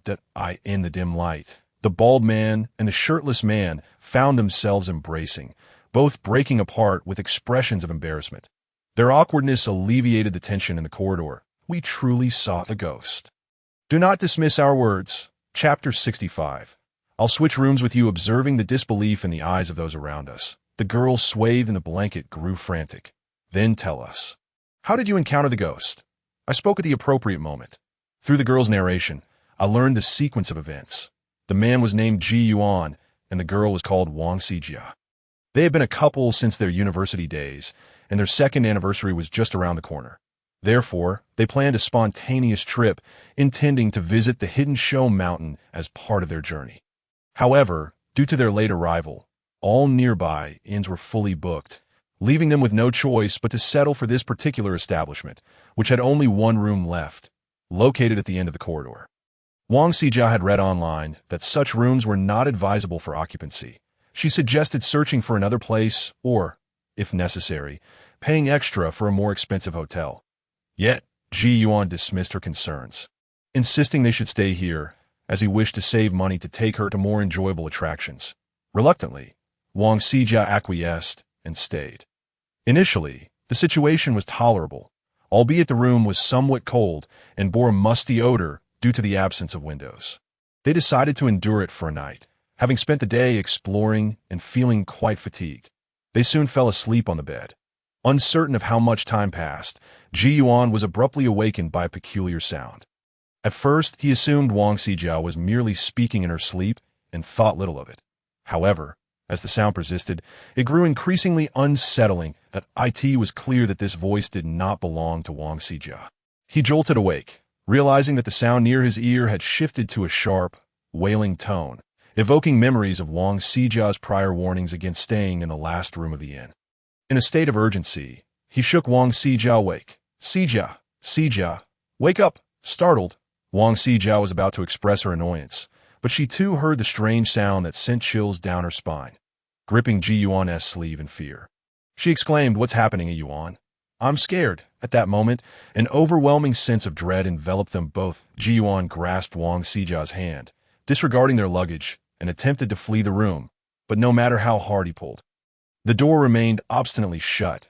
Suddenly, Ji Yuan felt a gust of breath near his ear. Assuming it was Wang Xijia playing a prank, he instinctively quipped, "Xijia, what are you doing blowing in my ear at a time like this?" Yet, The voice that followed was Wang Sijia's terrified cry. "Hey Yuan, behind you!"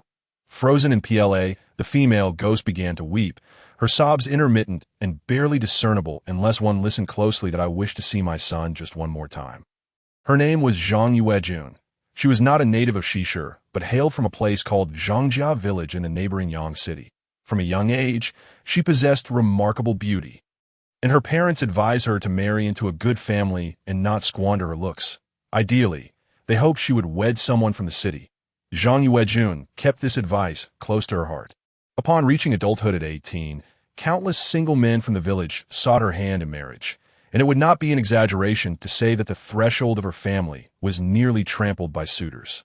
Initially, neither Zhang Yuejun nor her family found any of the local men to their liking. They were determined to see their daughter married off to someone from the city.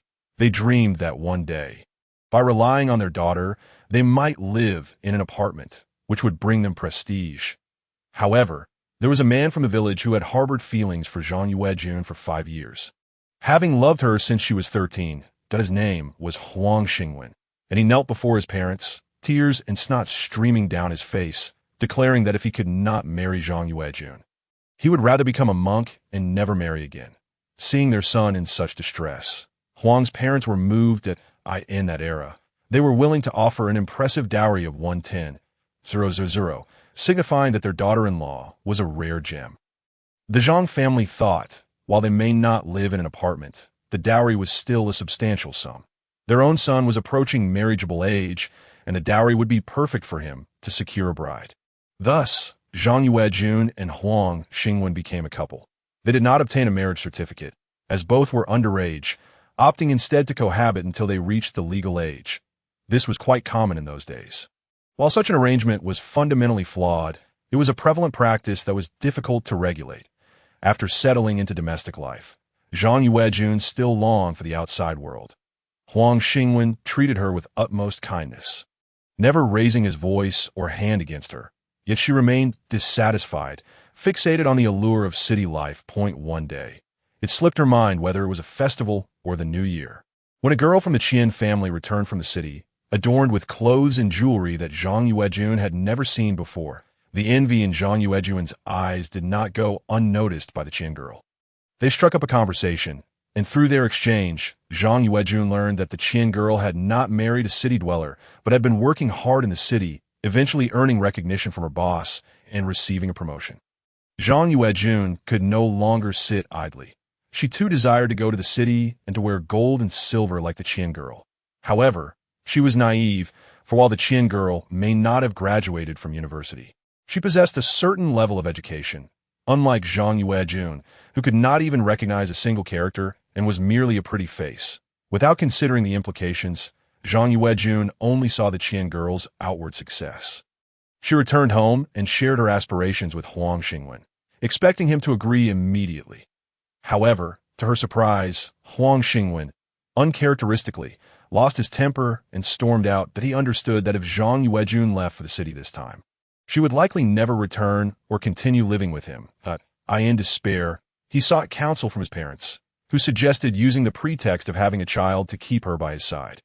Once Zhang Yuejun bore a child, regardless of her yearning for the city, she would be bound to him that a mother is fierce, but a child is also a vulnerability.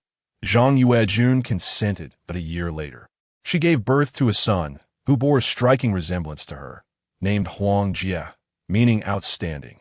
During her confinement, Huang Xingwen worked in the fields, feeling pity for Zhang Yuejun, so he took the child to his parents, asking them to help care for him. After finishing his farm work, he made a special trip to the market to buy a hen for Zhang Yuejun, intending to prepare a nourishing soup for her recovery. Upon returning home, he found the house empty. On the bed lay a letter, filled with misspellings and a jumble of pinyin. Yet, Huang Xingwen wept, for the letter was left by Zhang Yuejun. She had left him to go to the city, claiming she owed him nothing. When Huang Xingwen's parents learned of this, they wanted to confront the Zhang family, but Huang Xingwen stopped them, clutching the child and choking out 3 words, "I will wait for her." At that moment, Zhang Yuejun had already disembarked from her vehicle and encountered the Qian girl who had come to fetch her. She had expected the Qian girl to take her to a luxurious apartment, but instead, she was led to a dilapidated residential building.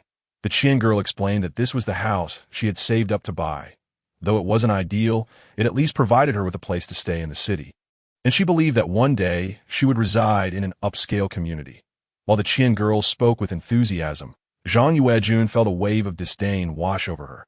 The Qian girl helped Zhang Yuejun secure a job as a waitress in a restaurant. Lacking in education and any cultural background, Zhang Yuejun had to start from the bottom. This position was obtained through the Qian girl's connections. It was then that Zhang Yuejun began to realize that life in the city was not as glamorous as she had imagined. After muddling through 6 months of work, she met a customer, a middle-aged man who exuded charm with every gesture. They began an affair, but after some time, Zhang Yuejun discovered that this man was married. She erupted in chaos, demanding an explanation from him. In her desperation, she even stalked him to find his wife, kneeling before her and pleading for a divorce. This turmoil continued for some time until the wife took their child and returned to her family, initiating legal proceedings against the man, who was at fault and would lose everything in a divorce. The man, furious, maintained a facade of calm and invited Zhang Yuejun to Shishir, claiming he had divorced his wife and wanted to take her out to lift her spirits. Promising marriage upon their return, Zhang Yuejun believed him. Chapter 67. Had illusions arisen? By the time they arrived at the inn, it was already 9 in the evening. Like a couple in love, they found that the surrounding inns were fully booked, leaving them no choice but to stay there. Yes, soon as they entered the room, she felt a sharp pain. Instinctively turning her head, she beheld the man's menacing countenance. That day, she met her demise. She endured over a dozen stabbings, bleeding to death. On that fateful day, she was wearing a dress that a newly departed soul lacked solidity, yet clad in her red gown, she was brimming with resentment. Ultimately, even as a ghost, she could not harm the man. She could only watch helplessly as he dismembered her body, stuffing it into a suitcase and dragging it down the stairs. She wished to follow him, but she found herself unable to escape the confines of that room. Years passed in a blur, her anger only growing. Upon recounting her story, I gained a clearer understanding of the events that transpired. That I truly did not know what to say. The relationship was undeniably chaotic. However, one thing was certain. This man was Zhang Yuejun's ill-fated romance, a deadly entanglement.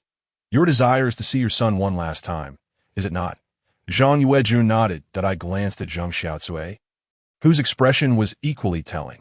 Could we not first place her in the hall? Her resentment is too great.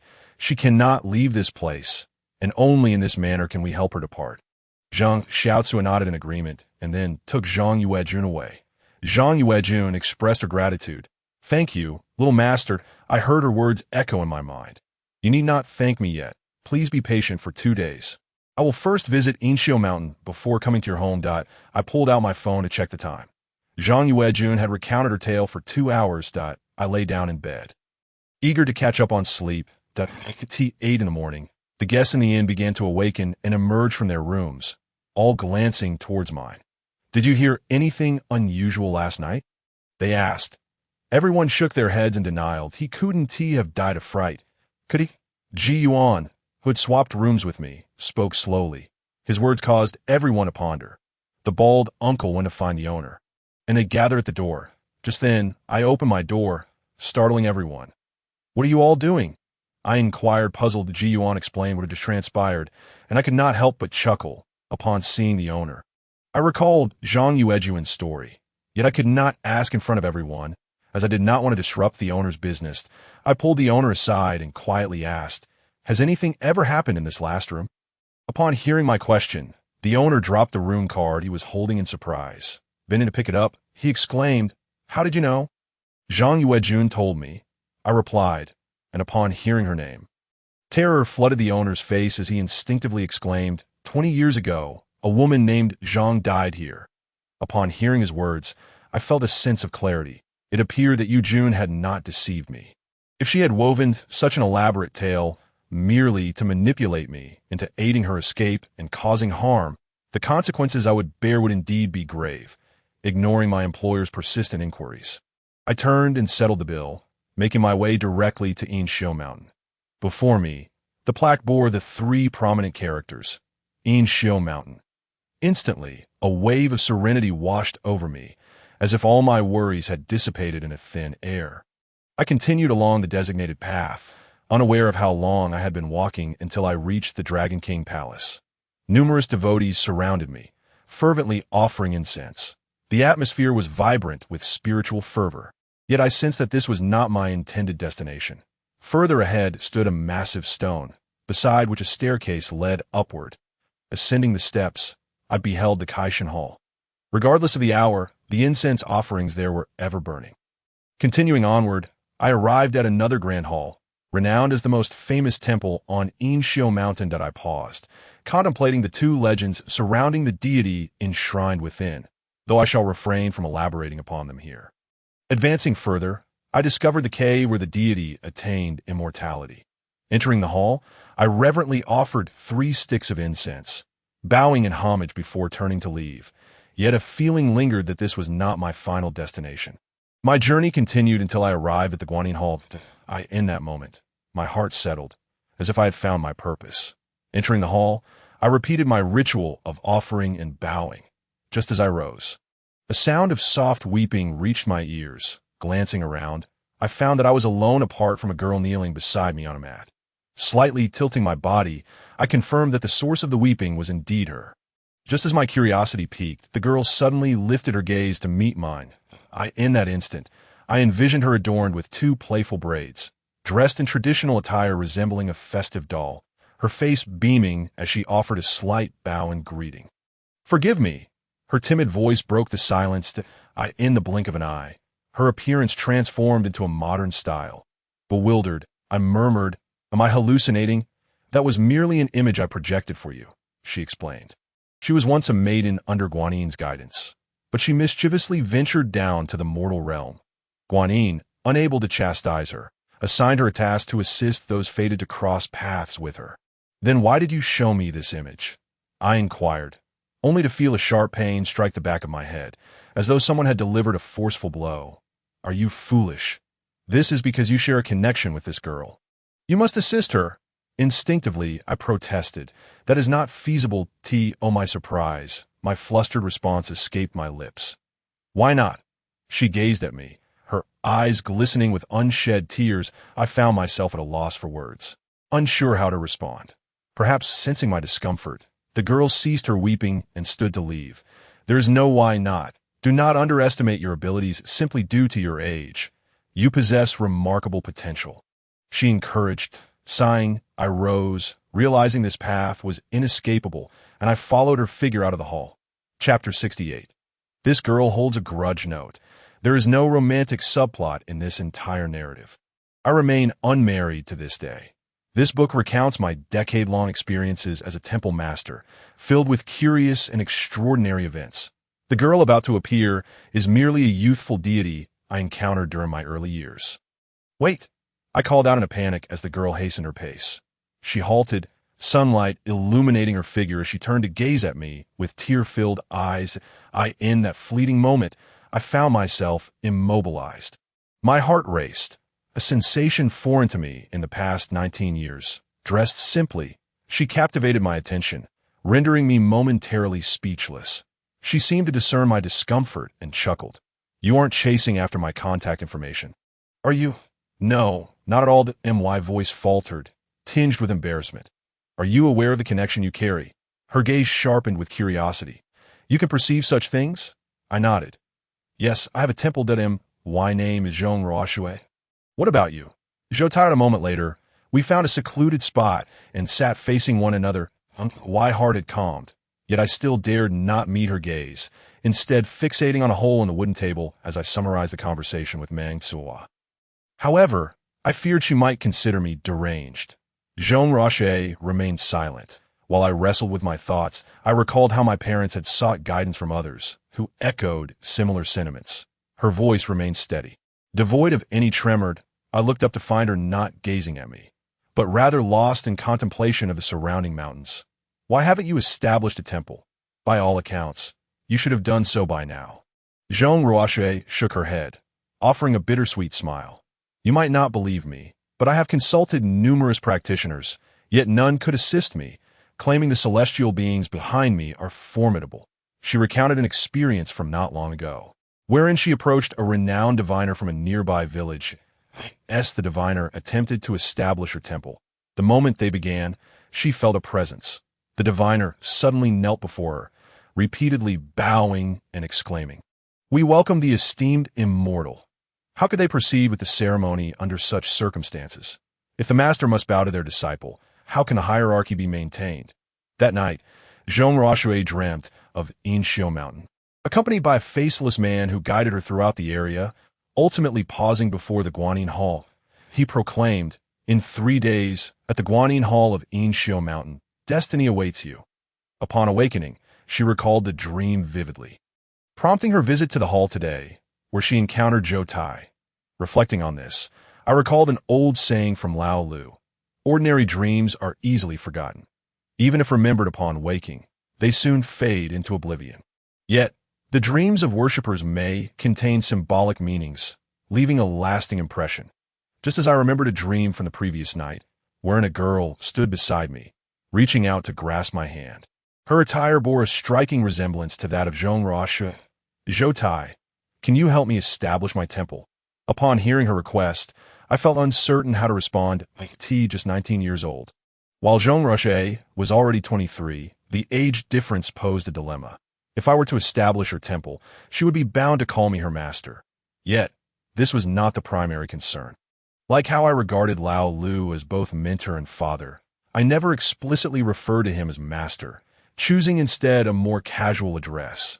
Between individuals, such informalities often suffice, but should I become her temple master, the title would be all-consuming. Zhong Ruoshui perceived my internal struggle that it's all right, Zhou Tai. Our meeting is fated. I arrived at Inxiu Mountain in accordance with the man as promised, that I understand that everything cannot be forced. With that, she stood. "Zhou Tai, may our paths cross again." "Wait," I interjected, rising to block her path, "that I am not unwilling to assist you. Look, I'm younger than you by 4 years. I understand the saying that a woman 3 years older brings fortune." But Zhong Ruoshui seemed to grasp my hesitation, yet her expression remained playful. "So, we would be siblings in the temple. Is that acceptable?" I detected the underlying implication in her words, my heart racing uncontrollably.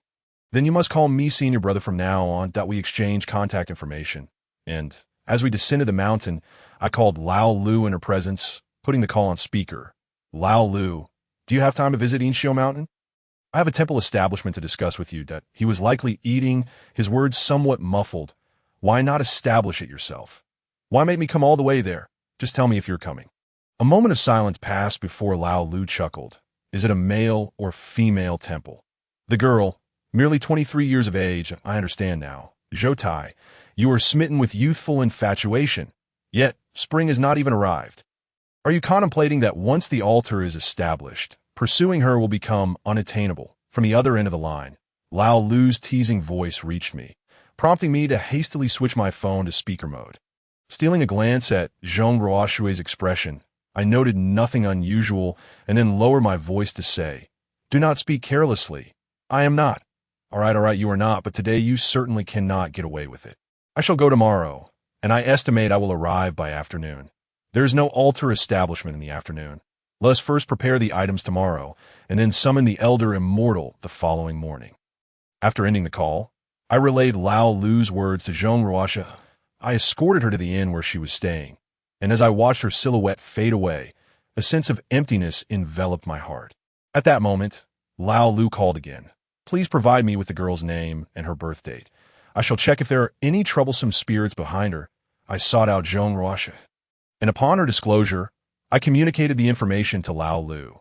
The term troublesome spirits refers to those lacking abilities, who do not engage in diligent practices, yet wish to partake in offerings without merit, as opposed to those who earnestly cultivate.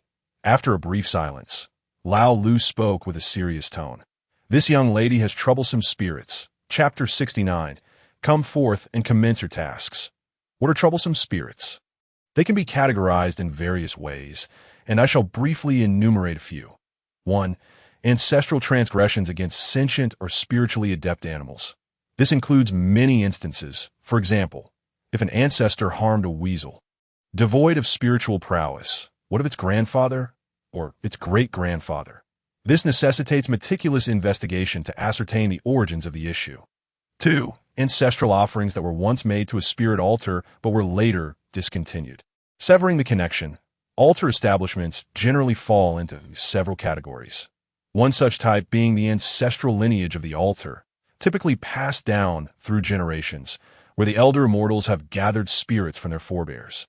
Should one fail to cultivate successfully and yet remain linked to your family, neglecting offerings may easily lead to troublesome spirits. 3. To avoid making offerings, one might compel other altars to suppress the spirits. There are many other variations, and each family's circumstances are unique. Upon hearing of the troublesome spirits shadowing Jean Roache, a chill ran through me. Can we discern which type it is? We shall study it further once I arrive tomorrow. Ensure to invite your family as elder immortal as a precaution. Lao Lu concluded before hanging up that I, too, sought out another inn for the night. I had anticipated returning home today, yet encountering Jean Roache may well be destiny. The following morning, I received a call from Jean Roache. She invited me out, and I felt a surge of excitement as I quickly tidied myself and dashed out the door.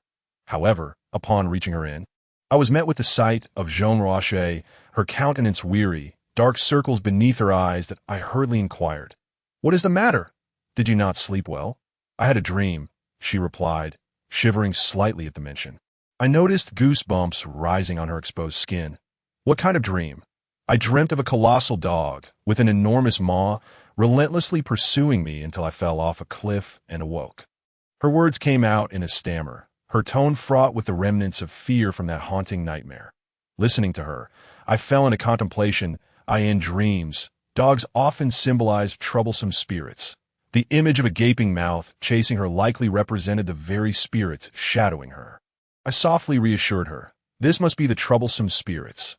Lao Lu will arrive in the afternoon. Fear not, for you have me, and we shall face this together." That afternoon, Lao Lu drove into the city.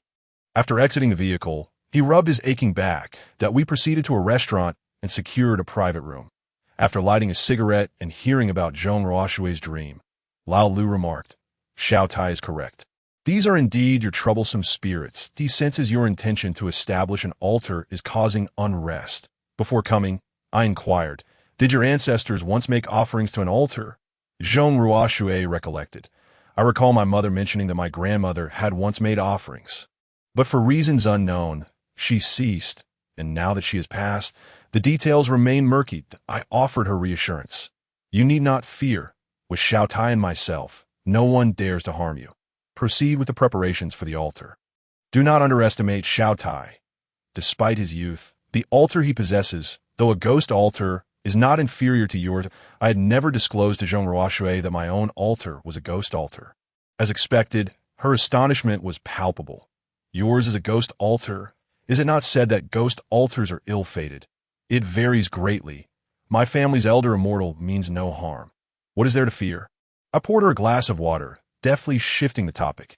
After our meal, we hurried off to procure the necessary items for the altar establishment. After escorting Jean Roache back to her inn, Lao Lu accompanied me to my lodgings. We shared a twin room, and despite having not seen each other for quite some time, I felt no sense of awkwardness. Our conversation flowed until the early hours of the morning. Before sleeping, Lao Lu, struggling to keep his eyes open, imparted, "You and Jean Roache share a fateful connection, but whether this bond can endure rests solely upon your efforts. Do not be timid. You are a man. Furthermore, you must discern her feelings for you. Do not cling shamelessly. Maintain your boundaries." His tone resembled that of a father advising his son, but a warmth enveloped me at his words, yet I could not resist teasing him. "And what of you? At your age, still alone?" Lao Lu chuckled softly before drifting into slumber. The next morning, we rose early, gathering our supplies before heading to Jean Roache's INAS for the altar establishment. Lao Lu mentioned that it typically occurs in the evening. However, such customs belong to a bygone era when altars were established under the cover of night. This was due to the presence of ethereal winds and spirits, as well as the realm of the dead. Daylight, with its harsh rays, was deemed unsuitable. Yet, times have changed. The thinking of the elder immortals has evolved, and as long as one maintains reverence, there is no need for excessive ritualistic formalities prior to the formal altar establishment. Lao Lu's family elder immortal was summoned to provide guidance, as is customary for a master of altar establishment, given that it was evident Zhong Ruoshui's family was a scholarly lineage, favoring tranquility. And her ancestral spirits were capable, it was unnecessary to invite additional spirits for guidance. Lao Lu closed his eyes, resting his hands on his thighs, murmuring incantations. I then witnessed a spectral figure from the Hu family materialize behind him, possessing striking features and an aura of inherent authority. That I am Hu Tianba. Today, I am here to oversee the altar establishment for the Zhong family. This should have been done long ago, yet the troublesome spirits have persistently obstructed it. Should they cause a disturbance later, instruct your ghost generals to restrain them and prevent any disruption of the proceedings. I respectfully bowed to the apparition. Understood, Elder Immortal. Each family's altar establishment ceremony and customs differ. The Elder Immortal from Lao Lu's lineage prefer to complete the essential tasks first before addressing other matters. Hu Tianba descended. Lao Lu slowly opened his eyes, smiling at Zhong Ruoshui. Do not be anxious. Do not restrain your emotions. That if you feel like crying, then cry. If you feel like laughing, then laugh. From here on, do as you wish. Your ancestral spirits may have grievances that they wish to express. The sensations experienced by each spirit during their manifestation vary, and your reactions will differ as well. Do not find it strange. After imparting a few words of comfort to Zhong Ruoshui, Lao Lu turned towards the void. Offering his respects, esteemed spirits, your cultivation is arduous. Today, you finally step into the light. I am certain there are many grievances to air. However, your disciple is but a girl, so please, be gentle in your expressions of sorrow.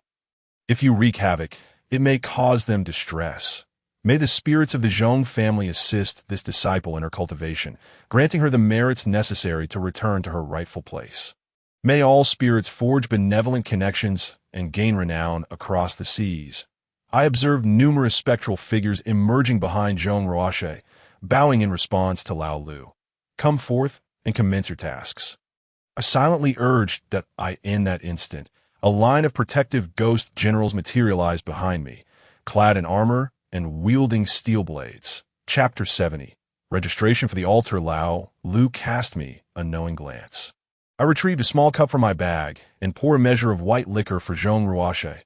Observing her puzzled expression, I explained, since this is your family's spirit's first time speaking through you, a sip of liquor will help ease the transition. This is not mere rambling.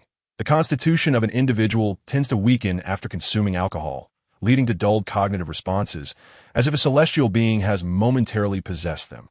I, alongside Old Lu, have assisted numerous patrons, many of whom were ensnared by spirits while traversing the night after indulging in copious amounts of liquor the previous evening. Subsequently, Old Lu produced an incense burner and placed it upon the table of the inn.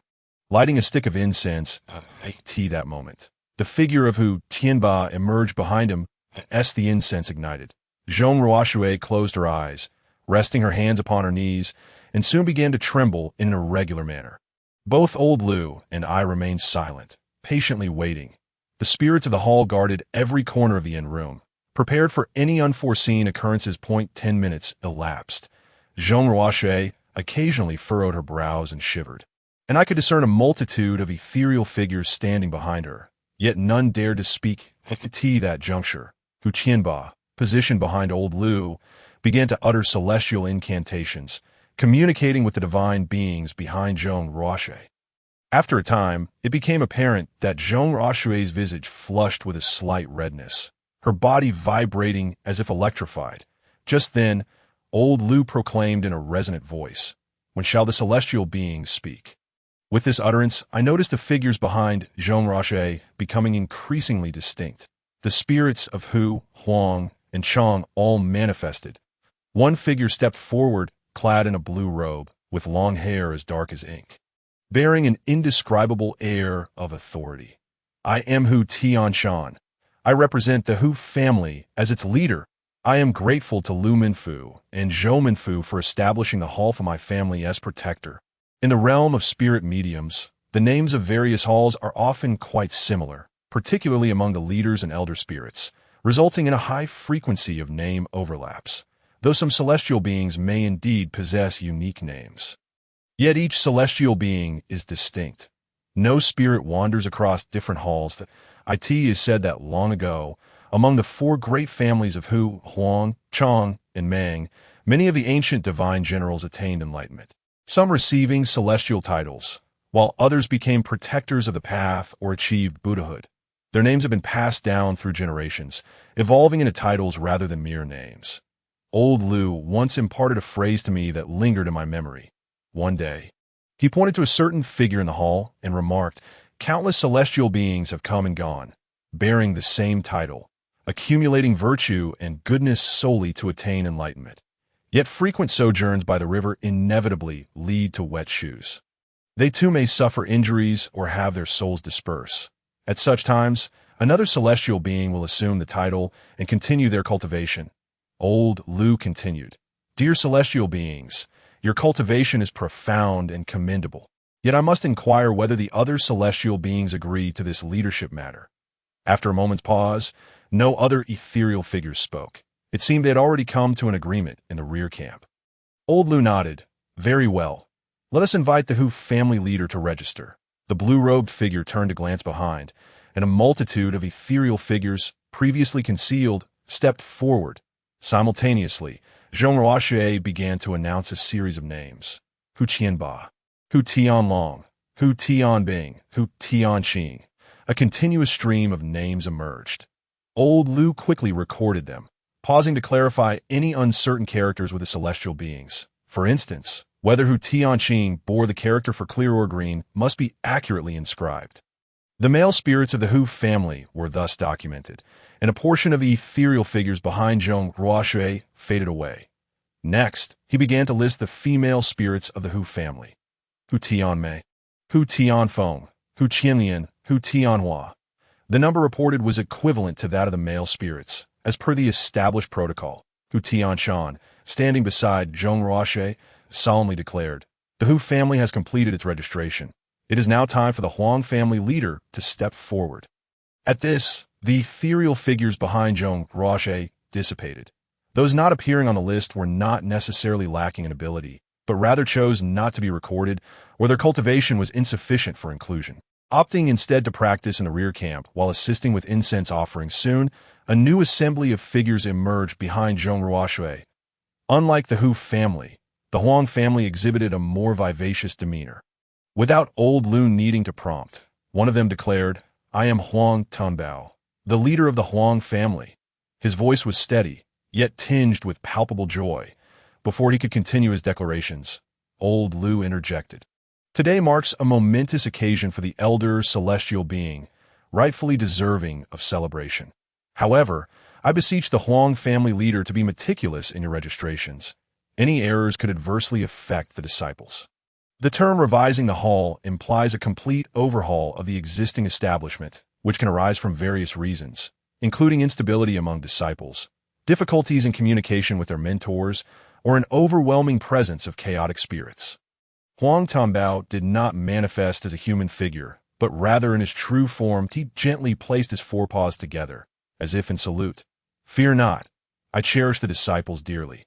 How could I bring harm to her?"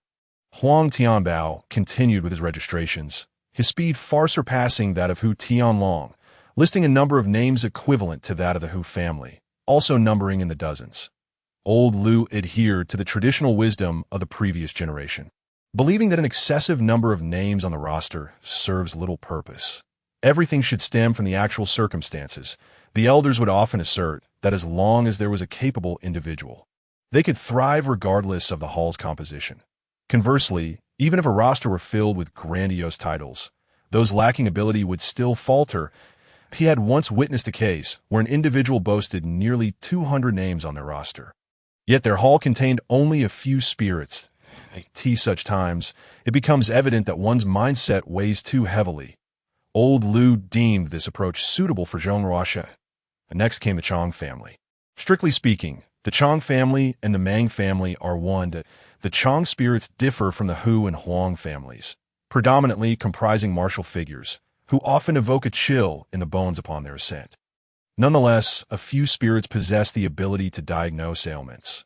I later encountered a Chong spirit who was exceptionally adept at pulse diagnosis, who explained to me that many skilled traditional Chinese physicians possess a certain ethereal quality.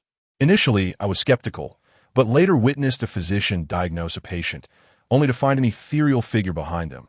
The patient, inexplicably irritable, was asked by the physician if they had traveled at night recently. Upon confirmation, the physician advised them to burn some paper at the crossroads that evening. After completing the names of these two families, we proceeded to the external 5 elements. There were spirits that soared through the heavens, scurried upon the earth, and swam in the waters that I observed 2 pure white eagles, a leopard, and a turtle materializing behind Zhong Ruoshe. Following this, we reached the stage of inviting the Tablet King. The preceding families had not mentioned the matter of the hall leader, suggesting that the Tablet King holds this position. Within a hall, the Tablet King is of utmost importance. In certain halls, the Hu family presides, while in others, the Tablet King holds sway. Tablet Kings are often individuals who, while alive, establish halls, and after their disciples have passed, they descend to the underworld, attaining a certain level of cultivation. Many folk deities or Yin-Yang masters may also assume this role, as well as those who met untimely ends, such as through accidents or suicides, who harbor significant resentment and thus possess considerable cultivation upon their descent. Typically, a hall's Tablet King is an ancestor of the family, referred to as one of the threshold spirits. It is also possible for the Hu family hall leader to invite someone from outside, whose connection lies not with the disciples but with their mentors. The Tablet King primarily traverses the underworld, akin to a spirit medium performing tasks, and generally shuttles between realms. If the Tablet King lacks cultivation or cannot navigate the underworld, issues may arise within the hall. Old Lu once recounted to me an instance where a disciple, upon establishing their hall, felt their life spiraling out of control, familial discord arising, and bodily ailments manifesting. Initially, they believed they had committed some transgression, either incurring the wrath of their hall master or establishing the hall incorrectly. Little did they know, the issue stemmed from the Tablet King. Inviting the Tablet King, I witnessed Zhong Ruoshe trembling. Though this time it was different, it was a shivering born of cold. She was enveloped in chills. Old Lu furrowed his brow, sensing something amiss. Why does the spirit from the underworld remain silent? Speak your mind. Whatever grievances you harbor, do not keep them bottled up, lest you worsen the situation for the disciple. Zhong Ruoshe pouted and began to weep, her voice sounding remarkably like that of an elderly woman. She raised her hands and clapped them against her knees. I'm her great-grandmother. I wish to join the hall. Please include me. Upon hearing this, I sensed something was amiss. This was not the Tablet King. It was her great-grandmother demanding entry into the hall, just as I was about to step forward to extricate her. Old Lu intervened. What skills do you possess? What abilities do you have? Zhong Ruoshe's great-grandmother paused, declaring, I simply wish to enter the hall. This situation resembled a petulant woman throwing a tantrum. Old Lu frowned, no longer obstructing me. Yet at that moment, Zhong Ruoshe fell silent, and when she spoke again, her tone had shifted to a serious one. It has been resolved. She has been removed. This voice, though still reminiscent of an elderly woman, conveyed a sense of reason. Are you indeed the Tablet King? Old Lu inquired solemnly. I am the Tablet King, Yang Shumi, her ancestor. Since you're the Tablet King, I presume your cultivation is substantial. Why then did you allow Zhong Ruoshe's great-grandmother to intrude? As she is of the threshold spirits, I initially thought she wished to come and converse. I did not expect her to throw a tantrum. This oversight is my fault. Old Lu nodded. In the future, we cannot permit anyone to enter the disciple's essence, whether they are threshold spirits or otherwise. Otherwise, chaos will ensue. The Monument King, with his eyes closed and brow furrowed, appeared somewhat displeased. However, Old Lu continued, You, esteemed Monument King, have lived longer than I have, consuming more salt than I have rice. Today, I have indeed overstepped my bounds, but we are all striving for the well-being of Zhong Ruoshe in the future. Old Lu's words were akin to a slap followed by a sweet date. The Monument King sighed, You speak wisely. I am not one to dismiss reason. Very well. If that is the case, I shall trouble you, Monument King, to summon some capable spirits from the underworld, preferably those with experience. The term Qingfeng refers to male ghosts, while Yin Hun pertains to female ghosts. The numbers of both must be equal. The Monument King then named 3 Qing Feng and 3 Yin Hun. Will these few be able to navigate the underworld? Old Lu inquired. The Monument King nodded. Rest assured, while they may not compare to the ghostly officials beside you, traversing the underworld will be as easy as pie. Unexpectedly singled out, I felt a twinge of surprise, yet I greeted him with decorum. You flatter me. Monument King. Zhong Ruoshui kept her eyes tightly shut, but turned her head slightly towards me. The Monument King behind her chuckled. Your Monument King is Dongsheng Master Zhou Xiufen. I cannot compete with him. Yet this young lad of yours shares a certain affinity with my disciple. I wonder if it will blossom into something more. I scratched my head, feeling a bit bashful. Noticing a hint of pink on Zhong Ruoshui's ears, I understood she had been partially bound and had indeed heard Yang Shumi's words.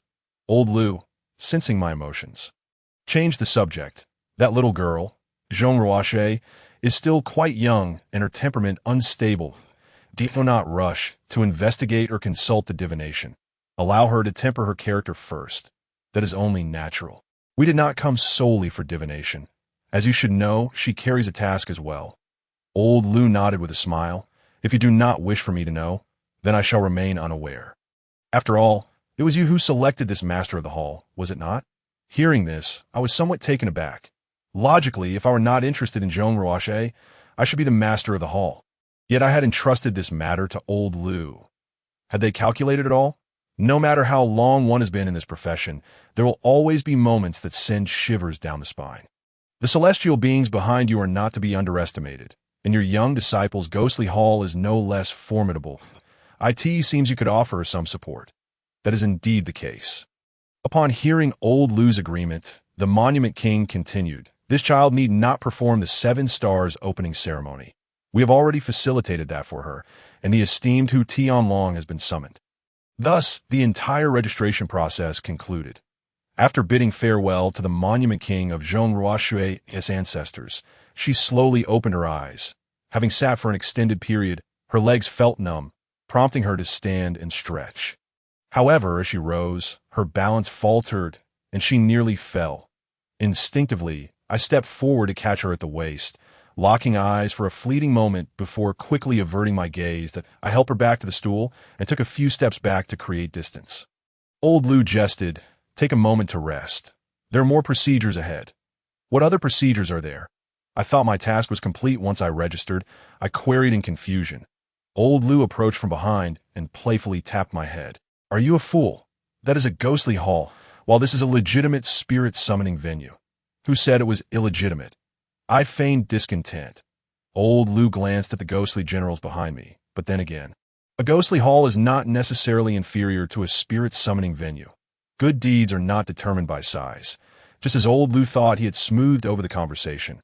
Zhong Ruoshui, resting nearby, interjected, Then Master, do you believe my hall is inferior to Xiao Tai's?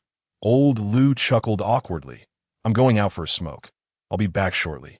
Observing his flustered demeanor, I remarked, Thank goodness for you. Otherwise, I could not hold my ground against him. When Old Lu returned, his expression had returned to a calm and collected state. He retrieved a red hall list and various offerings from his bag, meticulously copying the names of the celestial beings in order. After setting everything in place, Old Lu handed her an incense burner. From now on, this will be the incense burner you carry with you. Once the entire process was completed, Zhong Ruoshui gazed at Old Lu in confusion. Master, did you not say I had an adversary? Has he arrived? Chapter 72. Am I just unlucky?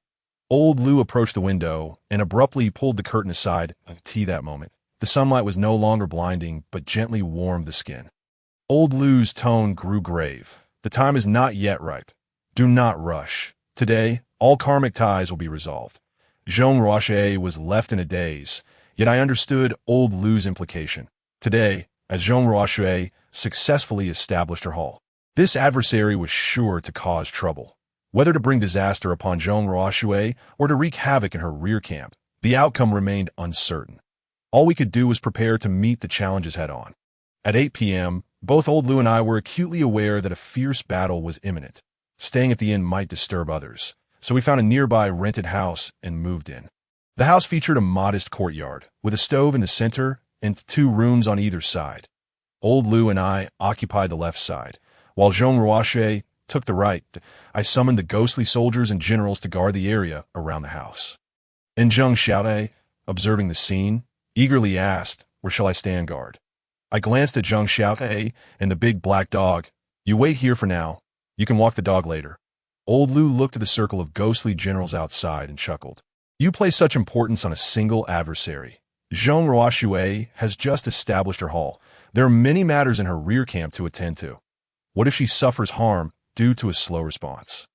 Time passed swiftly, and before we knew it, it was 11 p.m. Old Lu had already fallen asleep on the Kong.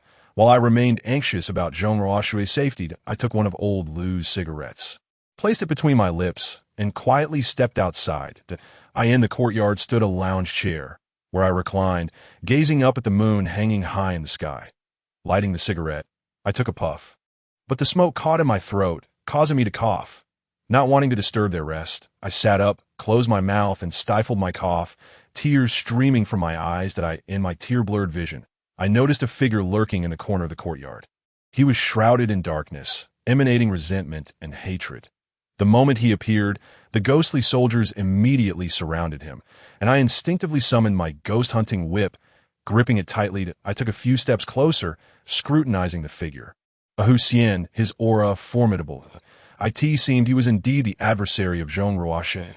Upon hearing her name, he let out a cold snort, and the air around him shifted, causing his garments to flutter. "Step aside." I could tell from his tone that he meant no good. Understanding the implications, I thought, if the celestial being wished for peace, I would step aside and guide him. If he sought confrontation, my ghostly soldiers were not to be trifled with. The Huxian reached out into the void, producing a long axe. "Just them." His tone dripped with disdain, while I chuckled lightly, summoning the Ghost King seal given to me by my second aunt.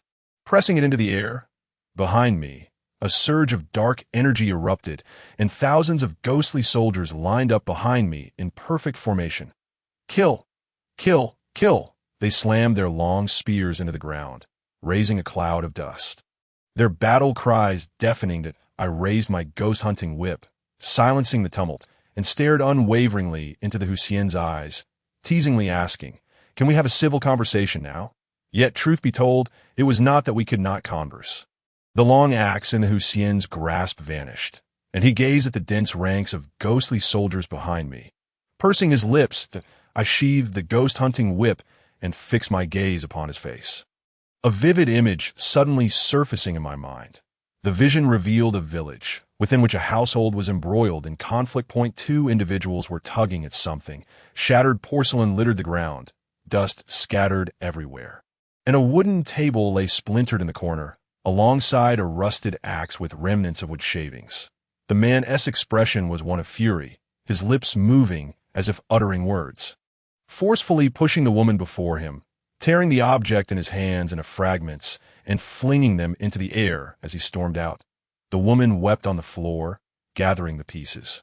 When suddenly the door swung open again, that a small girl, around 6 or 7 years old, approached with unsteady steps, drawing near to the woman and embracing her neck. The girl's visage struck a chord of familiarity within me, reminiscent of someone I had encountered before. Zheng Ruoxe? This was a glimpse into her childhood. The fragments on the ground were red. Could they be the hall list? The broken porcelain bowl was the incense bowl of old. And all the dust was the remnants of the incense? Zheng Ruoxe had mentioned her grandmother once established a hall, but for reasons unknown, it was abandoned. It seemed this woman was Zheng Ruoxue's grandmother.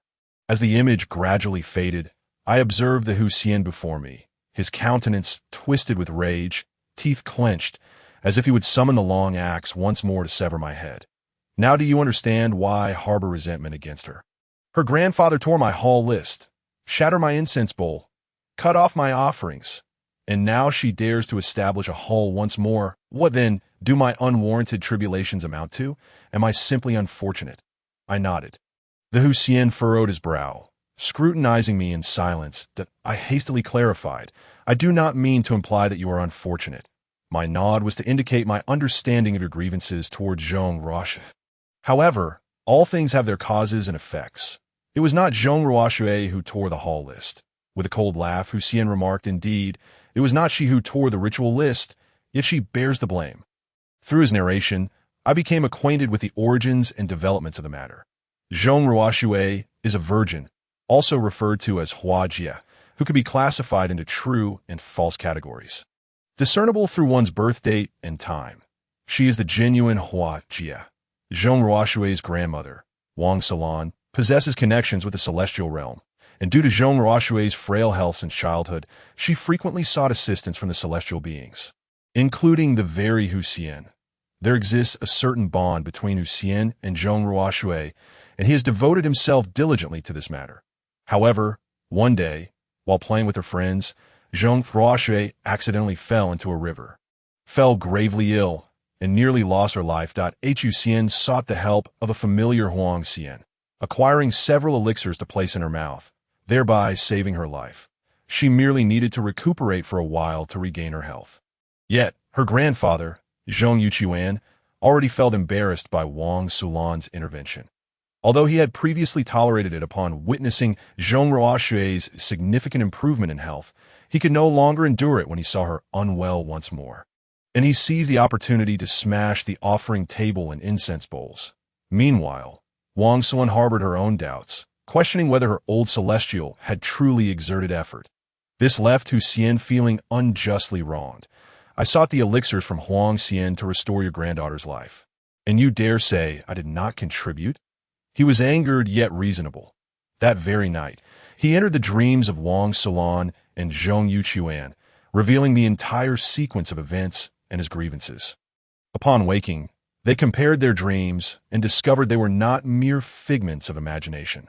Coupled with the evident recovery of Zhong Ruoxue, they felt a pang of guilt for having wronged him. Chapter 73. Chasing him with a knife, they sought the counsel of a familiar deity, inquiring how to re-establish their connections. The deity responded, once the ritual list was torn, all the celestial beings who were meant to depart have done so.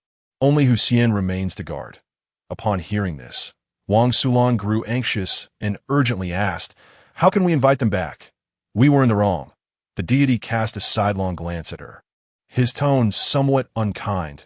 What were you thinking when you tore the ritual list? Did you not consider that one day you might need to beseech them again? If they truly had a bond with your family, how could they have all left? Zhong Yuchuan, displeased by this remark, retorted. The celestial being accompanying the deity scoffed, bluntly stating, your wife's ancestors, to some degree, have rendered them favors. They made a vow that if they achieved enlightenment and ascended to immortality, they would protect her family for 3 generations, which coincidentally aligns with Zhong Ruoxue's lineage. As for you, repaying kindness with resentment. Only this foolish Hu Xian remains to continue safeguarding your family. After a moment, Wang Sulan lifted her head. You do know that my granddaughter Ruoxue is the true Hua Jia. Without the support of these old celestial beings, what would she do? Hu Xian proposed to the celestial deity, if they sincerely repent, and construct a small temple for me in the village, allowing me to continue my cultivation, I shall continue to protect her family. The deity, speaking in celestial language, replied, you need not concern yourself with past promises. Given their resentment for your kindness, you're under no obligation to uphold your vows. With your level of cultivation, serving as a master in another household would not be an overreach.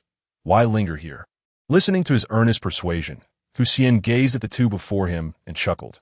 Very well, I shall not hold grudges. Indeed, they have rendered me kindness. The deity conveyed Hu Xian's request to Wang Sulan and Zhong Yuchuan, who readily agreed. Having one guardian is better than none. Thus, it was not long before a fox spirit temple rose on the vacant land at the eastern edge of the village. Initially, only the Zhong family offered incense there. Yet gradually, the village spread word that the fox spirit temple granted all wishes. From that point on, the temple flourished with offerings, and Zhong Yuchuan and Wang Sulan found it increasingly difficult to even find a place to present their incense. Nevertheless, Hu Xian remembered the Wang family's kindness and would return whenever he had the time to check on Zhong Ruoxue's condition. Knowing she would not survive past 18, he leveraged connections to gather numerous offerings and spiritual herbs.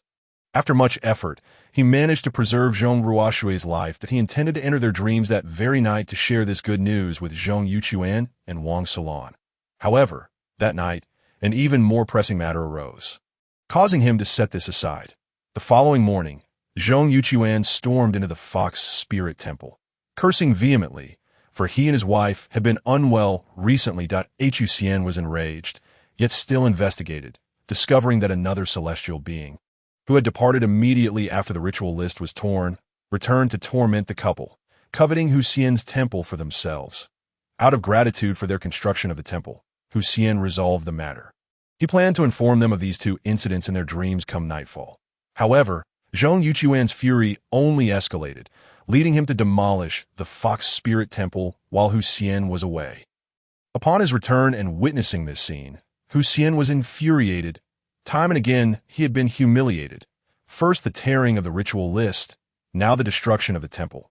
He filed a complaint against Zhong Yuquan in the Heavenly Court. The Heavenly Court, having learned the entire situation, issued an edict allowing Huxian to punish Zhong Yuquan. Huxian, undeterred, possessed a resolve to act. One day, he entered Wang Sulan's body, brandishing a blade as he chased Zhong Yuquan through the streets. Zhong Yuquan fled to the deity's residence from before, pleading for help. The deity emerged, gazing at the furious Huxian, and said to her, "I warned you from the beginning. You chose not to believe me, and now your temple lies in ruins." With that, the deity shut the door, refusing to further assist Zhong Yuquan. At this juncture, I observed a triumphant expression on Huxian's face. And then, you may inquire how her grandfather fared. Huxian tilted his head, and I followed his gaze, discovering Zhong Ruoshui standing at the gate. Her expression was peculiar. I had previously heard my mother mention that one day my grandmother seemed to have gone mad, constantly chasing my grandfather with a knife. My mother sought the deity, who merely stated that my grandfather had spoken and done things he shouldn't have. It turns out there is such a backstory. Huxian scoffed. I spared his life. Consider it mercy on my part. At that moment, I felt a sense of confusion and turned to Huxian. I do not comprehend one thing. Logically, Zhong Yuquan is the true culprit. You have taken your revenge, and the resentment should have dissipated. Why then do you seek to trouble Zhong Ruoshui again? Huxian turned away from Zhong Ruoshui, speaking with indignation. Why should her family drive me to the brink of homelessness, only for her to establish a temple in my honor? Am I not an old incense root? Zhong Yuquan has attempted to take my life countless times. Do I hold no sway in the old Zhong household? Why have I not seen her venerate me? Chapter 74. Magical artifacts flying, heaven and earth colliding. Do you wish to enter the temple? I discerned the implication in his words, my expression shifting to one of intrigue. That so, all he had said was merely a pretext to gain entry into Zhong Ruoshui's temple. Huxian turned his head away, avoiding my gaze, his voice wavering. I shall not enter. What is wrong with bullying her? Observing his awkward demeanor, I could not help but chuckle. Turning to Zhong Ruoshui, she had grasped Huxian's intention as well and approached me. Speaking softly, the old celestial has ties to my family. By rights, we owe you a debt. If you do not mind, you are welcome to come to my place. Leading Huxian into Zhong Ruoshui's dwelling, I noticed a red ritual list hanging on the wall. Huxian cast a glance at us both, a hint of embarrassment crossing his face. I shall take my leave. With that, he swiftly vanished into the ritual list. Zhong Ruoshui looked at me, then at the ghostly generals filling the courtyard, uttering a remark that brought a smile to my face. I thought if it came to blows, it would be like a drama, with various weapons and magical artifacts flying about.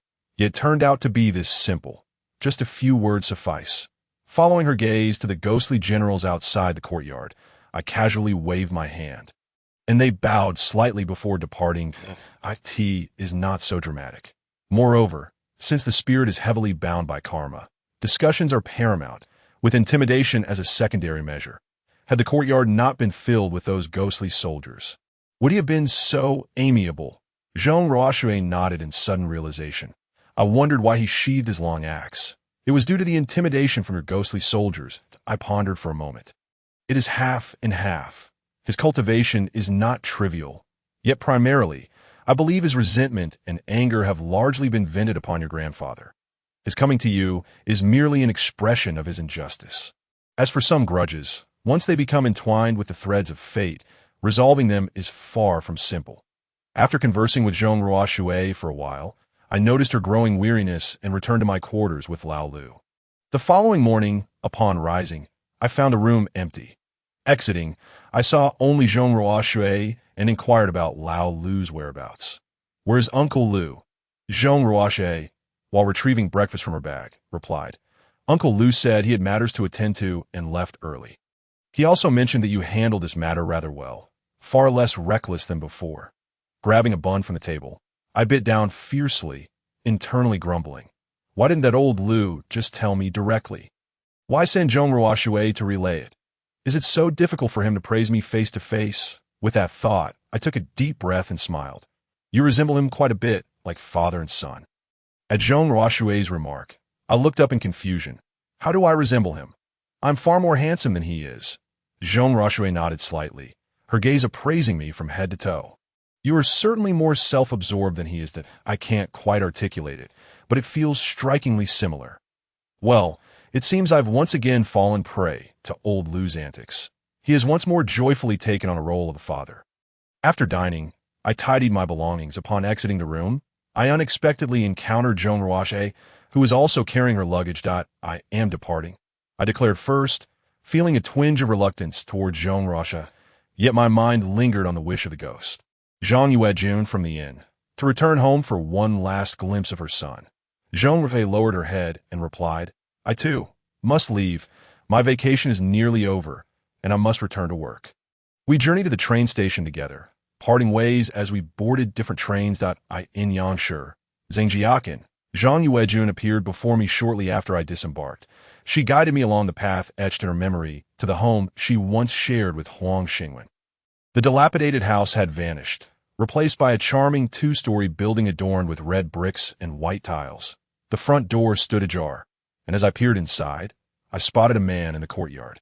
Seemingly in his 20s, Xingwen, Zhang Yuejun called out softly to the man, but I sensed something was amiss. 20 years prior, Zhang Yuejun had met her demise. Huang Xingwen should have aged alongside her. How could he still appear so youthful? As these thoughts swirled in my mind, the man set down his broom and approached, inquiring, "Who are you looking for? Is this Huang Xingwen's residence?" I asked. The man regarded me with suspicion. "What do you want with my father?" Only then did I realize this was Huang Xingwen's son. Yet, I could not ascertain if he was also Zhang Yuejun's child. What if Huang Xingwen had remarried after her departure?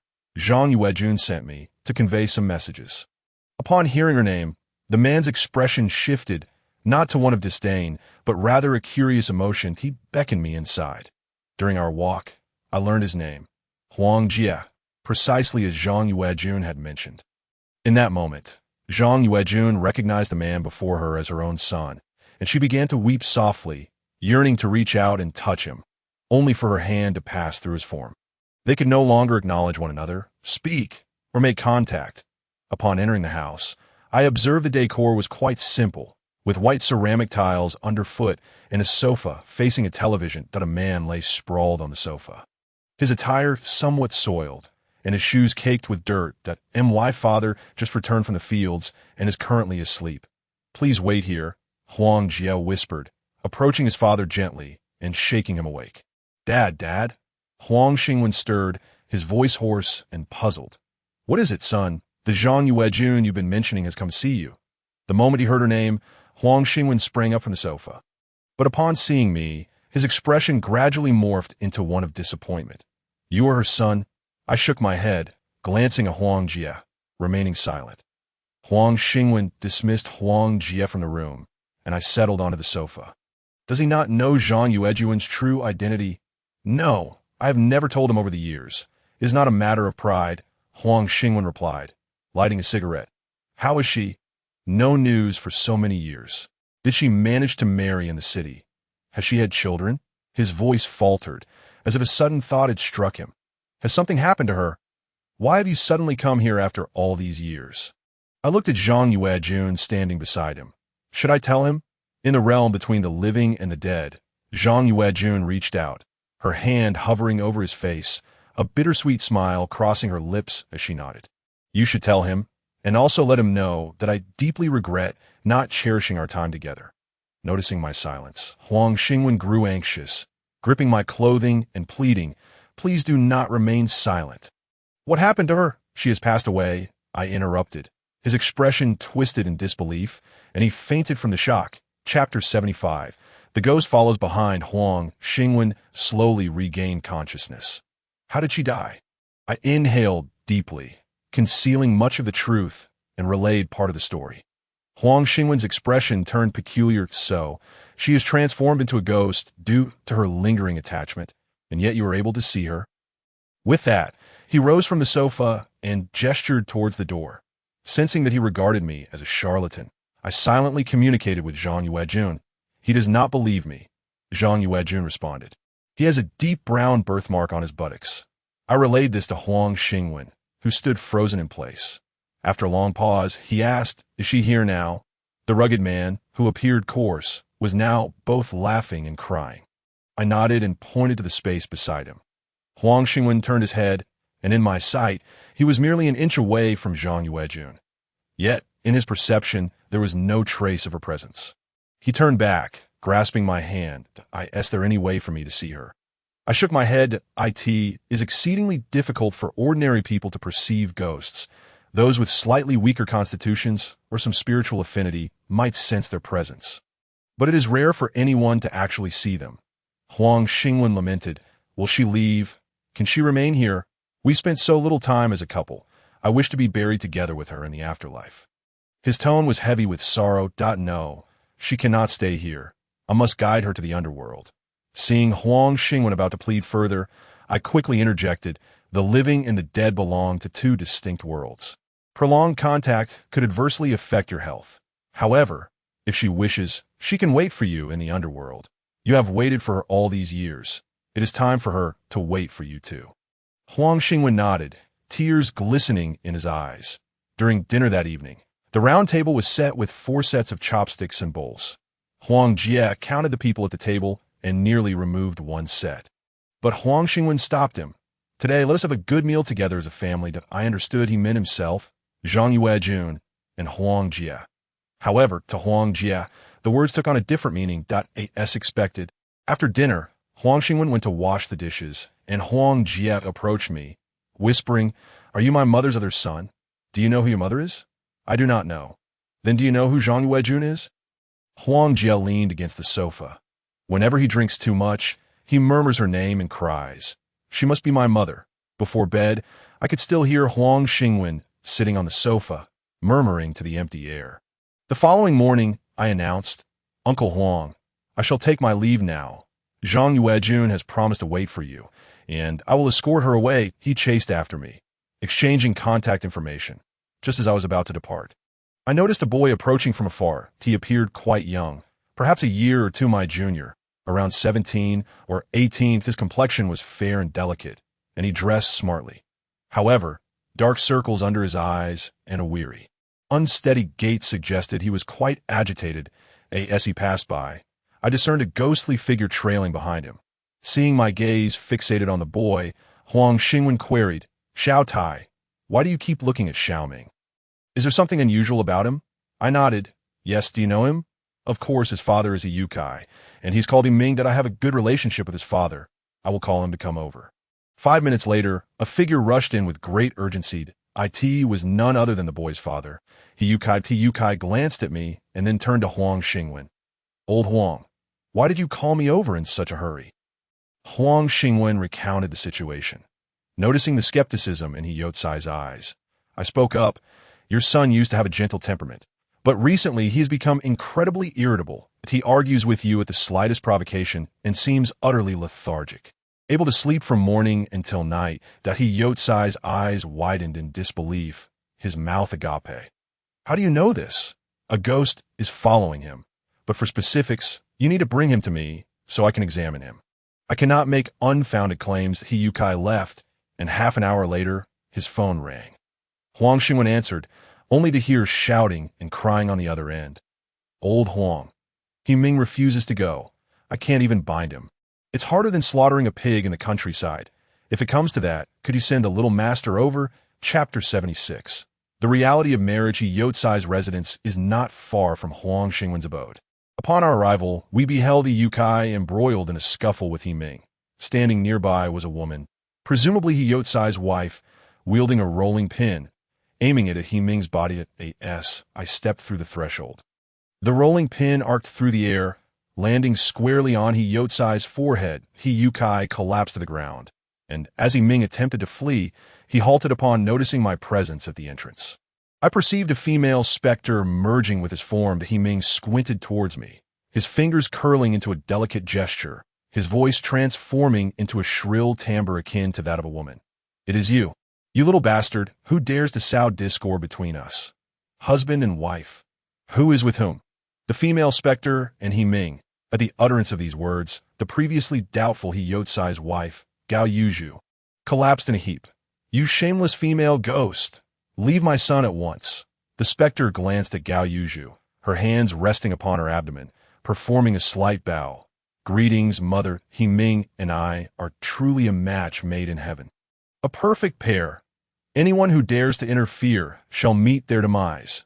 As she spoke, her gaze turned towards me, her eyes filled with venomous resentment, as if she wished to consume me whole.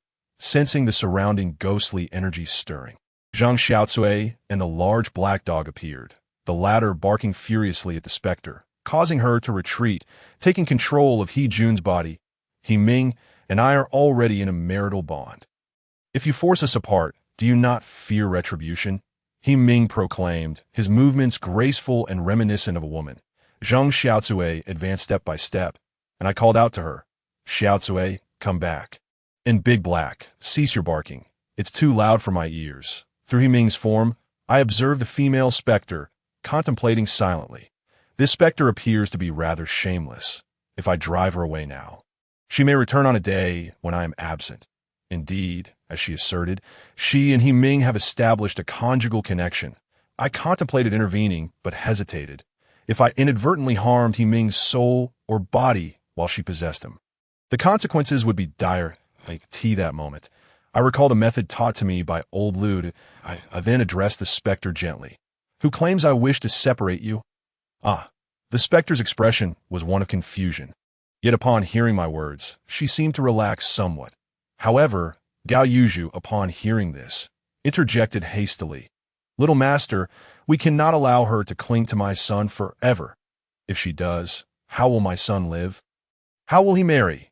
The specter's emotions flared once more, suspecting I was deceiving her, casting a wary glance in my direction.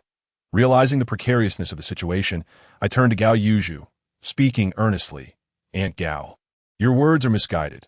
While you may not see it, I perceive clearly that this specter and your son are indeed a celestial match. Moreover, she can serve you in life, and even after you pass. She will continue to attend to you. How splendid is that?" Gao Yuzhu's face flushed with indignation at my words, and she was about to unleash a tirade when I discreetly blinked at her, causing her to swallow her retort. Upon hearing my advocacy, the specter's mood improved significantly as she addressed Gao Yuzhu. "Mother, I assure you, I will take good care of He Ming, even after you pass. I shall continue to serve you. Who are you cursing? I shall not have a daughter-in-law like you." The specter ceased speaking, her expression one of triumph. I feigned a sigh, pretending to ponder. "Why do you shake your head? Little master, were you truly trying to deceive me?" Noticing her expression shift and sensing the resurgence of ghostly energy, I hastily interjected. "You two are indeed well suited, but what of propriety? What propriety? As long as there is true love. The distinctions between the living and the dead are mere trifles. My concern is not the boundaries between the living and the dead, but rather that you have yet to marry." Observing the change in the specter's demeanor, I pressed on. "You love He Ming, and he loves you in return. Though you have shared a chamber, you have not formally wed. Consider whether this is in accordance with propriety. That I do not care for such things." I detected a hint of doubt in the specter's tone, and I sighed. "You and He Ming are already half married. You cannot think only of yourself. A man wishes to provide his beloved with a home, a promise, a ceremony. You must not deprive He Ming of this right simply for your own desires." My words caused the specter's lips to curl into a shy smile. "Little master, what do you suggest we do?" I shall heed your guidance. For the moment, you must depart from his body. Traditionally, couples on the verge of marriage do not meet. Leave now, and await me at the village entrance at midnight, that I shall prepare some fruits and delicacies for you. Given the time constraints, I cannot arrange wedding garments, but I will procure 2 new outfits for you, and I shall officiate your union. How does that sound? Seeing the specter hesitate, I reassured her. What do you fear? A monk may flee, but the temple remains. Should He Ming and I not attend, you may return without issue. Why words eased her anxieties, and she relinquished her hold on He Ming's body. He Ming collapsed to the ground, and the specter glanced back, a hint of reluctance in her gaze, yet she bowed slightly. I entrust this matter to you, little master. Once you pass, He Ming and I will also serve you. I was left speechless, watching as she faded into the ether. Gao Yuzhu crawled to He Ming's side, shaking him awake. He Ming stirred, confusion clouding his features. Mother, what just happened? Why does my body ache so? Gao Yuzhu, too furious to comfort him, glared at me. Just as she was about to question me, I raised my hand to silence her, turning to the corner of the courtyard. Aunt, fret not. This female specter has a kind heart and will surely treat your son well. 5 minutes later, Zhang Xiaozi nodded to me. She has departed. I then turned to Gao Yuzhu, instinctively lowering my voice. Aunt, do you not grasp what has transpired? That specter had just possessed your son. Had I attempted to drive her away, what if she sought to take him with her? After I explained, she finally understood that my previous words were merely to coax the specter away. Her expression softening considerably that moment, He Yukai inquired. So, Xiao Tai, what shall we do now? Perhaps we should tidy up and leave the area for a time. No, if you leave now, the specter will immediately become aware that I was deceiving her, and that would complicate matters. Gao Yuzhu held He Ming, who trembled uncontrollably from the shock of the encounter. She embraced him, her voice laced with desperation. What shall we do now? Fear not. He Ming and I shall confront her tonight. Chapter 77. The ghost stands before the paper man that evening. As the clock approached 11:30, He Ming and I stood at the crossroads, his expression vacant, his eyes devoid of light. Zhang Xiao melded into the shadows. She is nearby. Remain here. If she senses something amiss, you must emerge and subdue her. I instructed silently. I calculated the time on my phone. The clock struck midnight. I retrieved a lighter and ignited the garments upon the ground. Flames soared into the sky, swirling around He Ming and me. I took a step back, the air thick with ghostly energy as the specter appeared, clad in the new clothes I had prepared for her. She greeted me with a slight bow. Little master, you are indeed punctual. I underestimated your intentions. I was about to respond when the specter interrupted, her brow furrowed as she approached He Ming, who stood in a stupor. Why does my beloved seem so different today? She leaned closer, inhaling his scent. He smells the same as before, yet something feels amiss that I hastily covered. It is merely guilt. Guilt over what? Did we not marry according to his wishes? I fear that in our haste, the garments and dwelling I provided may not meet your desires, and I worry I have caused you distress. The specter chuckled, taking He Ming's hand. He stood motionless beside her, yet she smiled brightly. He Ming, it matters not. As long as you love me, I care not for such trifles. Thank you, little master, from my pocket. I produced a ceremonial document and cast it into the flames. This document signifies a ghostly marriage that I proclaim. You two are a match made in heaven, yet separated by realms. Thus, we shall bind this union in spirit. 2 souls shall unite, forever entwined in love. As the ritual concluded, the specter transformed, her gaze fixated solely on He Ming. Grasping his hand and preparing to depart, I anticipated she would discern that the He Ming before her was but an illusion. At this moment, He Ming is truly huddled on the sofa at home with his parents, trembling with fear. The female ghost has taken away a mere imitation of He Ming, a paper effigy clad in his former garments, infused with his essence and crafted from his nails and hair. This explains the vacant expression he bears, unable to approach the fire. Zhang Xiaozi emerges from the shadows, gazing at the ashes that have dwindled to mere embers. She is aware, deep down, yet her love for He Ming remains unwavering. Even a substitute by her side is a comfort.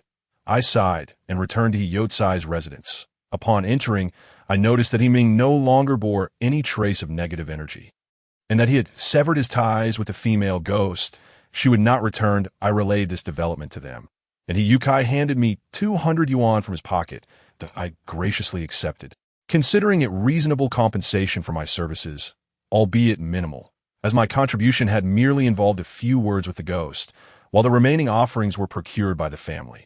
Receiving 200 seemed justifiable. The following morning, I boarded the train home, feeling an unusual heaviness in my back and a lack of clarity in my mind, but I dismissed it as a result of insufficient rest the previous day. Upon arriving at the paper shop and setting down my luggage, my phone rang. I glanced at the screen to find an unfamiliar number. Is this Master Zhou Taishao? A robust male voice inquired on the other end. This is I. Who am I speaking with? I am Lu Rinda, a friend of Jiang Lixian. I just added you to my contacts, but you haven't approved yet. That I understand you must be busy. But I urgently need your assistance. That he explained that while visiting Shishir, he had rescued a child from human traffickers. The child's father was Jiang Lixian, and they had exchanged contact information. I accepted Lu Rinda's friend request, and it seemed he had been eagerly awaiting my acceptance, as he promptly sent a red envelope. Before I could respond, a video call request came through. Upon answering, I saw Lu Rinda sitting upright, his posture proper, though his beer belly was somewhat distracting. Master, Jiang Lixian has spoken highly of you. I understand your fee is 200. I sent you a small token, hoping you could assist me. As he spoke, two images flashed in my mind. The first depicted Lu Rinda sitting in an office chair, a look of melancholy on his face as he smoked one cigarette after another, surrounded by office decor. The second showed him kneeling before a mat, hands clasped together in prayer, facing a statue of a golden Buddha. Although both images featured the same man, their expressions were starkly different. One was sorrowful, while the other radiated contentment. Observing his current demeanor, I infer that the second scene preceded the first, indicating a connection between the two. Zhang Xiaozi interjected. He must have made a wish but failed to fulfill it. Once he honors his vow, all will be well. What do you wish to know? Your career? Lu Rinda appeared astonished. Master, you truly are remarkable. That I am in the real estate business. Initially, everything went smoothly, but recently, I have encountered unforeseen difficulties. My financial resources are nearly depleted. Several friends have been unable to assist, and only Lixian managed to help me through. Master, could you discern where the trouble lies? Have you visited a place resembling a temple, where a golden Buddha statue resides? Lu Rinda confirmed. Yes, I went there at the project's inception to pray. That it has become a habit of mine. Upon that realization, he suddenly recalled, I remember making a wish during my visit, but I never fulfilled it. Could that be the cause? I nodded in agreement. Lu Rinda's troubled expression lifted significantly. Master, if what you say is true, once I navigate through this ordeal, I will personally visit to offer 3 sticks of incense. Thus, he unwittingly made another wish in my presence. Although I could not outright refuse, I merely nodded in acknowledgement. After ending the video call, I accepted the red envelope he sent. I had intended to tidy up my belongings, but my head was spinning too much. I lay down on the small cot in the paper shop and fell into a deep slumber. When I awoke, it was already deep into the night, and my fatigue and pain had not subsided in the slightest. I rose to pour myself a glass of water. I noticed a figure standing amidst the paper effigies. Looking down, I realized that its feet hovered above the ground. It was not human. It was a ghost. Chapter 78. The new ghost immortal. A calamity at first. My mind was foggy, and I struggled to comprehend the situation. However, upon spotting Zhang Xiaocui beside me, I scolded myself internally. Why am I afraid? I have established my presence. I am the bane of malevolent spirits, the savior of those in need. What do you want? How dare you intrude here? I chastised the ghostly figure standing before the paper effigies. Yet before the ghost could respond, Zhang Xiaocui kicked me. Although her leg passed through my body, I still felt a jolt of pain in my rear. Zhang Xiaocui exclaimed, That is a ghost immortal we just recruited. They have passed the assessment and are officially a member of our establishment. Can you not discern the situation before speaking? Rubbing my behind, I began to piece together the situation. So, my discomfort is indeed due to his presence? Zhang Xiaocui replied, He's been lingering on you all this time, and you remained unaware of his presence. You haven't allowed him to follow the proper training, which has led to your ongoing discomfort. I was puzzled, since this ghost immortal was brought in and approved, why not simply allow him to train in the back? Zhang Xiaocui explained, our establishment has rules. When a new member arrives, they must be assessed, and the disciple must know and formally invite them. Otherwise, any random spirit could enter and train alongside us.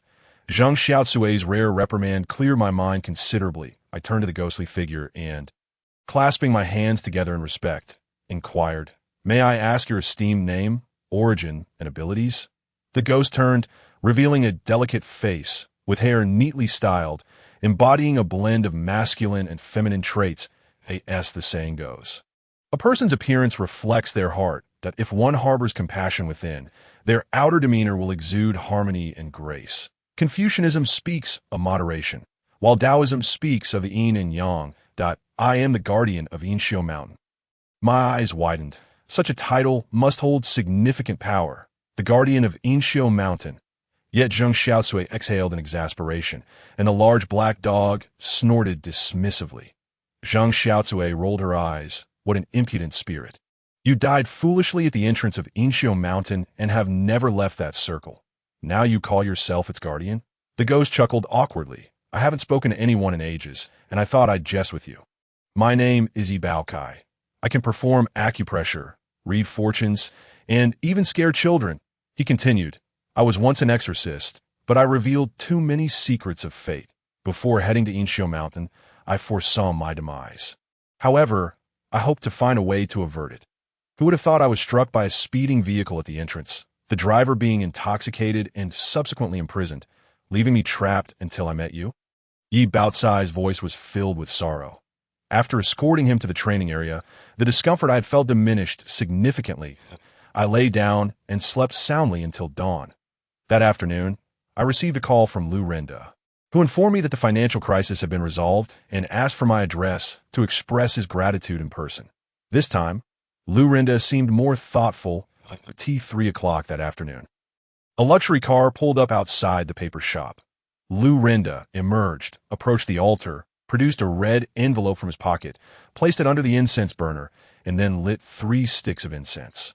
Bowing 3 times with utmost respect, Master, I am in a hurry today, with many matters still unresolved, so I won't trouble you for a meal.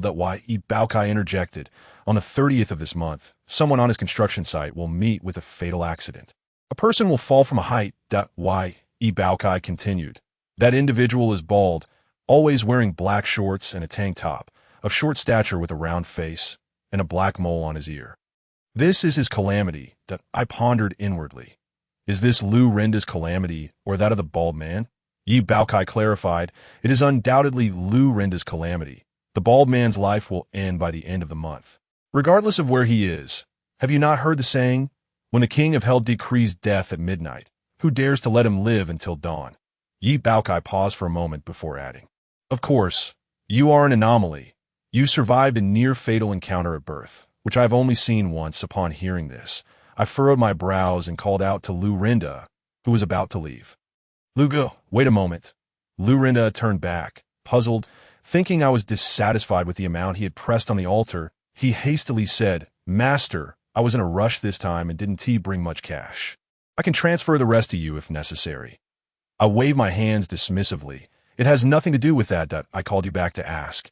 I proceeded to describe the appearance that Yi Baokai had just mentioned. Do you know of anyone who fits this description? Lu Renda thought for a moment before nodding. Isn't that old Tang? What's happened to him? On the 30th, do not let him go to work, no matter how short-staffed or urgent the project may be.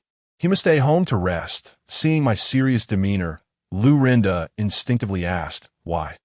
Old Tang is a good man, and he never slacks off at work. That we pay him by the day. I interrupted him. Lu Go, I can only say this much. It's up to you whether you believe it. Lu Rindao boarded the vehicle, and through the car window, our eyes met. Observing his expression, it seemed he comprehended my intent. He honked twice and drove away. That evening passed without incident. I intended to retire early, for the recent days of travel had indeed left my body weary. Just as I lay down, a series of urgent knocks resounded from outside the door.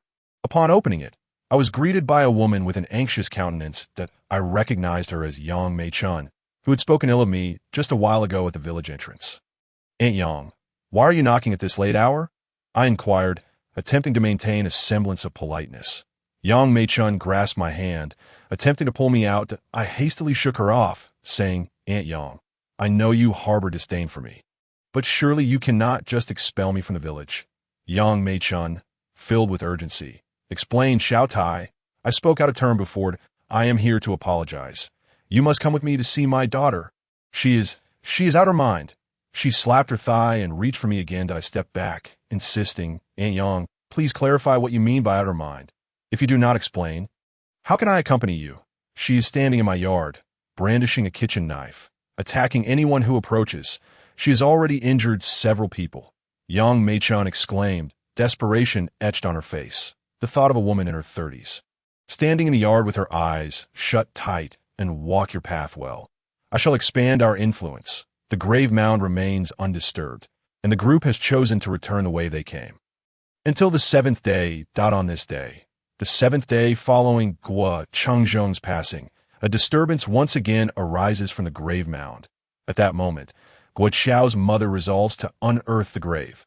However, no one is willing to undertake this task, leaving her to wield a hoe and dig up the grave herself, while a circle of villagers gathers to watch. Upon revealing the coffin lid, she removes several nails, fastening it, summoning all her strength to lift the coffin lid. When it is finally opened, she collapses to the ground, gazing at the sight within the coffin, tears streaming uncontrollably down her face. Inside the coffin, there are scratch marks stained with blood. Guo Chengzhong's fingernails are worn down, and his eyes are wide open, unblinking in death. At this moment, the spirit of Guo Chengzhong, residing within Shan Haiying, bursts into laughter after listening to Guo Qiao. Yet from his tightly shut eyes, 2 tears escape. It is a pity that my abilities were insufficient at that time, preventing me from communicating with her, to assure her that I bore her no resentment. Had I done so, she would not have languished in sorrow, causing you so much suffering. Temper your weeping. Shan Haiying cannot bear such commotion. What brings you here this time? I inquired, furrowing my brow. Guo Chengzhong swallowed his tears. My great-granddaughter possesses a connection to the spirit world. I have come to be the lord of the altar. Yi Baochai remarked. Though this young lady is in her 30s, she remains unmarried. Establishing an altar is feasible, yet the family she marries in may hold disdain. I sighed. You are aware that your great-granddaughter is still unwed, correct? In this matter, there are no stringent rules regarding marriage. However, being a woman, one must consider the future family, particularly if they are averse to such affairs. I reassured him. Do not worry, young master. I shall find her a suitable husband, one who is well-matched, and whose family also maintains an altar, allowing for a union of both households. Shall the offerings be made separately, or shall one side govern while the other assists? Guo Chengzhong raised his head proudly, declaring, naturally, they shall be offered separately. My descendants shall not be subordinate to others. The words dragon and phoenix altar surfaced in my mind. The dragon and phoenix altar and the couple's altar are not the same, yet they share similarities. The dragon symbolizes the male, while the phoenix symbolizes the female. This does not imply they are reincarnated as dragons and phoenixes, but rather that they are recognized as a legitimate couple in the mortal realm. Each possesses a spiritual army, with their respective leaders, and both altars are independently venerated, allowing for divination and inquiries from either side. However, the couple's altar differs. The spirits behind them are bound by fate, and each has its own spiritual army. Yet upon emergence, these forces unite under one leadership, while the other serves in a supporting role. Essentially, the dragon and phoenix altar is a variant of the couple's altar. However, true dragon and phoenix altars are exceedingly rare. Both sides must be equally matched in power, lest internal strife and various trials arise. Through subsequent discussions, I agreed to establish an altar for Shan Haiying. Dispatching the onlookers, the celestial beings accompanying Shan Haiying are fairly capable, yet she is plagued by the 5 ghosts binding. As I prepare to establish her altar, those shameless ghosts will surely attempt to disrupt. Advise them not to lose their composure. Remain steady during registration, and I shall break this binding for her. during the altar's establishment. What is a binding?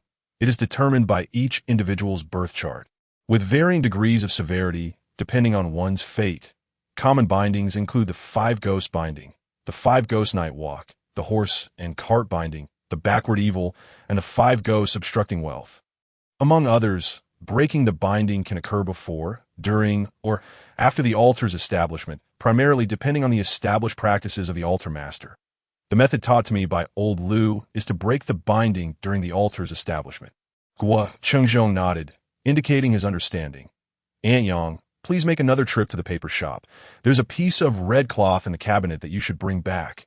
Half an hour later, all preparations were complete that I began the process of establishing her altar. As the celestial beings began the registration, I sensed a foreign, ghostly presence surrounding us. I glanced back, and through the window, I saw 3 ghosts pinned to the ground by Ghost Commander, while Zhang Xiaocui stood before them, using her long tongue to strike their faces that I should find time to speak with Xiaocui. While her tongue is quite long, it should not be used as a weapon. At 2 in the morning, I rubbed my temples, feeling fatigued. The registration process had concluded, and next was the opening of the altar. The opening of the altar, in simple terms, involves the celestial beings petitioning for a seal, requesting the Southern Star and Northern Dipper for their decree, insignia, and banners. This signifies that the new disciple has established their altar and requires recognition from both the heavens and the underworld. Primarily for future divination and inquiries, the banners and decrees can summon spirits and act as a sort of pass, allowing free movement without the constraints of mountain gods, land spirits, etc., to put it in layman's terms. It is akin to a company needing a business license. Lest it operate without proper authorization, that I led Shen Haiying to the courtyard, where Zhang Xiaocui had gathered a few more ghosts, all with injuries and drooping heads. Shen Haiying began her prayers to the Southern Star and Northern Dipper. After completing her prayers, a star in the sky twinkled, and I sensed that all the decrees, insignias, and banners had been received.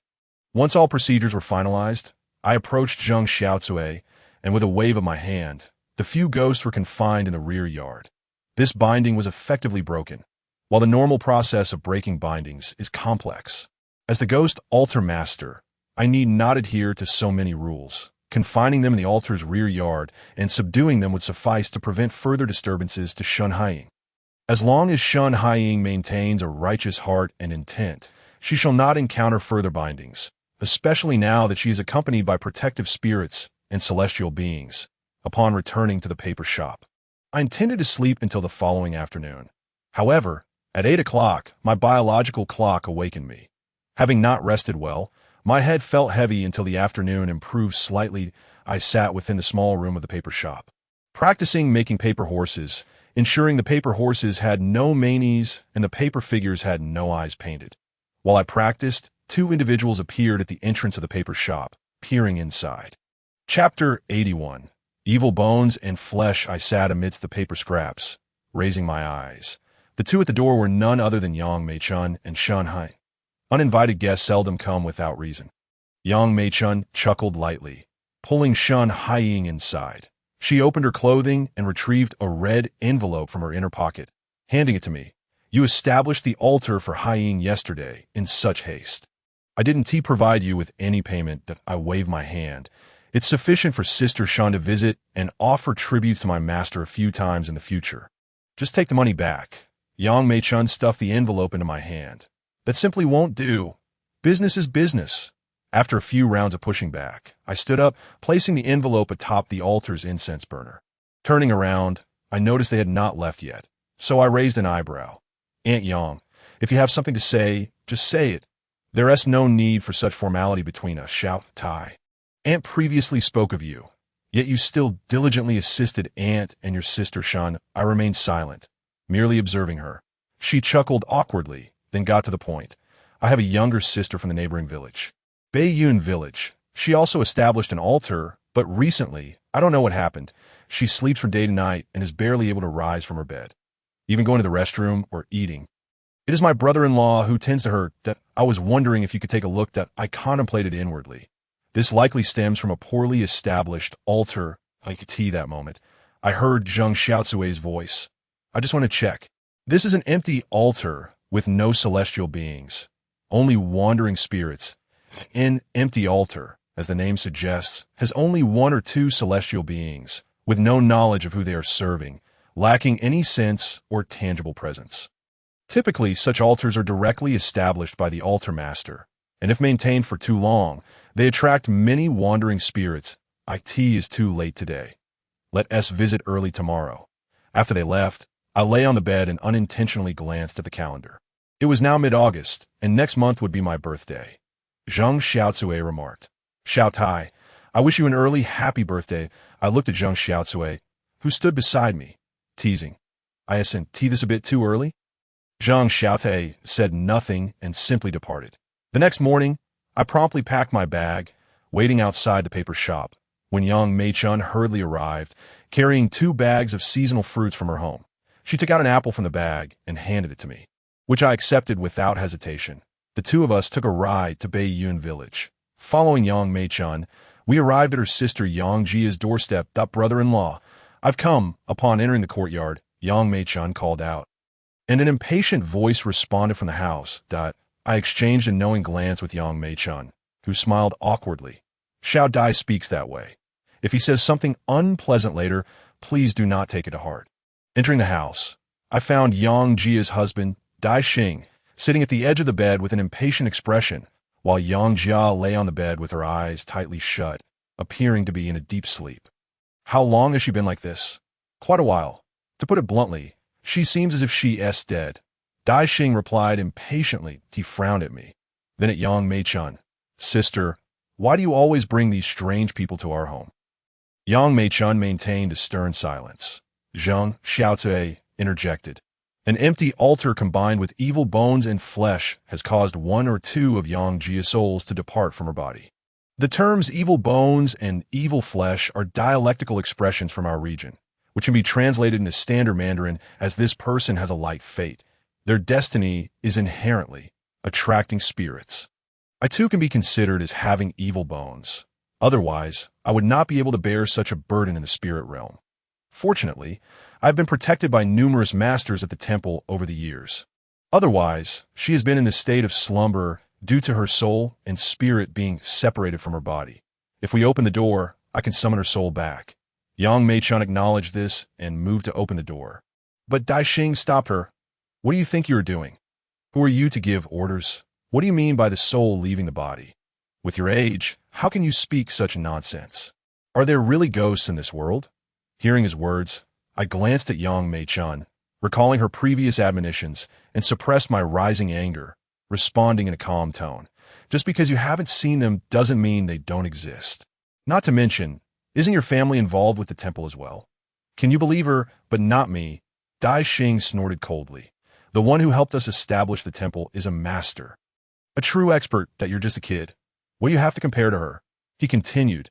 If you want to help her, that's fine by me. Frankly, if she dies, I can just replace her. Yang Meichun exclaimed. Dai Xing, what are you saying?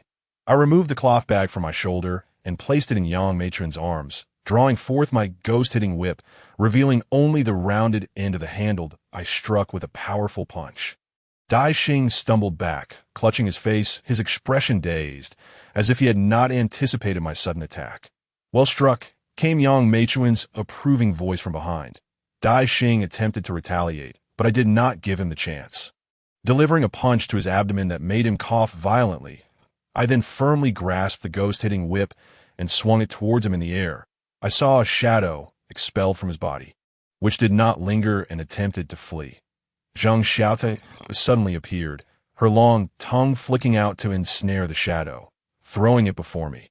This was a malevolent spirit, yet it felt eerily familiar, reminiscent of the woman I had driven away when handling matters for Shan Haiying.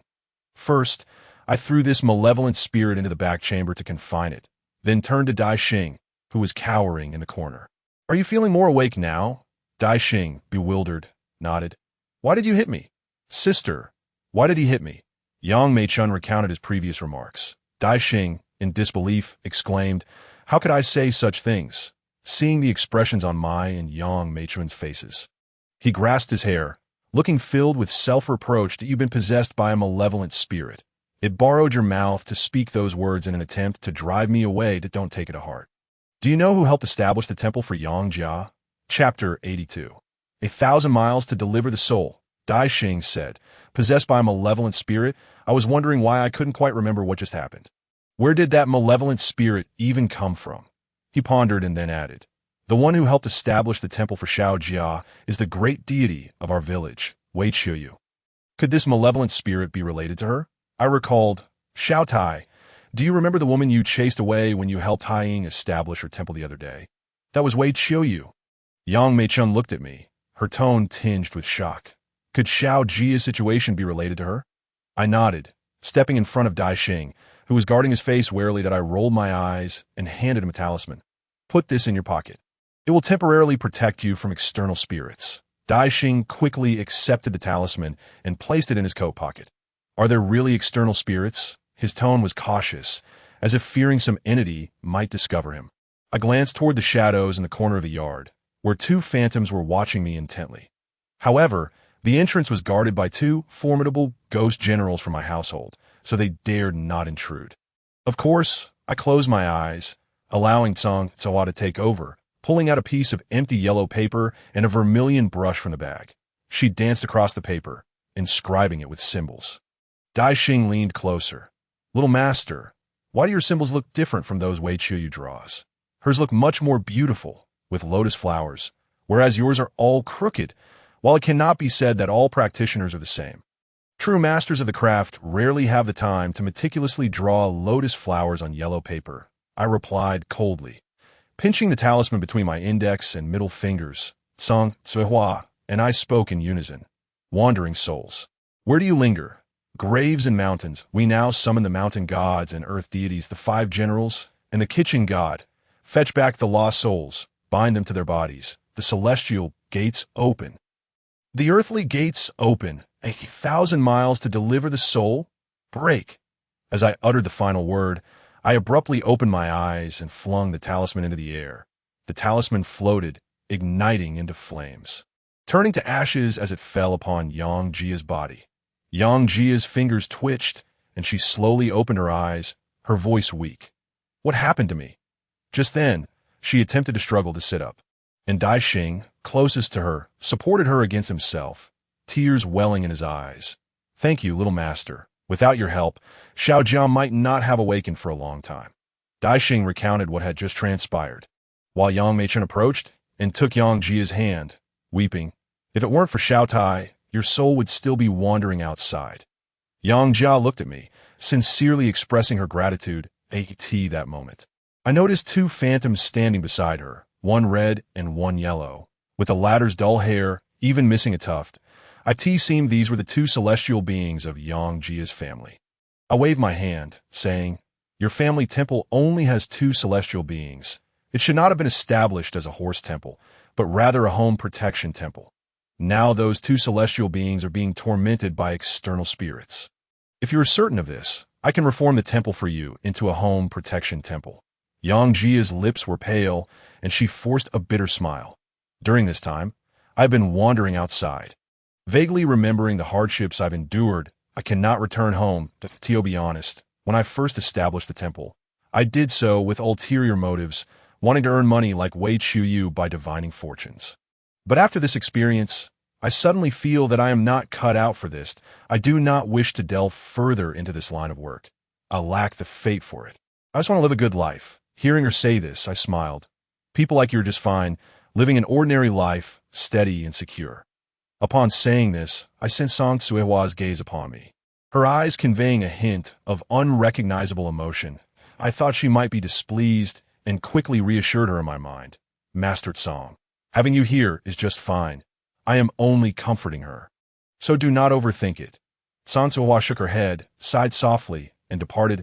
I set this matter aside, preparing to cleanse Yang Jia's temple of external spirits. Suddenly, Yang Jia abruptly stood up, pushing Dai Xing away. Her face contorted, merging with a shadow. I had been careless. The door outside was guarded by ghost generals, but there was no one inside to watch over. Yang Jia had just awakened. Her constitution was weak, and with all her channels opened, she was highly susceptible to being possessed by external spirits from the temple. Fortunately, I reacted quickly, shouting, "Hold her down!" Dai Xing and I rushed forward simultaneously. We had to separate the external spirit from Yang Jia, or my attack might harm her. Yang Jia was about to leap out the window, but Dai Xing, being nearby, grabbed her leg while I stepped onto the bed, pinning her down. Yang Jia was surprisingly strong, thrashing her legs and even attempting to bite. Dai Xing hastily withdrew a hand, seizing a piece of clothing from the side and stuffing it into her mouth. At the same time, I summoned dozens of ghost generals, two of whom stepped forward to pull the external spirit from Yang Jia, tossing it to the ground. There stood a dark shadow, behind which hovered a dozen more ghostly figures, exuding a malevolent aura. Clearly not a benevolent presence. Yang Jia fainted again, not due to a loss of soul but from weakness.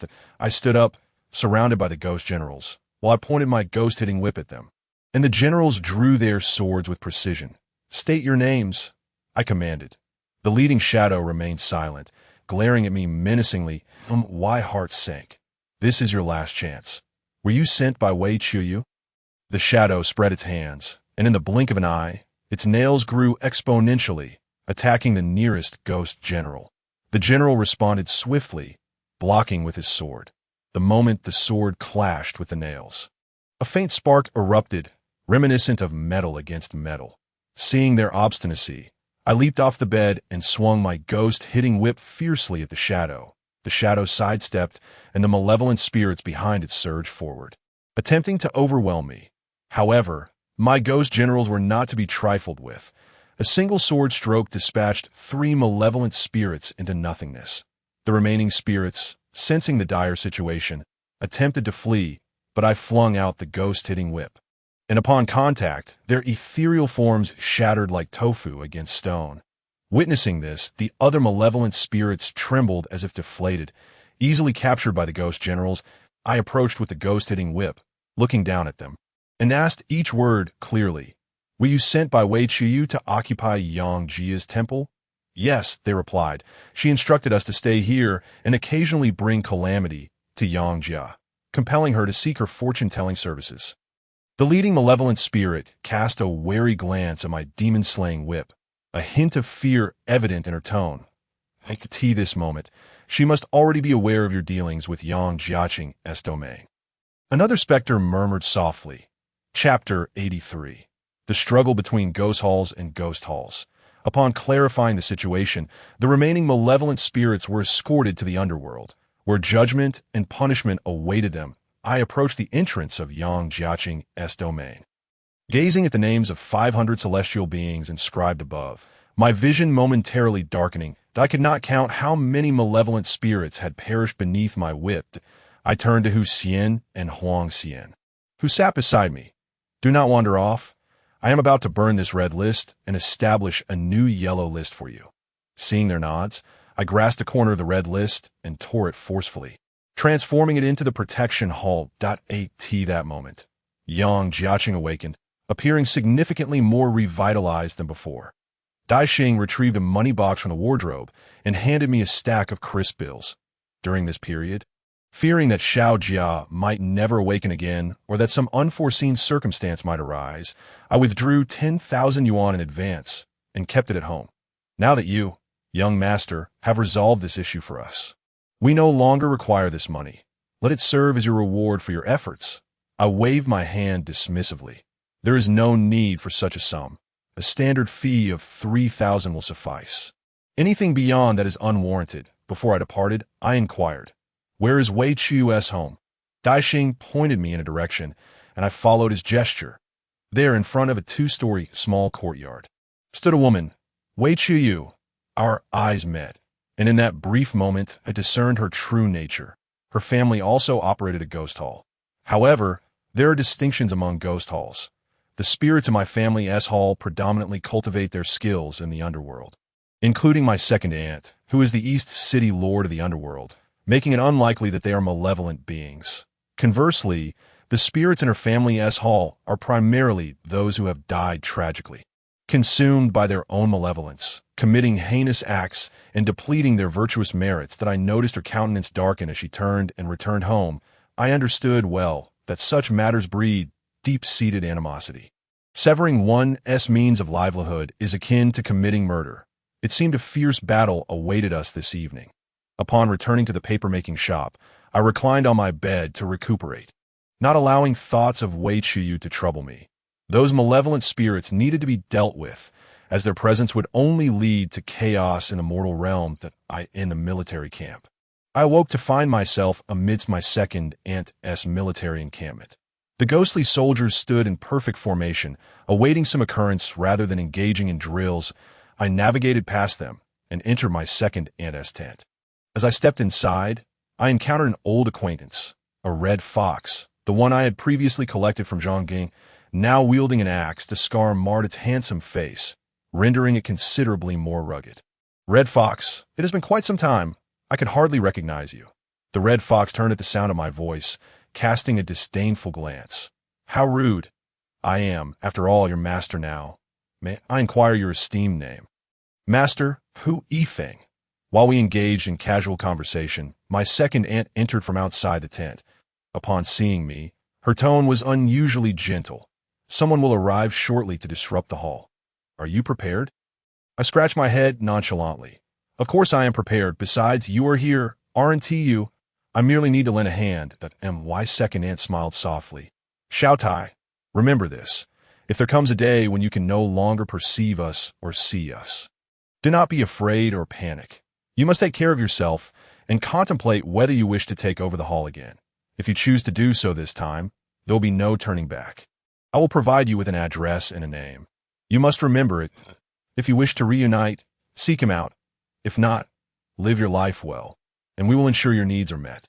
I furrowed my brow at my second aunt's sorrowful gaze, an inexplicable sense of dread creeping into my heart. Second aunt? What are you saying? I vaguely sensed that something was amiss with him lately.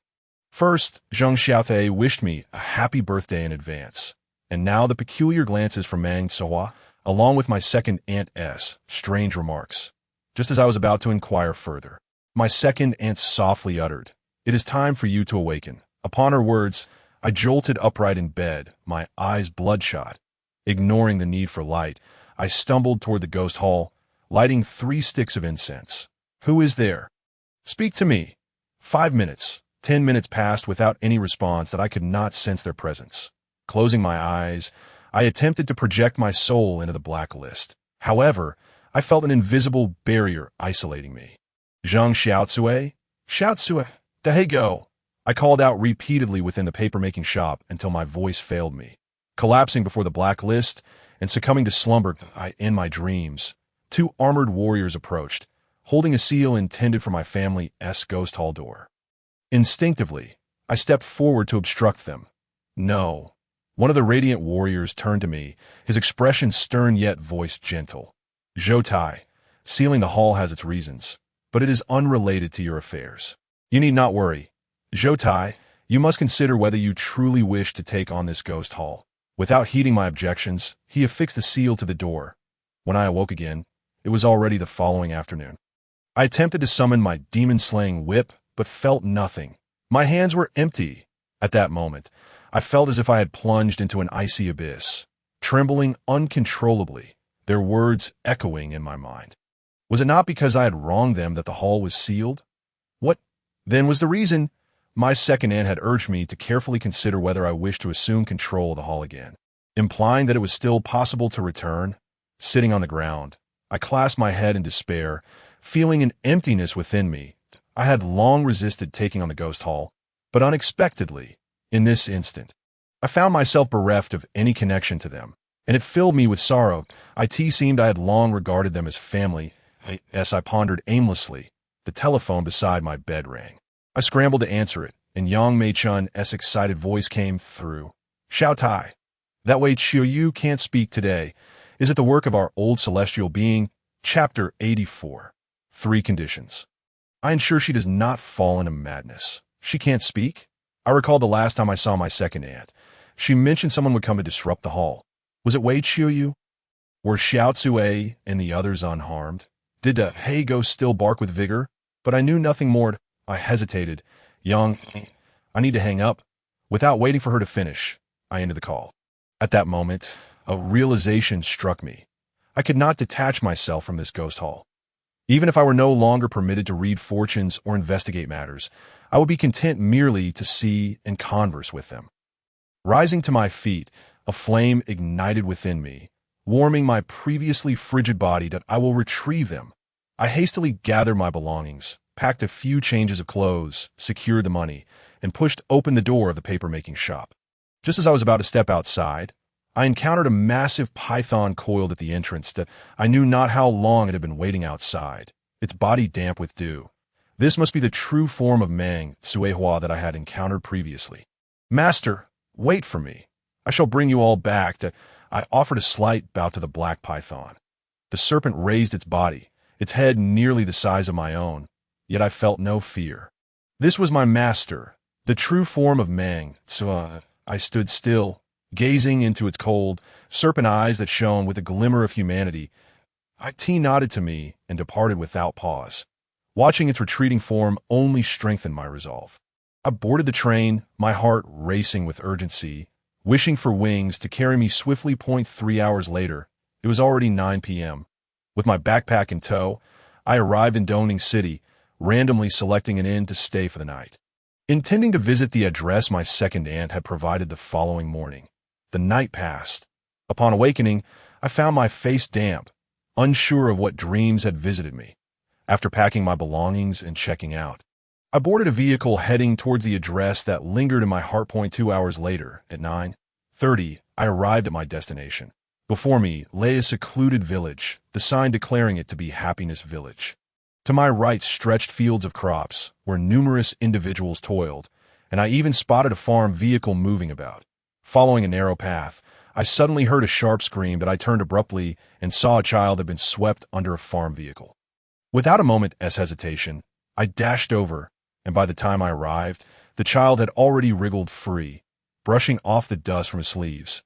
Relieved to find the child unharmed, my gaze shifted from him to the woman standing nearby. Her expression one of shock, encircled by a group of concerned onlookers. It was neither the child's fate nor the woman's that had drawn their attention.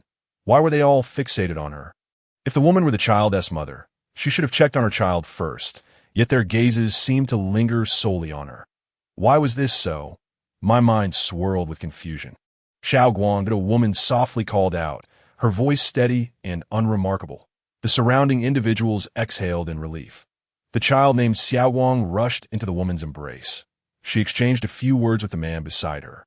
Though the content was inaudible, before leading Xiao Guang away, I approached the nearest elderly man and inquired, "Sir, that child was just caught under the car.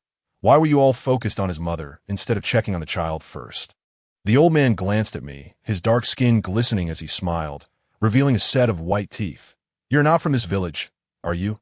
I shook my head and no, I am here looking for someone, but I am uncertain whom to seek. The old man nodded knowingly. "Once I finish my tale, you should know precisely whom to find. The woman's name is Chun Xiulan, and that child, Xiao Guang, is indeed her son." The reason they were fixated on Chun Xiulan was the fear that she might succumb to madness. Chun Xiulan, in her 30s, was the most beautiful woman in Xingfu village. Many years ago, she had a suitor whom she had loved for quite some time. But her family vehemently opposed the match. They deemed him too impoverished, believing their daughter would suffer if she married him. Thus they endeavored to thwart her union with him. However, unexpectedly, Chun Xiulan fell into madness the very next day, losing her sanity and even her ability to care for herself. Her father, convinced she was merely pretending, confined her in a fit of rage. Days and weeks passed, yet Chun Xiulan remained in her deranged state. Concerned, her parents sent her to a mental asylum, but there was no improvement at this juncture. Her father contemplated seeking help for an illness that could not be diagnosed, turning to the village's old Wang.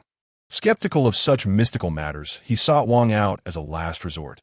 Upon consulting the old man, Wang prophesied, "In due time, a suitor will arrive. Do not inquire about wealth, family, or appearance. Simply accept, and I shall ensure she never descends into madness again." Initially enraged, believing Wang was mocking him, Chun Xiulan's father stormed away with his daughter. Yet astonishingly, 3 days later, a matchmaker indeed appeared with a proposal. This left Chun Xiulan's father perplexed, but recalling Wang's words, he acquiesced.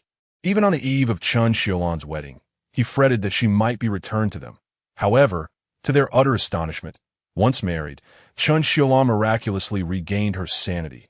She became capable of washing clothes, cooking, and doing farm work, suddenly adept at everything. Ever since her marriage, her husband's family thrived, and she bore a son and a daughter, the younger being Xiao Wang.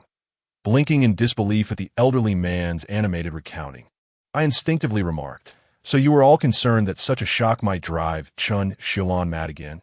The old man nodded vigorously, his face alight with excitement. "Did you not witness it?" Chun Xiaolan not only remained sane but spoke and acted normally. A mother witnessing her child being caught under a vehicle would be traumatized. She, having previously suffered from madness, astonishingly remained unharmed. My heart raced as I confirmed the identity of the person I sought. I quickly asked who treated Chun Xiaolan. "Old Wang," he replied. "His home is at 306 in the village. Just follow this road straight ahead. He appears to be entertaining a visitor at the moment." Chapter 85. The spirit of Lu Immortal possesses the rice bowl. I began to run.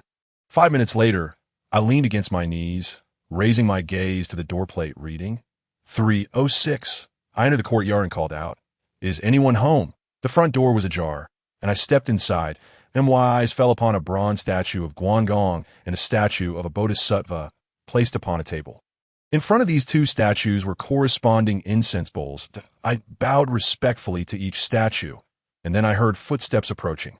Looking up, I saw an elderly man, appearing to be in his 80s.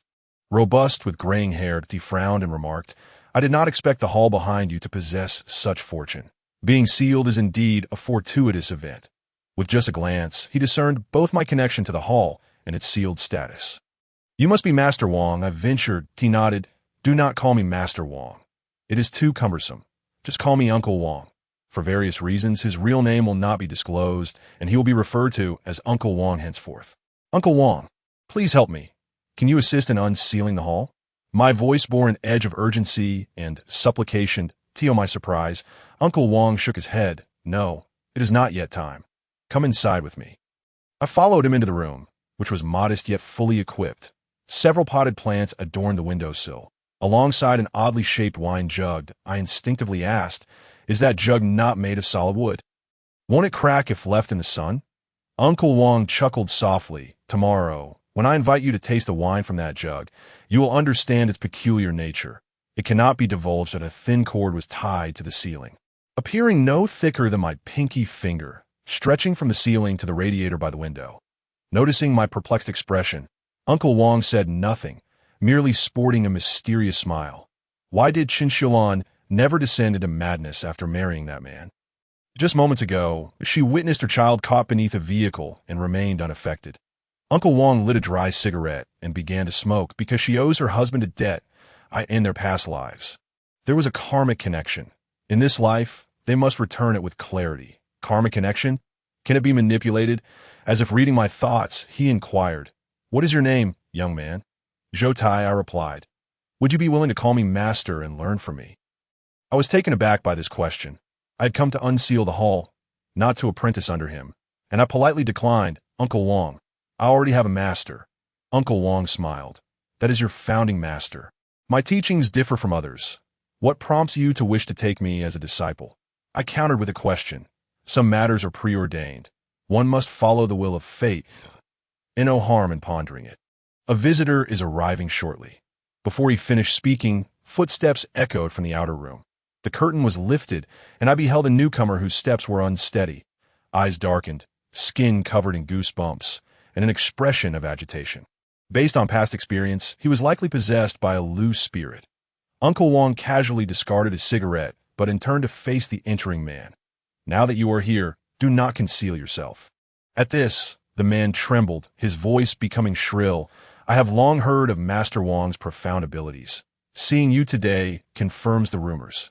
Uncle Wang ignored him and instead directed his attention to me. "The kitchen is to the side. Fetch a bowl of rice, and find a stick of yellow incense from beneath the offering table." I obediently stood and quickly returned with the rice and incense. Handing them to Uncle Wang, he lit the yellow incense and placed it in the rice bowl, setting it by the Kong. "You have arrived. I invite you to partake of a bowl of rice and a stick of incense." After consuming them, You may depart, and do not torment him further." The man inhaled deeply, drawing in the smoke from the burning incense, appearing satisfied. After a moment, he opened his eyes, swept the rice and incense from the Kong onto the floor, and sneered, "Why should I? Your family has been hunters for generations. You strip us of our skin and draw our sinews. How can this be settled so easily? You have tormented him for nearly a decade. During this time, he has suffered countless ailments, squandering the wealth accumulated by his ancestors, and even developed real illnesses. Does that seem simple to you? While it was true that his family had been hunters for generations, was he? You have tormented each of his ancestors until their demise. Your karmic ties with them have long been severed. Your current torment is merely a means of venting your wrath." Uncle Wong's murky eyes sharpened. The man retreated 2 steps, snorting coldly. As the saying goes, debts incurred by the father are repaid by the son, even if the debts are settled. What is wrong with me collecting some interest now? Are you still unwilling to acknowledge your wrongdoing? Upon witnessing Uncle Wong's anger, the Lu spirit's face paled, and he attempted to flee. Uncle Wong reacted swiftly, closing the door, and the Lu spirit turned to escape through the window. But I dashed over and shut both windows. The Lu spirit cast a cold gaze at me. "You are merely a clueless child." He swung a hand at me, and I was sent flying to the ground. Uncle Wong retrieved a crumpled yellow paper from his pocket. I could see this sight. The Lu spirit was thrown into a panic. It compelled the man to climb the thin cord, hanging from the ceiling. The cord did not tremble or break, and I stared in astonishment at the scene unfolding before me. A man weighing over 150 pounds climbed up the cord. As Uncle Wong prepared to fling the yellow paper at the Lu spirit, the door creaked open, accompanied by a childlike voice. Chapter 86. The Manifestation of the Taoist Contest. The Lu spirit escapes into the ice cave grandfather. As I observe, a child of approximately 5 or 6 years old entered through the door. The spirit of Lu Xian stirred, descending from the ceiling at that very moment. I sprang forward with great urgency, cradling the child in my arms. A sharp pain shot through my back, prompting an involuntary groan to escape my lips. Mr. Wong, in a fit of rage, exclaimed, "Are you seeking death?" He seized a battered wooden basin from beside the Kong, striking it forcefully with his palm, causing the man pressing down on my back to shudder violently. With another strike of his palm, Lu Xian, who had been leaning over the man, cried out in anguish, "I was wrong. Please stop." Mr. Wong delivered a third strike, and with a blood-curdling scream, the man collapsed to the ground, leaving Lu Xian utterly silent. I gently set the child down and glanced at the man lying on the floor, who had returned to his normal state, then at the battered basin and Mr. Wong's hands. "Is this your weapon, sir?" I inquired. Mr. Wong casually tossed the basin onto the Kong and stepped forward to embrace the frightened little girl, soothing her in a gentle tone until her tears ceased. Only then did he turn to me and say, "This is a talisman, akin to the hard whip you hold." Could he discern that I still possessed the ghost-hunting whip? Did this imply that the individuals from the ghost hall lingered nearby? I swallowed hard, struggling to grasp the reality of the situation. Could it truly be that 3 strikes of his battered basin were sufficient to vanquish the troublesome Lu Xian? It was not merely a banishment. It was a termination, a complete obliteration of his spirit, Mr. Wong stated, his piercing gaze fixed upon me, instilling a sense of intangible pressure. I nodded in acknowledgement. "Are you not afraid? Do you not wish to inquire about the reasons behind his demise?" He continued, "Then let it be so. Even if you were to chase away Lu Xian, he would return from the shadows. And did you not mention that this man bore no karmic ties to Lu Xian? His actions were merely an expression of wrath." Mr. Wong chuckled, placing the girl gently on the ground and giving her a light nudge on the back, saying, "Go play." Once she had wandered off, he turned his attention back to me. "Are you now willing to take me as your master? Must I kneel in submission to pledge my allegiance?" I asked, hesitating. Sensing my reluctance, Mr. Wong burst into hearty laughter. "When the wine in my flask is ready, we'll share a drink tonight, and that shall suffice as your initiation." "Very well. I shall toast to you with several cups."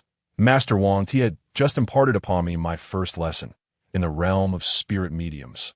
The weight of karma is indeed significant, yet one must not allow it to shackle their hands and feet. At times, decisive action is essential. Without a ruthless edge, the spirits and celestial beings would hardly regard you with any seriousness. While malevolent ghosts and wicked celestial beings would exploit your hesitance, inflicting harm upon your beloved friends and family. Mr. Wong's perspective diverged from that of old Lu, who advocated for persuasion and the weight of karma. In contrast, Mr. Wong acknowledged karma, but also embraced ruthless decisiveness, even utilizing karma to awaken Qin Xiulan from her madness. This distinction perhaps illustrated their respective paths. But what was my own path? My approach to matters seemed to mimic old Lu's style. Almost imitating his persona, was this truly my path? What constitutes a path? A path is the essence of all things, akin to how fruits derive from roots, or how water has its source. Here, the term path does not refer to Taoism, but rather to one's true heart.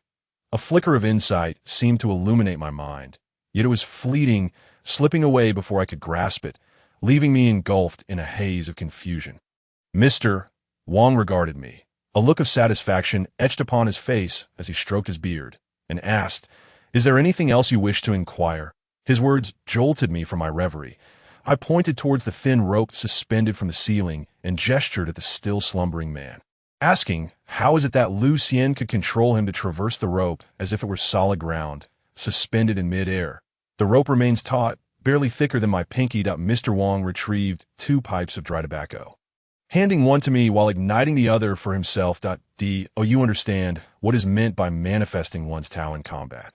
I tucked the pipe behind my ear. I recall old Lu mentioning that manifesting one's Tao in combat is a relic of the past, seldom witnessed in the present. Mr. Wong inhaled deeply from his pipe. Indeed, such occurrences are rare these days. You, my young friend, are fortunate to witness this spectacle. Are you suggesting that this is the manifestation of celestial combat? I asked, astonished, as I gazed at the thin rope. Combat of this nature requires a mastery of the vital points and a certain level of cultivation, daring only those with profound Taoist practice to engage in such endeavors. Indeed, there is nothing to be surprised about. Wait until winter when the river freezes over. Then you shall find Lu Xian navigating through ice caverns. That is truly fascinating. My eyes widened at his words, and I settled beside Mr. Wong. What do you mean by Lu Xian navigating through ice caverns? Mr. Wong took a few more puffs until one pipe was nearly empty, extinguishing the burning tip with his fingers before he spoke slowly. To carve an ice cavern on a frozen river, a highly skilled celestial being would bind the vital points and leap into this cavern, swimming a full circle before resurfacing through the very ice cavern from which they entered. Please refrain from attempting to imitate the events of this story. One may easily become disoriented in the water. On the entire frozen surface, there is but one ice cavern. The difficulty and danger involved are immense.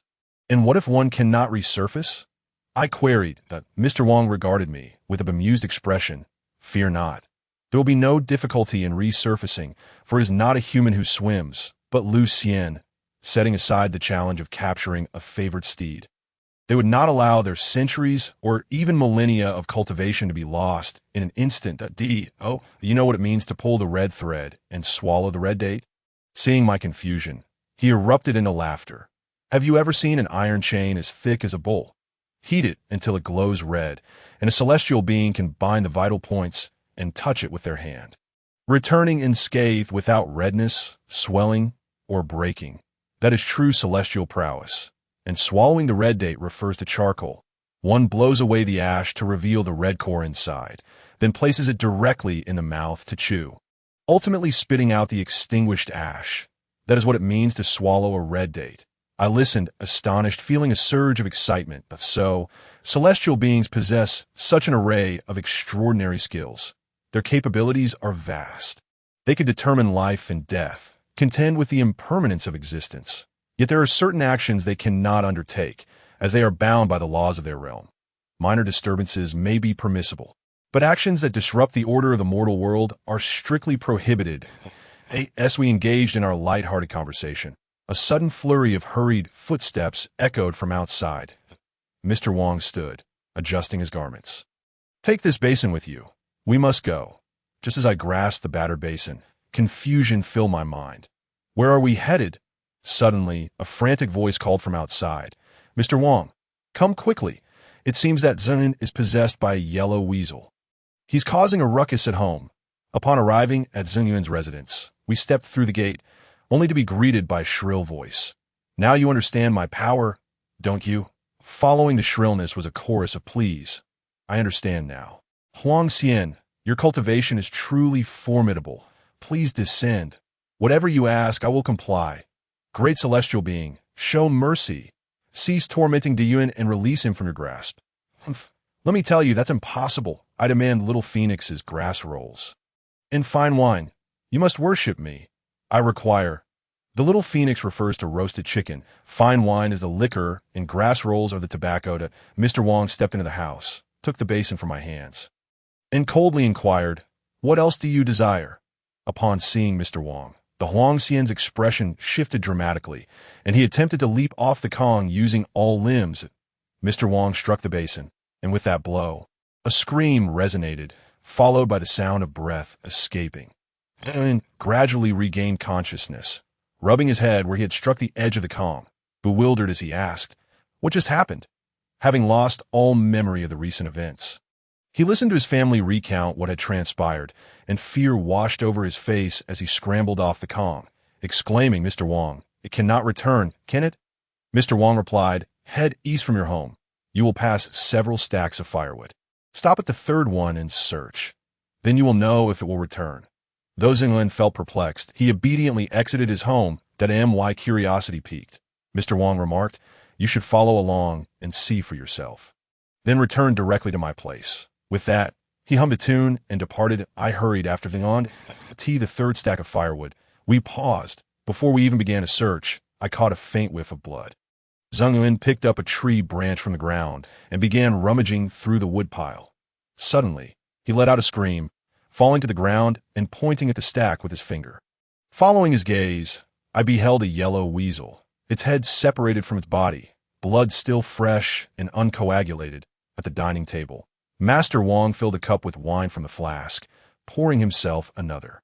The liquor was crystal clear, its aroma wafting through the air, that I clinked my glass with his and took a small sip. It slid down my throat smoothly, devoid of any harshness, and I involuntarily exclaimed, "What a fine wine!" Master Wang beamed with pride, of course. This wine was procured with great effort. Though it was indeed exquisite, I wondered how such a small cup could warrant such exertion. Is this wine expensive? You drink first, and you'll understand. After several rounds of drinking, my cheeks flushed. I picked up the tattered basin behind me and inquired, "Master Wang, what makes this old basin so formidable? 3 knocks can slay a spirit, and a single tap can sever another." Master Wang drained his cup and poured another for himself, tossing a peanut into his mouth. It is not the basin that is powerful, but the celestial being behind me. He began to explain, "This basin resembles what you call a decree, yet it is not simply a decree." This moment, his murky eyes became clear. "This is my very own execution order. Knocking on this basin is akin to relaying a signal to the celestial being behind me to strike." He continued, "This is your second lesson. Investigate the causes and consequences thoroughly. If the celestial being has genuine grievances, offer counsel. That if not, and it is merely an outpouring of anger, then strike without hesitation. This way, you shall not bear the burden of karma." Master Wang chuckled lightly. "I told you before not to let karma bind you. Now, let me pose a question. If a spirit has done 10 good deeds, but commits one wrongdoing that you witness, do you slay it or not? Naturally, one would not slay it, for it has accomplished 10 good deeds. But what of that one wrongdoing? Will you simply disregard it?" His words left me momentarily speechless, unsure how to respond. Now, suppose this same spirit has committed 10 wrongs, and you approach only to see it perform a good deed. Do you strike or not? Naturally, I would slay it. It has committed 10 wrongs. Yet that single good deed is an undeniable reality. How can you choose to ignore it? The effects of the wine began to cloud my vision as I slipped into slumber.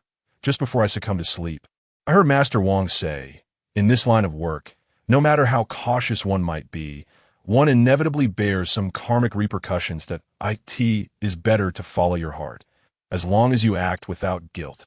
All is well. When I awoke, it was already midday the following day. That I expected a pounding headache, yet I felt invigorated instead. The peculiar wine flask still sat on the windowsill, and something felt amiss. I approached it and gave it a shake. Chapter 88. Trouble at the Pig Farm. Last night, Master Wong and I each had 2 full cups of white wine. Logically, the flask should be nearly empty by now.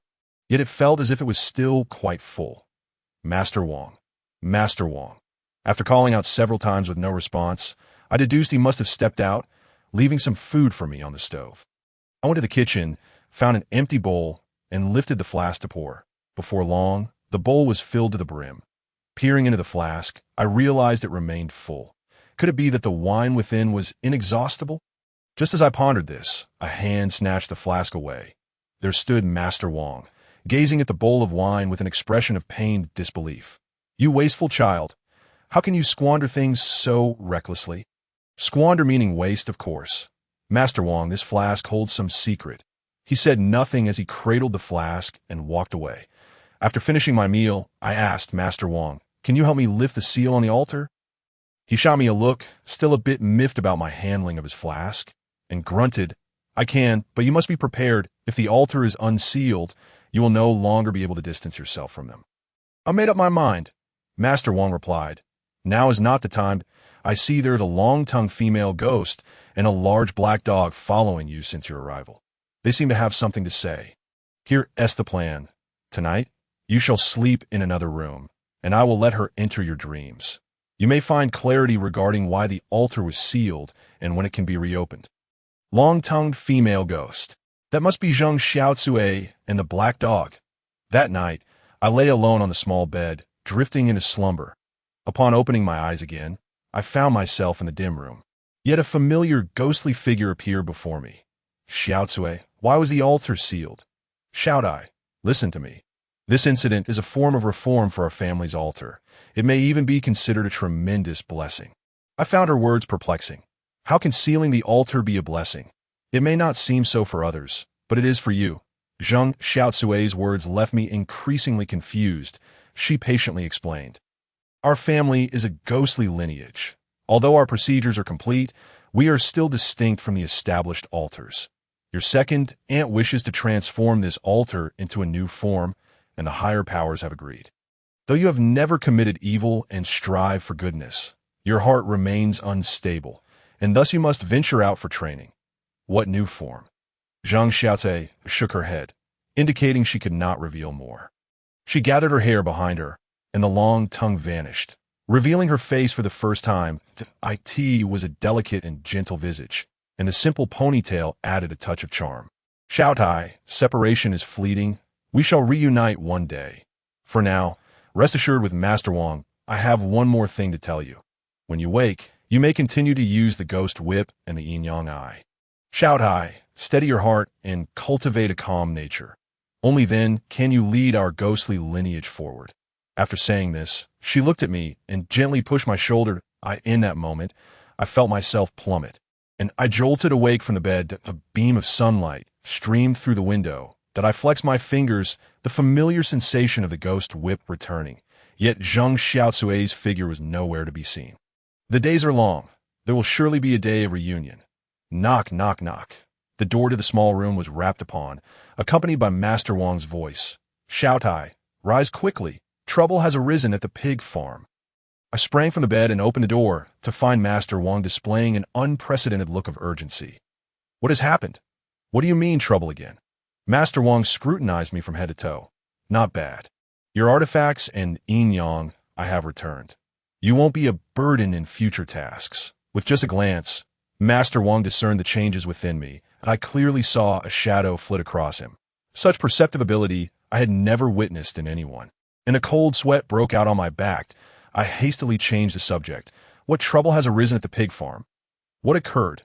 Master Wong strode ahead, urging me to follow closely, that you'll understand when we arrive.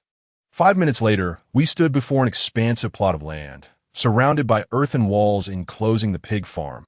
The pungent stench of pig excrement assaulting my senses, that I frowned. The crowd had gathered, chattering animatedly about something. And through the gaps, I caught sight of them encircling a figure. The sounds of a child, aged 7 or 8, crying reached my ears. Master Wong cleared his throat, and the onlookers turned to see him, parting to create a path. Yet at that moment I was wide-eyed, staring at the figure sitting on the ground, wailing. What in the world was happening? Chapter 89. You must help us. Before me sat a man in his 50s. Yet he emitted the cries of a 6 or 7-year-old boy that he slumped on the ground, pounding his knees with his hands, resembling a child throwing a tantrum. Master Wang glanced over, the urgency on his face dissipating, and patted my shoulder. You handle this. As he turned to leave, I instinctively grasped his arm. I currently have no altar. I spoke these words in a hushed tone to my surprise. Master Wang lowered his voice as well. Do you not possess artifacts? When in doubt, summon them. He turned away without a second thought. It was broad daylight, and I could only vaguely discern a shadow hovering around the man. The source of the child's voice was indeed that shadow. My gaze sharpened as I locked eyes with the apparition, visibly noting the man's expression freeze, wiping away his tears with his sleeve before picking up a nearby woven bag and turning to leave. I followed closely behind, listening to his intermittent wails, punctuated by expletives directed at the pig farm. He turned a corner into a secluded area. The man halted, spinning to glare at me coldly. What are you following me for? His voice had returned to normal, yet I could still detect a hint of childishness. Are you afraid of me? I met his gaze unwaveringly. The man said nothing and bolted away. I called after him. I will only give you one chance. If you do not release this man, I shall not be gentle. As I saw the man distancing himself from me, I hesitated not for a moment and summoned the ghost banishing whip. That familiar yet chilling sensation resurfaced, and almost instinctively, I flicked my wrist, causing the whip to encircle me. Gripping the handle tightly with both hands, I raised my arms high, suddenly, with a surge of force. The ghost banishing whip descended from above. An invisible force stirred the winds around me, rushing towards the man in the distance. Just as it was about to make contact, a female ghost clad in red materialized behind him, intercepting the attack. Yet, her fate was no better. She was instantly sent flying, but a small boy emerged from the man's body, rushing to assess the ghost's injuries. The man collapsed to the ground, bewildered, glancing around in a daze. Murmuring, "What is happening to me? What is going on?" I approached and helped him to his feet. "Who are you?" he asked, pushing me away with a look of suspicion, clutching the cloth bag to his chest as he stepped back. Just as I was about to explain what had just transpired, the boy beside the ghost shouted furiously, "I will kill him. If it weren't for him, my mother and I would not have died." The boy was enveloped in resentment, and his expression revealed a deep-seated grudge, prompting me to sense that there was more to this story. Instinctively, I grasped the man's arm to prevent him from leaving. "Let go," he protested, attempting to shake me off, but I held firm. The boy bore a striking resemblance to him, and judging by the boy's ghostly aura, it seemed he had not died in recent years, but rather a decade or more ago. With this realization, I inquired, "Did you have a son before? He looks just like you, appearing to be around 6 or 7 years old." The man froze, but remained silent, continuing to struggle against my grip. In the midst of our tugging, his woven bag fell apart, spilling countless papers. That I casually picked one up and examined it. It was a missing person notice, adorned with 2 photographs, one of the female ghost and one of the boy. The man snatched the notice from my grasp, hastily stuffing it back into the bag. I turned to the boy, whose face was a mask of sorrow as he held onto the female ghost tightly. Trembling in fear, yet defiantly meeting my gaze, I led the man to stand before the boy. Before I could finish my sentence, he felt a chilling breeze rush towards him, yet there was nothing in front of him. The man instinctively shivered. I could clearly see the ghost's face, filled with resentment. Merely an inch away from him, I placed the visible ghost-banishing whip on the ground, intimidating both the ghost and the boy. In a hushed tone, I spoke to the man. "Are you not searching for them? They are right in front of you, watching you. Are they dead?" The man's voice trembled, his gaze darting about that moment. The female ghost glared at him with deep resentment, and seeing my lack of reaction, she suddenly possessed him. The man was struck by ghostly energy, collapsing to the ground in convulsions. "What do you wish to say to me?" I sat cross-legged on the ground, observing the female ghost while toying with the ghost-banishing whip. "I implore you, young master, to help us seek justice. First, tell me what exactly happened, and what this man did to you and the child that led to your demise." The female ghost wiped the tears from her eyes with her sleeve, her tone filled with sorrow. "Young master, you must be able to help us. The ghostly figure beside you possesses immense power." I glanced sideways, noticing Zhang Shi crouched behind a tree, peering in my direction. That a pale, delicate face came into view, but upon sensing my gaze, she quickly withdrew. "Speak, for she will not intervene at a time of my life or death." My words startled the female ghost, and just as she was about to respond, I felt a strange surge of ghostly energy surrounding us. I picked up the ghost-banishing whip and stood up, scanning the area. Suddenly, a sinister shadow emerged from the direction of the pig farm. I raised the whip, pointing it at the figure, and declared in a commanding voice, "Take one more step forward, and you shall not find mercy under my whip." The shadow's gaze was not directed at me, but rather at the female ghost beside me. Sensing her fear, I stepped forward to block its line of sight, and its eyes glimmered with greedy desire. It shot me a menacing glare before reluctantly retreating into the pig farm. Chapter 90. The bloodshed at the pig farm. Once the shadow departed, the female ghost ceased trembling.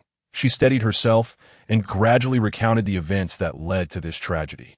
The man's name was Zhao Mingluan. The female ghost was named Pan Minglan, and the boy was Zhao Song. Initially, Pan Minglan had a suitor from the county who wished for her to elope with him. However, due to her mother's early passing, her father's leg injury from tending sheep, and her younger siblings still being of tender age, she felt compelled to refuse her heart's desire. Instead, she married into a relatively decent family nearby, believing that with a close distance and some bride price, she could return home to support her family. Although Zhao Mingluan was not handsome and was an old bachelor in his 40s, he appeared honest and simple, and the matchmaker had assured her that he only occasionally drank a little to unwind after a hard day's work. Pan Minglan thought little of it, believing it normal for one to drink a bit to aid sleep after a tiring day. Little did she know, once married, she discovered that Zhao Mingluan was not merely a casual drinker, but a man with an insatiable thirst for alcohol. Each night he would become utterly inebriated, shattering dishes and bottles around the house. They replaced the wooden table 3 times due to his antics.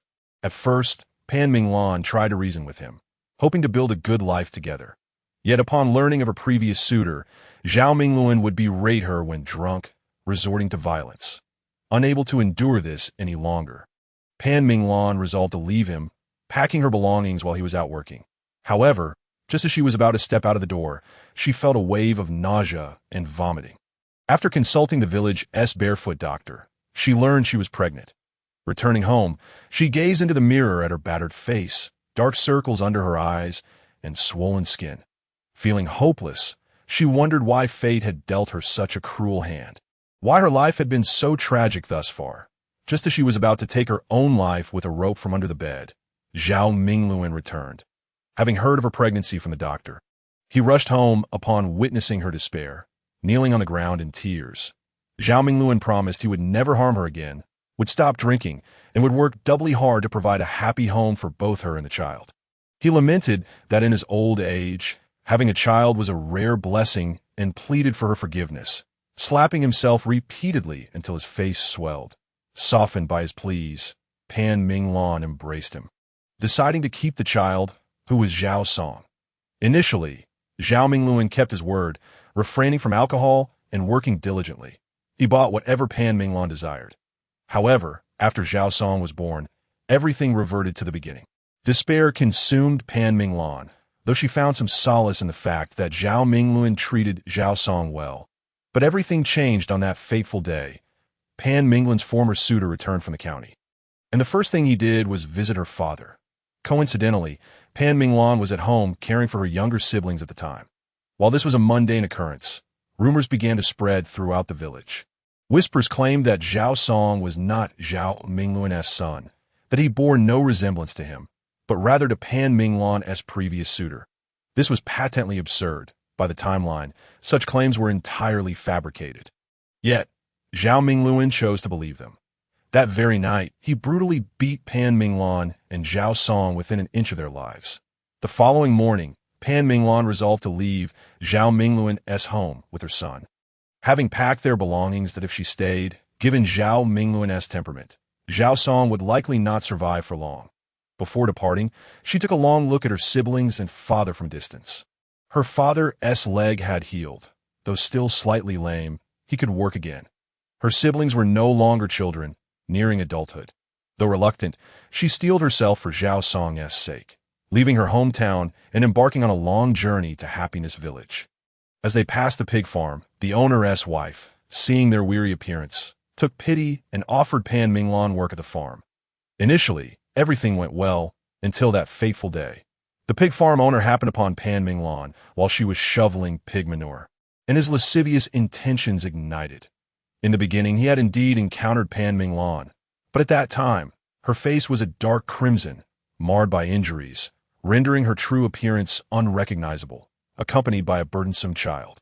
However, now the wounds on Pan Minglan's face had vanished on that fateful day. He forcibly claimed her body. Tears streamed down Pan Minglan's cheeks as she gazed helplessly and vacantly out of the window. At that moment, Zhao Song joyfully burst through the door and witnessed this scene. Although Zhao Song was oblivious to the nature of their actions, he discerned his mother's sorrow and approached, pushing against the pig farm owner. The owner, in high spirits, tossed Zhao Song to the ground, assuming that the pain would compel him to retreat. To his astonishment, Zhao Song's head struck the corner of the table, leaving him motionless, still clutching the colorful wildflowers he had gathered outside. Seeing this, Pan Minglan lost her sanity. She shoved the pig farm owner, yet the disparity in strength between them was insurmountable. As the struggle ensued, the owner adjusted his trousers and, glancing at the lifeless Zhao Song, spat in contempt, "What a damn misfortune." He believed Zhao Song was merely pretending to be unconscious. After he departed, Pan Minglan knelt beside Zhao Song, examining his injuries, only to discover the horrifying truth. Her son was dead. Clutching Zhao Song's lifeless body, her disheveled appearance led her into the chamber of the pig farm owner and his wife. Upon witnessing this, the owner's wife quickly grasped the implication of her husband's actions and said, "Sister, you sought me out when I was looking for you. Put down the knife, and I shall overlook your seduction of my husband." Pan Minglan, her words soaked in sorrow, retorted, "I seduce your husband? I wear knee-high rain boots to shovel pig manure. How could I entice your husband?" Infuriated, she laid Zhao Song on the ground and began to pursue the couple with the intent to strike. With each cry of anguish, blood splattered upon the walls of the room, and the pig farm owner and his wife met their demise beneath her knife. Yet, Pan Minglan too had lost the will to live. With her sole emotional anchor gone, she saw no reason to continue. From the wardrobe of the owner's wife, she retrieved a white dress, but deemed it too pure and pristine for her. Feeling unworthy, she soaked the long gown in blood, transforming it into a crimson garment, which she donned. Believing herself to be guilty, Pan Minglan thought she must have committed a grievous sin in her past life. Otherwise, why would heaven punish her so? She carried Zhao Song to the desolate courtyard of the pig farm, lying alongside him, and without hesitation, plunged the knife into her chest. Upon awakening, she found herself transformed into a vengeful spirit, and her son, Zhao Song, having met an untimely death, had become a malevolent ghost. She had hoped to wander the world by her son's side, believing it a satisfactory conclusion. Yet, unexpectedly, the pig farm owner and his wife, consumed by resentment, had also become spirits in Chapter 91, slaying ghosts to settle grievances. Pan Minglan initially managed to keep them at bay. However, once the wicked became ghosts, their malevolence persisted. They began to torment passers-by, forcing them to burn gold ingots for their cultivation. And gradually, Pan Minglan and Zhao Song found themselves at a disadvantage. Hence, today, when Zhao Song possessed Zhao Mingluan, it was to imitate their actions, tormenting travelers for gold ingots. Yet, by a twist of fate, he discovered it was his own father. The female ghost vehemently shook her head, declaring, no, it was only upon realizing it was Zhao Mingluan that Zhao Song possessed him. "We have never harmed anyone." Seeing the female ghost's earnest expression, her gaze steady and devoid of deceit, it appeared she spoke the truth. The shadow I had previously glimpsed must have belonged to the pig farm owner. His greedy eyes had certainly not deceived me.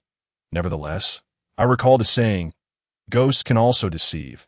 Coupled with my current lack of a foundation to discern truth from falsehood, I turned to Zheng Xiaocui and inquired, Is what she said true? A hint of hesitation flickered across Zhang Xiaocui's face, but after a moment, she slowly nodded, affirming, "It is true." With this confirmation, I rose to my feet and asked, "Do you have a way to temporarily shelter them?" "They cannot remain possessed within Zhao Mingluan. It is rather inconvenient." Zhang Xiaocui nodded and approached, waving her hand, causing Pan Minglan and Zhao Song to vanish from my sight. "Xiaotai, what do you plan to do next?" "Eliminate the evil spirits and settle the grievances." I stood, feeling the ghost-slaying whip in my hand tremble as if responding to my emotional upheaval. "You must think carefully. I can offer some assistance, but I can only intervene at the moment of life and death. These two malevolent spirits are beyond your capacity to handle." Zhang Xiaocui warned with a look of concern that I ignored her. Dialing Wang Day to inquire if he knew the current head of the pig farm. Wang Day replied, "I do that if you wish to enter. I can make a call, but you must be prepared. These spirits are not like those you have encountered before." Having made up my mind, I declared, "This is my intention, to punish evil and slay ghosts." 5 minutes later, the gates of the pig farm swung open. A man clad in a purple top and green trousers, disheveled in appearance, scanned the area without uttering a word as I entered. Despite the pig farm's poor location, shrouded from sunlight, the heavy aura of negativity was alarmingly palpable. At midnight, I found myself alone in the courtyard, with Zhang Xiaocui concealed nearby. Suddenly, footsteps echoed around me. The door to the pig pen creaked open, unleashing a cacophony of distressing squeals from the pigs, a sound that was unmistakably that of anguished spirits. A snarl escaped my lips as I shouted, "Show yourselves!" 2 figures materialized before me, one male and one female, their hearts brimming with resentment and envy. "You insolent child! You seek death!" They longed to drag me into the abyss, to devour me alive. Both spirits lunged at me, their ghostly hands morphing into lethal claws. Summoning the ghost-slaying whip, I hurled it with force, tracing arcs in the air as it aimed for them. This attack, however, failed to inflict any significant harm, as they effortlessly evaded the whip. They drew closer, their claws grazing my face, prompting me to retract the whip. As we sidestepped each other, I swung the whip with great force, eliciting a howl from the male spirit as its essence was torn asunder. Though it quickly knitted itself back together, I could see its spirit had dimmed. The female spirit hesitated, regarding my whip with trepidation. Trembling at the prospect of advancing, that I cautiously stepped forward, prompting both spirits to retreat. The male spirit positioned himself behind the female, his gaze filled with malicious greed, opening his gaping maw to bite into her head. I watched coldly as he consumed her, strengthening his own essence. Throughout this ordeal, her cries echoed, as she even attempted to seek my help that I scoffed, "You deserve it," before the male spirit could fully absorb her resentment. I charged at him. Startled, he emitted a strange sound, and at that moment, a chilling wind swept through the pig farm, accompanied by eerie noises and thick fog. Whispers echoed within the mist, sharp and piercing, revealing the multitude of ghostly figures. These apparitions were undoubtedly the source of the pig farm's oppressive aura. Now, do you comprehend why this pig farm is so steeped in negativity? Because it was a mass grave decades ago. The male spirit cackled, exhilarated, as if he believed I would soon perish. Accompanying him to the afterlife, that I clutched the ghost-slaying whip tightly, refusing to act impulsively, instead remaining vigilant. Though I could not see the male spirit in the fog, I felt his presence lurking nearby. In an instant, a dark visage loomed before me. Mere inches from my face, I sluggishly grinned, revealing a grotesque, stiff smile. Without hesitation, I stepped back to create distance and lashed out with the whip, causing the spirit to dissolve into thin air with a wail. More and more spirits emerged from the mist, encircling me, some missing limbs, others heads, and some even using their severed heads as projectiles. Yet, I maintained my composure, a smile lingering on my face. The first ghost I had ever seen as a child was my own father. Later, encountering spirits became routine, and ultimately, I even encountered a ghostly immortal. With such experiences, did they truly think they could frighten me? Malevolent spirits, vengeful spirits. I had once sought to alleviate their grievances and guide them to reincarnation. However, I realized my error. Some evil spirits deserve to be eradicated. To prevent future calamities, with the ghost-slaying whip, I unleashed a torrent of energy, scattering the restless souls. But soon I found myself overwhelmed, the earlier ease of my movements lost. The male spirit, sensing the opportunity, lunged from behind, aiming to strike me down. In that fleeting moment, I banished my bewilderment, swiftly driving the ghost-slaying whip into the male spirit's heart. He gaped in horror, staring down at the glowing whip. His eyes filled with regret. You deceived me. You think these inconsequential things can restrain me? I mocked, pushing the whip deeper. Today is your reckoning. You shall be scattered, your essence forever lost to the world. With a furious roar, the whip blazed brighter until the male spirit disintegrated into nothingness. After vanquishing him, I scanned the surrounding spirits, who stood frozen, too terrified to move. They huddled together. Over decades, they had coalesced into a formidable force. Today, when the man from the pig farm opened the door, I had sensed a swirling darkness about him. Initially, I had thought it to be the work of the two spirits, but now it was clear that the presence of these restless souls played a significant role. With a swift motion, I dispatched the restless spirits, causing the oppressive energy in the courtyard to dissipate. At that moment, I felt as though my strength had been entirely sapped, and I collapsed to the ground. When I regained consciousness, I found myself enveloped in darkness, yet a familiar silhouette emerged not far from me. Chapter 92. The curtain and the rolling pin before me stood Old Wong, and the surroundings transformed into the interior of his home, where a man lay on the Kong, his face contorted in pain. The man's legs were swollen, and I could faintly discern a serpentine shadow coiling around them that I watched as Old Wong approached the cabinet, withdrawing a silver needle, which he expertly pierced in his several acupoints. The precision and force with which he applied the needles seemed to unfold in slow motion before my eyes, making every detail clear. To my astonishment, the swelling in the man's legs visibly subsided. The scene shifted. The man on the Kong vanished, replaced by a woman. Behind her loomed a spectral figure, a fearsome weasel. The weasel had taken possession of the woman, vociferously challenging Old Wong.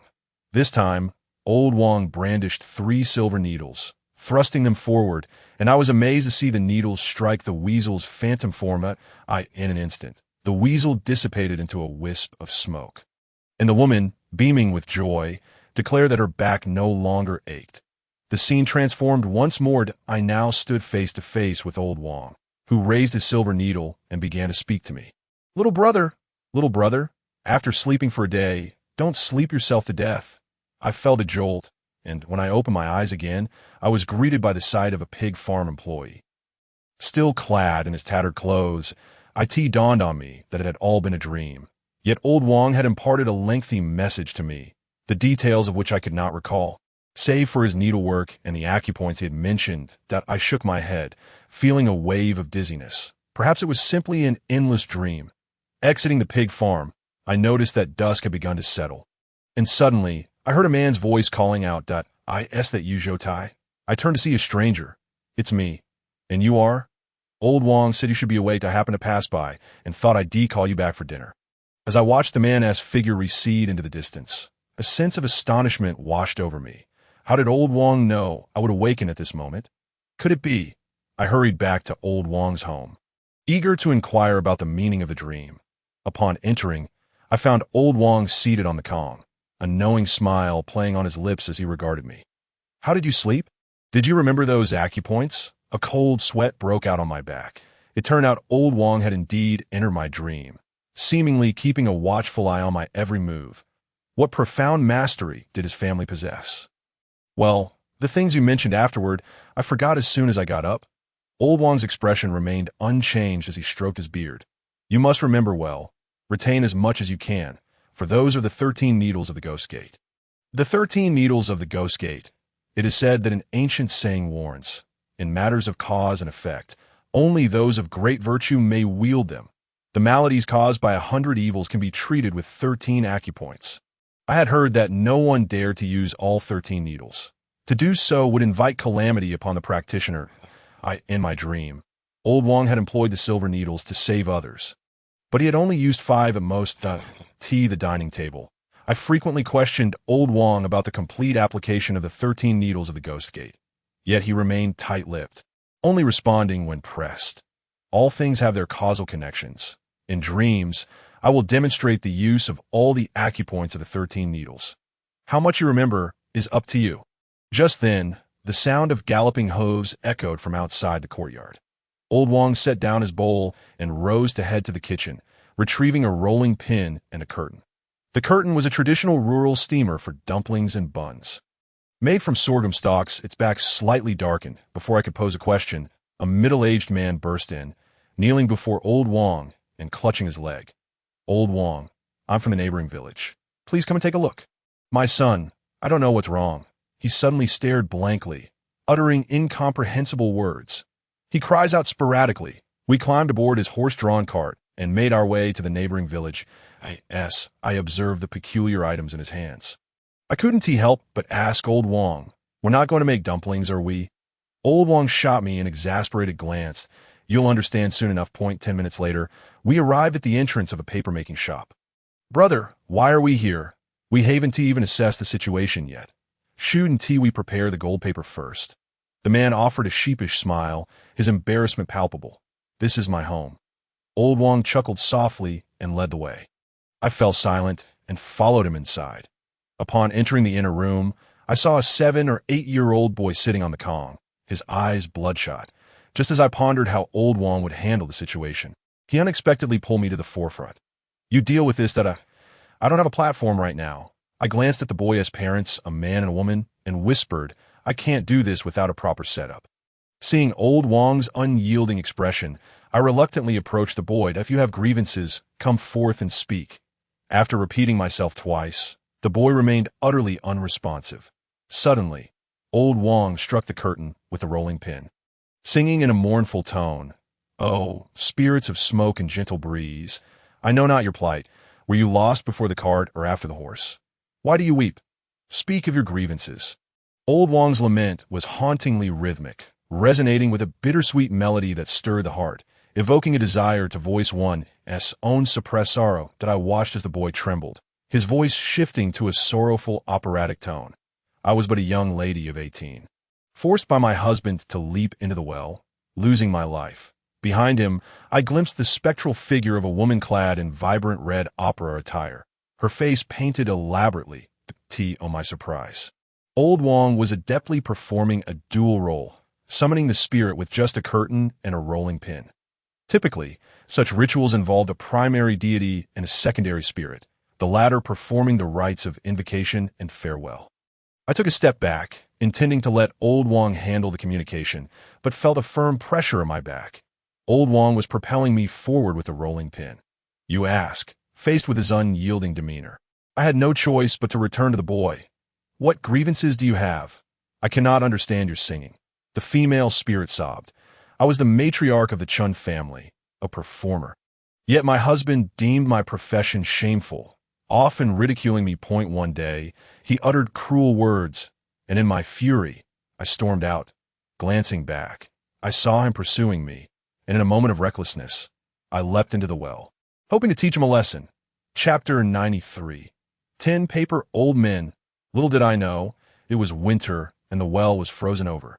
Thus I met my untimely end. How tragic my fate! My husband treated me poorly, and my descendants are ungrateful. I was at a loss, beads of sweat forming on my forehead. Old Wong had taught me to be decisive in handling matters, yet this was a malevolent spirit. Though the female spirit was troublesome, she had not caused any real harm. Dear matriarch, please cease your lamentations. Your weeping is burdensome for the child. Wouldn't that be akin to suicide? You cannot torment the child upon your return. The female spirit wailed even louder, throwing herself onto the Kong, thrashing about with her hands and feet. Listen, if you desire anything, we are at a paper shop. Just state your wishes, and I shall have them provided. Desperation filled my voice as I addressed the spirit. Upon hearing this, she sat up, her tears drying as a hint of satisfaction crept in her tone. Well, young man, since you've asked, I shall grant you a favor. Just as I believe the matter could be resolved amicably, the spirit abruptly declared, I want 20,000 bags of gold, 10,000 garments, and tin paper old men. Goodness, are you planning to open a clothing store in the underworld? 10,000 garments? How could you possibly wear them all? The spirit scoffed. Do you not concern yourself with what I can or cannot wear? I simply wish to display them. I could change outfits in the morning and again in the afternoon. Is that not feasible?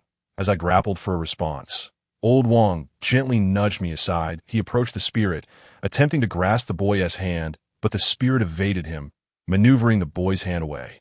Old Wong forcefully seized it, prying open the boy's fingers.